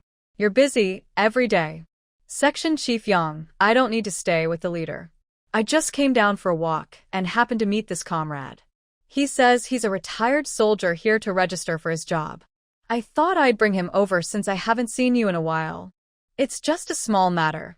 Not to disturb your work, right? Yang Pinchao secretly laughs. He thinks he's really good at acting. As Director Tian said, Secretary Li is quite skilled at pretending. Yang Pinchao smiles and waves his hand. No trouble at all. Secretary Li, your visit brightens my small office. Then, he looks at Lu Chang. What's your name? Lu Chang stands straight, salutes, and loudly reporting to the leader, my name is Lu Chang. I'm a retired vehicle soldier, here to register. Yang Pinchao waves his hand. Comrade Lu Chang, no need for formalities here. Come in and sit. He speaks casually, but he carefully observes Lu Chang. Every year, many soldiers retire, but only a few can get a position in the city government, especially since Secretary Li brought him here. The meaning is clear. Being a vehicle soldier is great. You're skilled with all kinds of vehicles. Oh, I remember Mayor Zhou's office is also looking for a dedicated driver. Comrade Lu, you'd be perfect. Secretary Li, what do you think? Yang Pinchao is clever and understands that when he says this, it sounds natural and won't cause trouble. Li Xiaonan smilas. Director Yang says it's good, so it's settled. We'll follow your arrangements. After saying that, she looked at her phone and turned to Lu Chang. Comrade Lu Chang, we are connected. Let's exchange phone numbers. I have some matters upstairs. Once your registration is complete, call me and I will take you to meet Mayor Zhou. Okay, Secretary Li, I understand. Lu Chang replied, holding back his smile and looking excited. Seeing this scene, Yang Pinchao couldn't help but secretly complain. It's like a clever fox playing tricks here. After Li Xiaonan left, Yang Pinchao called someone over to handle Lu Chang's paperwork. He sat on the sofa, smiling warmly. Little Lu, sit down. No need to be nervous. Have a cigarette. Lu Chang, looking worried, took one and said, Thank you, leader. Soon, in an office full of men, smoke filled the air. They all smoked and started chatting. Little Lu, where are you from? Lu Chang was confused but answered honestly, I'm from Qin City, living near the old bathhouse alley in the South District. Oh, we're quite close.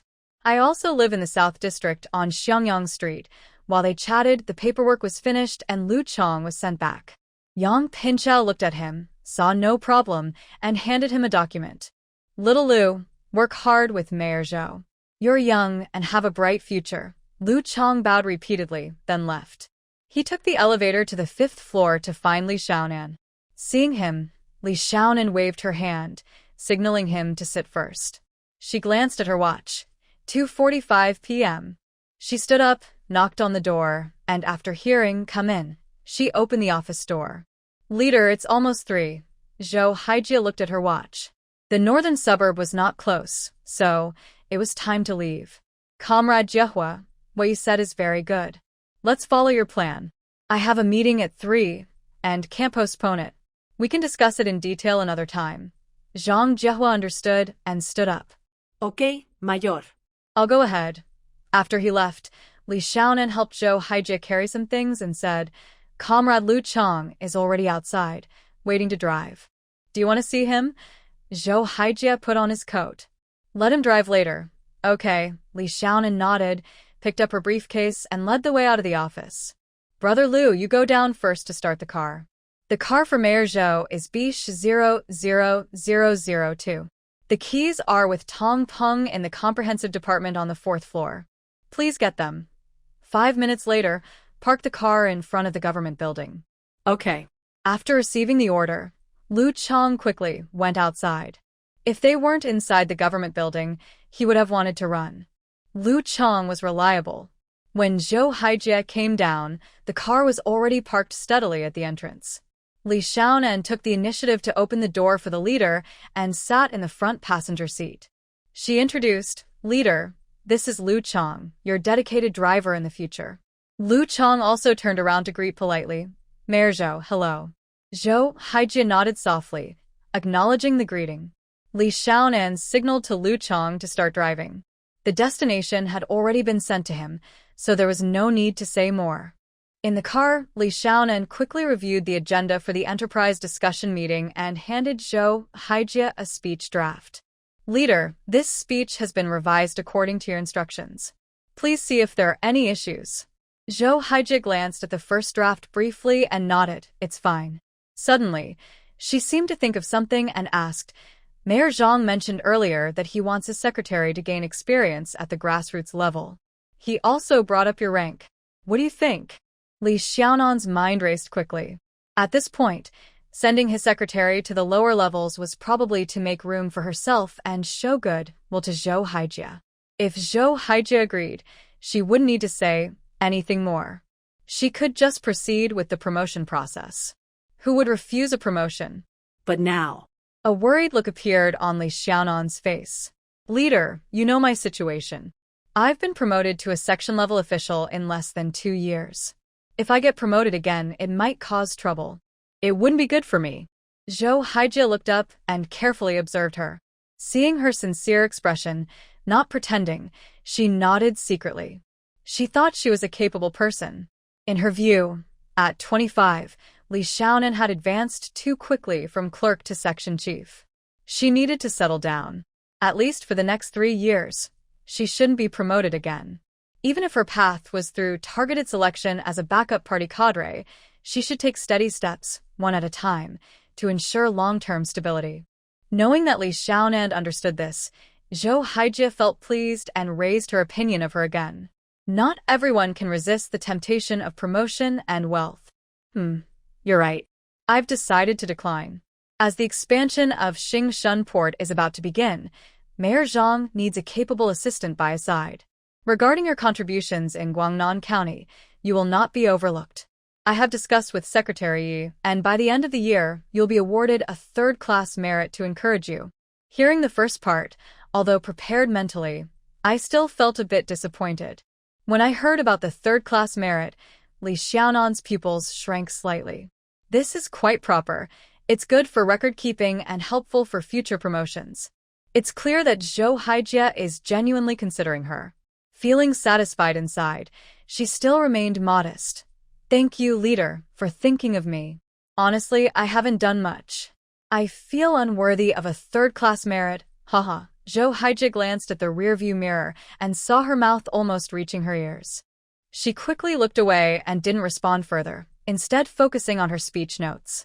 Li Xiaonan tachet her nose. "Tisit, really? What more could she say? That she deserves it?" The Enterprise Forum was held at Qin City Industrial Park, led by the Municipal Economic and Trade Committee, hosted by Vice Mayor Zheng Qiming, and Zhou Haijie was invited to attend. Zheng Qiming and a group of people were already waiting at the door. Seeing Qin beat Shi 00002 to arrive, he immediately stepped forward to greet her. Zhou Haijie got out of the car, shook hands with everyone, exchanged a few words, and the forum officially began with Zhou Haijie giving the opening speech. Li Xiaonan sat behind Zhou Haijie, diligently taking notes. The main purpose of Zhou Haijie's visit was to gather feedback from companies about problems in the business environment so that improvements could be made, ensuring smooth follow-up investment promotion. When the entrepreneurs saw the mayor's presence, they felt unprecedented importance and spoke openly about the flaws in Qin City's business environment. Hearing this, Vice Mayor Lu's face turned pale. He is responsible for business affairs, and these people really dare to speak. Li Xiaonan also felt her hand hurt from taking notes. There were so many issues, complicated approval processes, difficulty in financing, talent loss, and more. This wasn't just Qin City's problem. Many places faced the same. After the forum ended, Zheng Qiming invited Zhou Haijie to tour Qin City Industrial Park, proudly giving a detailed introduction. Li Xiaonan followed behind, secretly laughing at the chaotic state of the park. She wondered if Zheng Qiming was doing this on purpose, clearly clueless about the economy. They turned the park into a joke, yet still wanted to expand it, hoping the city government would approve more land. They were just using false bravado to fool others, and Zheng Qiming played along perfectly. He wanted to say he planned to build something, but Zhou Haijie firmly refused. However, he insisted it was the idea of a certain provincial leader. This made him consider whether it was worth causing trouble with a provincial leader over such a small matter. Even if there was a conflict, she shouldn't be the one to start it. Moreover, Zhou Haijie always felt that someone was trying to use the provincial leader's influence to give her a warning. Deputy Mayor Zheng, regarding the park expansion, please prepare a document and submit it. Since it concerns Qin City's development, let's discuss it at the Standing Committee meeting. Office of the Municipal Party Committee Deputy Secretary. Sun Chongqing leaned casually on the sofa, resting one hand on the wooden armrest, and extinguished his burning cigarette in the ashtray. He shook his head and said, Zheng Qiming is just a fool, a useless piece of work. Letting him investigate Zhou Haijie's background is pointless. Hao Mingyi sat straight at his desk, constantly signing documents. Since the secretary of the city committee was not involved, he was especially busy. We'll see soon if it works or not, he said. Just then, the phone rang. Hao Mingyi glanced at it and answered. Secretary Hao, about what you mentioned last time, I told Mayor Zhou during the discussion meeting, but the mayor said it needs to be discussed at the standing committee. Hao Mingyi's tone was calm. I understand. See, I told you Zhou Haijie wouldn't agree. After Zheng Qiming took over the industrial park, everyone can see it's just for show, nothing lasting. And that Tian Jiguang is also a troublemaker who causes more problems than he solves. To protect him, we abandoned Lu Feng. But what happened? He's been caught red-handed, and Zhou Haijie found out. Sun Chongqing's voice sounded a bit irritated. Since the standing committee ended, Sun Chongqing had been in a bad mood. He had expected Zhou Haijie, as a new official, to make some trouble, but the first fire was directed at him, which was very uncomfortable. Lu Feng had been managing Guangnan County for many years and had shown him respect. It was a pity to see him removed like this. Hao Mingyi looked up at him. Tian Jiguang was not clean, but what about Sun Chongqing? Was he spotless? After the standing committee, everyone in the government building saw Zhang Jiehua waiting outside Zhou Haijie's office. They talked inside for over an hour. When they came out, Zhang Jiehua looked very happy.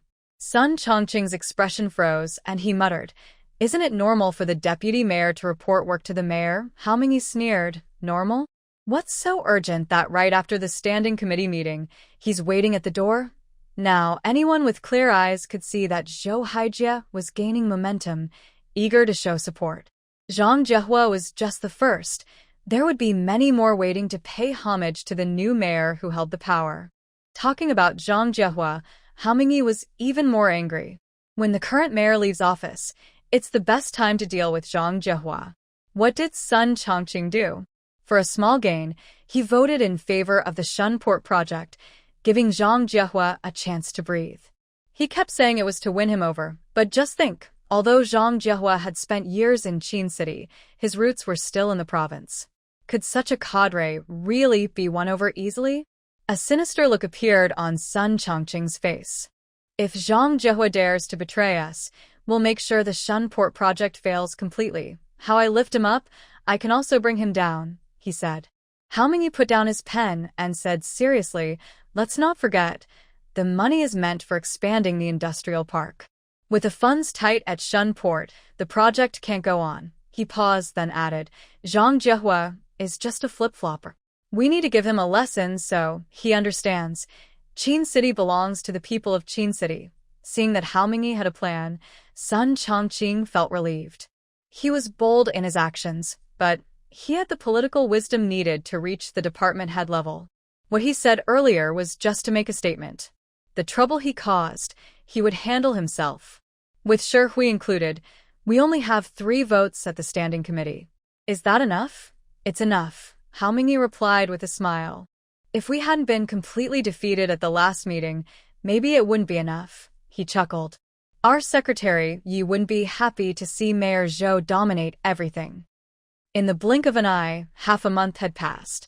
During this time, Li Xiaonan's main focus was accompanying Zhou Haijie on investigations. Every day, he visited 2 or 3 units, sometimes openly inspecting, sometimes secretly checking.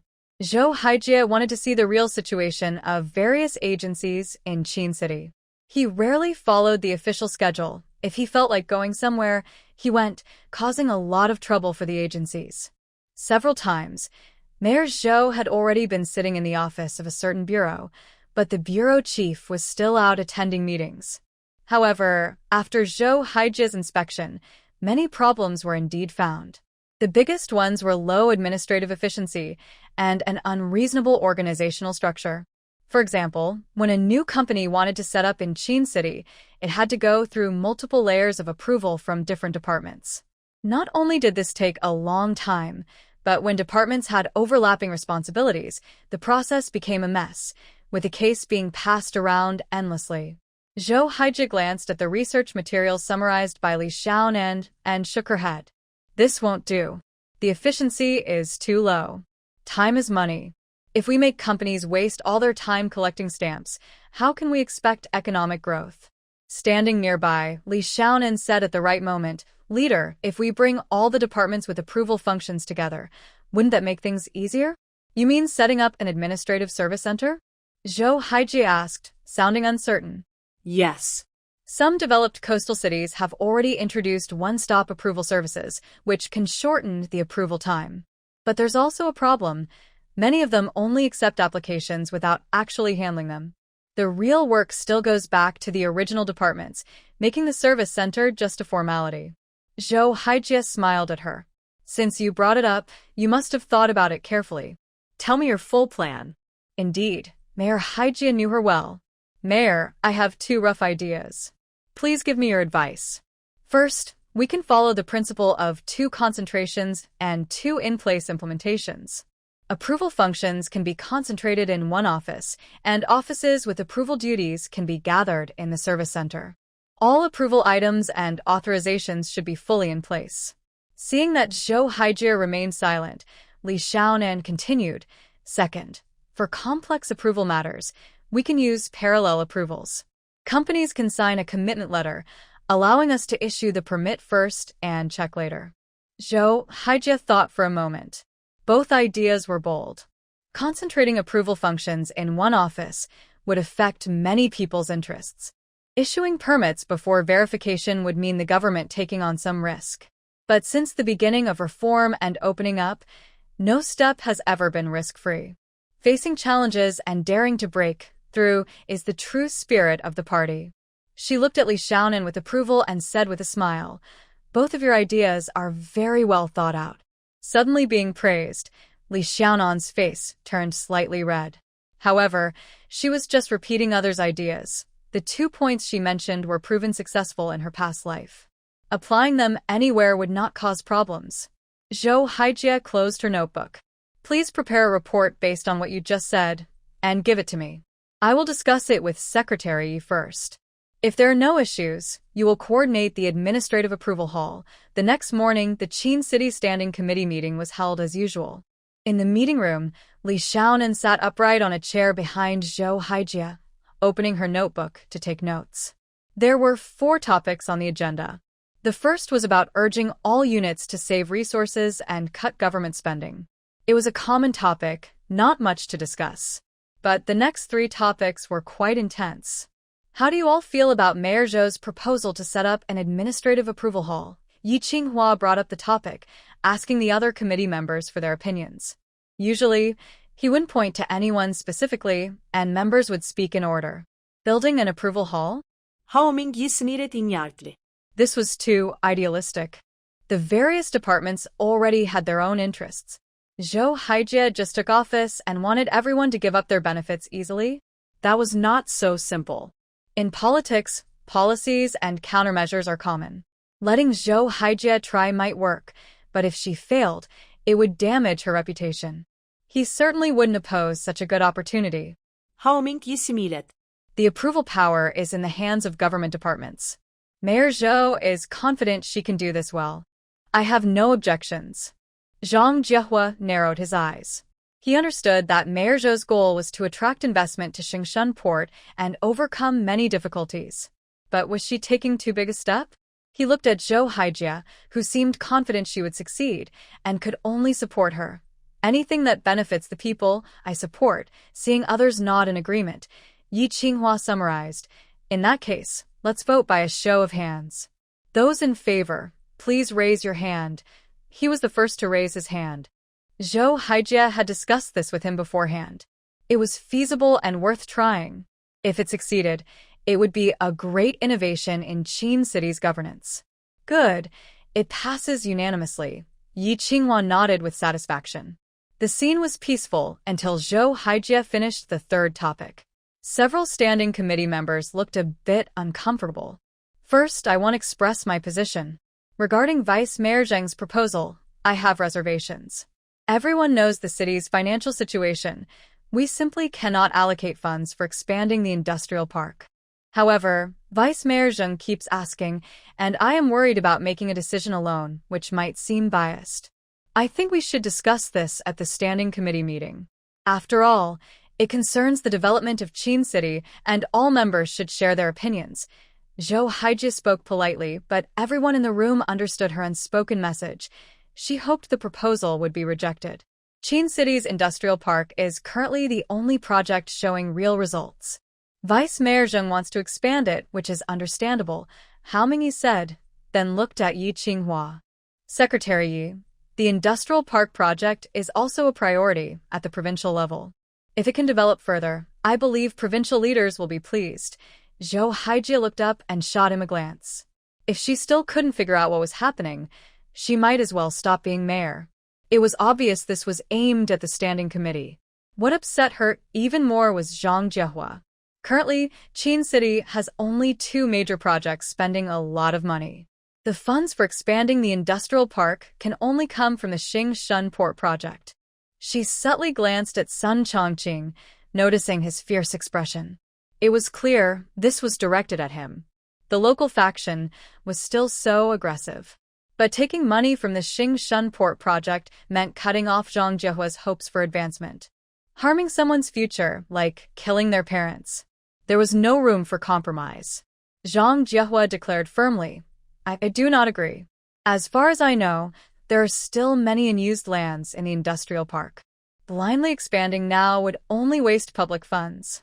Yi Qinghua sat calmly at the head of the table. Seeing no one else wanted to speak, he cleared his throat and said, Comrade Jiehua, the word waste is too strong. The achievements of Chin City's industrial park are clear, and its development potential remains strong. When he finished speaking, Zhou Haijie instinctively frowned. What did he mean? Was there still room for growth in the industrial park? Seeing Yi Qinghua and Hao Mingyi exchange a quick look, she immediately understood. She had been balanced out. Zhou Haijie narrowed her eyes, remaining composed on the surface, but feeling increasingly heavy-hearted. She realized she had made a bad move. Since no other comrades wished to speak, let's proceed to a vote. Those in favor of Mayor Zhou's proposal, please raise your hands. Qinghua spoke cheerfully, looking forward to seeing Zhou Haijie accidentally hurt himself. Originally, this was an internal matter of the city government. Zhou Haijie didn't want to get involved, so it could have been simply dismissed without anyone saying anything. The problem was, Zhou Haijie didn't want to offend provincial leaders, so he pushed the issue to the standing committee meeting, which gave more room for maneuver. Qinghua looked at Hao Mingyi, aware that he was being used, but was happy to go along. I have to admit, this local leader is skilled in politics and should not be underestimated. Li Xiaonan watched the whole process with a frown, feeling worried. What should have been a routine matter turned into this chaos. When Hao Mingyi confidently raised his hand, Li Xiaonan closed her eyes nervously, waiting for a long time, but not hearing Qinghua announce the result. She opened her eyes slightly, and was shocked to see only 4 hands raised in the front row. What? This? In the meeting room, everyone looked confused. No, this is a huge surprise. Li Xiaonan was stunned. She looked carefully again. Qinghua raised his hand. Hao Mingyi raised his, Sun Chongqing raised his, and Secretary General Kai Qianquan also raised his. But the one who didn't raise his hand was Shi Hui, the local-born member of the Standing Committee and Minister of Propaganda, a key figure in the local faction. Minister Shi's presence had always been low. He rarely spoke at meetings. Unlike Li Junchao, the disciplinary secretary, who was neutral, Shi Hui had a firm political stance and supported Qin City. Oh, right, supporting Qin City. In that moment, Li Xiaonan seemed to understand something. After a while, Qinghua finally spoke again, for votes. This proposal is not approved. He then glanced at Hao Mingyi. Now, we move to the last item, recommending candidates for the County Party Secretary of Guangnan County. If anyone has suitable candidates, please speak. Normally, personnel decisions were in the hands of the party secretary of the city committee. Qinghua would first suggest a candidate, then others could propose 2 more, and from those 3, the most suitable would be chosen. But Qin City was special. Qinghua had stepped down in less than 2 years, didn't manage affairs much, and preferred to balance power rather than fight for dominance. So, he simply delegated authority. Hoping to win, Zhou Haijie didn't hesitate and directly said, I just arrived in Qin City and don't know much about the personnel work, so I won't propose anyone for now. Upon hearing that she did not recommend, Hao Mingyi inexplicably felt relieved. The previous discussion had been somewhat chaotic and unproductive. If Zhou Haijie had continued to push forward, the local faction's reputation would have been severely damaged. As a dedicated deputy secretary, his nomination was reasonable and considered part of his duties. Naturally, he took the lead. I personally think that Annan County's Mayor Zhu Tailai is more suitable.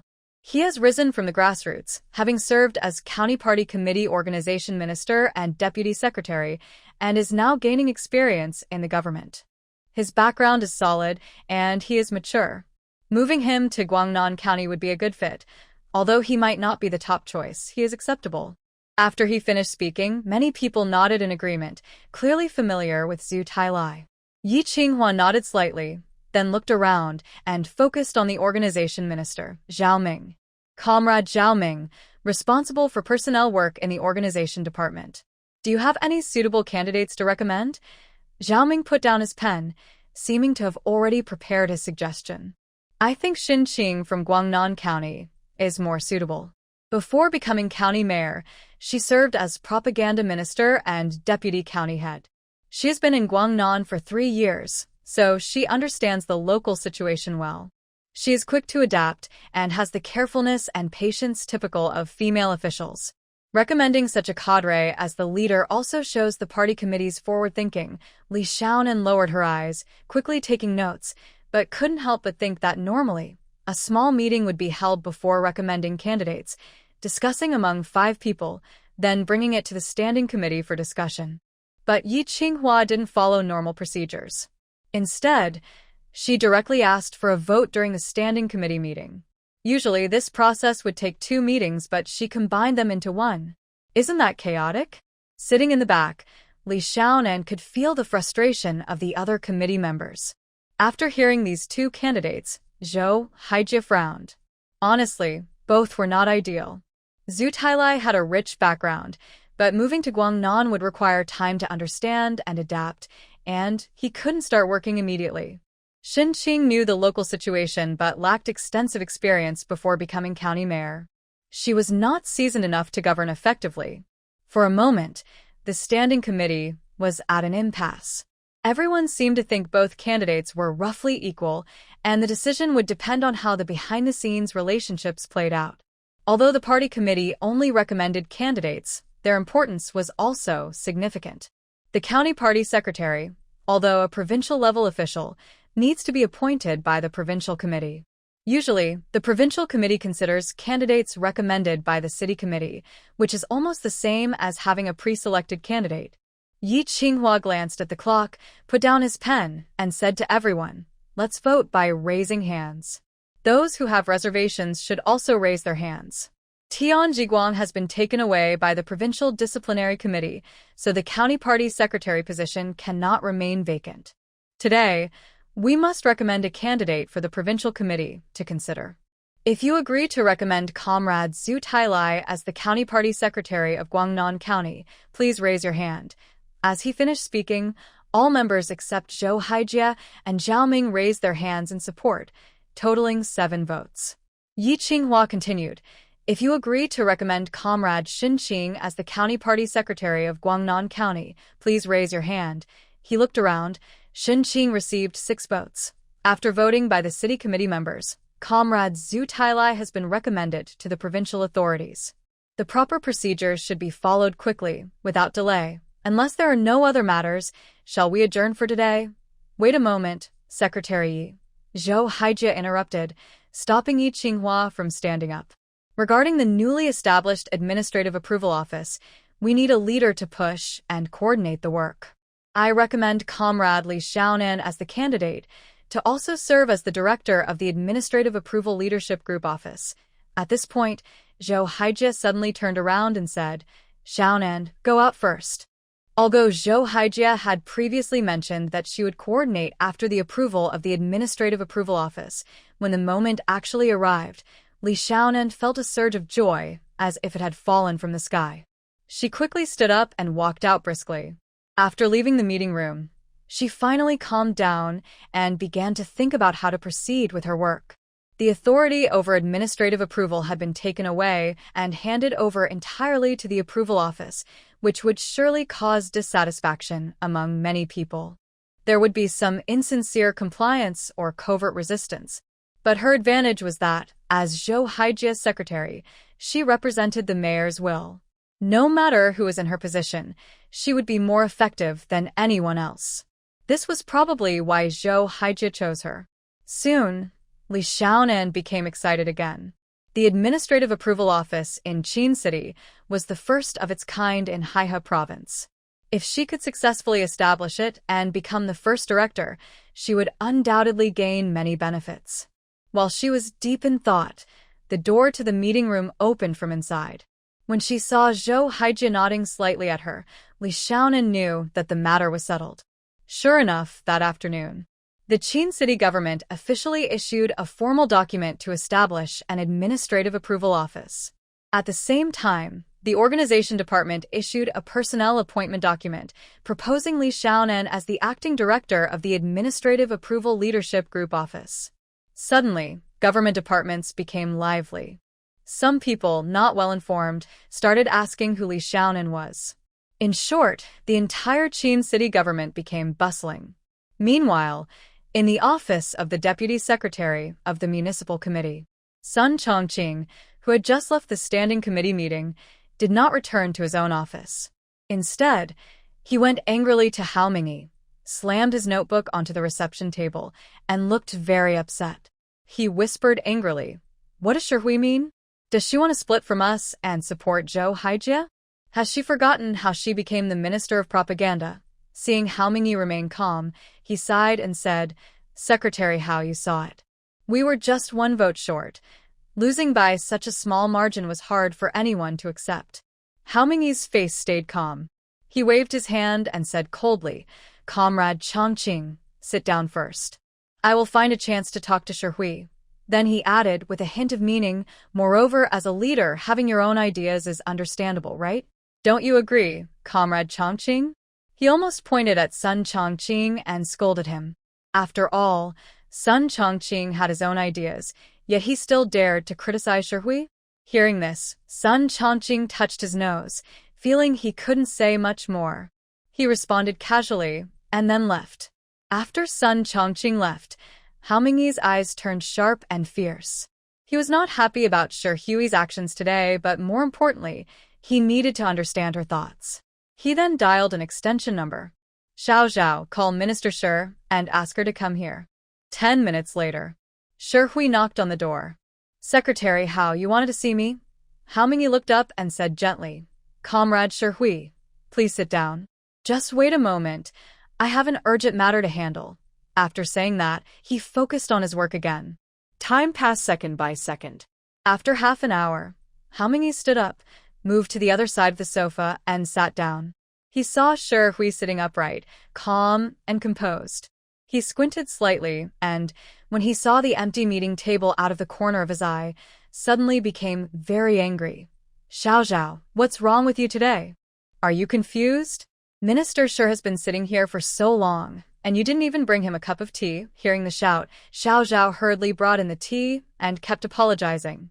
Shi smiled slightly and said, It's okay, I don't drink tea. She wasn't foolish, nor was she new to Hao Mingyi. Xiao Zhao had been his secretary for 7 years, and was known for doing things well. How could she forget to serve tea? She sneered inwardly. First, she ignored her. When she saw she had no reaction, she started criticizing her indirectly. All of this was just her way of showing her dissatisfaction, displeasure that she didn't support him as usual during the standing committee meeting. In the office, the steam from the tea softened the stiff atmosphere. Hao Mingyi picked up his teacup, took a small sip, and his eyes grew deep. Shi, I still remember the first time I saw you.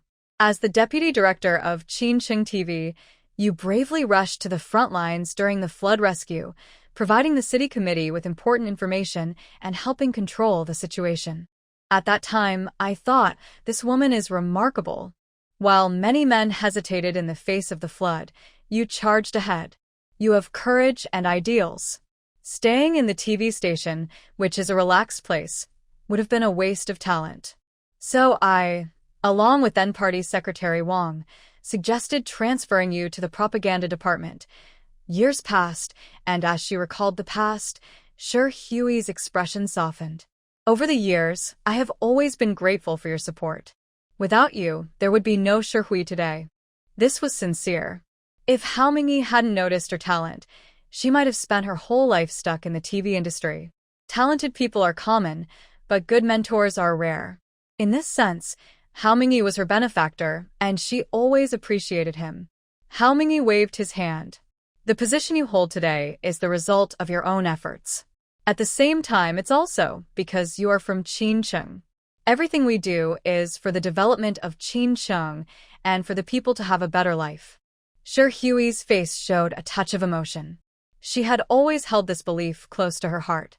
Coming from a journalism background, she had seen too much suffering and injustice. She once used her pen as a sword, exposing all the filth in the world under the sunlight. Times change, and she shifted from writing to politics, but her original intentions and mission never changed. Shi, our roots are here, but outsiders don't have roots in this place. They just come to make a quick achievement and then leave. Aren't there many officials like those from Qin City? Hao Mingyi spoke sincerely and gently. When Mayor Zhou came down, it was clearly for personal gain. Shi, you're confused today. Hearing this, Shi's pupils shrank slightly. She understood that the main point of the conversation was coming. She decided not to beat around the bush and said directly, Secretary Hao, let's not talk about Mayor Zhou's purpose in coming to Qin City for now. I just want to ask you one thing. Do you truly believe the industrial park can still develop if we support its expansion? Hao Mingyi's eyes flickered. He could tell the truth to Sun Chongqing because they both chased fame and profit, but he couldn't do that with someone like Shi, who was an idealist. He replied forcefully but with a hint of weakness, the industrial park has support from the provincial government. Its taxes are stable. Compared to a port whose future is uncertain, I naturally support projects that show results. Sure, Huey's eyes revealed a hint of disappointment. She didn't believe that, with Hao Mingyi's political wisdom, he couldn't see that the industrial park was just overextending Qin City's development potential. This kind of overexploitation was no different from those outsiders who only sought quick achievements and then left. Sure, Hui knew that at this moment, she and her former mentor were drifting further apart. Secretary Hao, my position is very clear. I only support decisions that are beneficial to Qin City's development, and I focus on the matter, not the person. If there's nothing else, I will go now. After Shi Hui left, Hao Mingyi's face grew even darker. He couldn't hold back his anger and slammed the teacup onto the ground. Hearing this, Xiao Zhao immediately rushed in. Seeing that the leader was unharmed, he didn't ask questions and quickly tidied up. Hao Mingyi faced his desk, his hands trembling slightly. He didn't expect Shi Hui to really dare to break ties with him. At the same time, a deep sense of helplessness welled up inside him. He knew well that only officials like Shi Hui were qualified to succeed as local leaders. Every day, the city committee and municipal government had hundreds of eyes watching, trying not to miss any movement. As soon as Shi Hui left, Hao Mingyi smashed his teacup. Soon after, 800 different versions of the story spread privately. Li Xiaonan was reporting work to Zhou Haijie when his phone suddenly buzzed nonstop. Zhou Haijie frowned. Go and pour me a glass of water. Li Xiaonan nodded, taking the opportunity to pour water and open her phone. When she saw a message from Taiping, she was slightly surprised. She brought a cup of warm water and placed it on Zhou Haijie's desk, looking hesitant and speechless. Just say it, what's going on? Zhou Haijie asked while drinking water. Li Xiaonan cleared her throat and whispered, I heard that Minister Shi and Secretary Hao had a disagreement, and Secretary Hao even threw his cup. That's all she said. The rest is for the leader to think about. Secretarial work is like this. Every detail matters. Even gossip, if important, should be shared with the leader at the right time. Others will judge what to do. Zhou Haijie thought for a moment, and then understood. It seems today's move isn't as bad as I thought. Our secretary Hao is too self-interested. Xiao Nan, remember, political struggles are just to better realize political ideals and overcome difficulties. If it's just for fighting, that's putting the cart before the horse and a poor strategy. Li Xiaonan nodded. Should we try to contact Minister Shi? Zhou Haijie shook her head decisively. Anyone who reaches the level of department or bureau officials doesn't follow just one faction. They have their own political beliefs and bottom lines. In politics, there are no permanent friends or enemies. As long as goals align, enemies can become allies. Hao Mingyi underestimates Shi Hui. Alright, that's not the most important thing now. The most urgent task is to get the administrative approval hall up and running. Even though you're the acting leader, you can't neglect this work. Suddenly, Zhou Haijie realized that Li Xiaonan was a talented person she personally discovered and trained, loyal and capable. She truly couldn't do without her. Xiaonan, now you're the director of the leadership team office. Recommend a deputy director to help oversee things there. Li Xiaonan was shocked. The leader was about to give her personnel authority. This isn't good, right? Leader, Zhou Haijie interrupted her and said earnestly, Xiaonan, you can't be my secretary forever. Sooner or later, you need to stand on your own. Learning to select and use the right people is a necessary leadership skill. Try to put the right person in the right position, not just based on good conduct or closeness. A good person in the wrong position can cause trouble. You need to find the right balance yourself. Li Xiaonan nodded heavily, but she also understood clearly that Zhou Haijie truly considered herself as a trusted successor and was nurturing her. Having lived through 2 lives, she knew very well that officialdom is not easy. Without a guide, one might take many wrong turns before understanding certain truths. But at this moment, someone was already breaking things apart and feeding her the answers. Leader, I do have a suitable candidate. Qian Chaoran, Deputy Section Chief of the General Office's 1st Division, has worked in the government for many years. He is familiar with various departments and has some management skills. He has a high education level and is under 35 years old.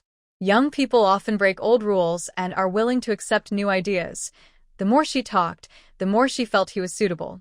Suddenly, li siya unan pausa. But I am not sure about his personal willingness. Zhou Haijia nodded and decisively said, "Let's do this. You talk to him first. If he agrees, I will then go to Zhaoming." Understood, leader. Li Xiaonan responded and pushed the door open to leave. She was anxious because this newly formed approval hall was a big opportunity. The deputy director position needed to be decided quickly. Once the approval hall was established, she could free up her hands to handle other matters. Tai Peng, you three go out first. I need to talk to Section Chief Qian. Although Li Xiaonan was not working in the first division, she was still the division chief, so her words carried weight. After they left, she closed the door and turned around. She saw Qian Chaoran had already stood up. Li Xiaonan pulled over a chair and sat across from Qian Chaoran. Section Chief Qian, just sit. No need to be nervous. Just a casual chat. Qian Chaoran looked a bit confused but nodded obediently and sat down again. What could a rising city mayor's secretary and a complete failure have to talk about? He was straightforward but not foolish. Since the announcement of Mayor Zhou's appointment, he had sensed that this department was quite influential. When news spread that Li Xiaonan was elected as the mayor's secretary, he felt it was appropriate but also a bit disheartening. Whether you call him proud or confident in his talents, he felt it was all meaningless. Effort seemed futile compared to connections. He gave up trying to compete with Li Xiaonan and, unlike others, did not rush to flatter or please her. Instead, he chose to keep his distance. Section Chief, what do you want to talk to me about? Li Xiaonan did not get straight to the point. He said, recently I've been running around with Mayor Zhou and other departments. I can't focus on my work, and it's all up to you to handle things. Qian Chaoran frowned slightly, feeling puzzled. Has it always been like this? Thank you for your concern. I can adapt. Li Xiaonan waved his hand and smiled. I don't mean anything else. Have you heard about the city setting up an administrative approval office? Qian Chaoran nodded blankly. Of course, he knew about it. He helped format the official document. But still, he had a vague guess, but it seemed unlikely. I want to transfer you to be deputy director of the administrative approval office. Are you willing to go? Just as he was about to speak, Li Xiaonan interrupted. Listen to me first. Your rank stays the same, still a deputy section chief. I won't make any promises. If the approval office does well, your future is bright. If it doesn't, your career might be over. Do you want to take a chance? Seeing him hesitate, Li Xiaonan continued, Qian's section chief, you've worked in the government for many years. You should understand, there are two ways to get ahead. Either have a good leader or endure. You have the ability, but is it worth wasting your youth here? Maybe a different place will offer a better view. Of course, this was just his advice. The choice was up to him. Qian Chaoran's eyes darkened, and his voice trembled slightly. Li's section chief, many want to go there. Why choose me? Everyone knew that the newly formed administrative approval office held a lot of power and benefits.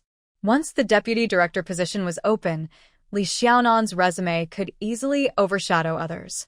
Such a big opportunity, and he didn't want to answer without knowing more.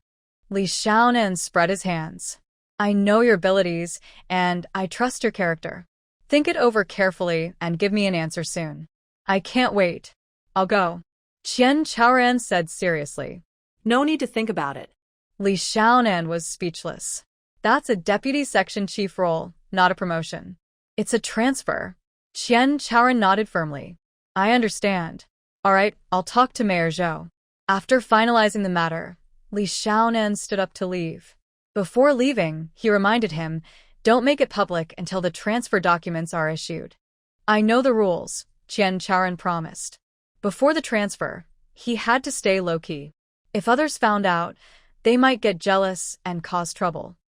Wang, after sixth time checking Qian Chaoran's computer screen, saw the same page again. He couldn't help but tell Li Xian, Section Chief Qian has been looking at this page for an hour. What's wrong with him? Did Li's section criticize him? Li Xian guessed. Wang shook his head. That can't be. When Li left, he seemed in a good mood. Li Xian looked puzzled. He doesn't scold people, so why did he ask us to go out? Then he tapped on Kai Peng's desk. Don't you think so, Kai Peng? As the only one who knew the inside story, he wondered if he should agree or not. Seeing Kai Peng silent, Li Xian said, Kai Peng, you're acting strange today. Unintentional words, but they hit the mark. Ah, really? Kai Peng stammered. Oh my. Ever since Section Chief Li told him to learn more from Section Chief Qian and prepare for the handover, he's been in a daze. Is he about to be promoted? Wang pushed him gently. No, what's wrong with you today? You look like you've lost your soul. Anything good happening? Got a new partner? Kai Peng rolled his eyes at him. Having a partner isn't as good as a promotion or a raise. When the leaders decided to transfer someone, the organization department acted quickly. The next morning, Qian Chaoran came to report to Li Xiaonan. The other side is still under renovation and won't be ready until the end of the month. For now, you should go back to Office of General Affairs, organize your thoughts, and plan how to proceed with your work and manage the team. Also, take Kai Peng along. He's not as experienced as you. Honestly, I kind of regret transferring you, he added sincerely. Before, with Qian Chaoran around, Li Xiaonan had been pretty hands-off with the work. Now, Kai Peng needs to ask for instructions on everything, and her phone is almost exploding with messages. Qian Chaoran smiled softly, stepping out of the government office circle. His mood inexplicably improved, and he was no longer as silent and reserved as before. Director, I come from Office of General Affairs. I won't shirk any tasks needed from the department. Li Xiaonan was surprised. She hadn't expected that the straightforward person would learn to be polite. She leaned back in her chair and smiled. Now I can really relax. Chaoran, do your best. She pointed to her desk. All these tasks are mine to handle now. I won't always be in charge of the approval hall. She reassured him, don't worry. As long as you do well, no one can take your success away. You need to give the donkey good grass to pull the mill. If you want people to work, you can't just give them a simple pancake. Is that okay? When people get busy, time passes quickly and quietly. Before you know it, the administrative approval office has been open for a month and is starting to run smoothly. Over at Qian Chaoran's side, with his help, work is becoming easier. The promotion documents were officially issued at the beginning of the month. Li Xiaonan has once again become a hands-off manager. His main job as the mayor's secretary is to serve the leader well. At the approval office, if Qian Chaoran can't make the decision, he reports to the government. Luckily, it's not far away, and a round trip takes only 10 minutes. Li Xiaonan is busy writing a speech when the phone suddenly rings. Qian Chaoran's urgent voice sounds very clear in the quiet office. Director, there's a problem. You might need to come over. Usually, Qian Chaoran speaks calmly and evenly. Today is the first time he sounds so anxious. Li Xiaonan puts down his pen, knocks on the door, and briefly explains the situation to Zhou Haijia. Then he rushes to the approval office. Before he enters, he hears voices arguing.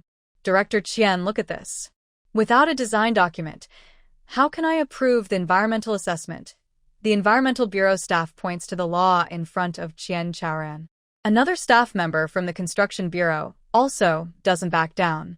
He pulls on Qian Chaoran's sleeve and shows him, Director Qian, according to the city planning law, the project can only proceed after obtaining planning and environmental permits. The third-party project manager Lu Weigua, who came to handle the matter, is sweating just like Qian Chaoran. He thought that once the approval office was set up, there would be less back-and-forth arguing. Today, he sees that things are still the same. He just has to walk a few fewer steps. What should he do? He might as well go directly to Director Zhao for help. Coming here is just a waste of time. He is about to take back the approval form and say he won't do it anymore when he sees a pair of fair hands quickly snatch the form first. Hey you. Hello, Director. Before Lu Weigua can curse, he sees the two proud staff members stand up quickly and respectfully greet him. Lu Weigua is a bit stunned. He looks at Li Xiaonan with surprise. Such a young leader, amazing. Suddenly, he felt hope reignite in his heart. This third-party company is small with low profits. They try to save money wherever they can. Even for small matters like this, the project manager has to handle it personally because there's no one else available. If something can be done, no one wants to give gifts, and the company doesn't reimburse such expenses. Li Xiaonan took the approval form and read, "Construction project for the parking lot at the first hospital affiliated with Chin City Medical University." Everyone familiar with the area around the hospital knows that the parking lot is small.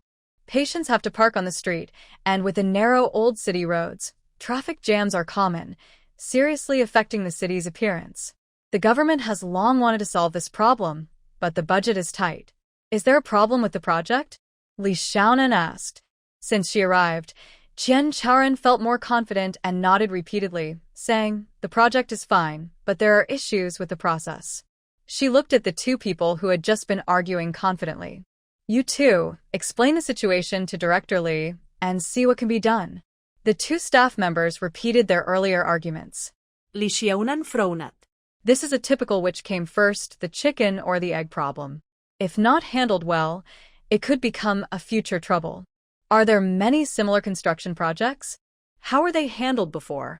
The two staff members, who had been arguing just moments ago, suddenly fell silent.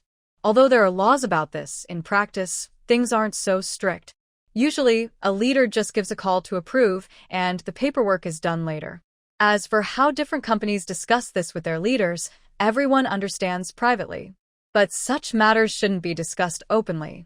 They could only vaguely reply, "We're not sure about that." When we encounter issues we can't handle, we ask the leaders for instructions. The issue was kicked back again.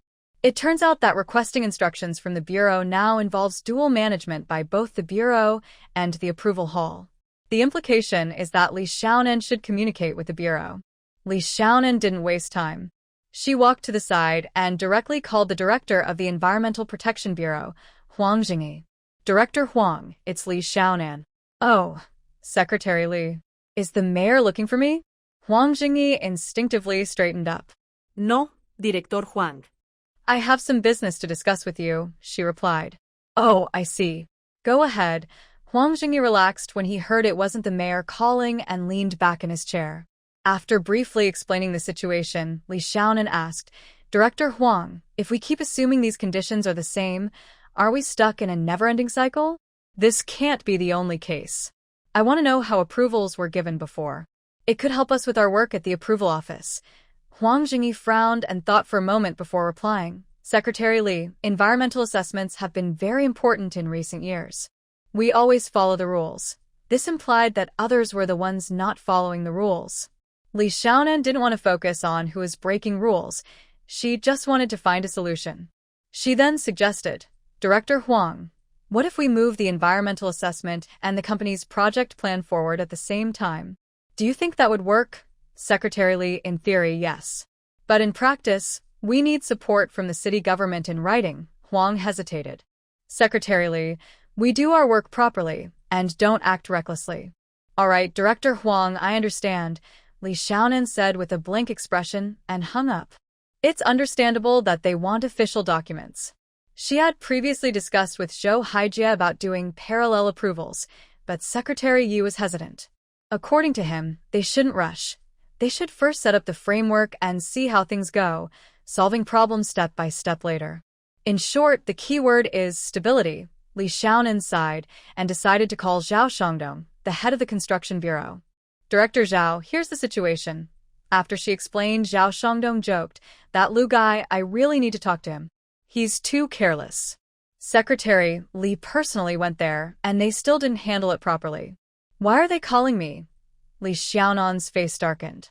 She explained the proper procedures, but Zhao was trying to use personal connections. "Director Zhao, you misunderstood. There's no personal relationship involved. It's just following the normal process for approval." "Oh? I see." Zhao shifted his tone. "Secretary Li, this makes things a bit difficult. Lu is just following the rules. He can't be wrong. The documents are issued according to regulations. We can't just do things arbitrarily, right?" Li Xiaonan rubbed her aching forehead. Zhao dared to dodge the issue right in front of her. If a company didn't pay bribes, how could it get approved? "Director Zhao, I won't ask about anything else. How were the procedures for those previous projects approved? Upon hearing this, Zhao Shangdong's face instantly darkened. He couldn't help but curse inwardly. A small-level department official dared to speak to him like that, probably because of the mayor's influence. Without Zhou Haijia, what is Li Xiaonan worth? Though angry inside, he forced a polite tone. Secretary Li, if it's approved, it must be through proper procedures and complete paperwork. We are all officials. No one should do anything illegal or against the rules. Right? Secretary Li, I have another meeting now. Let's talk again when we have time. After speaking, he hung up with a snap. Zhao Shangdong sat on the sofa, crossing his legs, smoking a cigarette, and blowing out clouds of smoke. Next to him sat Wu Xiaoming, deputy director of the construction bureau. Director, you're the best. No one can find fault with what you said. Zhao Shangdong's proud voice echoed in the office. A little girl really thinks she's someone important? Running the approval hall and trying to control me. When she doesn't understand things later, those companies will know which Guanggong temple to worship. Li Xiaonan listened to the busy signal on the phone, his eyes narrowing. He strode to the window and said to Lu Weiguo, "Come with me." The administrative approval hall was located in the old guest house of Qin City. It was a 2-story old building. The part that could be destroyed was turned into the hall, and the rest remained as offices. As the head, even if he was also acting in a temporary role, Li Xiaonan naturally kept his own office. He poured a cup of warm water from a thermos and placed it in front of Lu Weiguo. "Why are you standing? Sit down." Yes, leader," Lu Weiguo said nervously as he sat down, took a sip from the cup, and glanced at the person opposite him. Looking at this young-looking leader, he tried to flatter him. Director, if I can't handle this, just give me the approval form. I'll find a way myself." "Oh," Li Xiaonan looked at him with interest. "The process is right here. If you have a way, tell me. I'd like to learn." Huh? Lu Weiguo's expression was strange. Leader, aren't you making things difficult for me?" Lu Weiguo felt a bit resentful, suddenly realizing he might have gotten into some trouble. People really shouldn't take small benefits for granted. Li Xiaonan raised an eyebrow. "That's not right. I work hard to serve the people. How is that making things difficult? This comrade, if you can't explain clearly today, I really can't return this approval form. Don't think about doing it another way. The approval process is handled at the administrative approval office. As long as I don't approve it, you can't get the stamp." Lu Weiguo was stunned. Can it really be like this? All officials are the same, none are good. He's young and playing this game so skillfully. Luckily, he was prepared. Lu Weiguo skillfully took out a red envelope from his briefcase. "Leader, a small token of appreciation. Please don't mind." Li Xiaonan's pupils slightly contracted. Seeing how thick it was, at least a centimeter, she asked, "What do you mean, huh?" Lu Weiguo was confused. He hesitated and said, "It's according to the rules." "Director, if you think it's too little, next time." Li Xiaonan didn't speak. She rolled up the approval form, pressed it against the red envelope, which was not sealed. Gently tapping it, a stack of blue-black 100 yuan bills with the portraits of 4 great leaders spilled out, at least 10,000 yuan. Honestly, since her rebirth, this was the first time she saw so much money. Li Xiaonan didn't dare to touch it directly, worried about leaving fingerprints and causing trouble. "Have you always handled things like this?" Lu Weiguo rubbed his head, confused. What does this young officer mean? Is he unhappy with the amount? That's too greedy. Even more than those guys at the planning bureau. Without another word, Li Xiaonan took out her phone and called Zhou Haijia. When the call connected, she said directly, "Leader, someone gave me a red envelope of 10,000 yuan. Zhou Haijia's grip tightened on his pen. Calmly, he asked, "What's going on?" Li Xiaonan explained the whole story and shared some guesses. Zhou Haijia stood up, looked out the window, and his expression was strange. "I'll send you Li Juanchao's phone number. Just tell him what to say. You don't need me to teach you, right?" "Leader, I understand," Li Xiaonan replied and hung up. Lu Weiguo looked conflicted. Suddenly, he asked, "Do you have someone above you?" Li Xiaonan was quite speechless. "Just sit and wait." After saying that, she left the room, locked the door, and dialed the number of Discipline Inspection Secretary Li Junqiao. Li Junqiao looked at the unfamiliar number on his phone, with no name displayed. He was about not to answer, but for some reason, he inexplicably picked up. Secretary Li, I am Mayor Zhou's secretary, Li Xiaonan. You need to help me. Someone is offering me a bribe. Li Junqiao's heart sank. He was afraid of what might happen next. He spoke seriously. What's going on? Tell me in detail. Li Xiaonan explained everything honestly and carefully.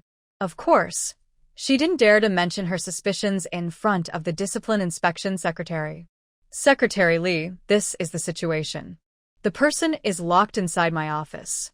The red envelope is on the table, and I haven't touched it. Li Junqiao rubbed his aching temples. He knew this call was probably arranged by Zhou Haijia, a newly established administrative approval office.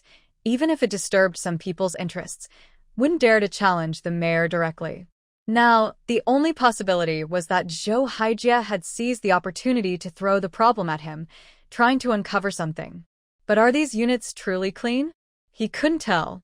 Maybe the discipline inspection didn't find anything yet, but once they start investigating, few would be completely innocent.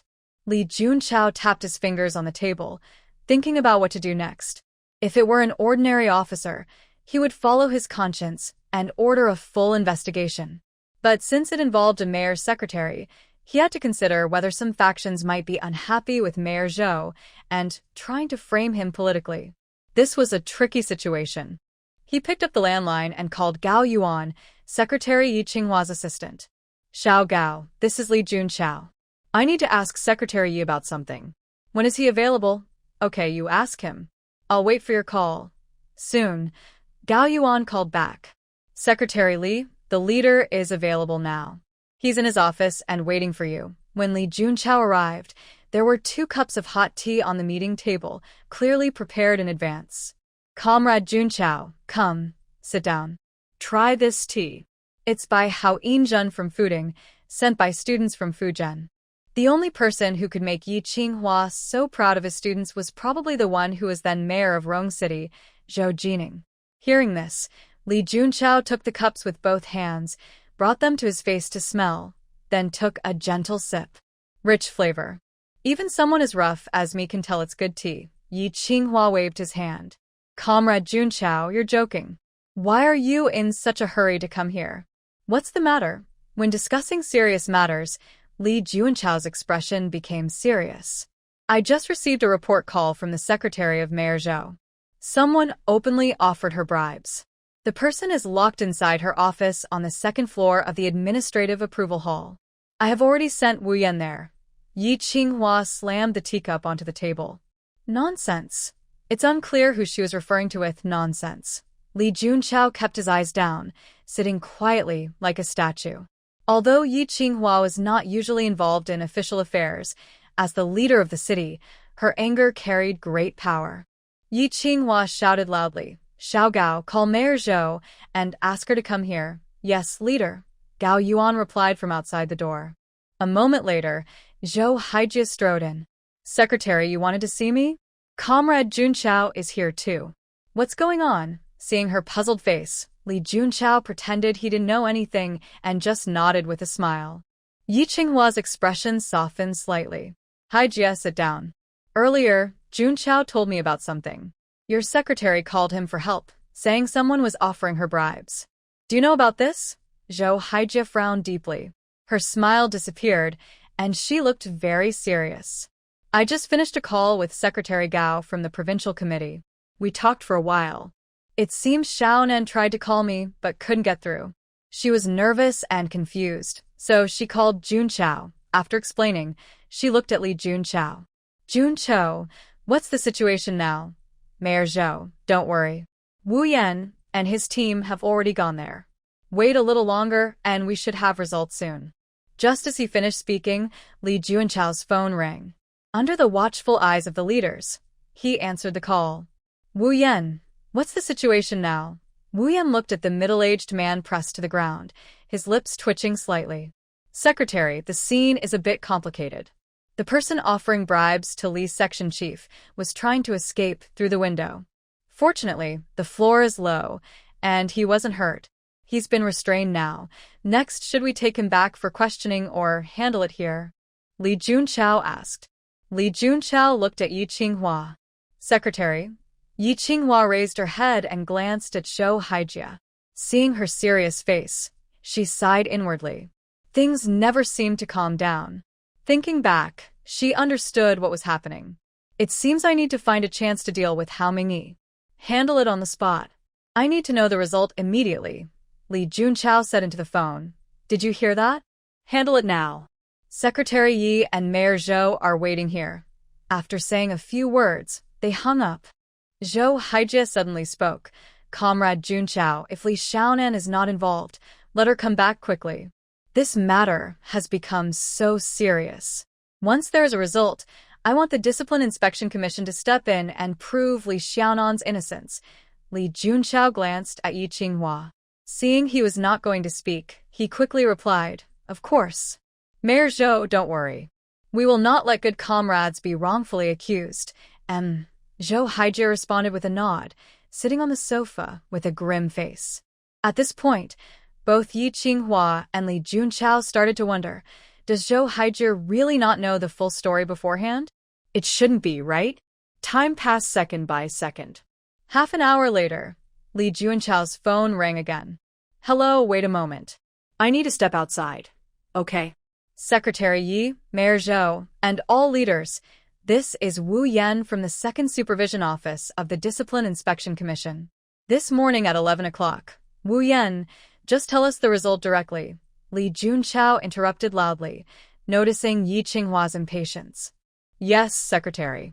Indeed, in the suspect Lu Weigua's bag, we found 10,000 yuan in cash prepared for bribery. According to Lu Weigua, he kept it in his bag for emergencies. Lu Weigua had no choice but to bribe Li Xiaonan on a whim, and no one else was involved behind the scenes. Wu Yan clearly understood what the three leaders wanted to hear and quickly summarized the key information. But Li Junqiao frowned. But what?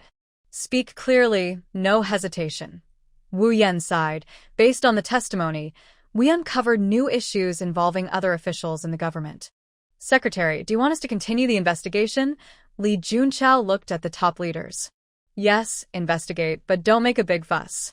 Keep it discreet. Make sure the evidence chain is complete and detailed. All right, I'll hang up now.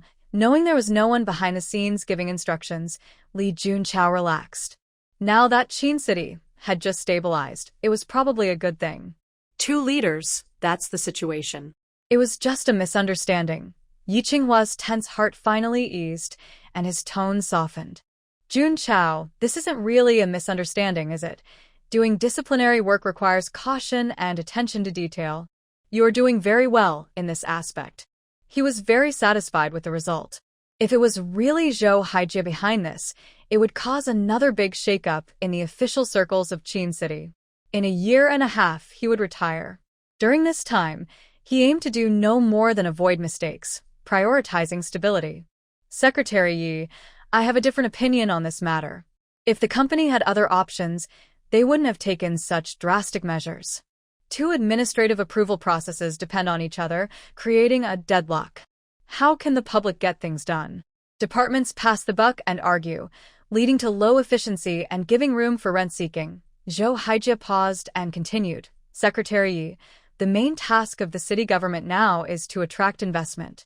If even local companies face such complicated approval procedures, foreign investors won't dare to come. I think several coastal provinces do a good job by prioritizing service first and regulation second.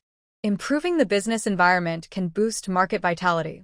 After a moment of thought, Yi Qinghua sighed. Comrade Haijie, you make a good point. We want to take steady steps and develop slowly, but the market and the people can't wait. Please organize the report you brought last time and put it on the agenda for the standing committee meeting for a vote.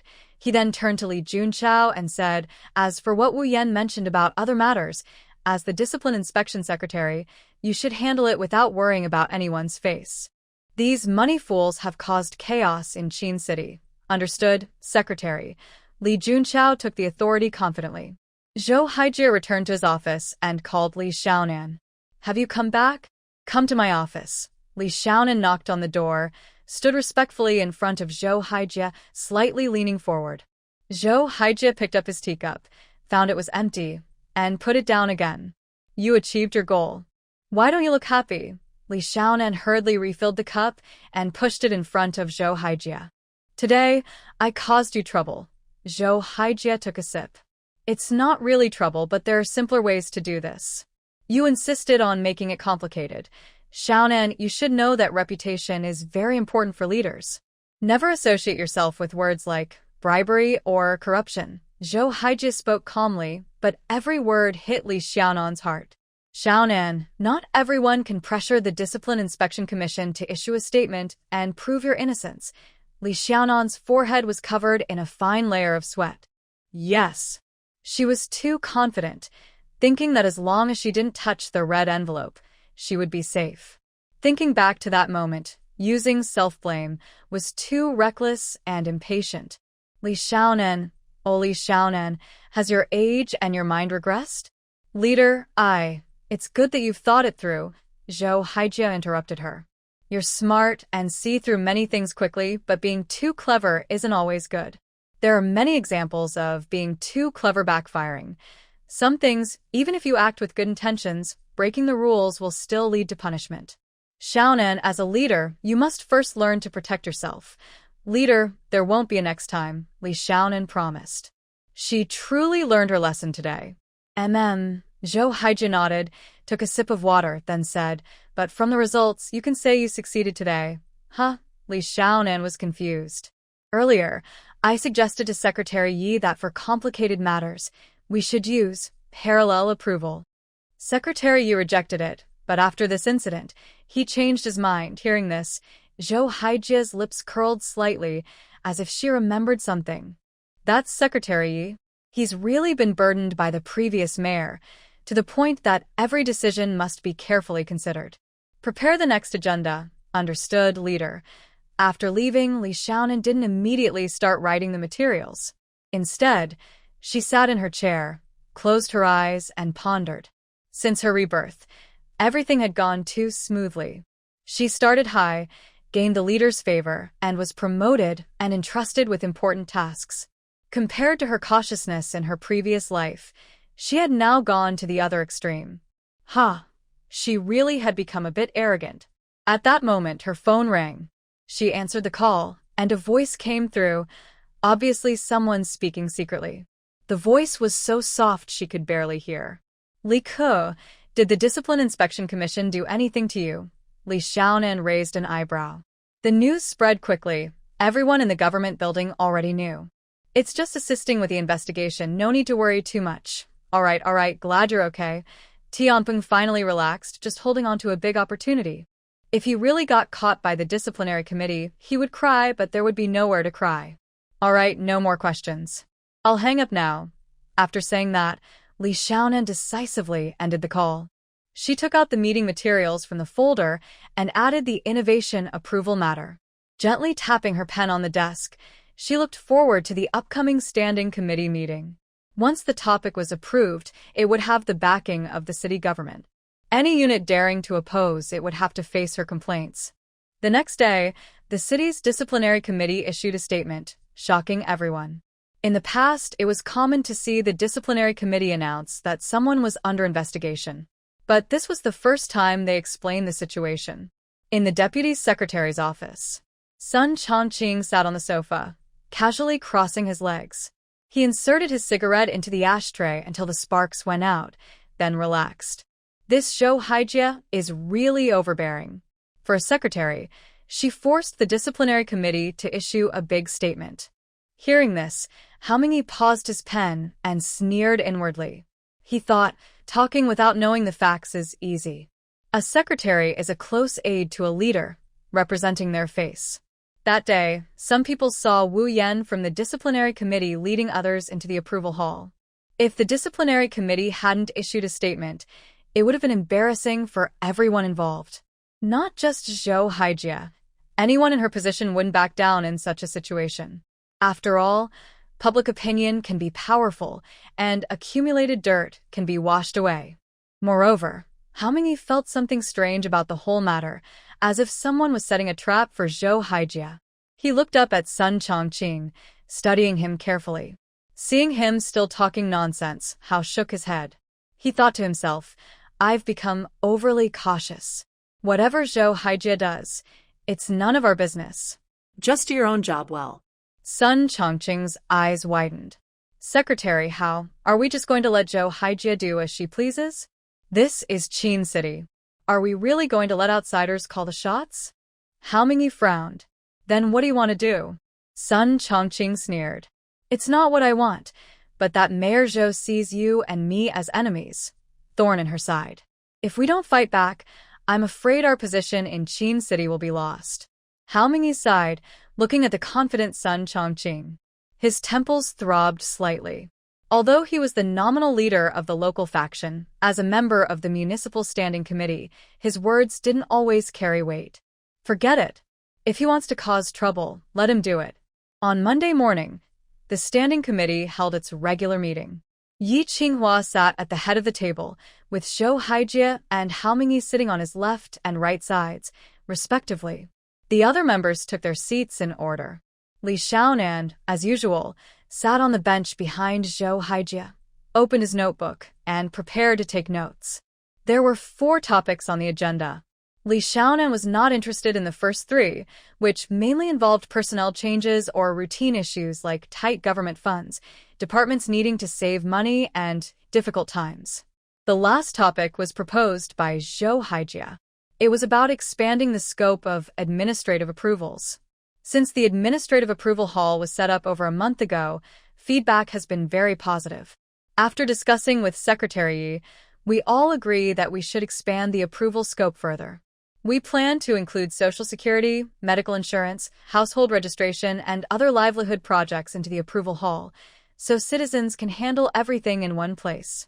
At the same time, to improve efficiency, we want to use parallel approval for complex matters, breaking down information barriers between departments and encouraging cooperation across departments.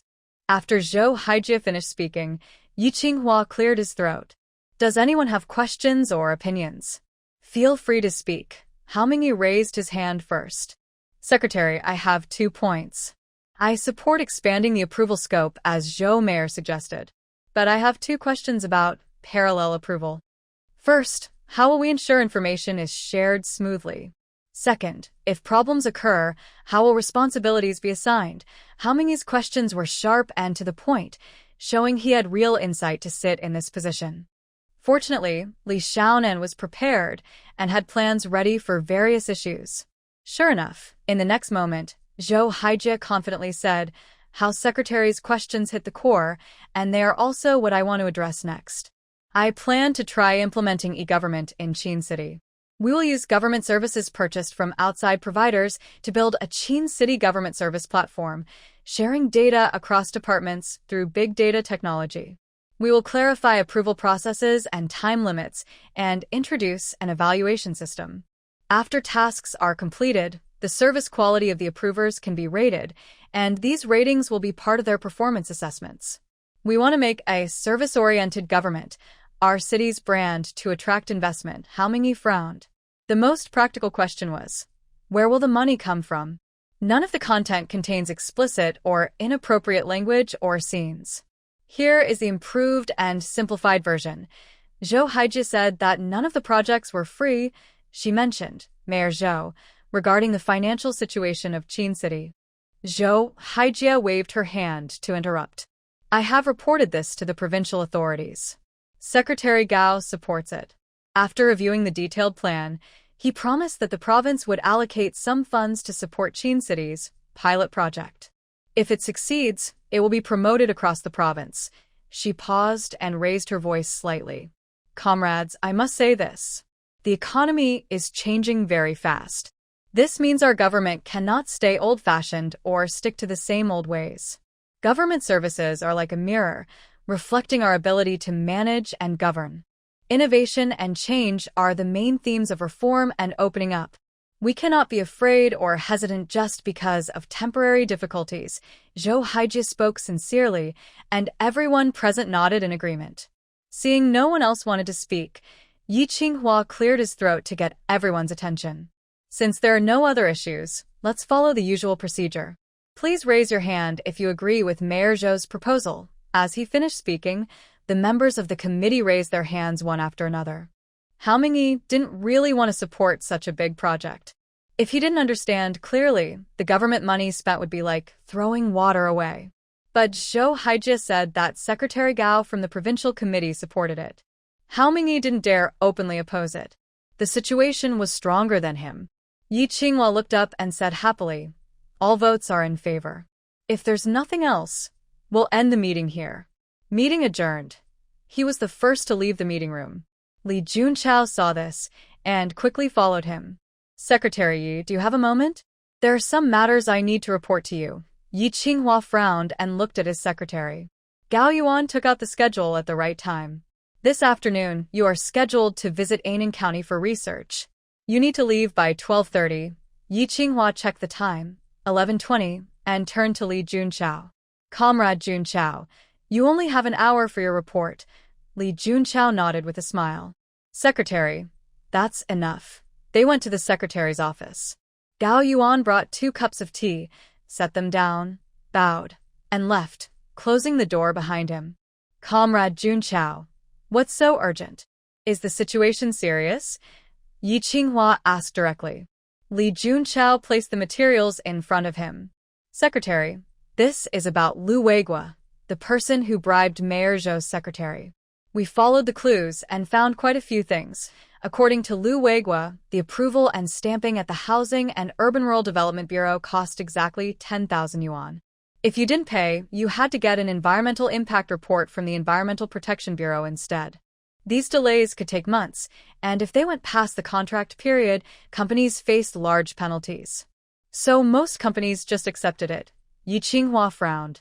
"What happened this time?" Lu Weigua works at a small company that can't issue invoices for personal favors, so the company can't get reimbursed. He wanted to save money, so he went straight to the approval hall, which led to what happened next. At this point, Li Junchao also looked frustrated. This wasn't a random case. It was to help the Discipline Inspection Commission meet their targets. "How far has the investigation gone?" Yi Qinghua asked again. Li Junchao honestly replied, "After investigation, we found that Zhao Shangdong, the party's secretary and director of the Housing and Urban Rural Development Bureau, indeed committed official crimes. He used his power to interfere with bidding results and took kickbacks. The kickbacks were very clever. His father-in-law owns a tea house. Zhao instructed the winning companies to buy tea there, and by selling expensive tea, he received bribes in a very hidden way. Thanks to Wu Yan's careful work, we almost missed it.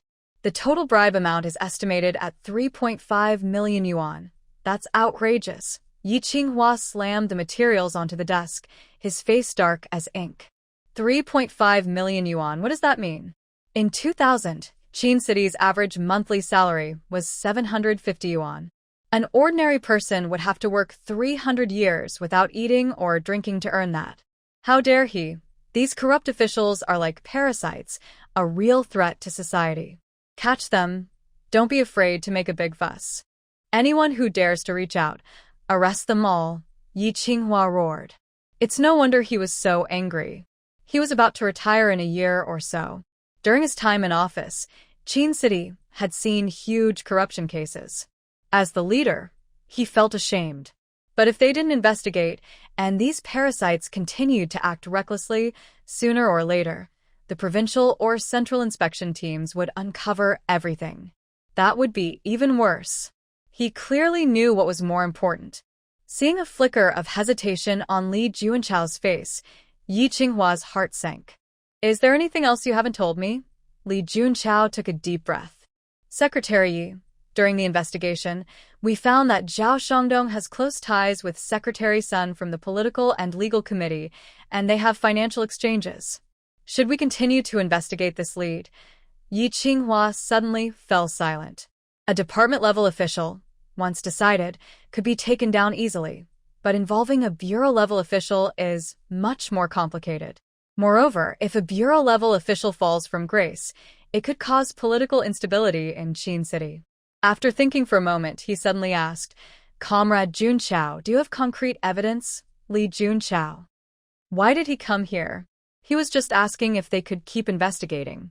If they keep going, what kind of evidence do they need? As far as he knew, Sun Chongqing was not so clean. Just as he was about to speak, he saw Yi Qinghua staring sharply at him. He changed his words at the last moment, not at the moment. Yi Qinghua let out a sigh of relief. That was good. He didn't really want to protect Sun Chongqing, he just wanted a smooth retirement. Once he retired, even if Qin City stirred up a storm, it wouldn't matter to him. That would be the next party secretary's concern. Sun Chongqing is a member of the Municipal Standing Committee. Without evidence, rushing to investigate might make him suspicious, which isn't good for team unity. Comrade Junchao, the Discipline Inspection Commission also needs to follow proper procedures. Without concrete evidence, rushing to investigate people can cause panic and insecurity among the staff. That's not what we want. Secretary, you're right. Li Junchao's face remained expressionless, but he couldn't help but curse inwardly. They hadn't even started investigating, yet they were already being overly cautious. At the same time, he knew deep down that he couldn't dig any deeper. Otherwise, by then, he wouldn't want to take sides, and he might not have a choice. Seeing his bad expression, Yi Qinghua realized he had been too harsh. He quickly tried to smooth things over. Of course, the Discipline Inspection Commission's work is commendable. I fully support it. Unfortunately, Li Junchao didn't buy it. A slap followed by a sweet talk, something suitable for young people, not for someone as experienced as him. After Li Junchao left, Yi Qinghua forced down his anger and called out, Xiaogao, call Ainan County and delay the schedule by an hour. Then call Hao Mingyi and tell him to come immediately. Yes, leader, Gao Yuan replied, though he was shocked inside. What exactly did Secretary Li say? It made Secretary Yi so angry. He didn't even call Hao Mingyi Comrade Mingyi anymore, just used his full name, and even told him to roll over. Gao Yuan didn't dare delay, and quickly went out to make a phone call. The offices of the Deputy Secretary and the Secretary are on the same floor and close to each other. Hao Mingyi arrived quickly, and Gao Yuan helped him open the door. Secretary Yi, you wanted to see me? Yi Qinghua didn't greet him politely, but directly threw a stack of documents in front of him. Hao Mingyi took the documents and flipped through them one by one. His face grew darker as he read. He knew Zhao Shengdong, former vice district chief of Lan Mountain District, promoted 5 years ago. He had heard that Zhao liked to accept small gifts, but in these times which official is completely clean? Some minor issues seemed harmless to him. When he reached the last page and saw that the bribe amount was as high as 3.5 million yuan, Hao Mingyi's pupils shrank. He thought to himself, protect? No, there's no way to protect him. His face was full of anger, and his fingers trembled slightly as he shouted loudly, this is outrageous. Using the power entrusted to him by the party and the people to satisfy his personal desires. Secretary Yi, I suggest we arrest him immediately. Yi Qinghua looked somewhat helpless. Is it necessary for you to tell me? He glanced at Hao Mingyi out of the corner of his eye, his tone calm and steady. The Discipline Inspection Commission has already taken action. Hao Mingyi nodded, picked up his teacup, and sipped slowly, not because he was thirsty, but because he needed a moment to breathe and consider Yi Qinghua's intentions. Does the party's secretary need to discuss with a deputy secretary before making an arrest? Zhao Shengdong committed such a serious offense. The Discipline Inspection Commission can arrest him directly. Why did they call him here? Yi Qinghua leaned back in his chair. Comrade Junchao brought the materials and also reported that during the investigation, it was found that Zhao Shengdong and Sun Chongqing seemed to have some contact. Seeing Hao Mingyi's breathing become slightly hurried, Yi Qinghua continued, but it's only an initial discovery. There's no evidence yet. Sun Chongqing is a member of the Municipal Standing Committee, so it's not good to suspect his colleagues without proof. You agree, right? Yes, Secretary, you're right, Hao Mingyi replied, beads of sweat on his forehead, nodding repeatedly. Secretary Yi, Comrade Chongqing is a police officer by background. It's natural that he has some Jianghu-style camaraderie and broad social connections. Normal friendships among friends are inevitable. But if you ask whether he is engaged in corruption or accepting bribes, that's unlikely. Comrade Chongqing has worked his way up from the grassroots. He still has the necessary party discipline and integrity. Hao Mingyi struggled to explain, but whether Yi Qinghua believed him or not was not his concern. Until now, he finally understood that Yi Qinghua called him over mainly to use Sun Chongqing's matter to pressure their local faction and make them behave. Yi Qinghua waved his hand. As the deputy secretary of the municipal committee, you assist me with party affairs. You also need to put more effort into educating and managing party members. Some party officials are good at their work, which is a plus, but their thinking also needs to keep up. Yes, Secretary's advice is right. Recently, we've been a bit lax on anti-corruption education for party members. After returning, I will fix this immediately and prioritize this work. Hao Mingyi nodded in satisfaction. Looking at the clock, it was almost 2 p.m. Comrade Mingyi, I need to go to Annan County for research. If there's nothing urgent, you can go back and handle your work. Yes, Secretary. I'll go now. As he spoke, Hao Mingyi respectfully left the office and nodded to Gao Yuan before leaving. Only after turning to his own office did his face turn dark. He picked up the landline and called the Political and Legal Affairs Committee Secretary. Comrade Chongqing, come over quickly. The office of the Political and Legal Affairs Committee was upstairs. Sun Chongqing came down quickly. Before he could enter, his voice was heard first. Secretary Hao, you called me so urgently. What's the matter? He had just finished a meeting when he received Hao Mingyi's call and hurriedly ended the meeting. Hao Mingyi looked out the window. The bright sunlight reflected off the river surface, blinding him. The rushing river water splashed, rocks appeared, and the current was fierce, just like his current situation. A small mistake could lead to a deep abyss. Zhao Shangdong has been taken away by the Disciplinary Inspection Commission. Do you know about this? He turned around and stared intently at Sun Chongqing. Sun Chongqing's smile froze on his face. When did that happen? Hao Mingyi sat back in his chair, rubbing his temples and sighing. It should be just now. Sun Chongqing took out his phone and called Zhao Shangdong. Beep, beep, beep. Stop calling. The message is 100% accurate. Yi Qinghua told me himself. He called me over just now to scold me, and he also mentioned your situation.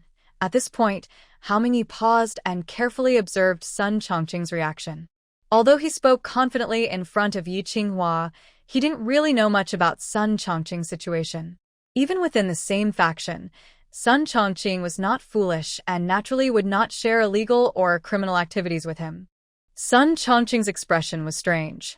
He kept tapping on his cigarette case, trying to stay calm, but he couldn't hide his nervousness from Hao Mingyi's sharp eyes. Secretary, what did they say? Sun Chongqing hesitated to ask. The Discipline Inspection Commission said that Zhao Shangdong has had contact with you, but there is no proof yet, Hao Mingyi replied casually, though he was secretly sighing. Once the word corruption is involved, it's like an endless pit. Even the most principled people can be dragged down step by step. Our party's rule for handling such officials is clear: no tolerance. Now, he was thinking about how to separate himself from Sun Chongqing before he gets exposed, trying to protect the local faction as much as possible. When Sun Chongqing heard there was no evidence, he relaxed and returned to his usual arrogant attitude. The Discipline Inspection Commission likes to escalate things. I've had a few drinks with Zhao Shangdong, and he's given me New Year gifts a few times. Secretary Hao, giving some special local products during festivals isn't against the rules, right? Besides, I've returned all the gifts I received. Hao Mingyi hesitated and said, talking to me isn't enough. You should know that if the Discipline Inspection Commission can't find evidence, it's because you haven't done anything wrong. You need to handle your own affairs properly. That's what Secretary Yi means. Hearing this, Sun Chongqing frowned, feeling uneasy. He realized that Zhao Shangdong's connections were much deeper than most people thought. Now, he could only hope to survive by cutting ties, and that Zhao Shangdong was smart enough. Secretary Hao, Zhao Shangdong has been safe all these years. Why is he suddenly being targeted by the Discipline Inspection Commission? Hao Mingyi paused and put down his pen. Secretary Yi didn't say the exact reason, but I have a feeling it's not a coincidence. They wouldn't start investigating him out of nowhere. That's right. If they wanted to investigate, they would have done so long ago. He's been involved in corruption for quite some time. Sun Chongqing's face looked strange, as if he had thought of something. He coldly said, "Secretary Hao, do you think it's possible that Zhou Haijie set us up? After all, when officials fall, the one who benefits is often the real behind-the-scenes master." Hao Mingyi suddenly looked up sharply, his eyes darkening. But then he quickly realized he was being led astray by Sun Chongqing. Even if Zhou Haijie was involved, the fact that he was accepting bribes was something he forced himself to do. If his own hands are dirty, he shouldn't blame others. It doesn't matter who is responsible. If officials reach out themselves, others can't blame them. I still say, mind your own business. Sun Chongqing felt a bit embarrassed and annoyed by his words. Yu Haomingyi is indeed the deputy secretary, but Sun Chongqing is also a standing member of the city committee. What does his tone of scolding subordinates mean? Suddenly, he lost the desire to continue the conversation. Sun Chongqing responded briefly and then left. After Sun Chongqing left, Haomingyi narrowed his eyes, a hint of cruelty flashing in his deep gaze. His pen touched the paper, and the words, "Cut off what must be cut, or chaos will follow," appeared clearly. At this moment, the main person responsible for Zhao Shangdong's removal was pacing back and forth in the administrative approval hall. "Chaoran, have all the departments submit their approval process details? You need to organize them into a flowchart and post it on the notice board." "Okay, Director."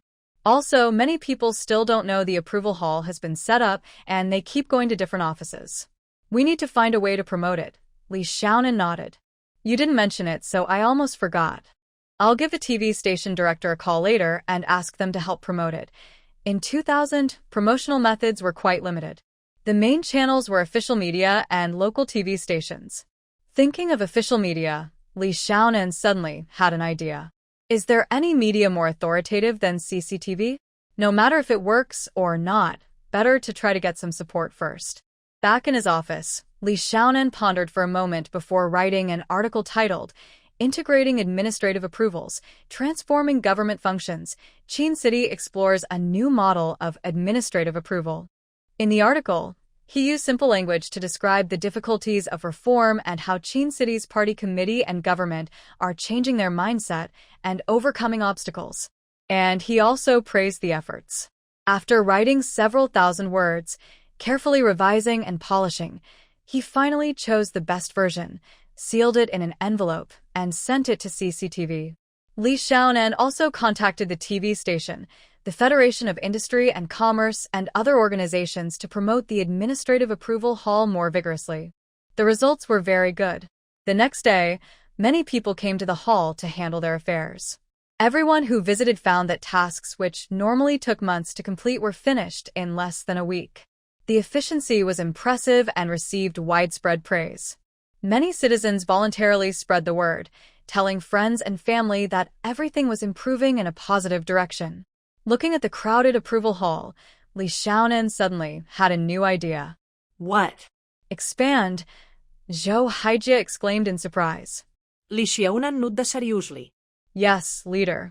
Now, the approval hall handles about 150 people a day, and there aren't enough seats. Many people have to sit on the floor waiting. As the publicity efforts increased, more people came to handle their affairs. Expanding is definitely necessary." Zhou Haijie shook her head. "Don't think about it for now. Secretary, you won't agree. Your approval platform costs a lot of money. Don't you know that?" Now, when the secretary sees me, his face darkens. Asking the city for money is like cutting into Secretary Ye's flesh. Li Xiaonan looked surprised.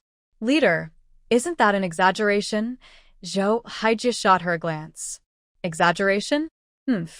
She clearly means you're being too cautious. It's not surprising that Secretary Yi feels this way. The projects Qin City is pushing now are all money-consuming. They have many bank loans, with monthly interest alone reaching over $1 million. Anyone in the position of the city party secretary wouldn't look happy. In short, the main principle now is support, definitely support. But there's no money, and the city isn't diverting funds, which is already good." Li Xiaonan saw that her words weren't convincing, so she obediently left. Sometimes, It's not entirely the local government's fault that results aren't achieved. They need money everywhere. As she stepped outside, her phone rang. Hello, is this Ms. Li Xiaonan? I am Huang Wei from the Linhe District Relocation Office. When we came to mobilize, we saw no one at your home. We got your number from the street office. Can you come over? Li Xiaonan raised an eyebrow. The relocation office? I am in Qin City. I can be there by tomorrow at the earliest, okay? Tomorrow morning at 10 o'clock, bring your property certificate, ID, and other documents. Come to the second floor, room 201 of the relocation office. Just ask for me. Got it. Li Xiaonan hung up, unable to hide her smile. She called her family happily. Dad, Mom, it's happening. Sun Guixiang looked at the caller ID. It was her daughter, no doubt. What's happening? Daughter, what do you mean? Li Xiaonan took a deep breath and whispered. Hi, Joe. The house is being relocated. They just called me and said to come at 10 a.m. tomorrow with the paperwork to sign. Oh my goodness. It's really happening? Oh my God. How much money will they give us, daughter? On the phone, Sun Guixiang and Li Limin excitedly shouted, and Li Xiaonan's eyes welled up with tears. Compared to the sighs and regrets of her past life, this time everything was happy. It felt so good. I don't know the details yet, Mom. Please bring the 4 property certificates, the business license, and your ID. Come over now, and we'll go to Haizhou first thing tomorrow morning. Okay. I'll go with your dad, Sun Guixiang promised happily. She had visited her daughter's place, which was a 2-bedroom apartment. Li Xiaonan hung up, took 2 days off from work, and called Zai Peng and Qian Chaoran to arrange their tasks so she could leave without worries. By the time she finished and got home, it was almost 7 p.m. She smelled the familiar aroma of home-cooked food in the living room and knew her parents had already arrived. Seeing 4 dishes and a soup on the table, she was about to sit down when she scolded. Mom, I told you to eat first. No need to wait for me. Sun Guixiang smiled and said, We didn't wait for you. We ate late at noon, so your dad and I aren't hungry now. Right, Li Limin agreed. Li Xiaonan smiled helplessly. There's so much good food. Should I go pick up Xiaobei? Sun Guixiang waved her hand. Why pick him up? Studying is more important. If he eats less, he won't be hungry. Besides, the relocation thing he shouldn't know. He's already lazy, and if he finds out the family is doing well, he might stop trying so hard at school. After saying that, she urged Li Xiaonan to wash her hands and eat. The 3 of them finished eating and drinking, then sat on the bed, chatting quietly. The next morning, the family took the earliest bus to Haizhou. Before going to the relocation office, Sun Guixiang suggested they visit the old house first. They wanted to air it out and see how the neighbors were doing. The family arrived at the old house and looked at the completely changed alley, all a bit stunned. Li Limin walked back and forth twice, hesitating, and said, I think this is the alley? Li Xiaonan pointed to the middle house. That lantern is handmade by me. It's here. Sun Guixiang stared in shock, pointing at the house. I remember, our house was on the edge, right? But they've added so much to it. Is this even allowed? The house next to the road at the corner was suddenly expanded into a middle unit, and most importantly, every alley was like this, making it look very odd. This relocation directly destroyed the small path. 3 people walked inside, and the noise inside the alley grew louder. They saw 2 groups of people confronting each other on the way home, exchanging words and shouting. Sun Guixiang, with sharp eyes, saw a familiar face in the crowd and whispered, Sisterly. Sisterly heard the noise, turned around and looked around. Sun Guixiang waved her hand. Here. Sister. Sisterly saw her and was happy. She pushed through the crowd and said, Guixiang, you're back too. Sun Guixiang nodded. Yes, the relocation office called and told me to come back quickly. What's going on inside? Hearing this, Sister Li's face turned grim, and she started complaining. Oh, don't mention it. If only your little Nan had foresight. She pursed her lips and pointed at the crowd. Look, that's old Qin. Before the new year, I helped him sell a house. The contract was signed, and the money was paid. When he heard about the relocation, he changed his mind and refused to leave. Sun Guixiang stared. How can that be? Why wasn't the transfer done? Sister Lee sighed. It was just bad timing. When we signed the contract, it was right before the new year, and the real estate office was closed. We thought we'd handle it after the holiday, but then, now both families were fighting every day, causing me a lot of trouble. Sun Guixiang looked curious. What will happen to the house? How would I know? It's complicated. Trying to persuade anyone doesn't work. The buyer thinks they're right, and Old Chin's family has been neighbors for over 10 years. Let's see who takes it to court. Hearing this, Sister Lee was also full of anger. Although she thought Old Chin's family was unreasonable, so what? They just didn't want to spend money. Sun Guixiang nodded in agreement and asked, "By the way, Sister Lee, have you signed everything yet?" When it came to the relocation, Sister Lee's face lit up with a smile, and she gestured excitedly. "Yes, I signed. I signed." She pulled Sun Guixiang aside. "Listen, little sister, there are many disputes in this area. Not many people are signing now. If you move out early, you get a reward, 3,000 yuan. Really? That much?" Sun Guixiang exclaimed. Sister Lee looked proud. "It's not a lot. The first few families to move out got 5,000 yuan. I heard that as more people sign later, the reward will be less. So, young lady, you need to sign quickly." "I understand. Thank you, Sister Lee. We'll go home first and talk to you after we're done." Sister Lee waved her hand. "All right, go do your work. Don't you have my phone number? Call me if you need anything." After saying goodbye to Sister Lee, the three of them walked through the crowded street back to their home. If they hadn't used the key to unlock the door, Li Min was still feeling confused. It looked like they had gone to the wrong place. They put their things on the bed and didn't delay. They headed straight to the demolition office. They asked around and found out that the so-called demolition office was inside the Urban and Rural Construction Management Bureau in Linhe District. It was a temporary office set up for the old city renovation project. They went to the second floor. Li Xiaonan knocked on the door. "May I ask who is Huang Wei?" A woman around 30 stood up. "I am." "Who are you?" From her voice, she seemed to be the right person. "I'm Li Xiaonan." "You called me yesterday about the house relocation," Li Xiaonan said with a smile.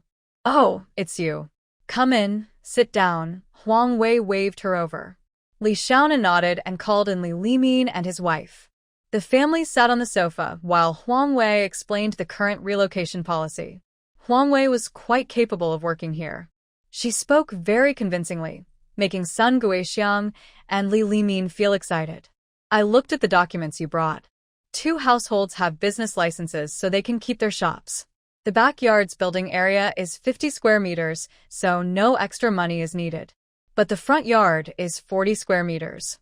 According to the compensation standards, if the area is less than 45 square meters, it should be compensated as 45 square meters. Residential areas are compensated at 1,800 yuan per square meter, and shops at 4,200 yuan per square meter." Li Xiaonan nudda. The 2 households they bought had property certificates showing 40 square meters.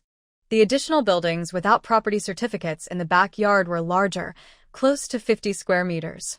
They got the property certificates through connections. They gave the surveyors 2 cigarettes, and since the area was close enough, they marked it as 50 square meters. "What? So much compensation?" Sun Guixiang was surprised. At 4,200 yuan per square meter, just the shops would need over 20,000 yuan, almost the price of buying a small house. Huang Wei kept her friendly smile and explained, "This is based on the market price of buildings in Haizhou City, and it's the standard for demolition compensation. Of course, if you don't need the shop, I can help find someone to exchange it with. You won't have to pay the difference of 5 square meters." Huang Wei made a seemingly reasonable offer, looking at Sun Guixiang with hope. She realized who was really in charge of this family and started to persuade Sun Guixiang more actively. Huang Wei smiled and said, "What do you think? If you agree to the exchange, you'll get 5 extra square meters for free. If you sign now, I can help you apply for a 3,000 yuan reward." Li Xiaonan took back her business license from her hand. Today, she saw how the relocation process could be so complicated, truly unbelievable. "No need to trouble yourself. We can cover this part of the payment ourselves. Let's talk about something else. I remember the yard, water well, wall, and jujube trees are also supposed to be paid for, right? Huang Wei's expression froze, and she felt annoyed inside. Now, everyone could see that the area near the river was about to develop. Owning a shop there means steady rental income. Many people asked her about this and promised she would get a commission once it was settled. However, most residents in this area lacked education and vision. Many ran businesses without proper licenses. It was rare to find a family with a license, and even then they had two. Huang Wei was very excited at that moment. She hurriedly called Li Xiaonan, who was still very welcoming today. Who would have thought that this family had their own ideas and insisted on paying extra? Huang Wei's face immediately darkened. She said indifferently, "Yes, but those things aren't worth much." Li Xiaonan raised an eyebrow. "As far as I know, that's not true. In my yard, there's a jujube tree nearly 20 years old. According to current compensation standards, a jujube tree is considered an economic crop and is evaluated based on its type, age, and yield. The tree in my yard is worth at least 2,000 yuan. And the deep water well in the yard. Its value goes without saying." She then turned slightly sarcastic and said, "Director Huang, our time is valuable. Since you invited me here to talk, there should be some sincerity, right?" "Humph," Huang Wei snorted. "Ms. Li, some things aren't up to you to decide. You say the tree is 20 years old, but I say it's only 7 or 8. Who knows for sure?" Seeing a flicker of interest on Sun Guixiang's face, Huang Wei quickly changed the subject. "However, if you accept my proposal, I can offer you the highest price for the property. There will be other rewards as well. It will be quite profitable for both of us." While speaking, she took out an agreement form. Except for the name, the rest was blank. Looking at the blank agreement, Li Xiaonan narrowed her eyes and suddenly regretted not bringing a voice recorder. This was really bold. Her eyes fell on the agreement, and she suddenly had an idea. She pretended to hesitate and said, "Director Huang, you know that relocation is a big matter. I also have a younger brother, and I can't make all the decisions alone. How about this? I'll take the agreement home first, discuss it with my brother, and after we decide, I'll get back to you." Huang Wei, who also has siblings, understood that such big matters need a family discussion. Moreover, relocation work is never smooth. There are often many back-and-forth negotiations. It's normal to have some bargaining. "All right, you go back and discuss. Think carefully about the plan I mentioned. No one can offer better conditions than me." Sun Guixiang was tempted mainly by the 3,000 yuan reward. After leaving the office, she grabbed Li Xiaonan. "Girl, what do you think? Mom feels like both sides are playing tricks, but it seems pretty fair." Li Xiaonan was speechless. "Mom, with your business experience, is this how you do the math? Don't think that just because the shop is making more money now, the selling price will double once it's sold. Plus, the Riverside district is the future development focus of the city, so property prices will definitely rise. I think the more we invest, the better. And we might as well exchange the business license too, right? Our girl is a top student. We should listen to her." Li Limin agreed from the side. Sun Guixiang rolled her eyes at him and then said to Li Xiaonan, "How do you know all this? What if we end up losing money? We're investing quite a lot." Li Xiaonan held her hand back. "Don't worry, I'm sure it will develop well. I have inside information." Seeing Sun Guixiang still doubting, Li Xiaonan used her trump card. "I told you before about the relocation, right? You didn't believe me then. Did it happen or not? I have the inside scoop. Trust me on this." Okay, I'll listen to you," Sun Guixiang said helplessly. While they were talking, they came down from the second floor and met a group of people who looked like leaders, chatting and laughing in the lobby on the first floor. Li Xiaonan originally planned to leave quietly, but suddenly heard a slightly surprised voice. "Xiaoli," Li Xiaonan instinctively turned her head. When she saw who was calling her, she smiled and said, "Brother Han, what are you doing here?" The person calling her was Han Jiangwo from the original Provincial Party Committee Organization Department's Political Research Office. "Haha, Xiaoli, I should be asking you that. I heard from Liang Jie that you went with Minister Haijie to Qin City. Why are you free to come back today?" Just as Li Xiaonan was about to speak, she caught sight of a few people standing behind him. Instantly, She remembered that Han Jangwo had been transferred to be deputy director of the Urban and Rural Construction Bureau in Haizhou City. Judging by his appearance, he was probably here to inspect work in the district. Originally, she didn't plan to find anyone when she encountered such things. After all, she believed she was right and was planning to confront the person surnamed Huang directly. But it was such a coincidence to meet Han Jangwo here, so she decided not to hold back and give him some hints. If she had a grudge, she would settle it on the spot. Honestly, it felt a bit satisfying. Brother Han leading officials, when would I have time? The house needs to be moved, and a phone call from the relocation office brought me back. Now I've arrived, and they tell me I must exchange the business license for the property to get the proper price for the attached items. You see, I come from a small place and don't understand these things. I was thinking of returning to Qin City and asking Mayor Haijia for help. She was pulling a lot of weight with her words, but Li Xiaonan was familiar with this kind of situation. Han Jangwo's face grew more and more displeased. Xiao Li, don't rush to go back. This is a small matter. No need to trouble the leaders. I'll ask for you. As he spoke, he turned around and said to the person behind him, Director Lin, are there such rules for relocating in the Riverside area? What about ordinary residents without business licenses?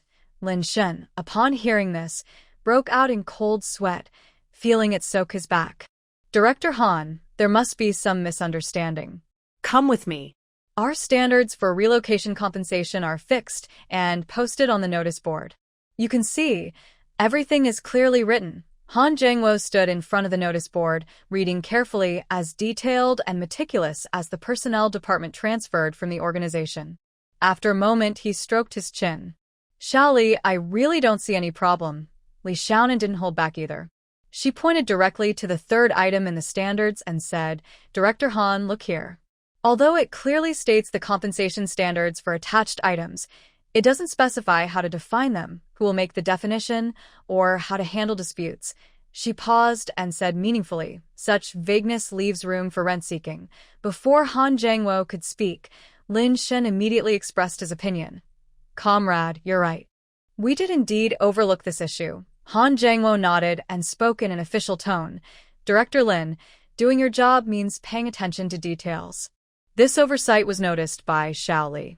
If it causes any trouble, it won't look good. Now, please call the staff over to discuss this matter. From his tone, Lin Shen understood that Han Jangwo wanted to support this female colleague. He looked at Li Xiaonan with a hint of meaning, thinking about how to do things to satisfy Han Jangwo. Li Xiaonan sighed helplessly and said to Han Jangwo, Brother Han, today I met you, or else I wouldn't know how many problems could have happened. Han Jangwo waved his hand and said, No need to talk about that.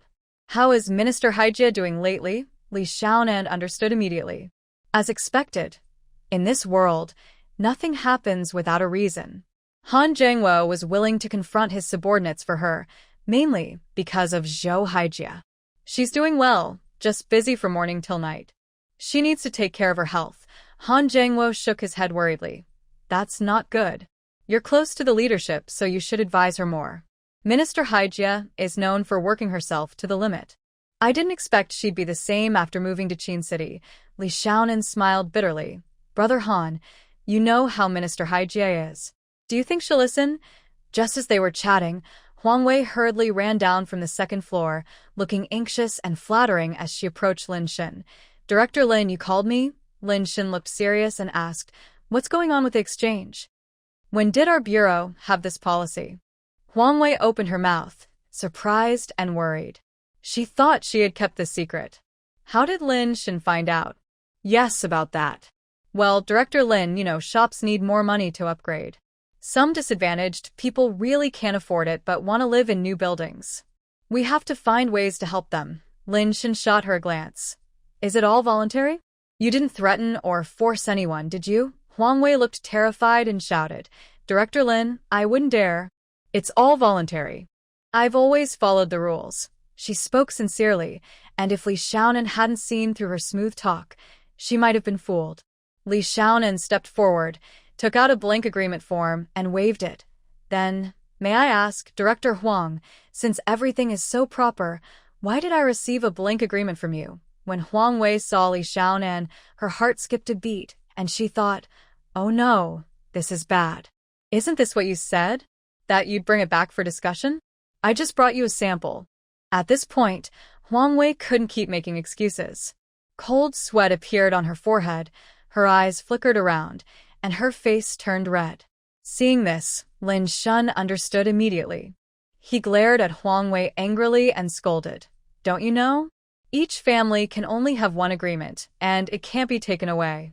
How can you make such a big mistake at work? This comment helped Huang Wei out of trouble and clarified that it was a work mistake. Han Zhengwo looked at him and understood that this was a special explanation for him. Although he was from the higher department, he couldn't interfere directly in district affairs. He exchanged a glance with Li Xiaonan. He smiled and waved his hand, saying, as long as it doesn't involve principles, just fix it. But, Director Lin, I have to say the people's matters are important. In the future, such mistakes should be avoided. Do you agree? Haha, yes, Director Han is right. It's a problem with our work. This is Li Xiaonan. Li Xiaonan responded at the right moment. Lin Shen nodded. I'll personally oversee Li's matter to ensure everything is perfect. Han Zhengwo nodded happily and said politely, then I'll leave it to Director Lin. Shall Li, hurry up and thank Director Lin. Li Xiaonan smiled and extended his hand. Thank you for your care, Director Lin. Lin Shen shook his hand lightly, feeling a bit embarrassed. It's our duty, and I should thank you, Comrade Li. By the way, where do you work? Han Zhengwo found Li Xiaonan's attitude strange. It didn't seem like a superior showing concern for a subordinate, nor like how he would treat his own nephew. Instead, they seemed to be equals. Seeing Li Xiaonan's young face, Lin Shen couldn't help but feel curious. Director Lin, I work at Qin City Government. I used to be a colleague of Director Han. Lin Shen raised an eyebrow. The fact that Han Zhengwo was transferred from the provincial organization department wasn't a secret. People who paid attention knew about it. It's normal for provincial officials to be transferred to Haizhou City, or even to a district there. But being directly assigned to Qin City, away from the center, Han Zhengwo was still trying to curry favor. Lin Shen couldn't understand why. Han Zhengwo, for some reason, openly said, Shaoli is different from others. Others are sent to Qin City as punishment, but Shaoli was taken there by the leadership. Cross-city transfers usually involve taking people along, which requires a department-level official. Lin Shen was surprised but kept a friendly smile. He sighed, young and promising. Li Xiaonan modestly said, You're flattering me. It's just a habit of the leaders. Lin Shen smiled and said, Regarding the demolition matter, you still need to discuss it with your team, right? Well, once you've decided, come directly to my office on the 5th floor. I'll arrange everything personally. His words were sincere and without any politeness. Lin Shen, who had reached his position today, was good at reading people and had his own insights. When he said this, he genuinely wanted to make friends with this promising young person. Li Xiaonan was not polite and extended his hand, saying, Sorry to trouble you. After exchanging phone numbers with Lin Shen, Li Xiaonan politely declined Han Zhengwo's offer to drive them home. From the City Construction Bureau until they walked quite far away, Sun Guixiang and Li Limin, the couple, still felt a bit stunned. The person who had been standing confidently and chatting easily with the leaders was actually their daughter? Honestly, they were very surprised. Even though they knew their daughter was working as a secretary for a senior leader and was a young leader herself, they had only heard about it before. Seeing it firsthand for the first time was quite shocking. Li Xiaonan strode ahead, typing on his phone as he walked. The couple followed behind, whispering softly. Sun Guixiang sighed. She's really grown up. Li Limi nodded. Yes, she has. When she speaks, she has a presence of 2 meters 8. She's no less than those 2 male leaders. My daughter is truly like that. While speaking, he also gave a thumbs up. At this moment, Li Xiaonan was busy sending a message to Lin Wei. Want to meet, Lin Wei? You're back? Li Xiaonan, yes. Lin Wei, sure, just the two of us? Li Xiaonan, who else would there be? Where are you? I'll come find you. Lin Wei, at school. Come to my dorm. I'm waiting for you.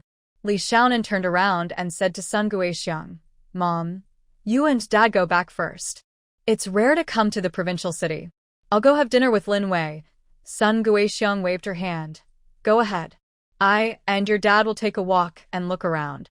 It's also a good chance to find out how much others have spent. Li Xiaonan made an OK sign with his hand and took a taxi directly to Haizhou University. The graduate dorms at Haizhou University are shared by 2 students per room, with private bathrooms. Compared to undergraduate dorms, it's much better. Where's your roommate? Lin Wei turned off her computer, took off her glasses, and rubbed her tired eyes. She went home. Graduate classes are mostly in the morning, and students check their own dorms. The management isn't strict. Locals usually finish class and leave. Li Xiaonan grinned mischievously and leaned in, rubbing Lin Wei's face. So, you're a local. Why aren't you going home? Are you worried it might make dating harder? Lin Wei forcefully pulled his hand away and rolled her eyes. You already know the answer. TSK, TSK, TSK. You smell like love. It's so obvious, he teased. Lin Wei raised an eyebrow and asked meaningfully, You only told me about your return? Li Xiaonan nudda. Yes, who else would I tell? But today I went to the Urban Construction Bureau and ran into a former colleague. He helped me out. From his words, it seemed he still kept in touch with colleagues from the organization department. Probably everyone who needed to know already did. Lin Wei rubbed her forehead. She wanted to ask about that. Seeing her completely clueless best friend, Lin Wei tentatively asked, You're almost 25. Don't you have any thoughts about love? Li Xiaonan's eyes widened in shock. Are you serious? My parents haven't even pressured me to marry. You, a modern woman, are asking this? If she could, Li Xiaonan really wanted to tell her that in their previous life, they both hadn't married by middle age. At 25, there's no rush. Li Xiaonan mischievously leaned closer and put her arm around Lin Wei's shoulder. You're not even graduated yet. Thinking about marriage? What's going on? Did Brother Yang propose to you? Lin Wei's face turned slightly red. She pushed Li Xiaonan's face away and said seriously, That's not it. We've only been together for a short time. Got it, Li Xiaonan nodded approvingly. But you should keep an eye on him. Brother Yang's personality makes him popular among sisters and friends. What she said was unintentional, but it carried meaning. Suddenly, it seemed she remembered something. Lin Wei's face darkened quickly, and she replied casually, Let's not talk about him. How long will you stay this time? Li Xiaonan spread her hands. Unless something unexpected happens, I should be able to stay for 3 or 4 days. Once the leaders call, I have to go. As a secretary, I don't have my own free time. Lin Wei glanced at her. If you didn't know better, you'd think you're a big official. Don't underestimate me. I'm a 24-year-old senior manager. Not many people in all of Huagua can compare. Someone as excellent as me, being your best friend, should make you happy. Li Xiaonan said proudly. Lin Wei. All right. So, what would this big leader like to treat me to? Li Xiaonan looked surprised. You, a rich second generation, want me to pay? Do you have the nerve? Lin Wei put her hands on her hips. Letting a second generation pay? What's wrong with that? In the end, Lin Wei didn't refuse Li Xiaonan and treated her to a meal at a familiar mixed rice shop near the school gate. After eating, Li Xiaonan didn't stay long and took a taxi home. As soon as she entered the house, Sun Guixiang, full of joy, came over.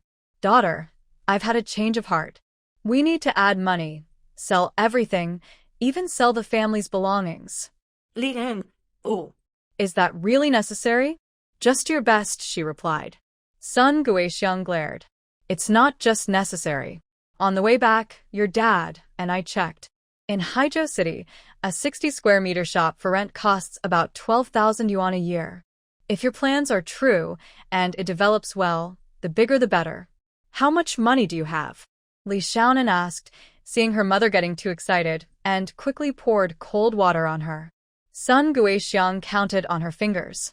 After deducting the cost of goods, we have about 100,000 yuan available. 100,000? Where did you get that money? Weren't you just buying a house last year? Li Xiaonan looked shocked. No, with so much money at home, There was no need to cause trouble over that 5,000 yuan. Li Xiaonan had struggled over that 5,000 yuan for half her life. Even after earning several more 5,000 yuan amounts later, they weren't the same as the original 5,000. And in the end, she had made a wrong decision, a real mistake. She looked at Sun Guixiang with a face full of sadness, then was gently tapped on the head. What kind of look is that? Take it back, her mother said. Okay, Mom, Li Xiaonan sat up straight. I think a shop of about 40 or 50 square meters is just right. No need to add more. This flat storefront is the best to rent out, with a wide range of uses. It's a good investment, and the rent can be saved for your and my dad's retirement, which is also a form of security. Li Limin carried a plate of grapes over and said, It's still our daughter, always thinking about us. Sun Guixiang didn't argue and said to Li Xiaonan, Keep talking. Li Xiaonan picked a grape, put it in her mouth, and muttered, Actually, I suggest we add a bigger house for Xiao Bei to get married. Sun Guixiang didn't say anything but felt uncomfortable inside. Neither she nor Li Limin were the type to favor boys over girls. Just adding a bigger house felt unfair to their daughter. She made a firm decision and said, We'll add 2 60-square-meter units, one for each of you siblings, so there's no accusation that we favor one over the other. My husband and I can only afford that. If Xiao Bei dares to complain, we'll just cut his legs off, she added firmly. Li Xiaonan. She silently mourned her brother for 2 minutes. Before she could even get there, her mother had already started planning. Mom, really no need. 60 square meters is neither big nor small. I'm worried it'll be hard to sell later. I just calculated the costs and have a good plan for you. Look, the 50 square meter storefront doesn't need any changes. For the 40 square meter unit, we'll add 5 more square meters, which only costs an extra 21,000. As for the house, we won't add to the 50 square meter one. For the 40 square meter unit, we'll expand it to 95 square meters. I checked the layout. It's a big 2-bedroom, with good airflow from north to south. Whether for living or selling, this layout is the best, although it costs a bit more, 99,000 yuan. In total, it's exactly 120,000 yuan. Over this past year at work, I saved 10,000 yuan. Plus, the accessories in the yard, I think I can manage. What do you guys think? Li Xiaonan spoke quickly, but Sun Guixiang and Li Limin remained silent. After a long pause, Li Limin sighed and said, You're a silly girl. When you do the math, you forget about yourself. Li Xiaonan jumped up and said, Dad, I've thought about it. The storefront should be part of my dowry. Sun Guixiang patted her and said, You don't even have a boyfriend yet. All you think about is dowry. You're just a young girl, daring to say anything. Just tell me if you'll give it or not, Li Xiaonan snorted. Sun Guixiang rolled her eyes and said, Yes, I'll give you the storefront and a house too. I've decided 50 square meters for the house and storefront to be your dowry. The big house is reserved for your brother's wedding. As for the remaining shops, your dad and I will keep them for our retirement. Our parents have limited abilities now, but we can still work. In the future, whatever we have will belong to you and your siblings. After saying this, she looked at Li Limin. Old Li, what do you think? Li Limin raised an eyebrow. Such matters, he thought, he shouldn't interfere. It was surprising to see him speak up. You are the head of the family, so it's all up to you. Li Xiaonan hugged Sun Guixiang, resting her head on her shoulder, just like when she was a child. Mom, give everything to me. It's not fair to Xiao Bei. Sun Guixiang rolled her eyes. If he dares, without you, he wouldn't have anything. If he tries to cause trouble, just watch me teach him a lesson. Li Xiaonan smiled softly. Mom, don't always scold Xiao Bei. He's quite well behaved too. As long as parents are fair, the older sibling will naturally care for the younger one. Sun Guixiang said seriously. Fair?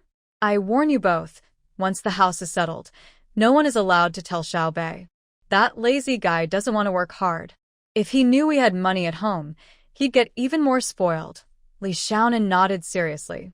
She was right. Li Xiaobei was the kind of person who, if whipped, would jump to attention. He was born in the wrong era. If he had been born 20 years later, with his looks, he could have gone to a wealthy lady's house and shouted, Sister, I don't want to work anymore. Meanwhile, Far away in Qin City, Li Xiaobei, studying hard in his dorm, suddenly sneezed without warning. What was going on? It wasn't cold that day. On the other side, after hanging up Zhang Yang's call, Zhou Qingbai clenched his phone tighter. He had come back but hadn't contacted him. Truly unkind. When he was with her, he called her Zhou Ge.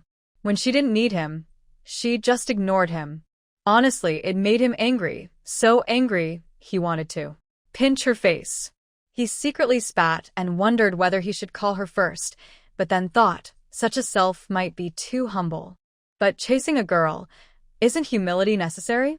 He was always quick to act. He dialed her number. It rang twice before a familiar female voice answered. The number you dialed is busy. Please try again later. Zhou Qingbai.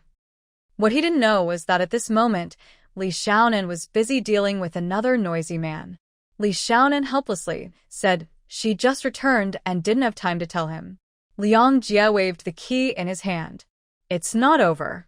If Brother Han hadn't seen you, you would have left quietly, without saying a word. I don't care. Tomorrow night at Lanfeng restaurant you invite me. Hee, I have no money, Li Xiaonan replied firmly. She refused to host, especially at such an expensive place. Liang Jie scolded impatiently. Forget about being stingy. I'll treat you. Tomorrow noon, we'll have jjajang noodles downstairs at the municipal committee building. Li Xiaonan asked, 1 bowl of jjajang noodles and you're treating? He's just a second-generation official. He's too stingy. Liang Jie said, I don't care who pays. But if you stand me up tomorrow, you're done for. I'll chase you to Qin City. Li Xiaonan snorted coldly. Don't chase me. It's pointless, Liang Jie. In the end, they didn't make plans to meet for dinner. The next morning, before she could sign the agreement, Zhou Haijie's call came first. Xiaonan, hurry back. This afternoon, Governor Yuan will come to inspect the approval hall. Li Xiaonan was confused. He's quite good at choosing the time. The inspection on a Friday really dampened the internal morale. Workers don't have the right to say no. Li Xiaonan had to explain to Sun Guixiang, Mom, there's an urgent matter in Qin City. I need to go back. I'll call Lin Bureau later. You go directly to the 5th floor to find him with a copy of my ID for signing. Although Li Xiaonan felt this was not proper, she had no choice. Worrying that Lin Shun might overthink, she subtly mentioned it on the phone. Lin Shun stroked his chin. The governor's inspection, calling a section-level official back. His status isn't ordinary. He cheerfully said, Haha, no small matter in work. You go ahead. When you have free time, come to Haizhou. I'll treat you. Call Bureau Han too, and we'll have a meal together. Then I won't be polite, Li Xiaonan said with a smile. When the kids are on summer break, you should also take a break. Bring your family to Qin City. I'll host you. Bureau Lin. I'm not bragging, but Qin City has mountains and sea. Perfect for leisure and vacation. She hung up the phone and bought the earliest bus back to Qin City. On the bus, she didn't forget to call Chao Ran to arrange work. Chao Ran, don't worry. Things are the same as usual. We keep work in our daily routine. No need to be nervous or worried about inspections. First, prepare the meeting room and gather the necessary materials. Yes, handle your work and I will be at ease. After giving these instructions, Li Xiaonan finally relaxed. After getting off the car, he headed straight to the approval hall. Director, you're back. Now that you're here, we feel more confident. The staff inside the approval hall were talking excitedly, drawing the attention of nearby people. Li Xiaonan lowered his hand to signal everyone to be quiet. The service windows are open as usual. For everyone else, gather in the second-floor meeting room for a quick meeting. Everyone sat down in the meeting room. Li Xiaonan tapped the microphone and said, Comrades, since the approval hall was established, many leaders have come and gone. I hope you're all not nervous. Today's visit is just like usual. Keep working normally and be careful and patient when helping visitors. One thing to note, clear away anything on your desks that isn't related to work. After quickly giving instructions, Li Xiaonan nodded at Qian Chaoran. Zhou Haijie was still waiting for her, so she couldn't stay here longer. Leaving the approval hall, it usually takes 6 or 7 minutes to get to her destination, but Li Xiaonan arrived in just 3 minutes. Leader, Why did Governor Yuan suddenly come to Qin City and specifically want to see the approval hall? Usually, when provincial leaders come for inspections, their schedules are fixed. For places like Qin City, they usually notify in the morning, and the leaders arrive by noon. It's rare for a visit to be arranged so suddenly. Zhou Haijie stopped writing, took out a newspaper from her drawer. It was a major national newspaper with the headline, "Changing Mindsets. Qin City Government Implements New Public Service Improvements." The article is well written. It shows Qin City in a good light. Governor Yuan decided to change his schedule about 2 hours ago. Looks like he's arriving soon. She then asked seriously, "Is everything okay at the approval hall?" Li Xiaonan thought for a moment and quickly replied, "Everything has been arranged." Comrade Qian Chaoran has worked at the city government before and knows the procedures well. You can rest assured. As for the hall, I've told everyone to keep working as usual. Governor Yuan wants to see the real situation. Zhou Haijie nodded. The newly established approval hall must be busy, or it would just be a show. She glanced at her watch, stood up, and said, "All right, it's almost time. Come with me downstairs to greet the leader." "Okay, leader," Li Xiaonan quickly replied. As she left the office, Li Xiaonan immediately sensed that everyone in the city government building was on high alert. Security personnel filled both sides of the entrance. In the first-floor lobby, Government Office Director Tian Fingshuo was standing there, his phone ringing non-stop. People around him kept asking questions, and he looked very worried. This was normal, though. Governor Yuan had changed his plans suddenly, and the government office was busy coordinating everything and preparing for the reception. At the entrance, Secretary of the Municipal Party Committee Yi Qinghua and Deputy Secretary Hao Mingyi had arrived early to wait. Behind them stood the main leaders of various government departments. Li Xiaonan took a quick look. They were all related to administrative approval agencies. She had to admit, Tian Fingshuo, who had been the government office director for many years, was quite capable. She quietly stood behind Zhou Haijie, trying not to draw attention to herself. Normally, as a secretary, she shouldn't be part of the escort, but since the governor was going to the administrative approval hall and she was in charge, she knew the details best. Among the leadership team at the department level, her position as a section-level officer made her stand out, no matter how low-key she tried to be. At 10 a.m., a black Audi A6 smoothly stopped downstairs at the city government building, followed by 2 security vehicles. The main leaders, led by Secretary Yi Qinghua, stepped forward to greet. Governor Yuan Shiming of Hehe Province got out of the car, frowning. "Didn't I tell you on the phone not to make such a big fuss and delay everyone's work?" Yi Qinghua smiled. "Since you came from afar, everyone wants to hear your guidance up close. That's why we organized this spontaneously. Please don't mind." When Yi Qinghua said this, even Li Xiaonan, a minor staff member, could tell that he had a special relationship with Governor Yuan. No wonder he was so eager. Sure enough, Yuan Shiming smiled. "You all can dismiss now. I just wanted to see your new approval hall." He then looked at Zhou Haijie. "Haijie, ever since you came to Qin City, you've been doing very well. Secretary Gao has praised you many times in front of me." Yuan Shiming nodded, clearly not wanting to continue this topic, and said to Yi Qinghua, "Comrade Qinghua, you are the head of Qin City. You should go to your work. No need to stay here with me. The inspection of the approval hall can be handled by Comrade Haijie." Ye Winghua nodded. Since the governor's inspection of the approval hall was part of the government's work, there was no need for him to accompany. He came just to show respect and welcome the higher-level leaders. Governor Yuan, the administrative approval hall is located on the east side of the city government, about 800 meters away, Zhou Haijie explained. Yuan Shiming raised an eyebrow. "That close? Let's go and take a look." "Sure, Governor Yuan." So more than 10 people hurried toward the approval hall. On the way, Zhou Haijie reported to Governor Yuan about Qin City's key projects for the year, especially focusing on how the city government allocated and used provincial funds. Yuan Shiming listened carefully and nodded repeatedly. He knew Zhou Haijie well from her time working in the provincial organization department. She was known as a tough woman, and her husband was a famous businessman in Hehe Province. He had thought Zhou Haijie was very capable in organizational work. When she was appointed mayor of Qin City, he had some concerns. But with the strong recommendation from the current provincial organization Minister Lin Weiben and support from Secretary Gao of the Provincial Party Committee, he didn't openly oppose her.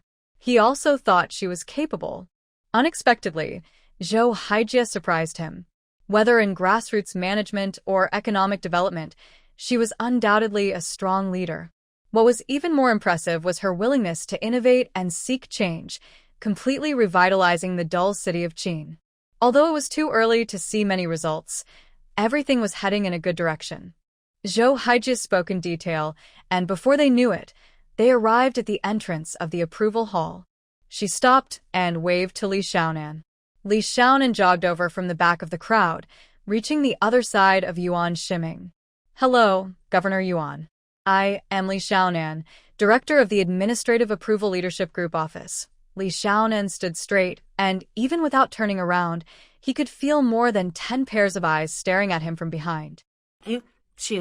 Such a young director is rare in all of Hehe Province. According to Mayor Zhou, you were the first to propose and actively promote the establishment of the approval hall. You even wrote articles published in national newspapers. You're quite impressive for your age. Come on, take me for a tour. Li Xiaonan nodded. Yes, sir. The group entered the first-floor lobby. Li Xiaonan acted as the guide, saying, "Governor, look at this notice board. It displays the standard process for one-stop service, including public matters, application materials, and processing time, all in one place." She continued, "We aim to remove all unclear rules and truly achieve one trip at most." Following her lead, everyone moved inside and reached the right side of the service hall. Li Xiaonan explained, "To make our services more user-friendly, we have installed water dispensers, wheelchairs, and other convenient facilities. To the left of the water dispenser, there's a window for reporting unresolved issues, which is checked daily for quick fixes." They arrived at a service window and saw an elderly person handling health insurance reimbursement. Yuan Shiming paused intentionally to observe the process and see if it was as easy as Li Xiaonan described. The elderly person noticed a group of officials surrounding him and instinctively stood up. Yuan Shiming gently held him back. "Please go ahead with your matter. Since it's our first time here, we don't know much. Just watch how you do it. We're here to learn." Yuan Shiming spoke kindly, without any sense of authority. Hearing this, the elderly person relaxed. The warm-hearted nature of the Chinese people means that, regardless of whether they know someone, as long as you ask, they will gladly help. It's okay to be here for the first time. The process is posted at the entrance. Just follow the steps. If you can't read, look over there. The person standing is a leader from the approval hall. Ask him, and he will tell you. Hearing this, Yuan Shiming also started a conversation. "Do you think the process is easier than before?" The elderly person's smile grew wider. Waving his hand, he said, "Yes, it's much easier now. Before, when I needed to get medical expenses reimbursed, I had to go back and forth between the hospital and the health insurance bureau. It took at least 3 or 4 trips to get it done." He continued, "Now, I just go to the approval hall once, submit my documents, and that's it. The government is really helpful. It makes life much easier for us ordinary folks." His words were sincere. If not for Qian Wanran shaking his head, Li Xiaonan might have thought he was an actor. Yuan Shiming nodded and moved on to the next window, watching the staff work on their computers. Li Xiaonan explained calmly, "Governor Yuan, what you see now is an integrated administrative approval platform built by a third-party service provider. We have completed the initial integration of 28 administrative approval items. With the support of the city committee and government, they gradually improved convenient measures such as parallel approval, acceptance with missing documents, and notification commitments. They also removed some approval steps that depended on each other, which helped solve problems like long approval chains." Zhou Haijie followed behind Yuan Shiming, her eyes shining with excitement. Since the approval hall was built, she had never been there before, partly because she trusted Li Xiaonan and partly because she simply didn't have the time. Unexpectedly, this approval hall turned out to be very interesting to her. Watching Yuan Shiming walk ahead and nodding constantly, Zhou Haijie squinted her eyes. Her small move earlier had caught the attention of Governor Yuan. As they walked and asked questions, Yuan Shiming quickly understood the approval process. He looked satisfied and showed it openly. It's clear that Comrade Shaoli has worked hard. Young people have many ideas, dare to think and act, and are very thorough. He turned to look at Zhou Haijia and sighed, young officials like you should be carefully cultivated. The Qin City pilot project is very mature. In my opinion, it's not worse than coastal provinces and can be promoted across the whole province. On the road of making things more convenient and beneficial for the people, Qin City is leading the way.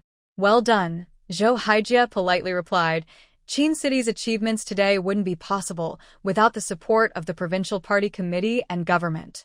In recent years, Qin City has been innovative and changing, both economically and in building its team of officials. She suddenly changed the subject and expressed her worries. Governor Yuan, Qin City also has problems. Its foundation is weak, and it has high debt. As officials, we can only do our best to improve everything. For example, this approval hall. Shaoli has mentioned many times that it's not big enough and needs expansion, but the finances are tight. Yuan Shiming frowned. If someone else asked him for money, he would tell them to overcome the difficulties and not just rely on waiting and asking. But Yuan Shiming stood in the center of the hall, watching the continuous flow of people coming in and thinking about his plan to create a provincial pilot demonstration project.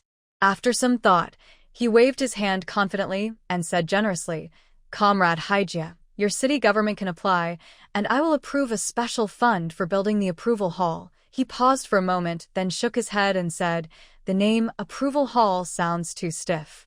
It lacks warmth and friendliness. What is the main purpose of the government? It is to serve the people. It would be better if the institution's name included the word service, as it clearly reflects the goal and attitude of serving the people. Therefore, I think it would be good to change the name of the Approval Hall to Government Service Center. This would clarify its function and emphasize the service concept. What do you think? Good. Zhou Haijia led the applause. Governor Yuan, your summary is spot on. We struggled to come up with a proper name before, but couldn't think of a better one, so we just chose something random. Zhou Haijia praised him enthusiastically, making Yuan Shiming smile happily. For a moment, everyone was in a good mood. Yuan Shiming had a busy schedule. He came to Qin City on a whim and added it last minute.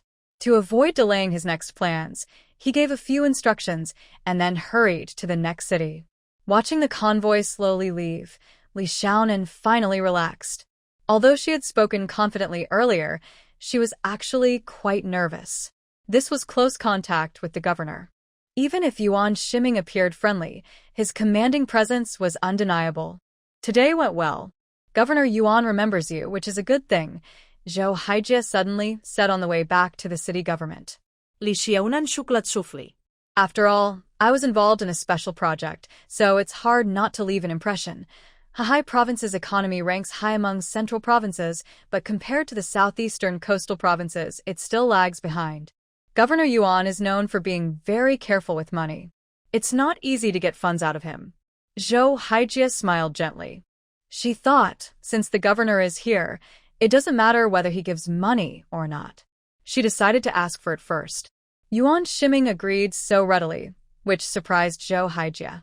When money was mentioned, she remembered another matter. The governor has instructed that the approval hall be renamed the Government Service Center. This isn't something a small leadership team office can manage. The scale might need to expand. Xiao Nan, be prepared. You probably won't stay long in the approval hall, she warned. Li Xiaonan nudda. She was originally assigned to make things easier. She didn't plan to stay long. She could see the future of the approval hall clearly. Even if she wasn't working as Zhou Haijia's secretary, the approval hall wasn't a very good place for her. When Li Xiaonan was just starting her role, she only wanted to help set up the framework and then step back, letting Qian Chaoran take the lead. Unexpectedly, she ended up making a real impact. She might regret underestimating Qian Chaoran. Worried she might be upset, Zhou Haijia offered some advice. Don't be too upset. You've done the most impressive work at the approval hall. Governor Yuan has already visited, and that's a big achievement no one can take away. Who takes over next will just be repeating what you've already done. I understand, leader, Li Xiaonan replied. But she didn't say the most important thing. To set up a government service center, it needs to be at least a department-level unit, but Li Xiaonan is only at the section level, promoted less than half a year ago. No matter what, she can't be made deputy director. She was the head of the approval hall before, and now with a new leader, there are worries about factions forming. Maybe stepping back now is the best choice. Leader, what about Qian Chaoran? Li Xiaonan asked. Zhou Haijie waved her hand. Him? You don't need to worry. He's a key person responsible for the actual work. Even if the government service center is established, he will still have his place. They walked and talked, soon returning to the office. After hosting the provincial governor, Li Xiaonan, who was already on leave, had no other work. She went home early and called her parents in Haizhou immediately. Mom? Unexpectedly, it was Li Limin who answered the phone. I'm Dad, he said. Oh, Li Xiaonan suddenly asked. Dad, where's Mom? Li Limin. Who is that? Came Sun Guixiang's voice from a distance. Li Limin said impatiently, Your daughter. After some busy signals, Sun Guixiang's voice came from the phone. Are you done with your work? Just finished. Did you sign today? Li Xiaonan asked. Hearing this, Sun Guixiang's voice was full of joy. Yes, I signed. The wall, water well, gate, and jujube trees are all accounted for. The total is about 7,500 yuan plus a 3,000 yuan bonus. Director Lin personally took us there and they used the highest prices. You should thank Director Lin properly. Okay, I understand. When will you pay? Li Xiaonan asked again. She needed to transfer 10,000 yuan first. On Monday. Tomorrow your dad and I will go home to get the money. By the way, daughter, did you know? For the relocated houses, there's a monthly housing allowance, 3 yuan per square meter, paid until the building is completed. When speaking about this, Sun Guixiang sincerely sighed. Relocating is really the right choice, Li Xiaonan. All right, I understand. I'll transfer the money to you. If there's nothing else, I won't go to Haizhou. Sun Guixiang cleared her throat. Cough, cough, well, no need. You can keep the money for yourself. Just 12,000, my father, and I can still manage it. After all, we've been in business for many years, so we have some savings. Okay, you go ahead with your work. Wait, this savings keeps getting bigger? And just 12,000? In their past life, the siblings always thought their family was poor. Turns out, their parents were very good at hiding their wealth. It seems we are actually quite well off. With nothing to do, Li Xiaonan looked over materials related to Xingshan port. It seems that Zhou Haijie is about to start attracting investment. After pressing the reject button for the nth time, she finally couldn't take the harassment anymore and answered on the N1 th call. Li Xiaonan, you're ghosting me again. Suddenly, her phone was filled with a loud, annoying voice. Li Xiaonan wisely moved the phone farther away, knowing this would happen. Feeling a bit guilty, she said, Well, I didn't do it on purpose. Think about it. Minister Haijie asked me to come back. Could I refuse? Liang Jie shook his head. No, exactly. So, it's not my fault. We are just destined to be apart, Li Xiaonan said confidently to distract him. Liang Jie snorted. I don't care. Next May, I plan to take some people to Qin City for vacation. You'll handle the arrangements. Big brother, you're talking about next May now? You're worried I'll forget. Wait, who is that? An online crush, Liang Jie sarcastically said. If we don't plan ahead, I'm afraid you won't even see my shadow. As for who it is, you'll find out then. All right. After dealing with the noisy man, Li Xiaonan finally felt her world return to peace. She smoothly turned the page of her materials. Just as she was halfway through, her phone rang again. Li Xiaonan looked at the caller ID. Zhou Qingbai? Why is he calling? Low and slightly hoarse, Zhou Qingbai's voice came through, making Li Xiaonan's ears itch slightly, and she moved gently. It's me. What's wrong? Zhou Qingbai sneered. He's really a little unkind. Have you returned to Haizhou? Li Xiaonan raised an eyebrow, already guessing that the fortress is often broken from within. Did Vivi and Brother Yang tell you? Yes. Zhou Qingbai's tone was unclear, and he seemed uninterested. Li Xiaonan felt a bit awkward. Well, I didn't mean to hide it from you. I forgot, and I didn't stay long. I returned to Qin City today. Zhou Qingbai. He chuckled at himself. That, forgot, hurt more than intentionally hiding it. After a moment of silence, Li Xiaonan suddenly said, Next time I go back, I'll treat you to a meal?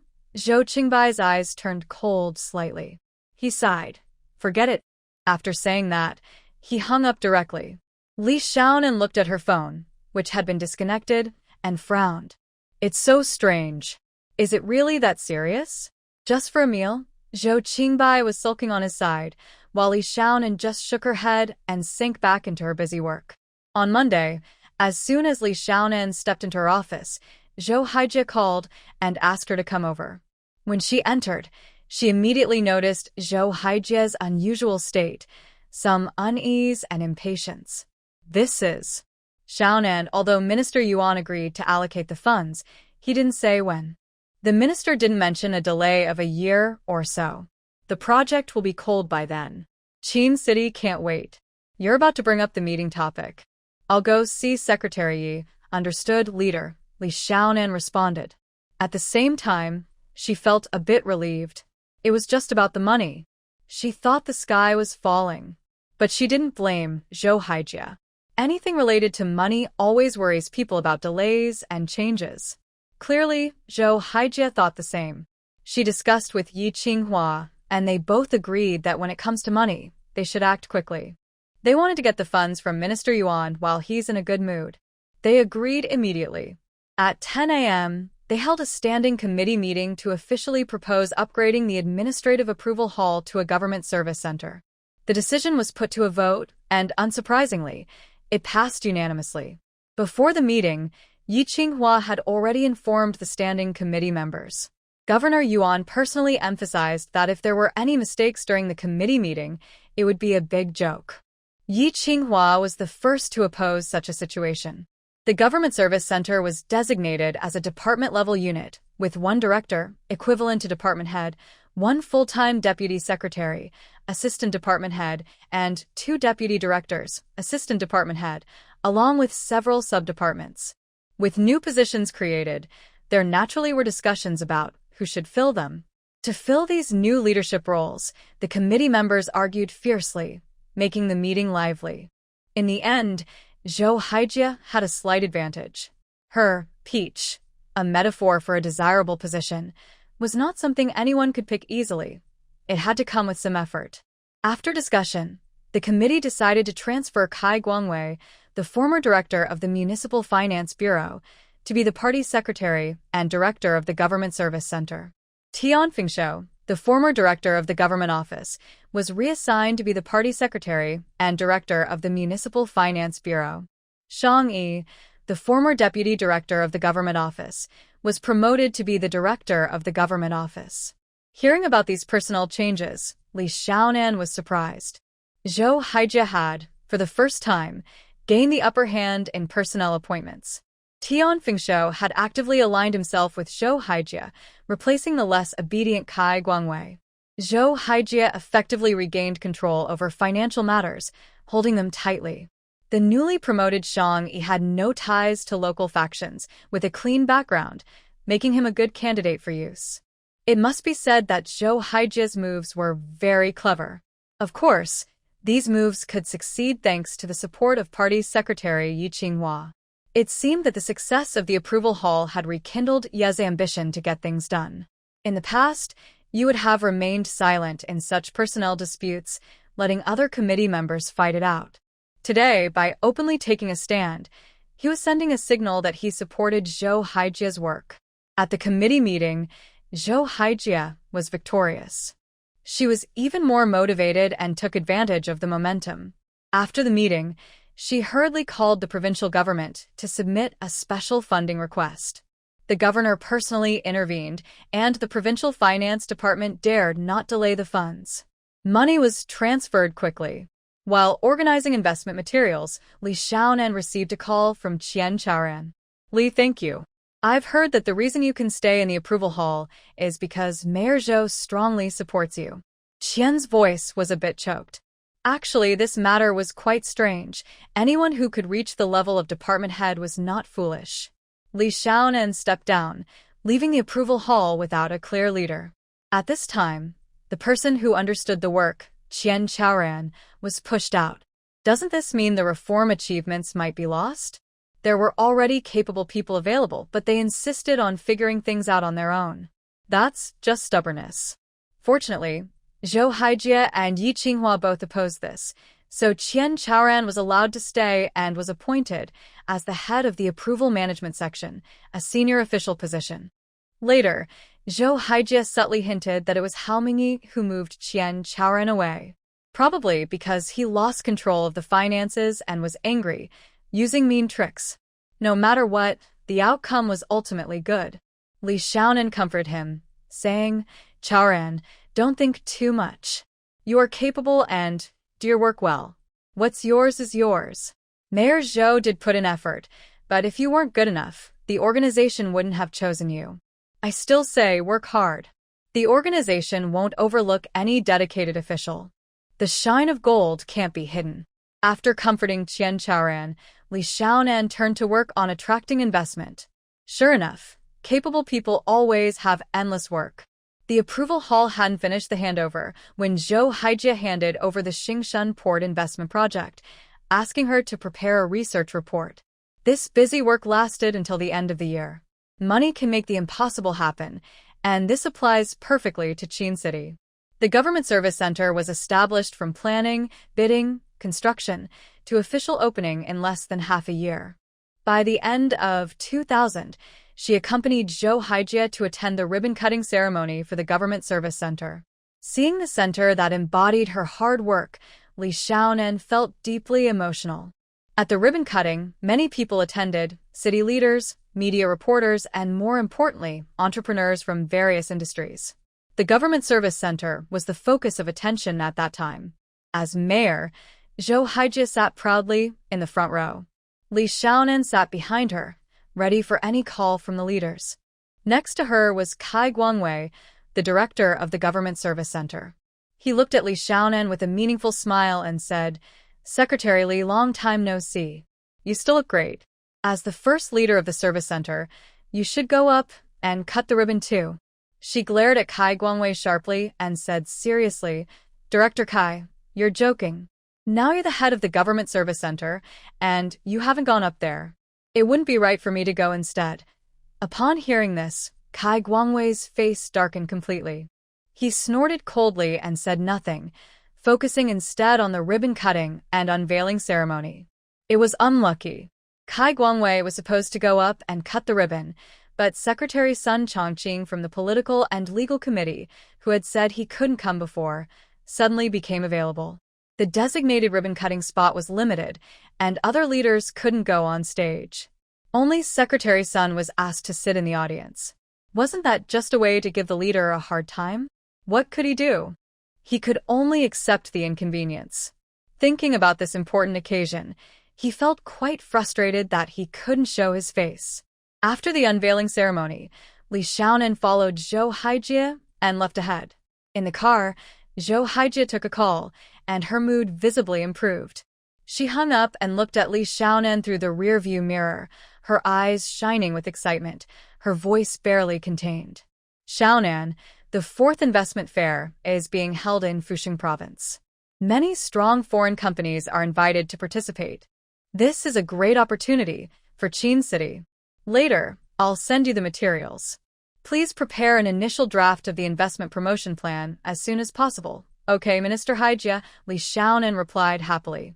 The newly built Xingshan Port, which has a rare deep-water container terminal in the country, is planning to attract investment. News about the upcoming investment fair had just arrived. It was like falling asleep, and someone brought a pillow. As soon as he arrived at the office, the fax materials came through. Li Xiaonan focused on the list of participating cities. Invitations went out to all 31 provinces for directly governed cities and several sub-provincial cities.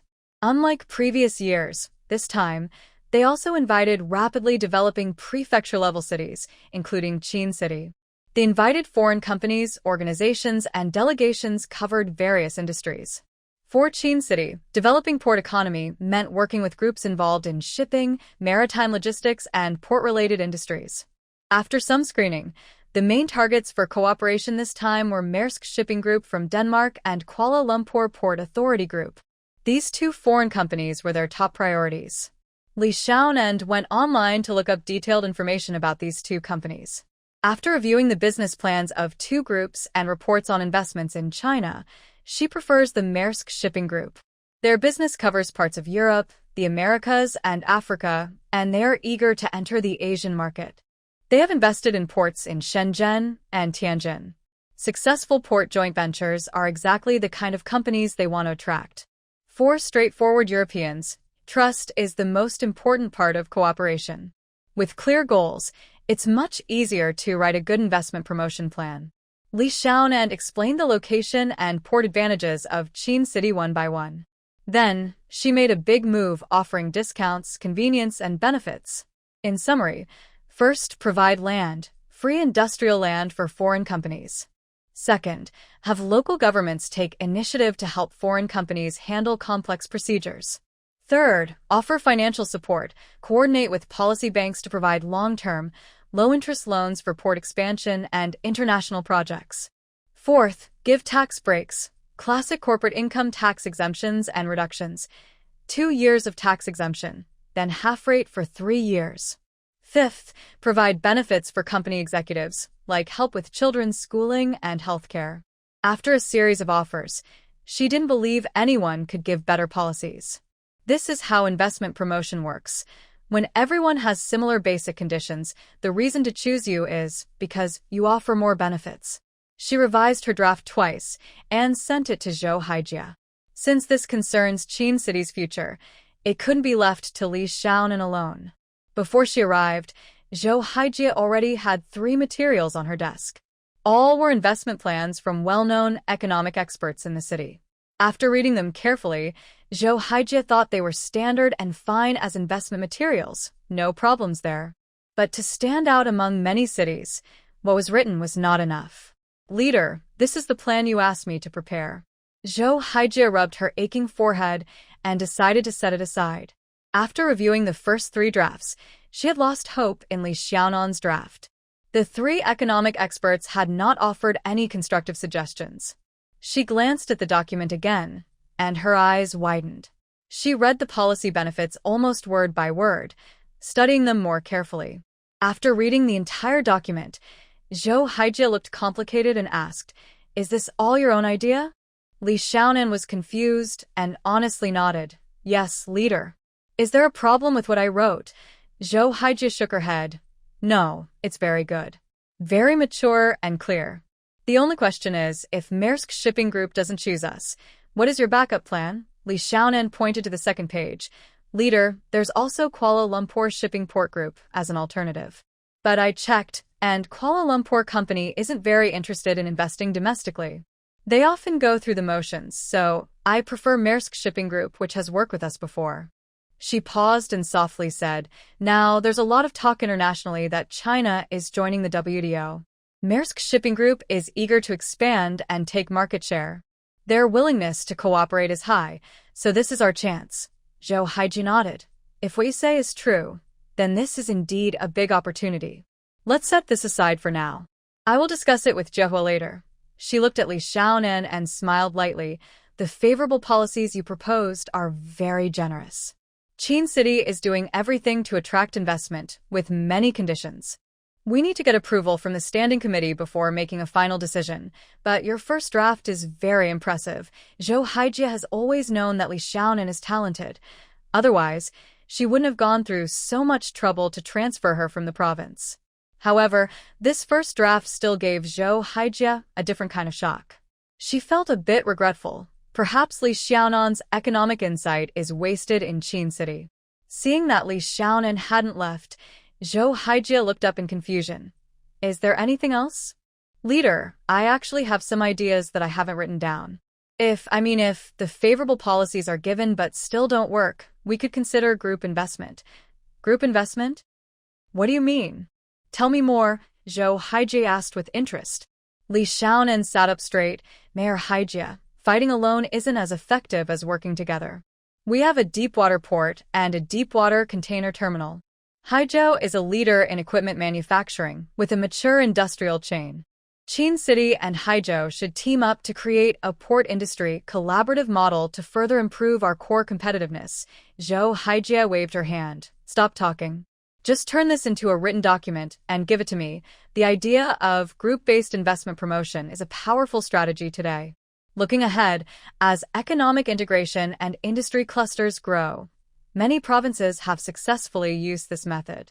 That's why Li Xiaonan dares to say that future policies are good, but they need to evolve with the times to be truly useful.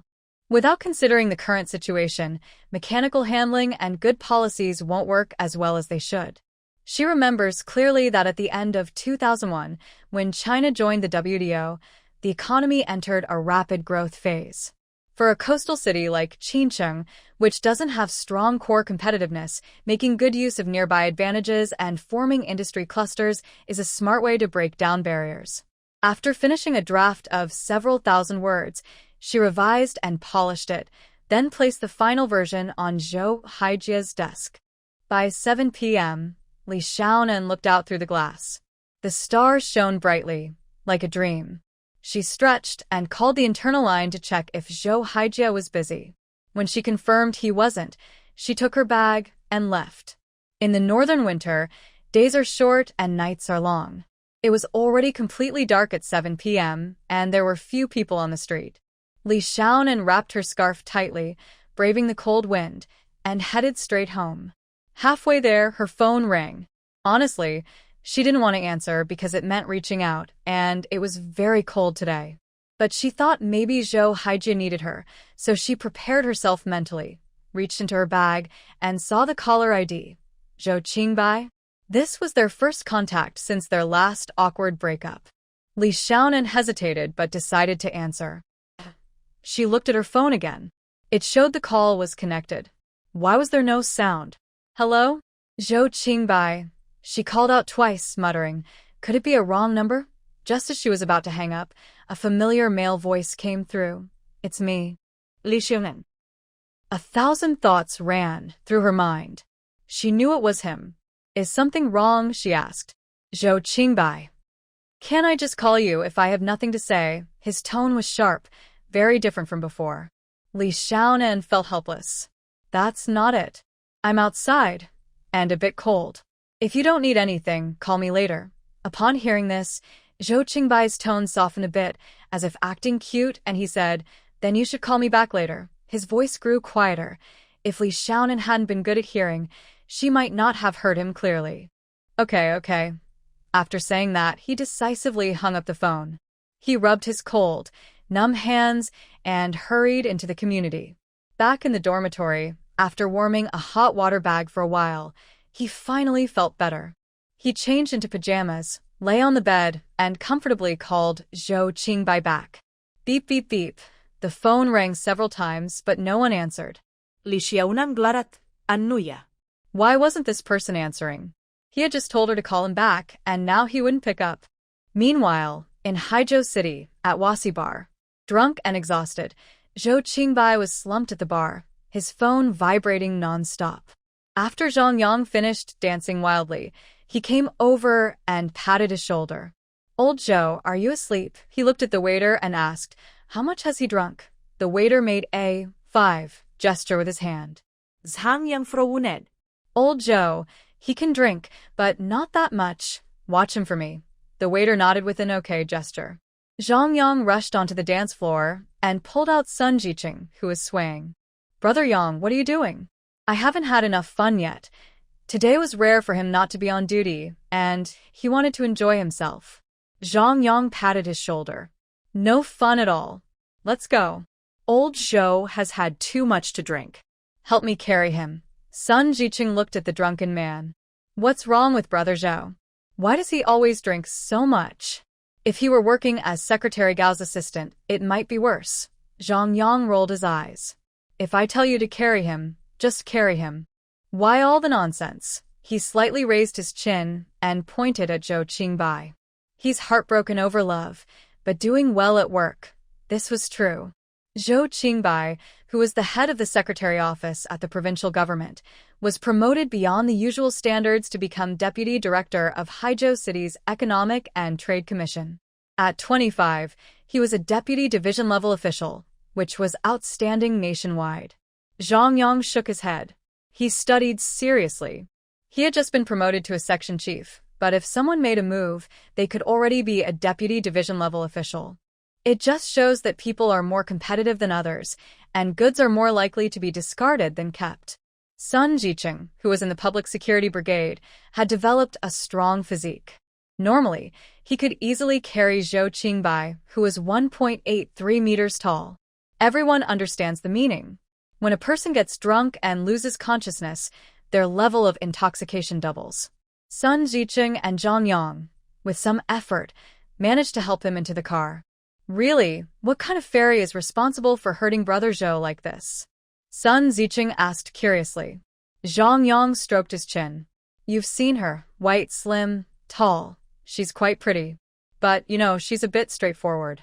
Brother Zhou is just feeling sorry for himself. She probably doesn't even know. At this point, Zhang Yang also felt helpless. Over the past 6 months, Zhou Qingbai had been forcing himself not to contact Sister Xiao Nan, but it didn't seem to work. Sun Jiqing scratched his head, seeming to understand, but not fully. The three of them, who had been drinking together, couldn't continue. Sun Jiqing had no choice but to call a subordinate. They headed to the provincial party committee compound, but at the gate, they were stopped by security guards. Zhang Yang stuck his head out and greeted them. He was a regular visitor, and the guards on duty mostly knew him. They opened the gate and let them through. As the 3-story, off-white small building grew closer, Zhang Yang patted Zhou Qingbai's face. Hey, Lao Zhou, wake up. Honestly, thinking about the sharp eyes of Zhou Guanipeng, the provincial discipline inspection secretary, made Zhang Yang nervous. He hoped Zhou Qingbai would sober up quickly so he could go back. Zhang Yang took a deep breath, then jogged to press the doorbell. Soon, Aunt Yang from the housekeeping staff came out. Oh my, Xiao Zhou drinks so much. Quickly, Xiao Zhang, help him. Coming, Aunt Yang. Zhang Yang circled around the back of the car, then carried Zhou Qingbai on his back. He quietly asked, Is Secretary Zhou at home? Aunt Yang understood and shook her head. Secretary Zhou isn't off work yet. Only Teacher Qin is at home. Be careful. Zhang Yang let out a relieved sigh. He had been here hundreds of times, and every time he saw Zhou Qingbai's father, he felt like a mouse seeing a cat. No wonder.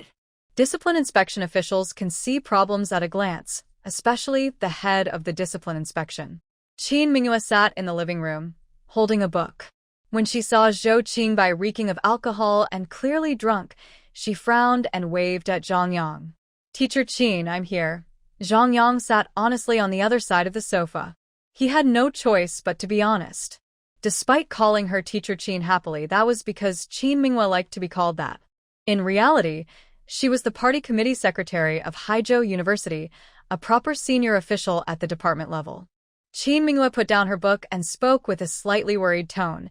Qingbai has been acting very strange lately. You and he have known each other since childhood, so you must know why, right? Like a school counselor, Zhang Yang's heart sounded an alarm. He scratched his head and joked, Teacher Qin, I didn't notice until you mentioned it. Maybe he's under more pressure because he's changed to a new job. Seeing that Qin Mingyue couldn't get any more information, she waved her hand and went upstairs to see Zhou Qingbai. Zhang Yang let out a sigh of relief and quickly slipped away. This time, old Zhou owed him a big favor. The next morning, Zhou Qingbai woke up from a hangover. He shook his slightly swollen head, sat up, and took a sip of the cold water that had been left on the bedside table all night. He fumbled around on the bed and found his phone. He looked at the time and saw an unanswered call that caught his attention. Li Xiaonan? Why would she suddenly call him? Could it be? His heart beat a little faster. Gathering his courage, he pressed the call back button. After a moment, a familiar voice message played. Beep, sorry, the person you're calling is busy. Please try again later. Zhou Qingbai. He threw his phone aside and flopped back onto the bed. Meanwhile, Li Xiaonan was indeed on the phone. Xiaonan, come here for a moment. Li Xiaonan knocked on the door. "Leader, you called me?" Zhou Haijie looked pleased and waved her over. Come sit. "I talked with Secretary Yi. Although he has some reservations about the incentives we offered, he decided to give it a try since it could attract foreign investors." Li Xiaonan looked excited, but she wasn't surprised. Since the beginning of the year, the central government issued a document including investment promotion in the government assessment system, encouraging foreign capital and Taiwanese businesses to set up factories in China with corresponding adjustment factors. If we manage to bring in the Maersk Shipping Group with the maximum adjustment factor of 1.8 times, it's understandable why Secretary Yi agreed. After discussing with Secretary Yi, we decided to form a special leadership team for the Xingshan Port investment promotion, pulling together the best in the city for a decisive battle. Xiaonan, call the relevant departments. In an hour, we'll have a meeting in the small conference room. Understood, leader. Li Xiaonan received the task without delay. After leaving, he called the heads of the Economic and Trade Committee, Investment Promotion Bureau, Finance Bureau, Industry and Commerce Bureau, Land Bureau, and Tax Bureau to inform them of the meeting time. After making the calls, Li Xiaonan found Office Director Shang Yi and told him that Mayor Zhou would use the small conference room in half an hour. He asked Shang Yi to prepare it quickly. Once everything was arranged, he printed 10 copies each of the central documents and the investment promotion plan. With everything ready and 5 minutes before the meeting, there was a knock on Zhou Haijie's door. "Leader, everyone is here. Shall we go now?" "Let's go." Zhou Haijie put down her pen and strode quickly to the small conference room on the 4th floor. Carrying a stack of materials, Li Xiaonan followed behind her. Just before reaching the venue, she jogged a few steps ahead and opened the door to the small conference room to let the leaders in.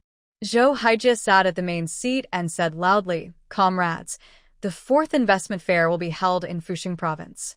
I believe everyone has heard about it. With the approval of the Municipal Party Committee and the city government, we are establishing a special leadership team for the Xingshan Gang investment promotion. The team will be responsible for this work, with Secretary Yi as the team leader, myself as deputy leader, and Comrade Li Xiaonan as liaison. The main leaders of relevant departments will be team members." She paused briefly. Li Xiaonan understood immediately and quickly distributed the 2 copies of materials he held. Zhou Haijie said seriously, "The documents issued by the central government should have been reviewed by relevant departments at the beginning of the year. If not, everyone should be aware of this matter. Investment promotion has been included in the government's assessment system and is a top priority for the city. All of you here should quickly organize your current work. Next week, the entire leadership team will go to Fuxing Province. No one should fall behind or slack off. Otherwise, it would be a burden on the city. Secretary Yi, and I will not allow that." After emphasizing the importance, she moved on to the main topic.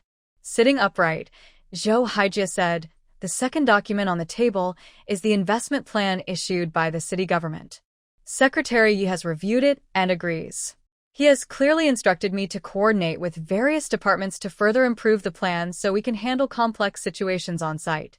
Let's brainstorm and speak freely. Think about what policies we can introduce to strengthen our core competitiveness." In the meeting room, all the directors looked serious. It wasn't because the investment plan was poorly done. In fact, it was so good that they had no room to add anything. As a result, Mayor Zhou seemed to suggest they should push harder on policies. How should I put it? Seeing that no one spoke, Zhou Haijie looked at Tian Fingshou. Tian Fingshou understood immediately and internally sighed, but he was the first to speak. "Mayor Zhou, I want to state clearly that the Finance Bureau fully supports the investment promotion work. The Finance Bureau will set up a special fund for attracting investment to support the work of the leadership team." Li Xiaonan glanced at Tian Fingshou. The new finance director was still too cautious. He only covered some costs for the leadership team's investment promotion, which might not meet Zhou Haijie's expectations. Sure enough, Zhou Haijie frowned and said pointedly, "Comrades, we need to loosen our minds and think more boldly." Tian Fingshou's face stiffened. It was as if Mayor Zhou was about to scold him directly, criticizing him for being rigid and timid. He felt very frustrated. Mayor Zhou didn't understand the hardships of managing a household. Although the economy improved after 1998, money was still needed everywhere, and the financial pressure was huge. Since taking over as finance director, Tian Fingshou had been worried about every expense. He couldn't sleep all night. During the day, he dared not stay in the finance building for fear someone would come to ask for money. A finance director with money was like a treasure god. Without money, he was either trying to make money or borrowing it. Seeing Zhou Haijie's expression grow colder, Tian Fingshou understood that Zhou was supported by Mayor Zhou. If he didn't show support now, others would find excuses to oppose him. He made a bold decision. Mayor Zhou, you're right. No one should hold back on investment promotion. On our side, for key foreign investment projects, the Finance Bureau will provide loan guarantees, up to 25% of the investment amount.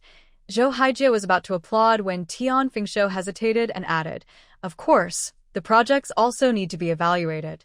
Director Tian, isn't that against national regulations? Gao Shijun, head of the Tax Bureau, frowned. He seemed somewhat resistant to actions that violated policies. However, Zhou Haijie sat at the head of the table and didn't dare speak too much. She threw the materials onto the conference table and said, this doesn't follow the policies, and that doesn't follow the rules. Come on, everyone is so strict. You handle the investment promotion work. Let me see how you do it. At the beginning of the year, the tasks were assigned to each department, right? A year has passed. What are the results? How many companies have moved to Qin City? Sun Daong, you are the head of the investment bureau. What do you say? When Zhou Haijie lost her temper, the whole meeting room fell silent. Sun Daong, who was called out, felt bitter inside. The situation isn't very good. Foreign investment completion rate is only 45%. Zhou Haijie snorted coldly. Not very good? You're being polite. With this result, we might be at the bottom in the year-end summary meeting. I won't waste more words. The Maersk shipping group must be secured for Qin City. This is a political task. Go back and think about what conditions you can offer. If you can't do it, start making room for others. After speaking, she slammed the door and left. Li Xiaonan looked around at everyone, hurriedly followed her. In the small meeting room, several department leaders looked at each other and forced smiles. Zhou Haijie didn't have time to argue with them. She had more important work, coordinating joint investment promotion with Haizhou, led by the provincial government, which was necessary for the next steps. Xiaonan, prepare the car. We're going to the provincial government. Li Xiaonan nodded and called Brother Lu. In the car, Zhou Haijie closed her eyes and thought deeply about how to persuade Yuan Shiming. Qin City had big goals this time. If successful, Qin City's future would look very promising. Seeing Zhou Haijie sweating on her forehead, Li Xiaonan handed her a tissue and bottled water. Leader, Qin City's cooperation with Haizhou is truly mutually beneficial. Haizhou won't refuse, and the provincial government has no reason to refuse either. Zhou Haijie nodded silently. The 2-hour drive was quick. When Qin BT 00002 stopped in front of the provincial government building, it was just during working hours. Li Xiaonan followed Zhou Haijie upstairs. Before arriving, Zhou Haijie had already informed the provincial officials. Governor Yuan's secretary, Lu Zhe, was waiting outside. When he saw them, he quickly approached politely. Mayor Zhou, you're here. The leaders are waiting inside. Zhou Haijie smiled, speaking very familiarly, clearly knowing Lu Zhe well and being quite comfortable with him. How is Governor Yuan feeling? Lu Zhe touched his nose. As long as you don't ask for money, he should be in a good mood. Zhou Haijie sighed in relief and patted his shoulder. Don't worry, I'm not here for money this time. As she spoke, she didn't bother to wait for Lu Zhe to open the door. She smoothly pushed it open and entered. Hello, Governor. Yuan Shiming was sitting behind a mahogany desk, reviewing documents. When he saw her come in, he pointed to the sofa. Comrade Haijie, please sit for a while. I have a few important files to finish. Okay, Governor. You are busy with many affairs, so I won't rush you. Just then, Lu Zhe came in carrying 2 cups of hot tea. He was about to leave when Yuan Shiming said, Wait a moment, Xiao Lu. Please take this document to the government office. Lu Zhe nodded. Understood, Governor. He bowed slightly and left. Yuan Shiming put down his pen and moved to the other side of the sofa. Tell me, what's so urgent? Zhou Haijie respectfully pushed a stack of materials toward him. Governor, the expansion project of Xingshuan Port is complete. Here are the latest operation details and future development plans. Please review them. Yuan Shiming took the documents and quickly flipped through them. When he saw that the future plan included cooperation with the Maersk Shipping Group to open international routes and aim for container throughput exceeding 100 TEU, he was surprised by such confidence. Even in the mature Shenzhen Hong Kong port, last year's container throughput barely reached 100 TEU. This was a bold statement, perhaps a bit unrealistic. Seeing Yuan Shiming frown, Zhou Haijie said at the right moment, Governor Yuan, the 20-meter deep berth at Xingshuan Port is enough to accommodate the largest container ships. As far as I know, He Petrochemical and several equipment manufacturing companies in Haizhou rely on deep-sea port exports. The logistics costs alone have increased significantly. She took a deep breath, becoming more excited. Leader, if we use Xingshuan Port, Haizhou's companies can save on transportation costs. Qin City will have enough cargo sources, and the tax revenue will stay in He province. It's a win-win situation, Governor. Yuan Shiming put down the documents and looked directly at Zhou Haijie. The person who came up with this idea is quite talented. Maersk Shipping Group settling in must be interested in the cargo sources. He paused. And the companies in Haizhou are eager to reduce costs and improve efficiency. If the province can maintain stable international routes, seeing Zhou Haijie look so excited, Yuan Shiming shook his head again. You're being too optimistic. The companies in Haizhou have worked with Shenzhen Hong Kong ports for many years. They've become dependent on that route. Changing it suddenly will face a lot of resistance. You must understand that the provincial government cannot force things through in this matter. Governor Yuan, I understand. Zhou Haijie nodded and turned to the second-to-last page. Look at this page. We have prepared a complete plan, including transportation subsidies and customs facilitation. I hope the province will step in so we can have a chance to sit down and discuss the details freely. Yuan Shiming's brow furrowed more and more as he looked. Comrade Haijie, with such large subsidies, can Qin City's finances handle it? Zhou Haijie looked serious and determined. Governor, everyone in Qin City has decided to fight with all they have. I don't mind you laughing, but when I first arrived in Qin City, I thought about taking it slow. But time is short. Governor Yuan, the southeastern coastal cities already have a good location and an early advantage. If Qin City doesn't have the courage to go all out now, it might fall further behind. She was unwilling to waste such a good deep-water port. Yuan Shiming, being good at economics himself, admired leaders like Zhou Haijie who dared to think and act boldly. All right, since Qin City has ideas and the province supports them, let the provincial government organize a foreign trade coordination meeting. Be prepared and explain this plan clearly. Zhou Haijie stood up excitedly and shook Yuan Shiming's hand. Thank you so much.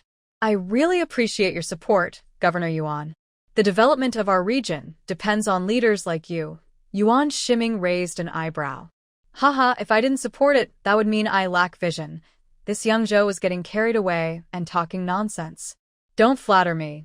If this project really succeeds, it will be very important for the province's economy. Maybe Qin City will even take off. Rest assured, Zhou Haijie promised.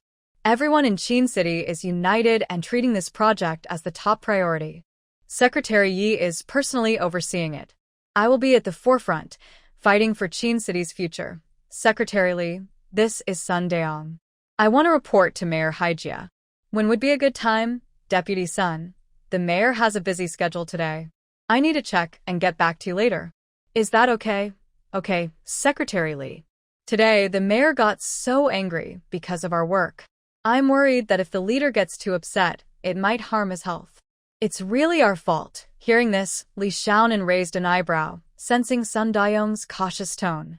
She thought for a moment and replied vaguely, Deputy Sun, you're being too hard on yourself. The leader is just doing his job. As subordinates, if we handle our responsibilities well, the leader's mood will naturally improve. Don't you agree? Yes, Secretary Li. You're right. The pressure from attracting investment is huge. And we don't even know how to start. Deputy Sun, attracting investment is a strict goal set by the central government.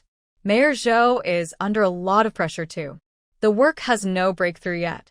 As the head of the investment bureau, you need to be proactive and find ways to help the leader. Secretary Li, to be honest, although I am the head of the investment bureau, which is responsible for policy making and implementation, I really don't have the ability to coordinate with the powerful departments like finance, land, and tax.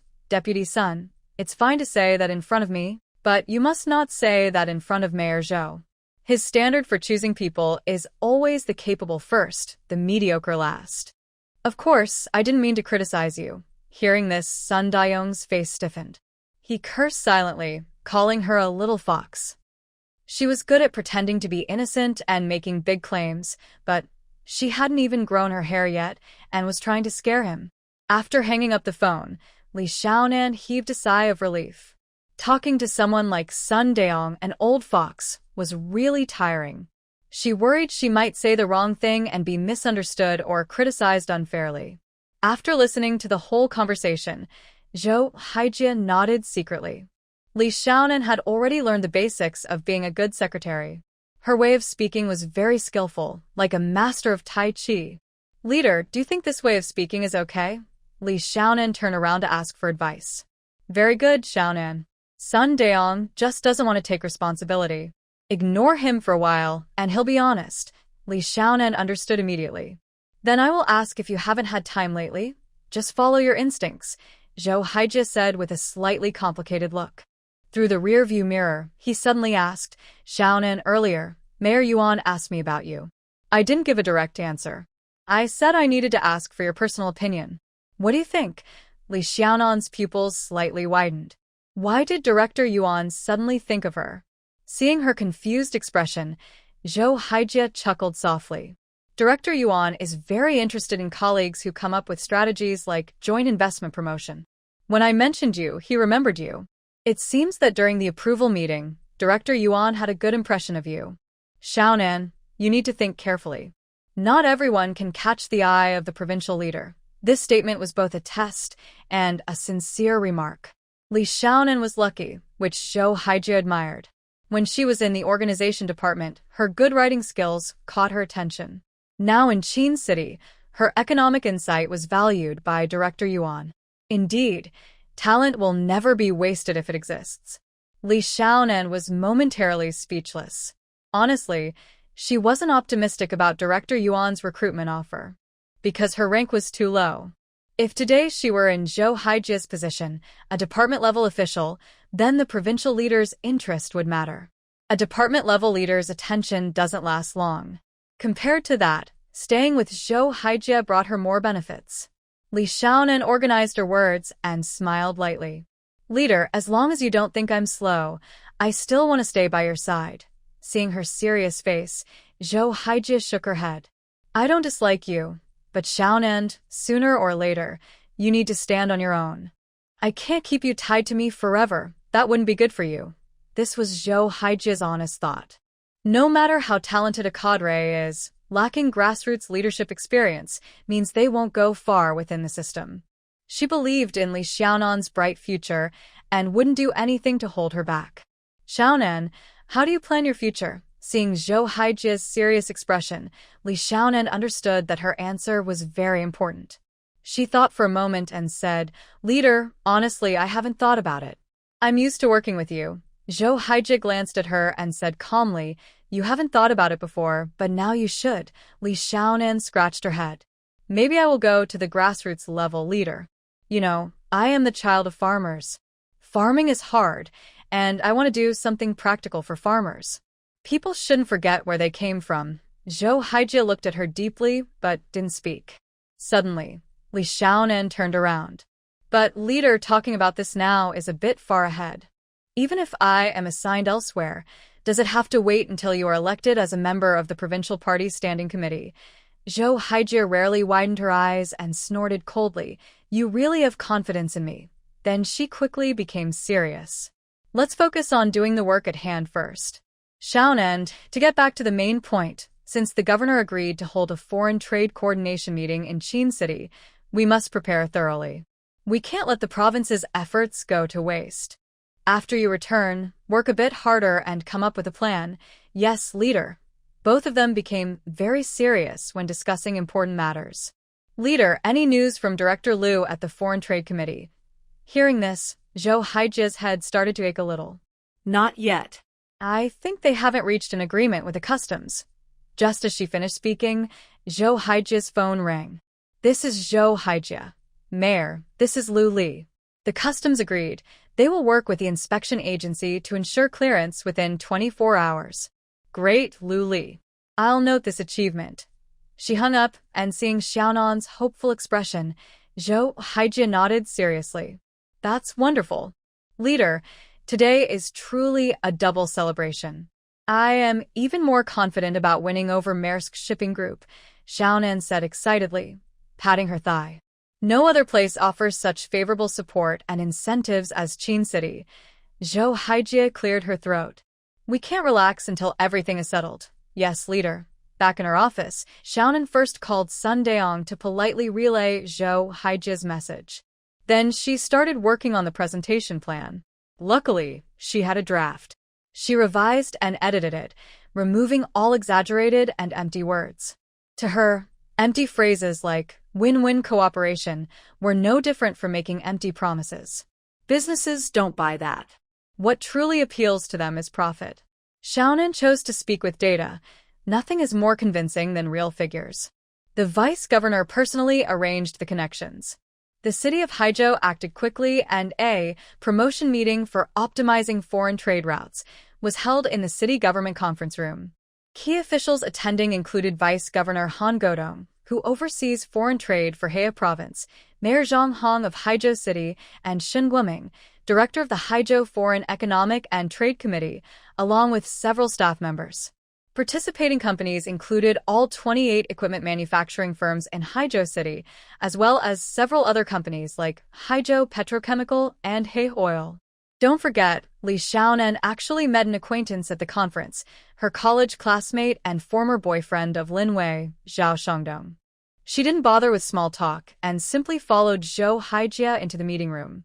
She inserted her USB drive into the computer, opened the PowerPoint presentation, and distributed her materials to everyone. Zhou Haijia stood at the podium, speaking casually and confidently without reading from a script. Hello everyone, I am Zhou Haijia, the mayor of Qin City. Thank you all for coming.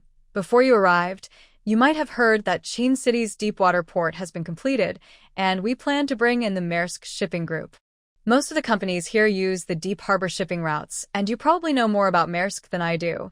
I understand that changing your familiar routes suddenly is a big challenge for both Qin City and your companies.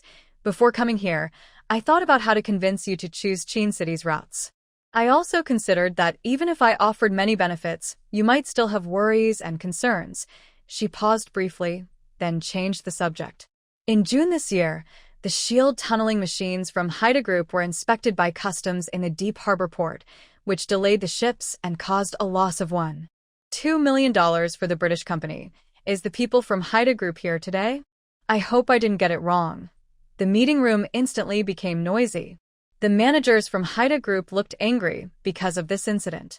The company had a bad relationship with the deep harbor port, even switching to the farther port of Shangang, which increased costs. To keep their stock prices stable, they kept this secret. Only a few insiders knew. He frowned, thinking about who might have leaked the information. Li Xiaonan quietly lowered her head and secretly smiled. She remembered this case very clearly from her previous life, when she was a graduate student studying part-time. In 2000, the $1.2 million loss was huge even for a large company like Haida Group. They had to keep it secret and swallow the bitter pill. In her past life, years later, the CEO of Haida Group joked about this incident in an interview, which caused a big stir at the time. Now, she could only silently say sorry in her heart. In front of provincial and city leaders and many colleagues, the manager of Haida Group dared not tell lies. He looked straight ahead at the podium, neither admitting nor denying anything. Everyone present was very sharp. One of them, in particular, was very clever. His silence showed that Mayor Qin was right about something. For a moment, everyone looked serious. Although they hadn't experienced such a situation themselves, they knew it could happen to them someday. When the atmosphere was just right, Zhou Haijie continued. Please turn to the last page. This is a promise from Qin City's government. Any company that signs a cooperation agreement with Xingshan Port will have customs and inspection services combined, guaranteeing clearance within 24 hours. If you think that's not enough, Qin City's government will increase support with a subsidy of 20% on transportation costs for 3 years. At the same time, we will work closely with Haizhou City to expand the railway routes for freight. The Qin City government will support all companies involved. Thank you all. After speaking, applause broke out. To attract cargo, Qin City was willing to do anything, even sell everything, showing full sincerity. Zhou Haijie didn't leave the stage immediately. Instead, she raised her voice and said, If anyone has questions, you can ask me now. Before coming here, Secretary Yi Qinghua of Qin City's party committee told me I could speak on behalf of the city government. As long as I make a promise, Qin City will stand by it. If anyone is still unsure, we can put it in writing in a formal agreement. Unsurprisingly, Zhou Haijie's lively words worked very well. Many companies eagerly raised their hands, asking about small details. Even though they were all listed foreign trade groups, they acted like market vendors, bargaining over a few yuan. Even small issues mattered to them. Zhou Haijie stood at the podium, answering every question carefully.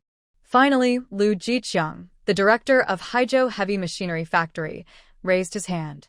Mayor Zhou, your offer is very attractive, but I have a question. Just to be clear, our crane has a width of over 4 meters and a weight of 600 tons. According to the documents, the rated load of Xingshan Port's bridge cranes is only 500 tons.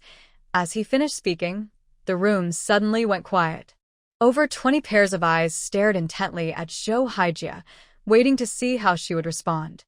Zhou Haijie calmly turned to the last page of her PowerPoint presentation. Director Liu asked a good question. Even if you didn't ask, I want to mention this. Look at this area.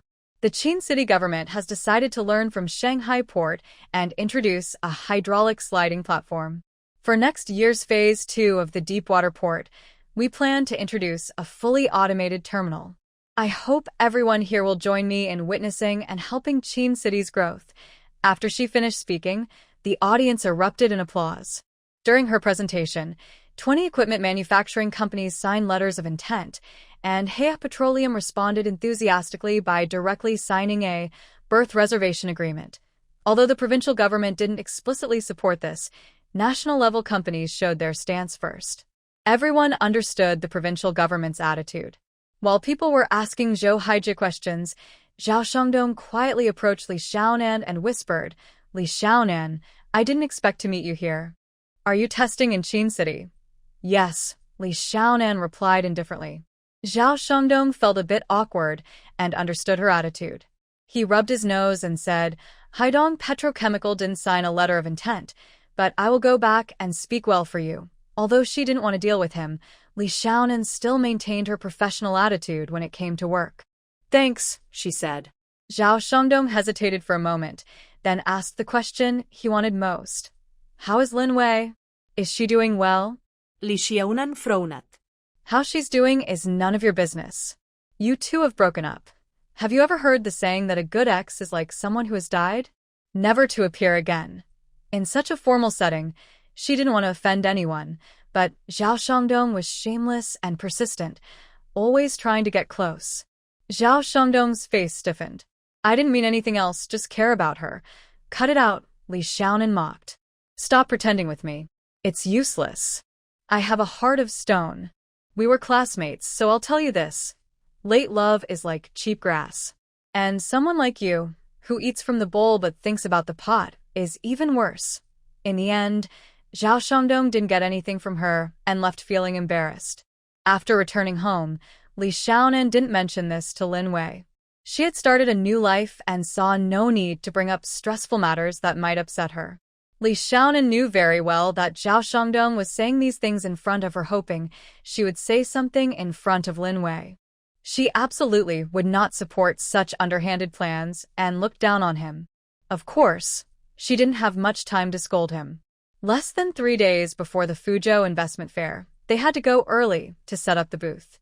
Only Haizhou City and Qin City from Hebei province were invited. After discussions, the leaders from both sides agreed to leave together from Haizhou City. They boarded a minibus, which was already crowded with people from Haizhou City attending the event. Li Xiaonan walked inside, looking for an empty seat to sit down. Just as she reached the middle, she saw a familiar figure. Zhou Qingbai, who was gazing out the window, turned around. "Is that really you? Is anyone sitting here? It's better to sit with someone you know than with strangers." Zhou Qingbai instinctively shook his head. "No one." Li Xiaonan sat down quickly, curious. "Why are you on this bus?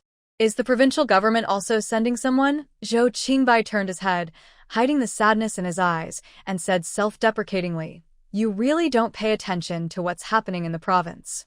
I was transferred to the Haizhou City Foreign Trade and Economic Cooperation Committee as deputy director. It's normal for me to be on this bus." "Huh," Li Xiaonan patted her head. "Look at my memory. The city council even discussed it before. Secretary Gao changed his secretary, and I was going to ask you about it. But I got busy and forgot. Honestly, ever since I went to Qin City, I've been so busy I haven't even had time to think. Last time, when my family's house was being demolished, I just got back to Haizhou, and the next day I was called back to Qin City."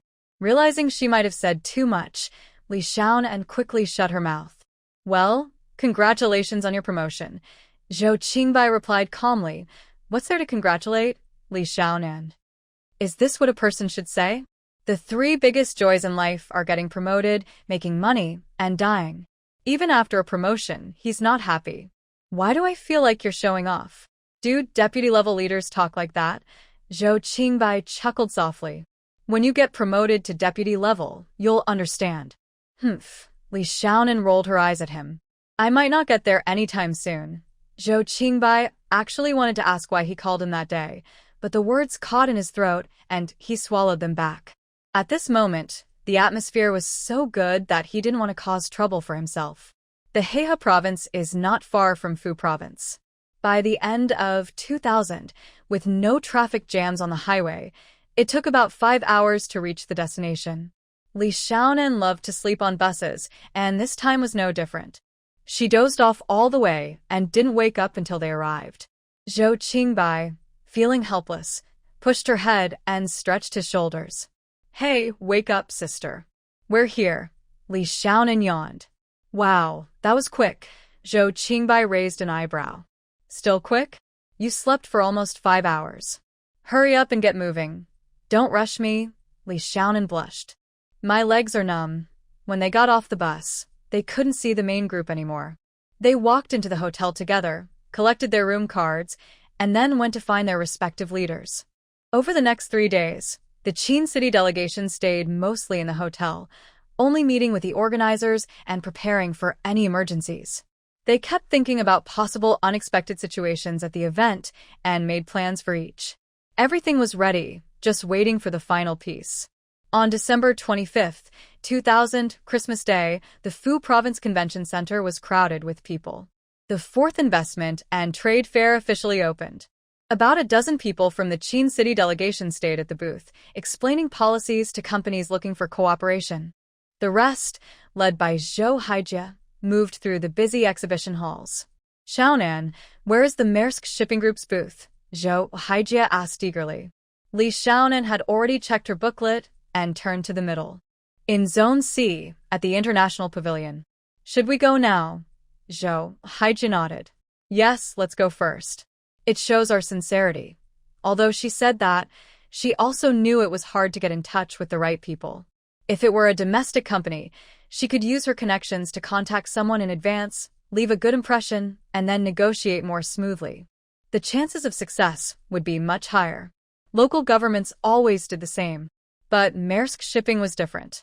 Zhou Haijie had been trying to contact someone for days, but couldn't find the right person to connect her with.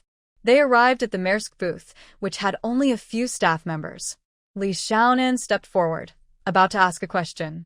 Suddenly, a cheerful male voice came from behind.